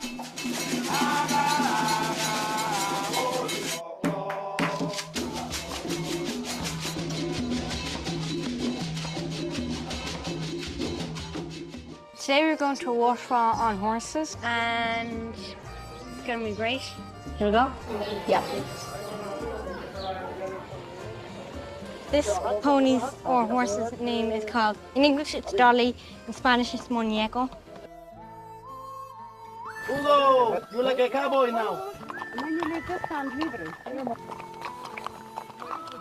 We ride horses all the time in Ireland, but this feels different. It's really, really fun. It's just like a change of like the way you ride. It's like more relaxing. You don't have to concentrate so much. I've been longing for this waterfall for so long. It's cool and crystal clear. It's just so nice. Like when we were in Ireland, we imagined it. It was just so, you just wanted to go there straight away. Oh, roll the rattling bog, the bog down in the valley, yo. Oh, roll the rattling bog, the bog down in the valley, yo. In that bog there was a hole, a rare hole, a rattling hole. Hole in the bog, and the bog in the log, and the log down in the valley, yo. Oh, roll the rattling bog, the bog down in the valley, yo. Oh, roll the rattling bog, the bog down in the valley, yo. So now we're going to go for a break, and we're going to get some white apple juice, which is sugarcane juice.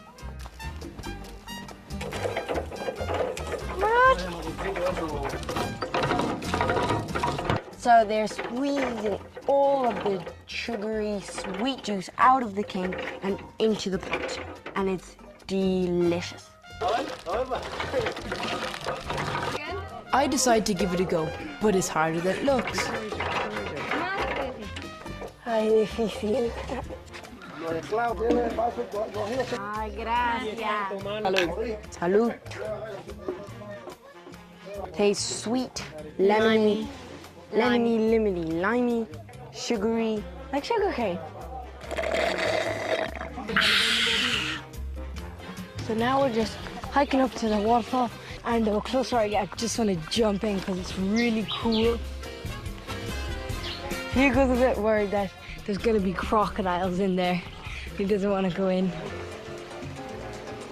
Here it is. After trekking through the heat, we finally made it to the waterfall. Are you ready, Hughie? Yeah. Shall we go? Yeah. Let's go. We can't wait to jump in. We're gonna do it, and it's gonna be a little chilly, too. We've been waiting 3 years for this, and it doesn't disappoint. Well, except maybe for Hugo.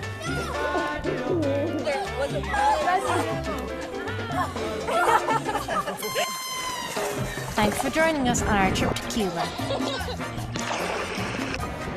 I wonder where the journey camp will be next week.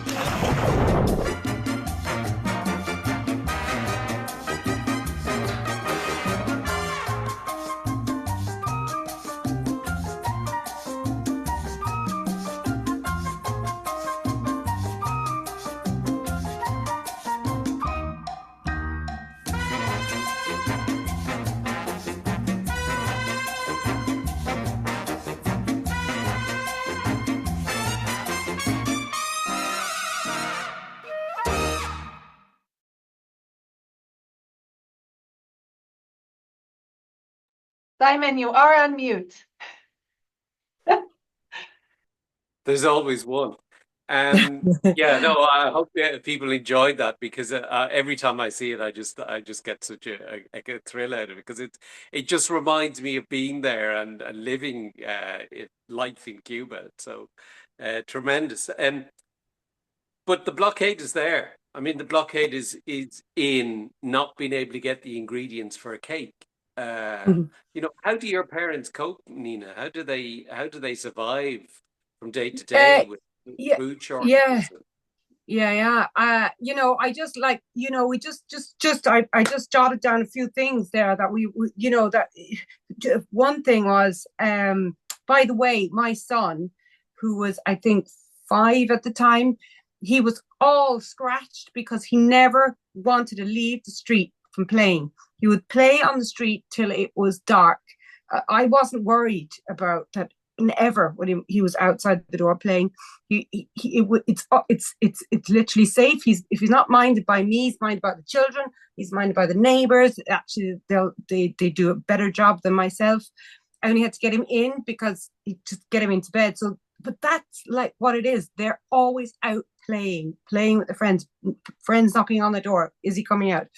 But also you saw the grandparents there, and my mother-in-law, and she, my granny, or my well, I feel like she's my granny, but she actually doesn't need to leave the house for a nurse, a doctor, the foot care person. They all come to her. Now, where the problem lies is that they don't have the needles that she needs.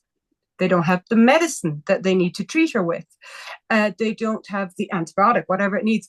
The personnel and the intelligence and the system is there. It's so easy to solve. They just need the materials. They need the source. You know, that's what is so frustrating. And the same goes for the school. The teachers are there. The building is there. The mind is there. The system has been built up, and they have, you know, you go to Cuba and you'll ask women, you'll talk to women, and you'll find that their granny was educated to university level.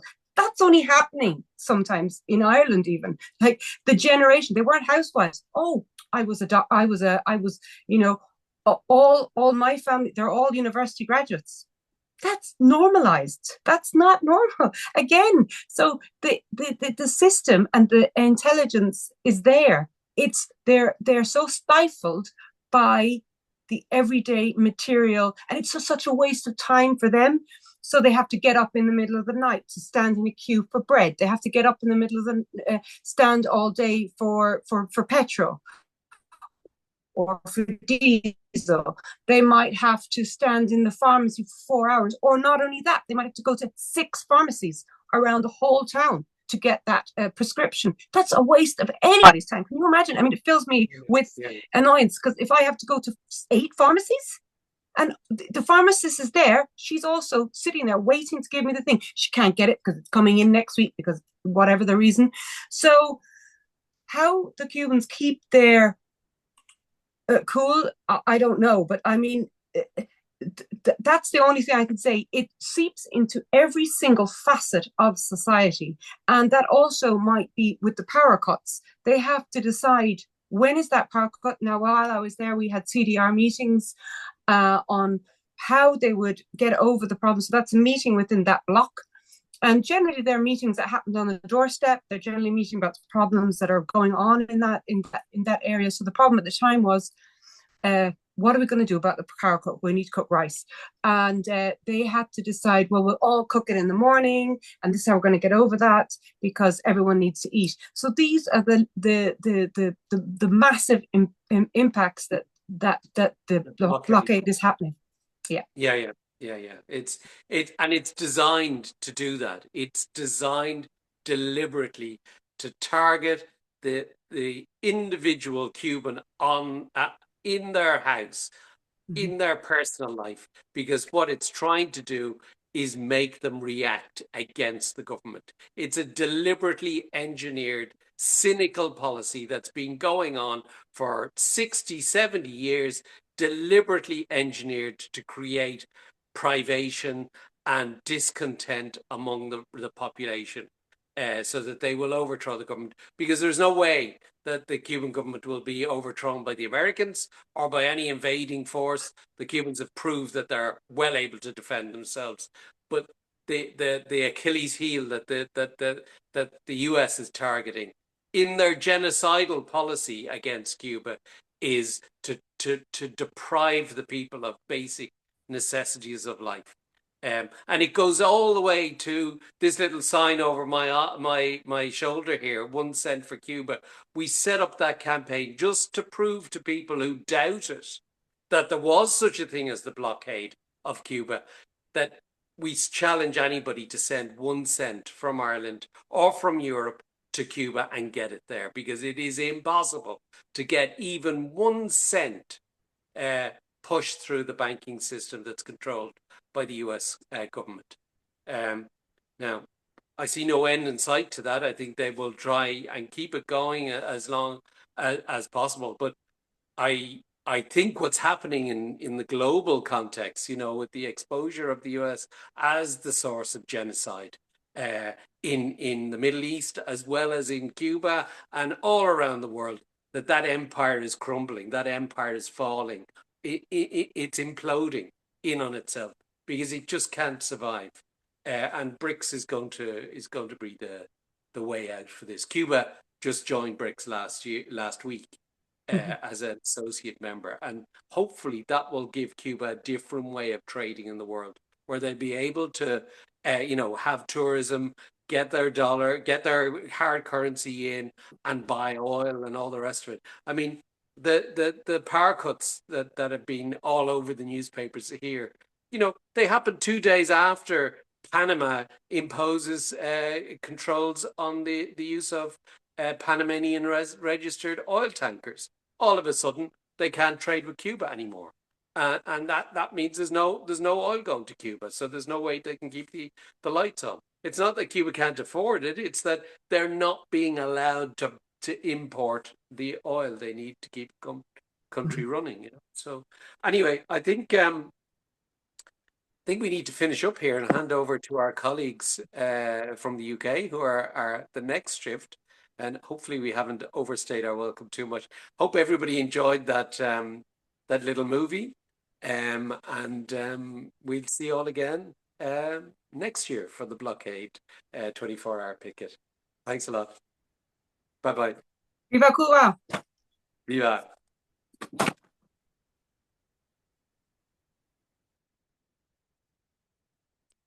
Is Alison there to take over? Or Destiny is joining us. Thank you so much, Nina and Simon. Excellent film. I think we can call that the North America premiere. Happy to have it here in the 24-hour picket and hope to see that film many more times. So endearing and so much sharing about the reality of Cuba and the impacts of the blockade and how that impacts Cuban families every day. So thank you so much. Destiny, the microphone is yours. Welcome to the 24-hour picket. Thank you so much. And thank you so much to Simon and Nina for speaking about One Cent for Cuba and the Cuba solidarity work you guys are doing over in Ireland. And thank you for inviting us to speak at such an important picket. So my name's Destiny. I'm an activist with Rock Around the Blockade. We're a British campaign in solidarity with socialist Cuba and revolutionary Latin American movements. Tonight, we're also going to show a short documentary that we created during our 15th Cuba Solidarity Brigade, which took place in December 2023 to January 2024. On the brigade, we spent about 2 weeks in Havana. We met Cubans from various walks of life. We visited schools, hospitals, factories, community centres, and so many other different places. And these experiences and exchanges allowed us to develop a more concrete understanding of how Cuban socialism has developed and what it looks like in real life. A lot of our work in Britain is talking about the importance of socialism, the fight for socialism, whilst highlighting the asphyxiating impacts of the blockade, but seeing it in real life is, as Nina and Simon explained, a completely different experience. We were also able to speak to the Cuban youth about the reality of living under capitalism in Britain, as millions in Britain are facing severe consequences of the cost of living crisis, while the country continues to fuel and engage in imperialist wars abroad. But kind of focusing back and turning to Cuba, the Cuban Revolution in 1959, since the Cuban Revolution in 1959, the US has become more and more determined to destroy the revolution. The insidious blockade of Cuba is strangling their economy and stops essential foods and medicines from reaching the island. The blockade has lasted over 60 years and has an accumulated cost of over $144 billion, affecting the daily lives of all Cubans in regards to the supplies that they can't import and economic ramifications by the US on institutions for trading with Cuba. But a question that we're asked so much on the streets of Britain is, how does such a small Caribbean island pose such a threat to the imperialism and imperialist US? And it's socialism. Cuban socialism is a powerful alternative to the plundering and exploitation of oppressed people we see in the imperialist world. Socialism enfranchises the working class to make a society built on the interest of humanity and the planet, rather than on the accumulation of capital. Cuba is the living, breathing example of this, a society based on internationalist principles, support for all oppressed sections of society, and it uses state planning to protect the environment and has a world-renowned healthcare and education system, despite the asphyxiating genocidal blockade. Hence why the imperialist world strives to suppress Cuba's revolutionary consciousness from permeating around the globe. One of the main aims of our brigade was to grasp a more informed understanding of how Cuban socialism continues to survive despite the adversity and material limitations they're experiencing due to the blockade, as well as understanding how socialist consciousness has developed and grown since the revolution.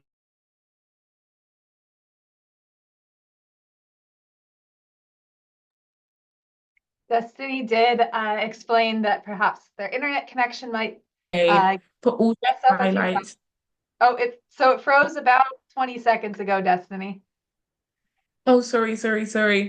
I was just talking about how Cuba is the living and breathing example of socialism, a society built on internationalist principle support for all oppressed sections of society, and importantly, using state planning to protect the environment and to sustain its world-renowned healthcare and education system despite the blockade. One of the main aims of our brigade was to get a more informed understanding of how Cuban socialism continues to survive despite the adversity and material limitations they experienced due to the blockade, as well as understanding how socialist consciousness has developed and grown since the revolution. Before showing the documentary, am I still okay? I might turn off my camera just because my connection's quite poor. Sorry. Before showing the documentary, I'm going to mention two particularly striking parts of the trip to Cuba, which expresses the pernicious nature of the blockade, but also the tremendous achievements of socialist Cuba. So one of our first visits in Havana was to Havana Pediatric Hospital. In preparation for the brigade, activists across Britain from Rock Around the Blockade raised £2,500 worth of medical aid, which we donated to the paediatric hospital. In the talk before our tour around the hospital, the staff stressed the importance of primary care as the cornerstone to their approach to healthcare. The Family Doctors and Nurses program was developed in the 1970s and ensures that medical professionals are in every community across Cuba. The program ensures that families are visited by their doctors annually and every 3 months for those with chronic illnesses. When touring around the ICU, Dr. Luis Sola Salvarelli, the director of pediatric teaching, said, quote, "If you win the fight here in the ICU, you are late to the problem. The Cuban healthcare system is convinced the focus should be on primary care." Anyway, so this planned system allows Cuba, a small, historically underdeveloped Caribbean island, to have comparable or better healthcare than the richest nations in the world. For example, in Cuba, there are 9 doctors per 1,000 inhabitants compared to only 3.2 in Britain. The second thing I kind of wanted to touch on very briefly was the role of the youth in Cuba. In an article that we posted on our Rock Around the Blockade website and the One Cent for Cuba website, which I'll tag in the chat once I finish, and we have some amazing quotes from members of the UJC, the Union of Young Communists, who we met at various meetings. These discussions with the young people in Cuba were so inspiring and powerful as it serves as a reminder of the crucial role of the youth in the struggle. Ivan Barata Lopez said, "Homeland is humanity." That has always been one of the pillars of the Cuban Revolution. That is why we sent doctors to nearly 200 countries across the world, why we train people from all over the world in Cuba to be doctors, engineers, and many other professional and technical professions. That's why we supported Vietnam and fought against apartheid and South Africa's invasion of Angola. That's why Cuba supports Palestine, end quote. Internationalism is the cornerstone of Cuban socialism. In every meeting we attended during the brigade, Palestine was mentioned and their solidarity was extended. On our exchange of students at the High Institute of International Relations, we discussed Cuba and Palestine's long history of solidarity. They mentioned Cuba opposing the UN vote to divide Palestine, denouncing the Balfour Declaration, and recounted the Che Guevara and Raul Castro's visit to Gaza, establishing Cuba's first ever formal ties to Palestine. They showed us pictures of them alongside other young Cubans marching on the street in solidarity with Palestine, with their president Miguel Diaz-Canel late last year. And I'm sure comrades have also seen more recently, only a couple of weeks ago, once again, the president Miguel Diaz-Canel headed another protest in solidarity with Palestine in Havana. For us at Rock Around the Blockade and within Britain, this trip really reaffirmed what is possible with political will. Cubans reap the benefits of socialism and continue to fight for the survival and success of the island. So now we're going to show the short film which recounts our histories of or experience on the brigade. And shortly after, Dr. Helen Yaffe will talk a little bit more about the work we do on the streets of Britain in demanding an end to the genocidal blockade and defending the Cuban Revolution. So if you're able to, Alison, and if you can still hear me, it'd be great if you could play the video now. Thank you. Viva Cuba. Viva Cuba Socialista.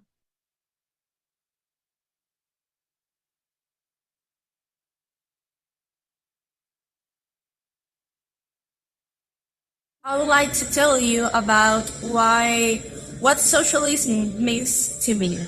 And the issue is that my family, my whole family, is a work-class family.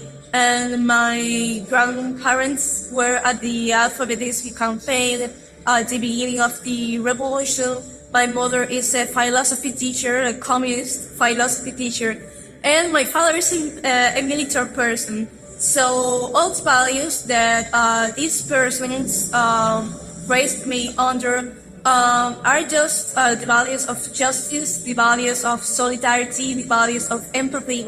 So those values are only related to socialism and only possible under socialism. So for what should I fight if it's not socialism? ¡Viva socialista! ¡Abajo el bloqueo! ¡Abajo el bloqueo!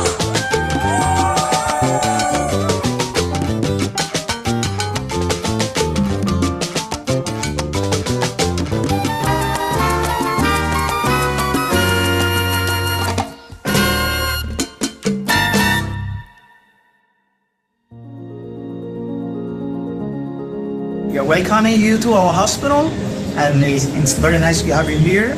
And you may feel free to ask whatever you want. We also have around some wards of the hospital.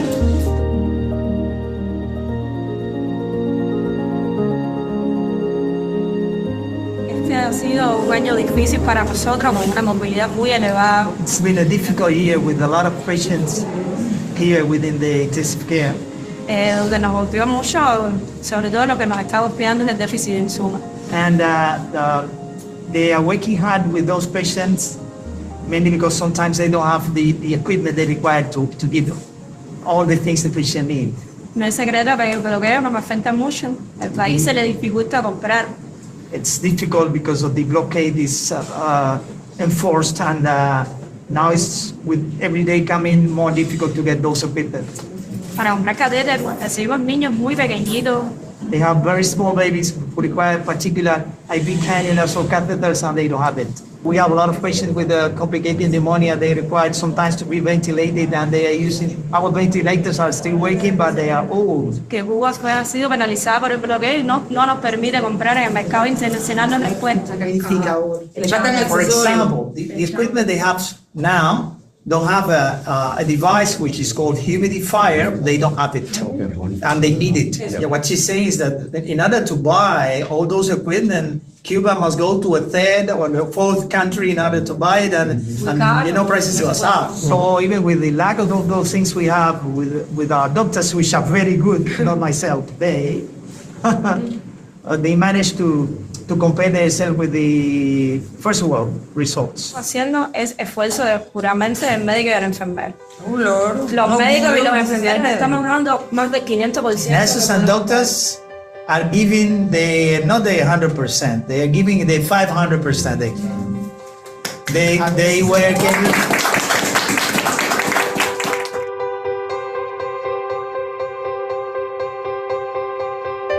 Once we go abroad, we see these. A lot of equipment, a lot of medicine, a lot of things, less time with patients. Yeah. And we are against it. That's how it is. We need that equipment, but the first, stay with the patient, do things with the patient, do as much as you can, and use the equipment. So a good thing that our health system rules, all the severely ill patients must be discussed regularly with all the doctors' staff. So it implicates not only the physician in charge, it implicates all specialties, professors, people with experience. So once you see a very severe patient like the one we showed you, it's being discussed more than 10, 15 times within his admission. It strengthens the diagnosis, and it also reduces the prescriptions for patients, because sometimes people without experience used to prescribe a lot of drugs. the Ministry of Health have contracts with developing countries in order to take Cuban specialists to those countries, work there, and go back to Cuba. And you'll find Cuban doctors working with the Cuban government in Africa or many countries in Latin America. And those doctors, at the same time they are reimbursed themselves, they bring money to the Ministry of Health, and that money will go to buy all the things we have. SSOT is a really cool organization. It works on policy to do with women's liberation and LGBTQ plus liberation. Es tan importante que articulemos mejor las campañas que hagamos para generar conciencia y transformar la cultura de nuestro pueblo para que no se sigan reproduciendo las diferentes formas de violencia. They work with the ministries of health and education to improve the lives of women and LGBTQ plus people, developing the family code, or the new version of the family code that was approved by the Cuban people in 2022, which legalizes gay marriage and gay adoption and ensures equal share of domestic labor in the home between men and women, and increases rights of grandparents and of children. It's the opposite of what the British state does, which aims to divide the working class along gender lines, along sexuality lines. The Cuban state cares only about empowering all sections of the working class, which is why it also seeks to empower LGBTQ plus people and women. We told them about these guidelines that the British government are currently trying to push through for schools, where they're saying schools shouldn't have toilet facilities for trans students, and they shouldn't, they should have sport strictly delineated along binary gender lines. So basically make life as difficult as possible for trans children, trans young people, and make it so that they're not allowed to use their preferred pronouns at school without the parents being told. And the people at SSOT were visibly shocked by this, because this is so contrary to how the Cuban socialist state works, which seeks to unite the working class and empower members of society, empower young people. And, obviously Britain's guidelines, they may or may not go through, but it's mainly about generating hate and whipping up a culture war in the media, and distracting from the failings of capitalism, the fact that it can't provide for the needs of the working class. They spoke about the impacts of the blockade in several ways, but the one that stood out to me the most was the limited access to contraception and the impact it's having on both men and women. So one of the people, the head of the International Relations Department, mentioned that the limited access to condoms has led to a spike in HIV cases, which the country is obviously combating, which is equally hard with the limited access to medication at the moment. But also they were speaking about the increase in teenage pregnancies due to the lack of the pill, the implant, things like that. But they'll continue to work with social consciousness and overcoming the blockade through providing the centre, what SSOT is, a centre to support women, LGBTQ people, and to provide general education about sexual health. Socialist Cuba, it's not so much about, they don't recognise any particular rights of trans people or LGBTQ plus people or women, but they recognise their rights as workers, as people, to have access to healthcare and education and employment and housing. And that's why Socialist Cuba has the policies that it has.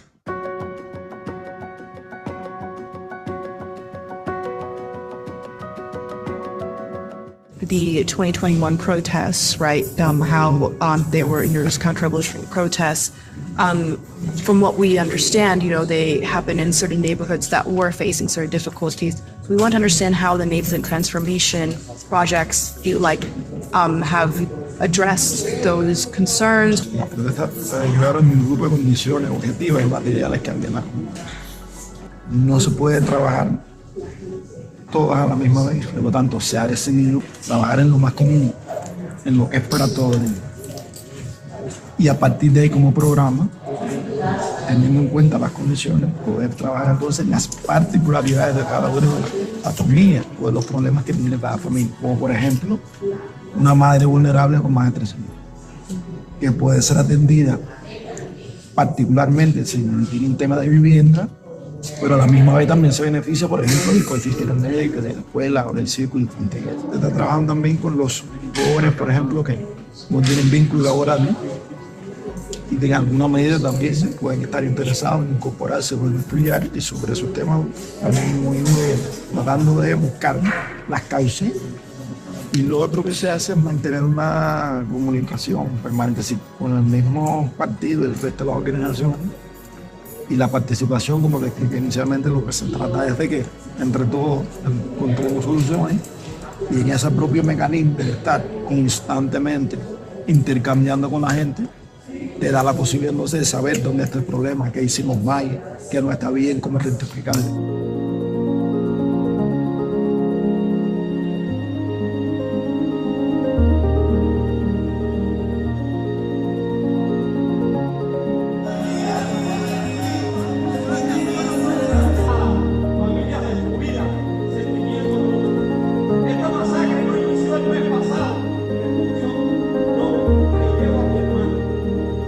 We condemn in the most energetic terms the genocide of Israel. You studied in Cuba representing Palestine, and we will be with you so that you can fulfill your dreams, and in the future you can support your country more. This is not a war against the 2.2 million Palestinians living in the Gaza Strip, nor against the Palestinian people in general.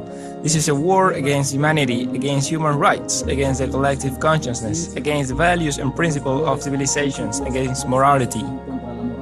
Here in Cuba, from my experience, we have led a lot of protests, solidarity protests,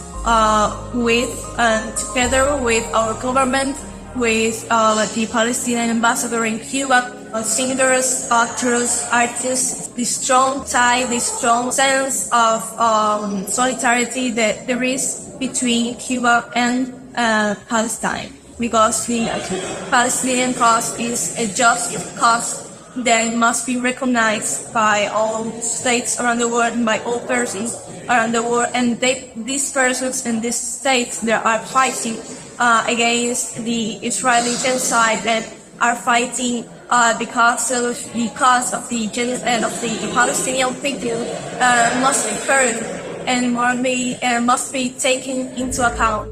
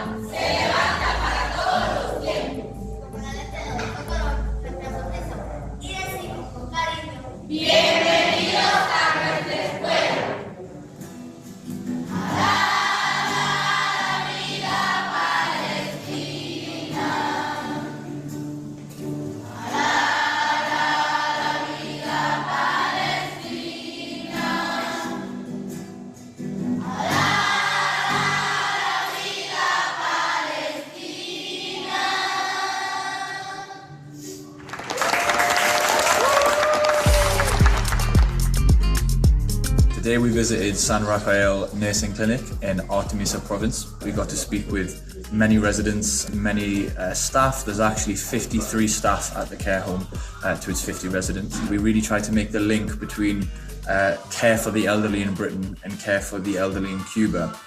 And my one leading the way and really puts human need first under socialist Cuba.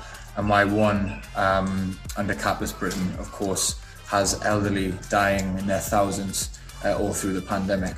They were really touched that people would actually come over and share their experiences, but also at the actual amount of deaths in care, at the actual amount of low-paid workers in the sector in Britain, and they seemed quite shocked.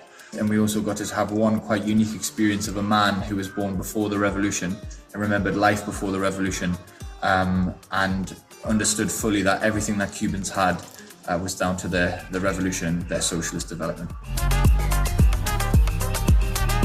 With UN to Rebelde, we met the editor of the newspaper that caters towards the youth, their interests, their struggle, and involves them within the Cuban Revolution and the Cuban Revolutionary Program. We learned how young people are central towards continuing the ideas of socialism. We learned about the combating of so-called fake news, the effects of the blockade, both ideologically and materially, on young people in particular. Juventud Rebelde's website and social presences within Cuba for Cuban people are much more important. It helps them counter the subversive actions of US imperialist forces online, and it helps them overcome things like paper shortages and shortages created by the blockade.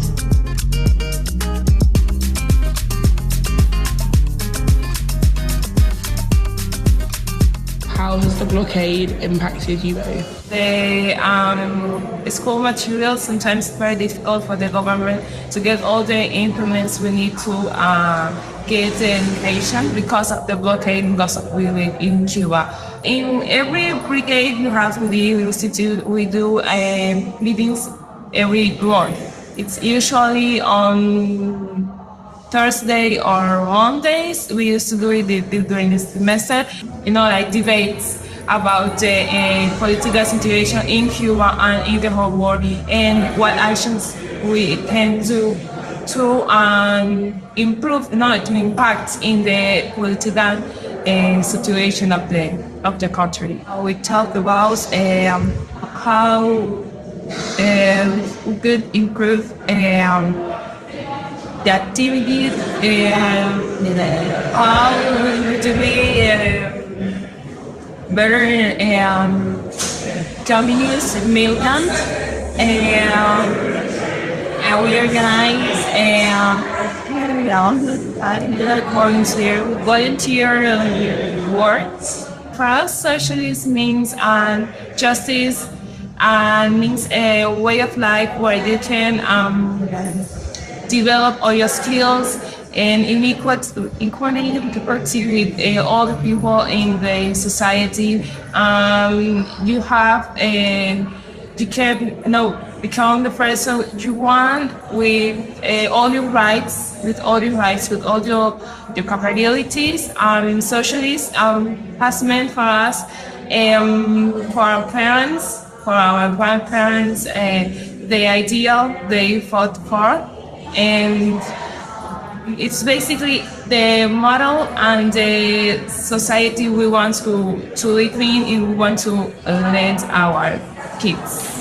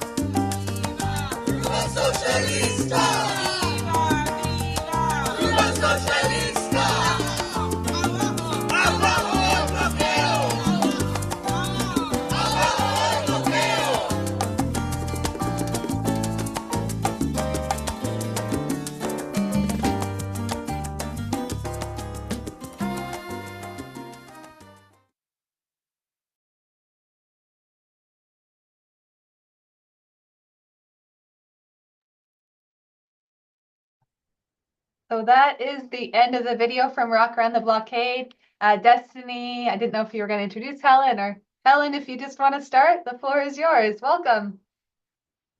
Hi, sorry, I've just come in, so I don't know what I'm supposed to be doing. First of all, congratulations to everyone who's organised the webinar. It's great to be back. The work that you do, that we all do, is really important, really fantastic. And I think, obviously, you've been reflecting on the result of the UN General Assembly vote, a resounding rejection of the illegal extraterritorial US blockade. And I'm not sure where we take it from there. That was the latest documentary from the latest brigade of Rock Around the Blockade, which Destiny was on. So maybe you can say something. I don't know whether you introduced it before or anything like that. Yeah, I did introduce it. So I've spoken a bit about the blockade, a bit about the brigade and what we experienced. And I think it'd be really good if you could talk about a little bit of the work that we've been doing in Britain recently.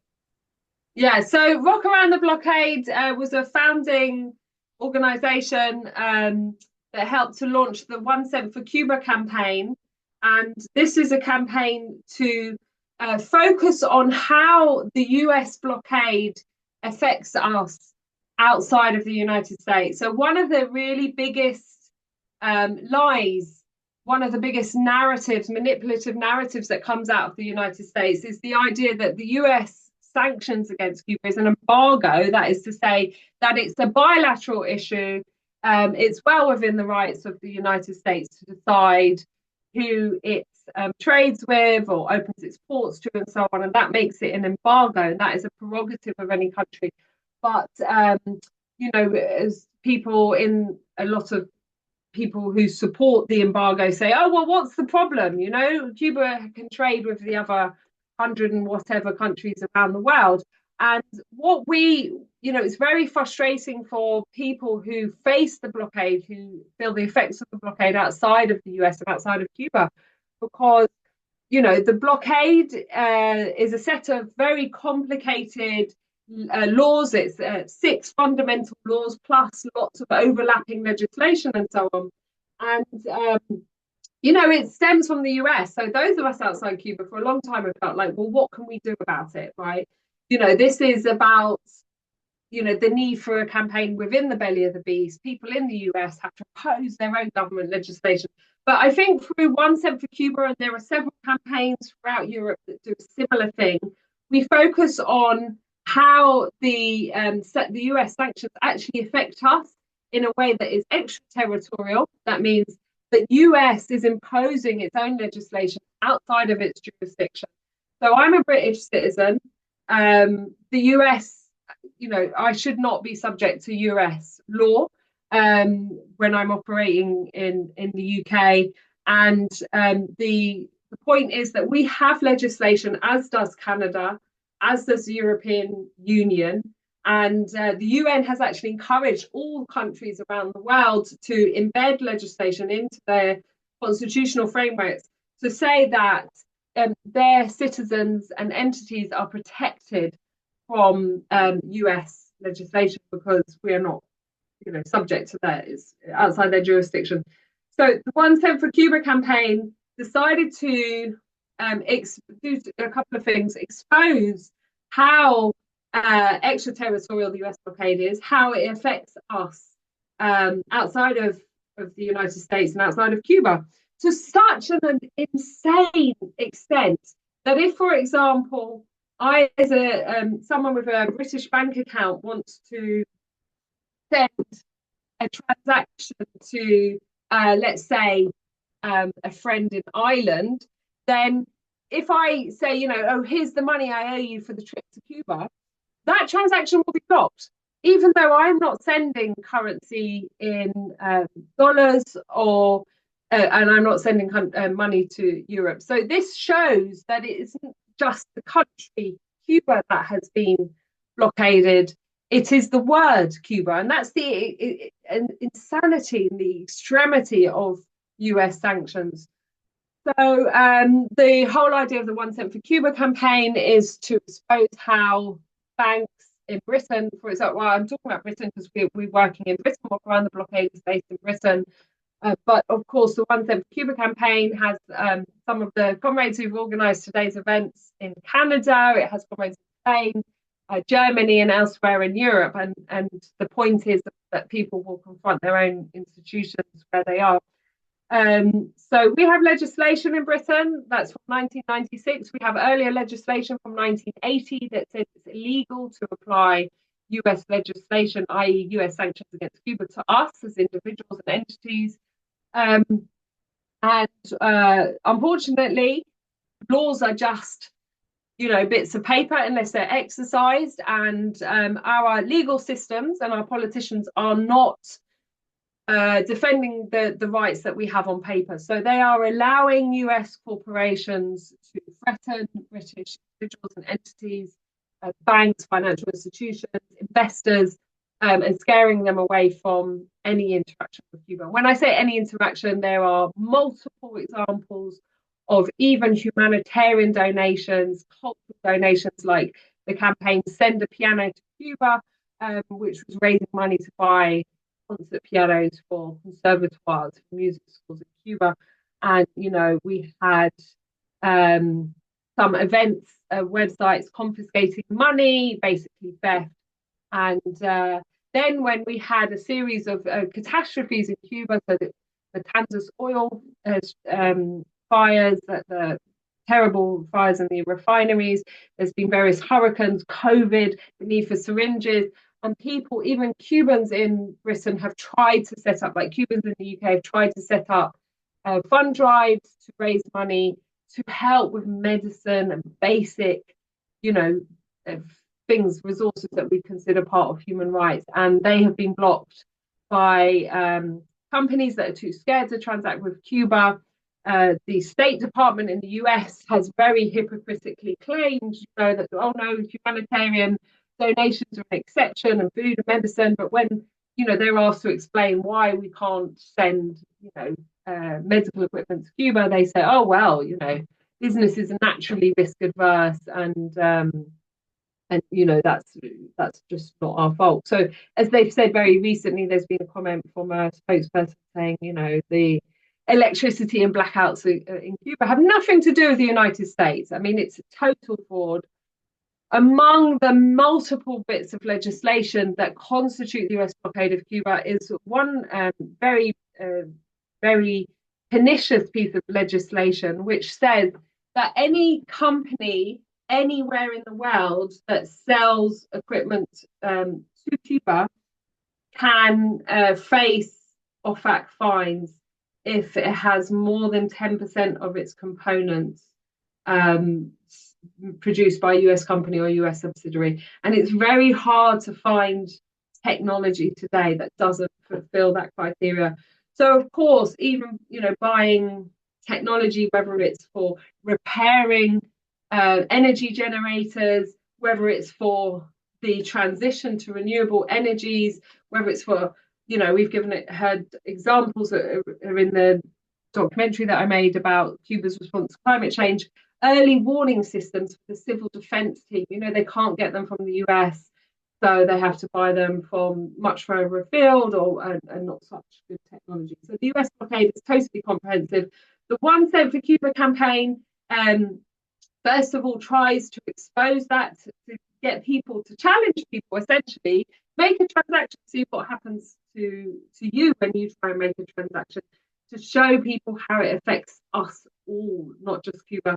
And then when you have made this transaction, the second objective is to challenge the banks and to engage them, tie them up with an administrative procedure, and to point out to them that they are violating our own country's legislation, and then to further take legal action. So, ideally, we will have a significant legal case. We will test the situation through the courts. If anyone is in contact with progressive lawyers or legal teams who would probably be prepared to do this sort of action pro bono, then do let us know.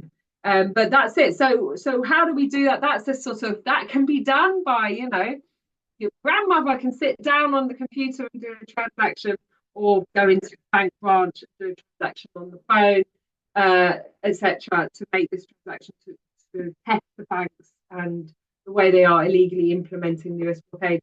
But the other aspect is, as a group of activists, is to take this battle, or to take this struggle, this movement out onto the street. So Rock Around the Blockade around the country has been having protests outside banks, informing managers of why we're there, entering the banks, informing customers that their own rights are being violated when they try to do transactions, just even with the letter CUBA in them. So that is part of what we did. And that's part of what we do. It's very important work. I mean, a lot of people under the Obama administration would come up and say to you, oh, but the blockade's gone, hasn't it? And that was so far from the truth. The blockade is now, as they say, codified in law. What that means is that it would require a vote in the US Congress to overthrow the blockade. So what Obama did is he used his executive powers as president to sign some decrees and to issue some licenses for certain elements of exchange to take place. Those were dismantled by the Trump administration. Biden has come along and basically not only not reversed Trump's policies, but added sanctions of his own. So yes, that's what we've been doing. It's an interesting thing to go out and talk to people on the street. For example, in Oxford Street, where we had a recent protest in around the 26th of July, it was the 25th of July, I think, because it fell on a Saturday, and to let people in the public, the sort of British public, know that this is not just something that happens thousands of miles away, but actually affects them, and their own rights are violated when they can't send money to Cuba for whatever reason. So Destiny, I don't know if you're still there. I think Destiny might be struggling a little with her internet connection. I am still here. I hope you can still hear me. Yes. So there are also activists in Spain, where Destiny is at the moment, who are involved in One Cent for Cuba and similar campaigns, which is really great. I just wanted to quickly add, a lot of the work that we've been doing on the streets of Britain, what we find really important is speaking to people about the successes of socialism, as Helen said, and as you can see in the documentary. I think what's really important and clear in Britain is that the conditions under imperialism are so bad, and people is in this constant cycle of toiling. There isn't that example of what is possible. But when we highlight, especially when we go outside the banks, the Cuban embassy across the country, highlighting those achievements that are only possible through socialism, it's allowed us to introduce people to Cuba solidarity activism, highlighting the genocidal, asphyxiating nature of the blockade, and really combating it through connecting and speaking to working class communities. And with the One Cent for Cuba campaign, as Helen said, it's so easy to do. And we have bi-monthly meetings. So in the chat, we've left quite a few links to the Instagram and the page to the transfer link to do transactions, and the blog posts that we upload regularly to both the One Cent for Cuba and Rock Around the Blockade websites. So please do keep up to date with what we're doing. And if you're in Europe and want to get involved in the campaign, feel free to message Helen or I. Yeah, cool. Yeah, I think this links really well to another big question, right, which we face is, why? Why is it that Cuba is now the only country under the Trading with the Enemy Act, which is a law, for a United States law dating from 1917, so well before the Cuban Revolution. And, it was linked to the First World War, and it was used as a political tool in the Cold War. But all other countries, it is the sort of first and fundamental law behind the US blockade. And incredibly, the US president has signed to continue Cuba's inclusion under the TWEA every single year since the Cuban Revolution. So even Obama, while he was talking about how he was against the blockade, he was still signing the Trading with the Enemy Act, which is one of the fundamental laws, but the first fundamental law that sustains the US blockade. Why Cuba? Cuba's still on that list. Not even North Korea's on that list. Not even, any of the other states that the US has sanctions. And let's remember, the US sanctions over 50 countries around the world, right? So why Cuba? Why, Cuba doesn't have military bases near or in the Americas pointing at the United States. Cuba doesn't put money into funding to influence the elections. Cuba doesn't have regime change programs in the United States all these things the United States does in Cuba. I mean, let's not forget, there is a significant part of Cuba's territory which is physically, militarily occupied still today, 2024, by the US military, by the United States, in Guantanamo. So what is this, what is this continuing Cold War about? And I was talking to someone, I had a conversation at work, and it was linked to, sanctions and the obstacles we face in academic links, right? Between, for example, I'm at the University of Glasgow with the University of Havana, and obstacles we face because of the US blockade, even though, it's supposed to be academic freedom and so on.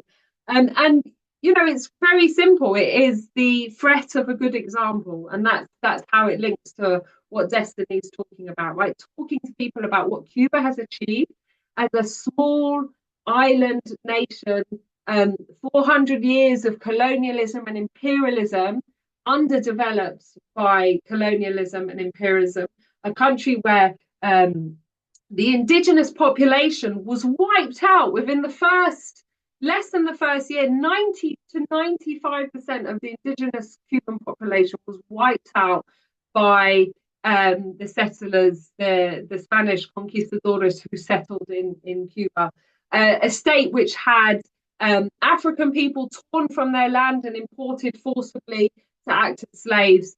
And then when that became difficult, then people were brought from China as indentured workers and all other sources of wage slavery or coerced labor.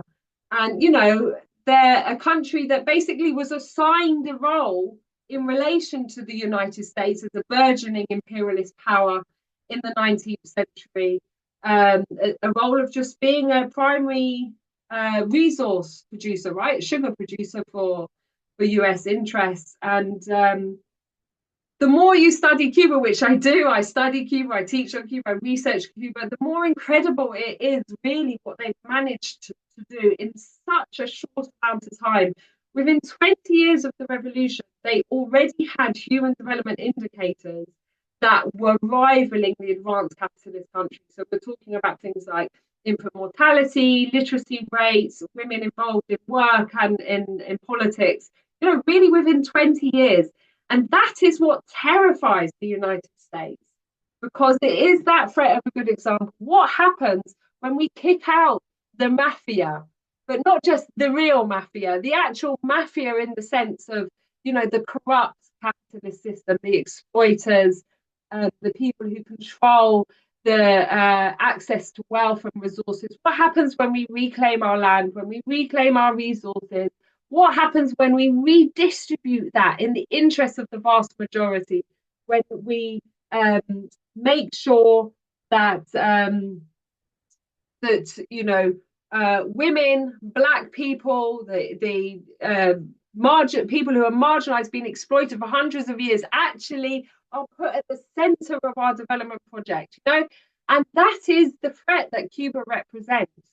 How is it possible that the small island nation of Cuba was the only country in the whole of Latin America and the Caribbean to develop a COVID-19 vaccine? It wasn't an accident. It's because they have invested from day one, literally like very early on. There is a fantastic speech by Fidel Castro. It was 1960, January 1960, like 1 year into the revolution, statistically, they still had very high illiteracy. They hadn't, it hadn't been declared that they were taking a socialist path or introducing planning. It was still in that wait and see, uncertain period. And yet Fidel Castro went to the Academy of Sciences and said, the future of Cuba will be the future of a society of men and women of science. And we want scientists who will use their knowledge for social good, who will use their knowledge for social development. And that was absolutely the vision. And it was absolutely, inarguably, the achievement that they've made. And, you compare that to this competitive, profit-seeking, really destructive culture that you have, whether it's technology, medical science, biotechnology, whatever it is in the United States. And you can see that the very fact of Cuba's existence as an alternative is the danger of a good example to the United States. And they absolutely have been determined to crush that example because it's very alive, it's very, very alive. If you look at Latin American history, you have to tell that history. Pre-Cuban Revolution, post-Cuban Revolution, because it changes the entire landscape.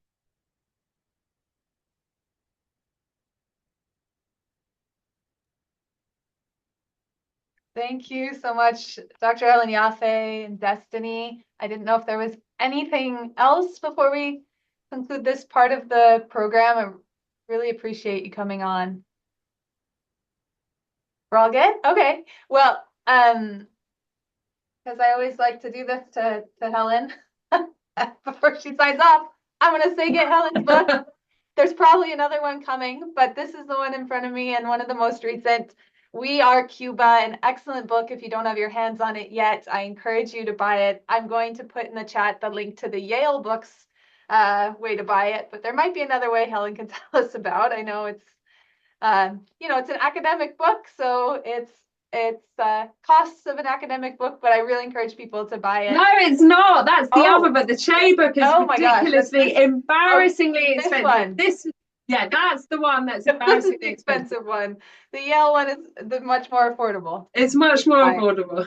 You should buy both. Either way, they are very much worth it. You can pass them around to friends and keep them at your Cuba Solidarity tables. Dr. Helen Yaffe, thanks for sharing with us as part of this section of the 24-hour picket, which again has been organized by the 1 Cent for Cuba campaign, the Cuba support group Ireland, and Rock Around the Blockade. So to Simon, Nina, Destiny, and Helen, thank you for joining this international call. We are now, of course, celebrating the victory once again of Cuba, of 187 countries condemning the criminal blockade.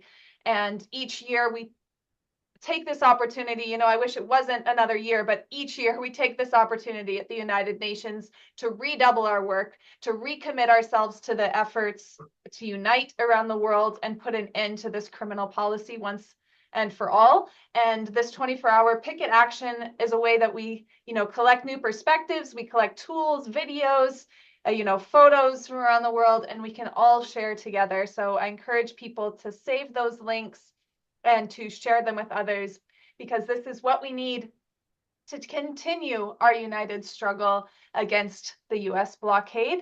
So thank you again to our friends on the other side of the pond for all of your work, and we will see you in the streets. Thank you, and good luck with the rest of the picket. Well done, everyone. Thanks so much. So we have a continued online program. We're looking forward in about 1 hour. We will hear once again from our co-fighters in Colombia.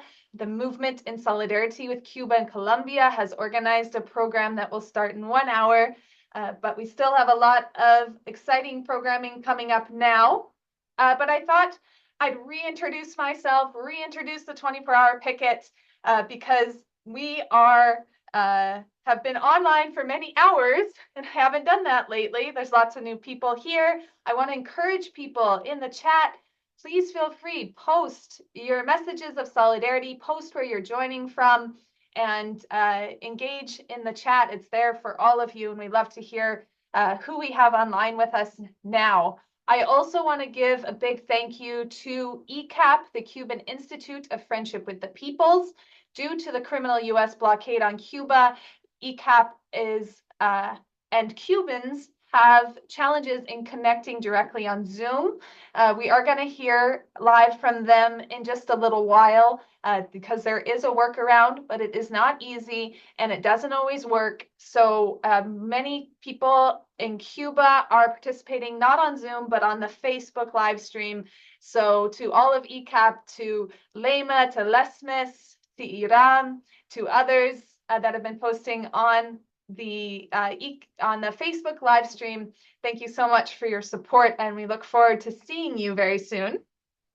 So the 24-hour picket action that we are united online here for today is marking the United Nations General Assembly vote, which was the 32nd annual vote, which was 2 days of discussions in the United Nations General Assembly where dozens of countries presented their perspective, their reasoning, their demand that the U.S. end this criminal policy, and really presented a united voice. The vote was held just a few hours ago, and we saw Cuba once again victorious against this inhuman and illegal blockade. With 90 days left for the Biden administration, it is time for us to make a renewed push for Biden to remove Cuba from the list of so-called state sponsors of terrorism and to end this blockade. The situation in Cuba is urgent, and as we've heard from so many voices over these last many hours, I think we are over 16, I think we're between 16 and 20 hours at this point. We are really here to say the time is now to lift the blockade. The program, we've had speakers, we've had special guests, people gathered from around the world, and have held a program in many languages. I know there's been Arabic, Italian, Spanish, all sorts, French, all sorts of languages. And I'm looking forward to hearing many more. Before I go on to sharing some more videos, looks like Catherine, you might want to say a few words. I didn't know if you had a response, but thank you for continuing to stick with us at the 24-hour picket. It's incredible that you created this space for us to come together and be a part of the choir and the chorus and the angels and the protectors of our beloved Cuba. And I have to go for a few minutes, but I wanted to just say thank you. It's just a gift to us to have the space to be together and share this at this moment. So thank you all, and I'll see you soon. And thank you, Catherine Hull Trujillo. It's been great to have you here with us. We are grateful to the Birthing Project and to all of the work that you do in solidarity with Cuba and for social justice and reproductive rights. So we will see you soon. Thank you. Bye-bye. Bye. Hey, bienvenido, Marco Papachi. Alison, desde Italia. Alison, how are you? ¿Cómo estás? Muy bien, gracias, gracias. ¿Podemos hablar en inglés o español? No, prefiero, no, mi inglés no es muy bueno, prefiero el español. No, es verdad. Pero bienvenido a esta acción de 24 horas. Muchas ¿A qué hora es gracias. en Italia en este momento? En este momento son las 10:20 de la noche. Qué bueno, qué bueno. ¿Quieres decir nosotros algo sobre el movimiento en solidaridad con Cuba en Italia? Bueno, a ver, regreso ahora mismo de una presentación de una guía turística para niños en Cuba. O sea, una guía turística de Cuba para niños. Y fue una cosa muy interesante, escrita por una pareja que llevaron a sus niños, uno de 7 meses y el otro de 4 años, por un viaje de 3 meses en la isla. Y fue una cosa muy, muy interesante, de verdad. Y durante la presentación tuvimos el resultado de la votación en la Asamblea General de Naciones Unidas. Y bueno, aplaudimos y festejamos el resultado y estamos de lo más contentos. En este momento la asociación está involucrada en recoger dinero para enviarlo para los damnificados del huracán que ha golpeado la parte oriental de la isla, ahí en Guantánamo, y en pocos días, en 4 días, ya pasaron 4 días de cuando lanzamos la campaña, hemos recolectado 12.000 euros. Y esto para nosotros ha sido un suceso y una parte ya ha sido enviada para Cuba. Y debo decir que el pueblo italiano siempre responde de una forma muy positiva cuando se trata de ayudar a Cuba, porque nosotros no olvidaremos nunca la ayuda que Cuba nos brindó con 2 brigadas médicas durante el periodo de la COVID, durante la pandemia de la COVID, enviando una brigada en Crema y una brigada en Turín. Y ahora tenemos más de 470 médicos en Calabria, en el sur de Italia, más de 470, ayudando a la sanidad, a la salud, al sistema de salud italiano, que esta es una de las provincias más pobres de nuestro país, a pesar que, entre comillas, somos una de las 7, entre comillas, repito, potencia mundial. Tenemos y necesitamos la ayuda del hermano pueblo de Cuba. Y nada, y también la otra cosa que estamos desarrollando en este momento es, estamos financiando la investigación de la vacuna contra el dengue. O sea, estamos involucrados en muchas actividades y debo decir que afortunadamente tenemos una buena respuesta de parte del movimiento de solidaridad italiano. Es verdad. Gracias. Just to say, Marco has been discussing about solidarity in Italy. There's especially medical cooperation between Italy and Cuba. They're working on a vaccine against dengue, and there are Cuban doctors in Italy supporting the medical system. As some people might know or remember, this is not what Marco said, but I'll just remind people that Cuban doctors went to Italy. One of the first countries they went, I don't remember if it was the first, after the COVID-19 pandemic, was Italy. And people around the world were probably questioning, why does Italy need the help of doctors? But despite Italy being, a country in Europe, the COVID-19 pandemic hit them very hard, and Cuba answered their call to send doctors to Italy, even though it may seem that Italy is a country with enough resources to deal with the pandemic. Cuba was right there when it was needed, whether it was in Italy or Africa or across Latin America, to fight against the pandemic. So thank you. Thank you, Marco, for joining. Y quiero decir algo en respuesta a la votación de hoy, la victoria de hoy en las Naciones Unidas para Cuba es una gran victoria. ¿Qué te parece, Marco?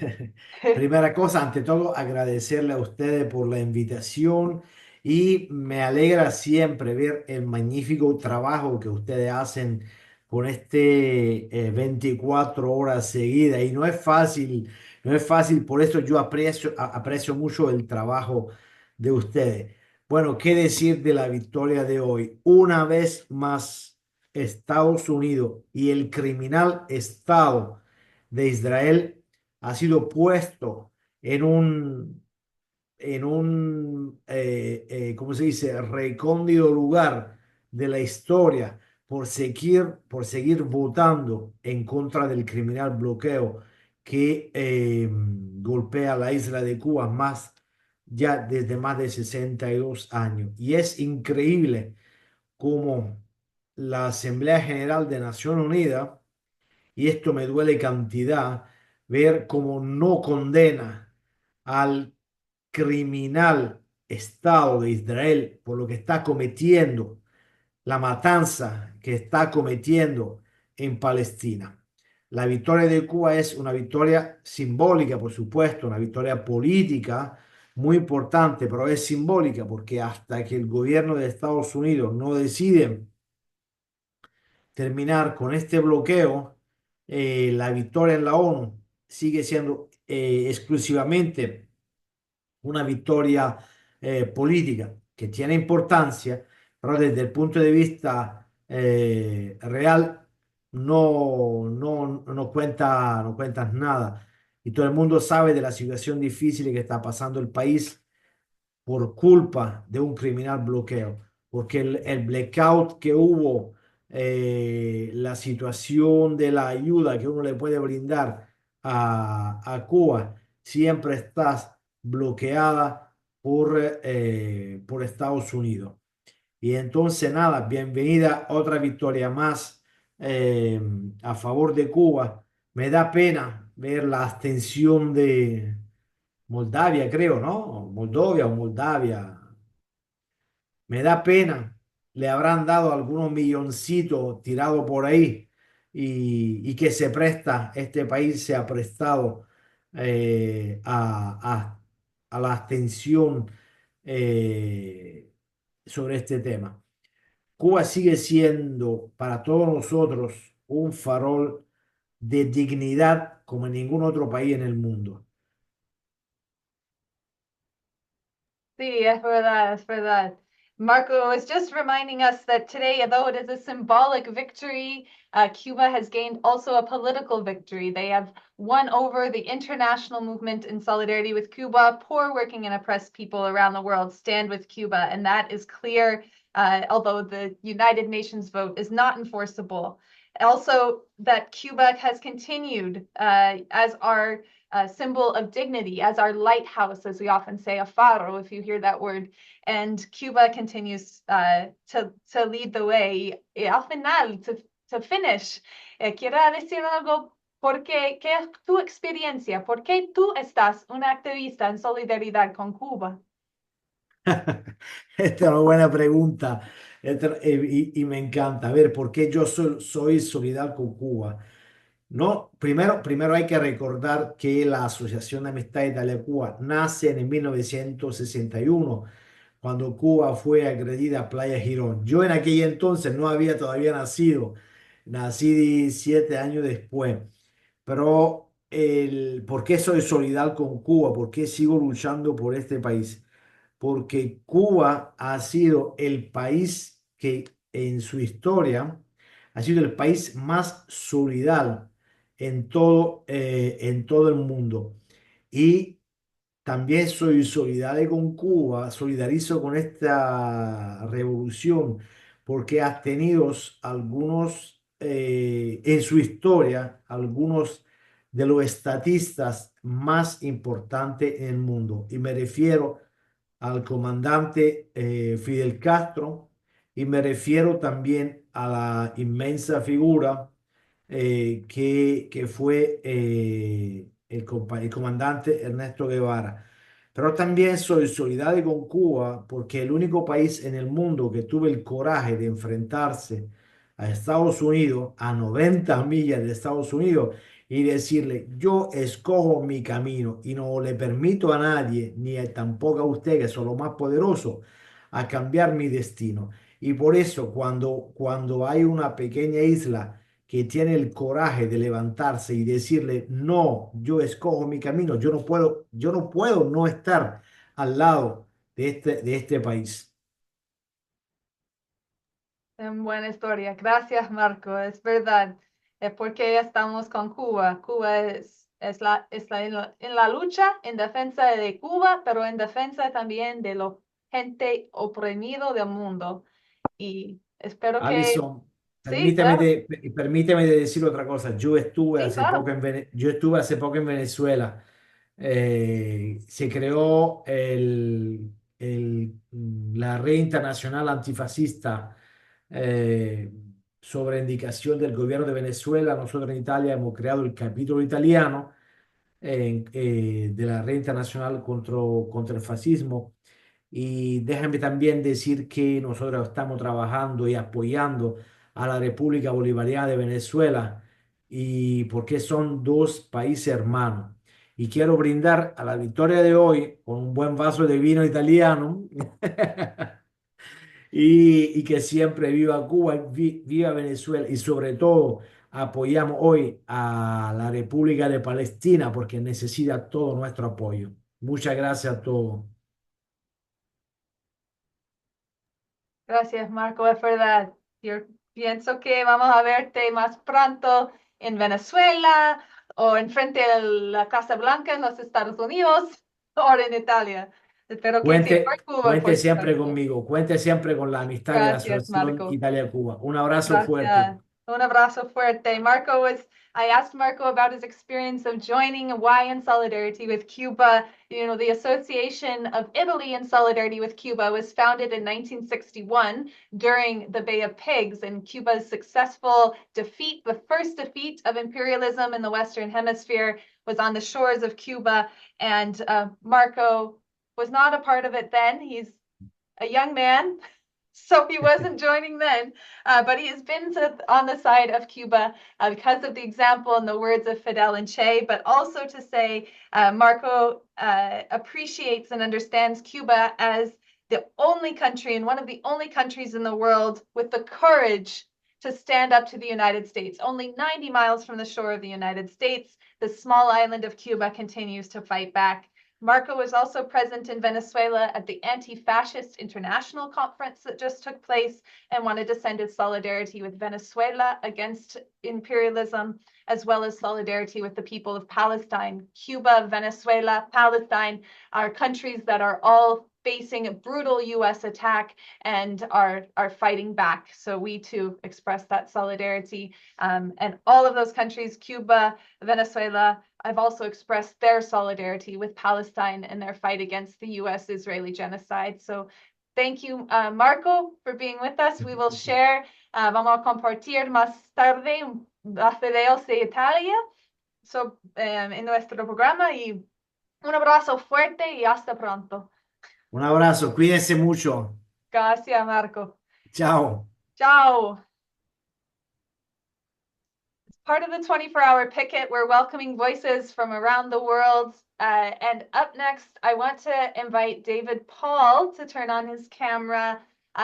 He's just sent me some videos from an action from Bay Area Cuba Solidarity that took place in Oakland yesterday. I believe it's called a human billboard, which I think is an excellent name. So David, if you want to tell us a bit about why you support Cuba and how the action was in Oakland yesterday. It's great to have you here. Yes, thank you, Allison. I'll just speak for a minute. The Bay Area Solidarity Network, a small but active group here, along with the Party for Socialism and Liberation and a number of other volunteer activists came together in Oakland for a rally, holding billboards and signs on various corners, handing out leaflets about the blockade of Cuba, calling for the end of the blockade, taking Cuba off the sponsors of terrorist list, and celebrating and reminding people about the UN vote, that it was what happened in the past and that it was happening now. And we've repeated this for a couple of years. It was successful in that we had more people come out to support us. And we basically, it meant to a lot of us, the whole UN vote and how the UN voted really reflects that most of the world recognizes and agrees with the principles of the United Nations itself, that it's the basic principles of the United Nations is that the sovereignty of every nation. Every country has the right to decide their political, economic, social, how to organize themselves, and that protecting and that sovereignty of every nation to make their own decisions is the basic principle of the United Nations, which the U.S. violates continually. The whole basis of the Cuban Revolution, and it was mentioned in a short, I think partly the short film from Ireland, where the young woman said their basic of empathy, solidarity, and justice are the core principles of the revolution. And the internationalism of Cuba is so impressive because they've one of the greatest and longest supporters of Palestinian liberation. They've and also one of the first and strongest supporters fighting against apartheid in South Africa and countering all the imperialist wars that have happened over the years. And we must recognize, and every time you see something in the news, you realize that the U.S. policy around the world, and especially toward nations like Cuba, which are standing up to U.S. policy, is based on lies and hypocrisy. They talk about human rights while they deny food and medicine to children and by the millions. They talk about countries supporting terrorism, falsely, a false claim to Cuba, while Cuba is sending doctors and healthcare workers around the world, and we send bombs and napalm and other weapons of destruction. I mean, what would people in this country think, and I'm talking about the United States, but there are other countries complicit in this blockade of Cuba, if some other country didn't like our form of government, so they decided to line our harbors with warships and prevent medicines and food coming into our families, we would say that's outrageous. But we have to make people realize that that's what our country's doing to Cuba and a number of other countries under sanctions. So we must counter those lies. Cuba, as Marco said, is standing up to this illegal and cruel policy of the United States. They deserve our support. All of humanity deserves that we support Cuba in their effort and try to get the United States to agree and comply with the treaties that they've signed and pressure our government to get Cuba off the simplest, or in the short term anyway, get Cuba off the state sponsor of terrorist list so they can trade and have relations with other people without the threats and intimidation that our control of our government's control of the financial system allows them to do.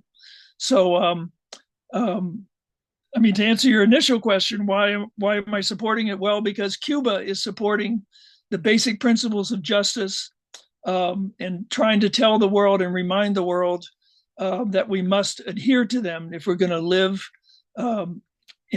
be safe in this world and save our humanity.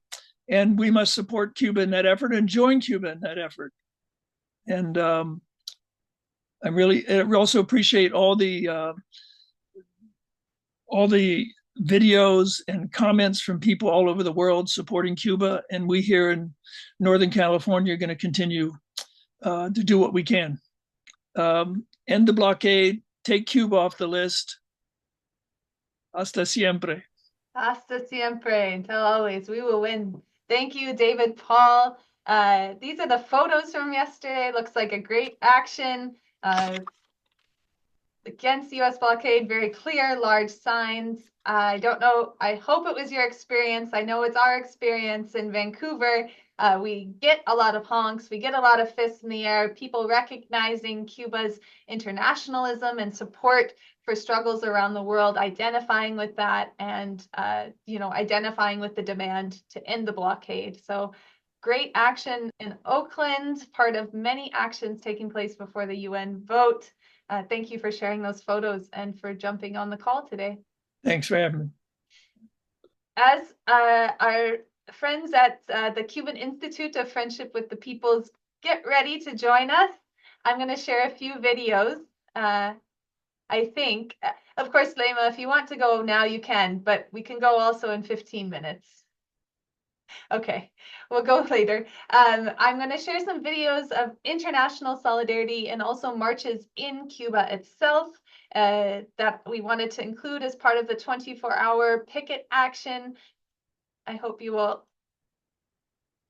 enjoy these. Many of them are quite inspiring and are fuel, as I said, to our continued struggle in defense of Cuba against the criminal blockade. In the United States, another demonstration of love and solidarity for the Cuban people and against the U.S. sanctions on Cuba took place on Sunday, February 26 in Miami, Florida.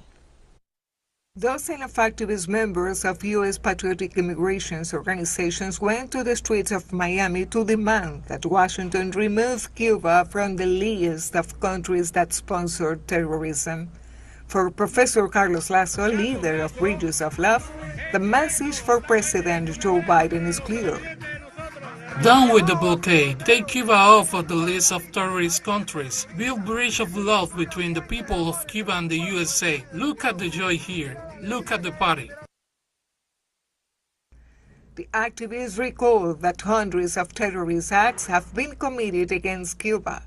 As an example, they remember the events in the coastal town of Boca de Sama in the municipality of Banas in the province of Holguín, when in the early morning of October 12 of 1971, a group of terrorists who crewed two pirates' boats from Florida cruelly attacked the civilian population, leaving dead and wounded. Here we are in the last Sunday, as in every single month of the last Sunday, with a caravan in favor of the Cuban family, in favor of the Cuban people. Down with the blockade. Let's end the sanctions that are hurting the Cuban people. President Biden, listen, it's time to end the sanctions. The Cuban people are suffering. Down with the blockade. Every last Sunday of the month, this initiative takes place in Miami and other U.S. cities. The caravanners consider that the people of Cuba and the U.S. can have better relations in all sectors, as happened during the Obama era, where there was a better relationship between the two countries. From Havana, Cuba, Irma Shelton, Telesur English. U.S. sanctions on Cuba aim to isolate my country from the rest of the world. But every year at the United Nations, it's the U.S. that's isolated. The UN General Assembly overwhelmingly called for the United States to lift its 60-year economic blockade on Cuba. Every year since 1992, Cuba has presented a resolution at the UN calling for an end to the U.S. embargo. And every year, nearly every country votes in favor of the resolution. 185 to 2. Surely the democracy-loving United States will see this and say, hey, democracy wins. Time to end the embargo. If only. 2 countries have voted year after year against ending U.S. sanctions on Cuba. The United States, of course, and Israel. Most members of the UN understand the terrible impact sanctions have on the Cuban people. Most people in the US oppose them too. Sanctions is violence, and I think that deciding whether or not people get access to food and medicine because of what politics that they choose is totally ridiculous. It's really just colonialism and racism. That's really all it is. It's very simple. Sanctions are economic warfare. And under the Trump and Biden administration, the US's war on Cuba has become more destructive than ever. Right now, Cuba is facing one of the worst crises in recent history. Sanctions are a big reason why. But it's rare that any major media outlet reports on this. In fact, it's rare they report on Cuba at all, unless something terrible happens. Nationwide power outage in Cuba, plunging 10 million people into the dark. The aging power grid collapsed 4 times over the weekend alone. I just want to make clear that this is not, the U.S. is not to blame for the blackout. A critical tenet of the Biden-Harris administration policy as it relates towards Cuba is to always advocate for the support of the Cuban people. How are the sanctions advocating for the support of the people in Cuba? I don't get it. Do you? U.S. sanctions on Cuba also violate international law, which all states under the UN Charter are supposed to respect. The embargo is immoral and unethical. It is an act which strives systematically to reduce an entire people to hardship and famine. While some countries comply with and uphold international law and multilateralism, others treat this General Assembly in a disgraceful way. Flaunting international law is nothing new for the U.S. or Israel. Israel's genocide in Gaza, which is funded by the U.S., by the way, has killed more than 40,000 Palestinians in the last year. Recently, Israeli soldiers even opened fire on UN peacekeepers in Lebanon. In September, The UN voted overwhelmingly for Israel to end its occupation of Palestine. Just like the vote on the Cuban embargo, the resolution has been ignored. On October 30th, the UN will vote yet again on the resolution presented by Cuba. Share your thoughts and stay informed as we follow the results.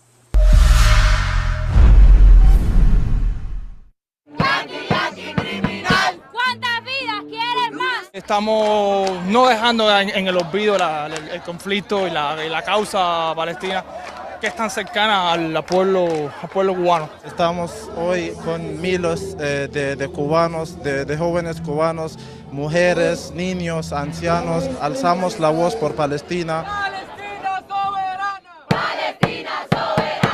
En Gaza hemos vivido muchas guerras, pero esta vez no es una guerra, es un genocidio televisado frente de todo el mundo. Hemos sido miles los estudiantes palestinos que vienen a estudiar aquí en Cuba, y este es nuestro apoyo con ellos. Los estudiantes palestinos son hermanos nuestros, son los mismos compañeros que comparten con nosotros el día a día, que estudiamos juntos, nos cuentan sus historias, las entendemos profundamente. Hay una juventud en Cuba consciente, humanista, que no puede permanecer indiferente ante el genocidio. La cosa con Palestina no es solamente de Palestina, no es del Medio Oriente, no es un conflicto local, es una cuestión de todo el mundo, es una cuestión de poderosos contra desprotegidos.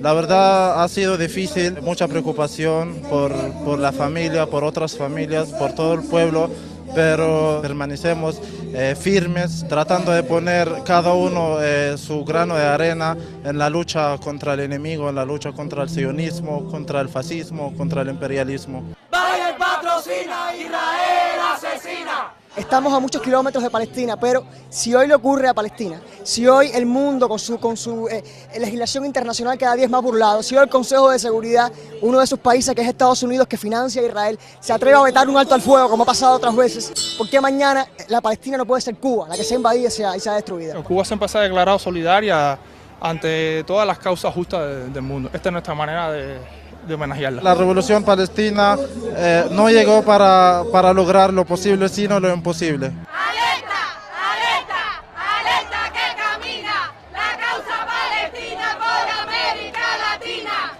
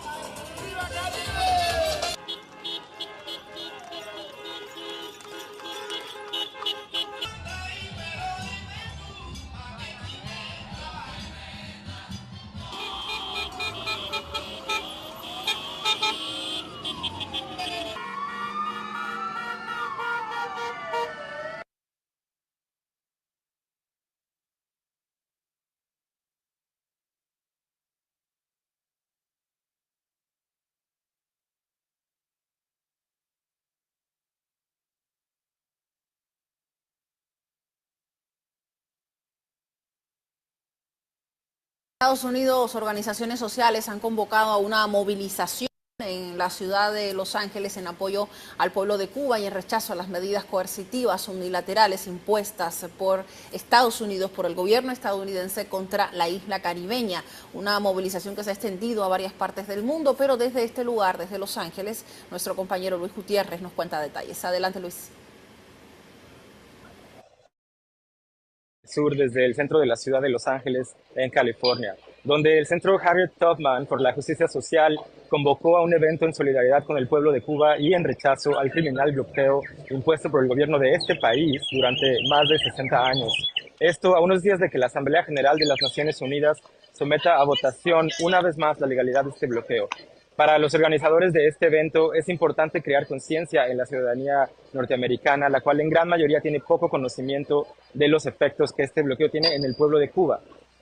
Es importante entonces mencionar que desde que la administración de Joe Biden está en el poder, las sanciones contra Cuba han costado casi $500 millones diarios a la economía de la isla, y hay que recordar que durante su campaña presidencial, Joe Biden habría prometido al menos revertir las 243 medidas coercitivas que Donald Trump había impuesto durante su mandato.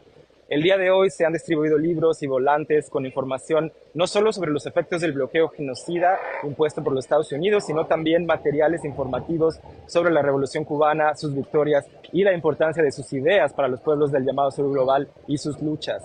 Desde Telesur estaremos a la expectativa de la votación en las Naciones Unidas los días 29 y 30 de octubre, una votación en la cual se espera una victoria en favor de Cuba cuando el mundo condene una vez más las políticas injerencistas y genocidas de Washington contra el pueblo cubano. Desde Los Ángeles, California, yo soy Luis Gutiérrez para Telesur. Gracias, Luis. Nosotros atentos desde acá. 3 years ago, then President Donald Trump put Cuba on the list of state sponsors of terrorism, which intensified the blockade, making life more difficult for people in Cuba as it was more difficult to access goods from abroad. Cuba has stood up for international peace and cooperation for the last 65 years. And we support taking Cuba off the state-sponsored terrorism list of the U.S. Let Cuba live. Viva Cuba. Join us.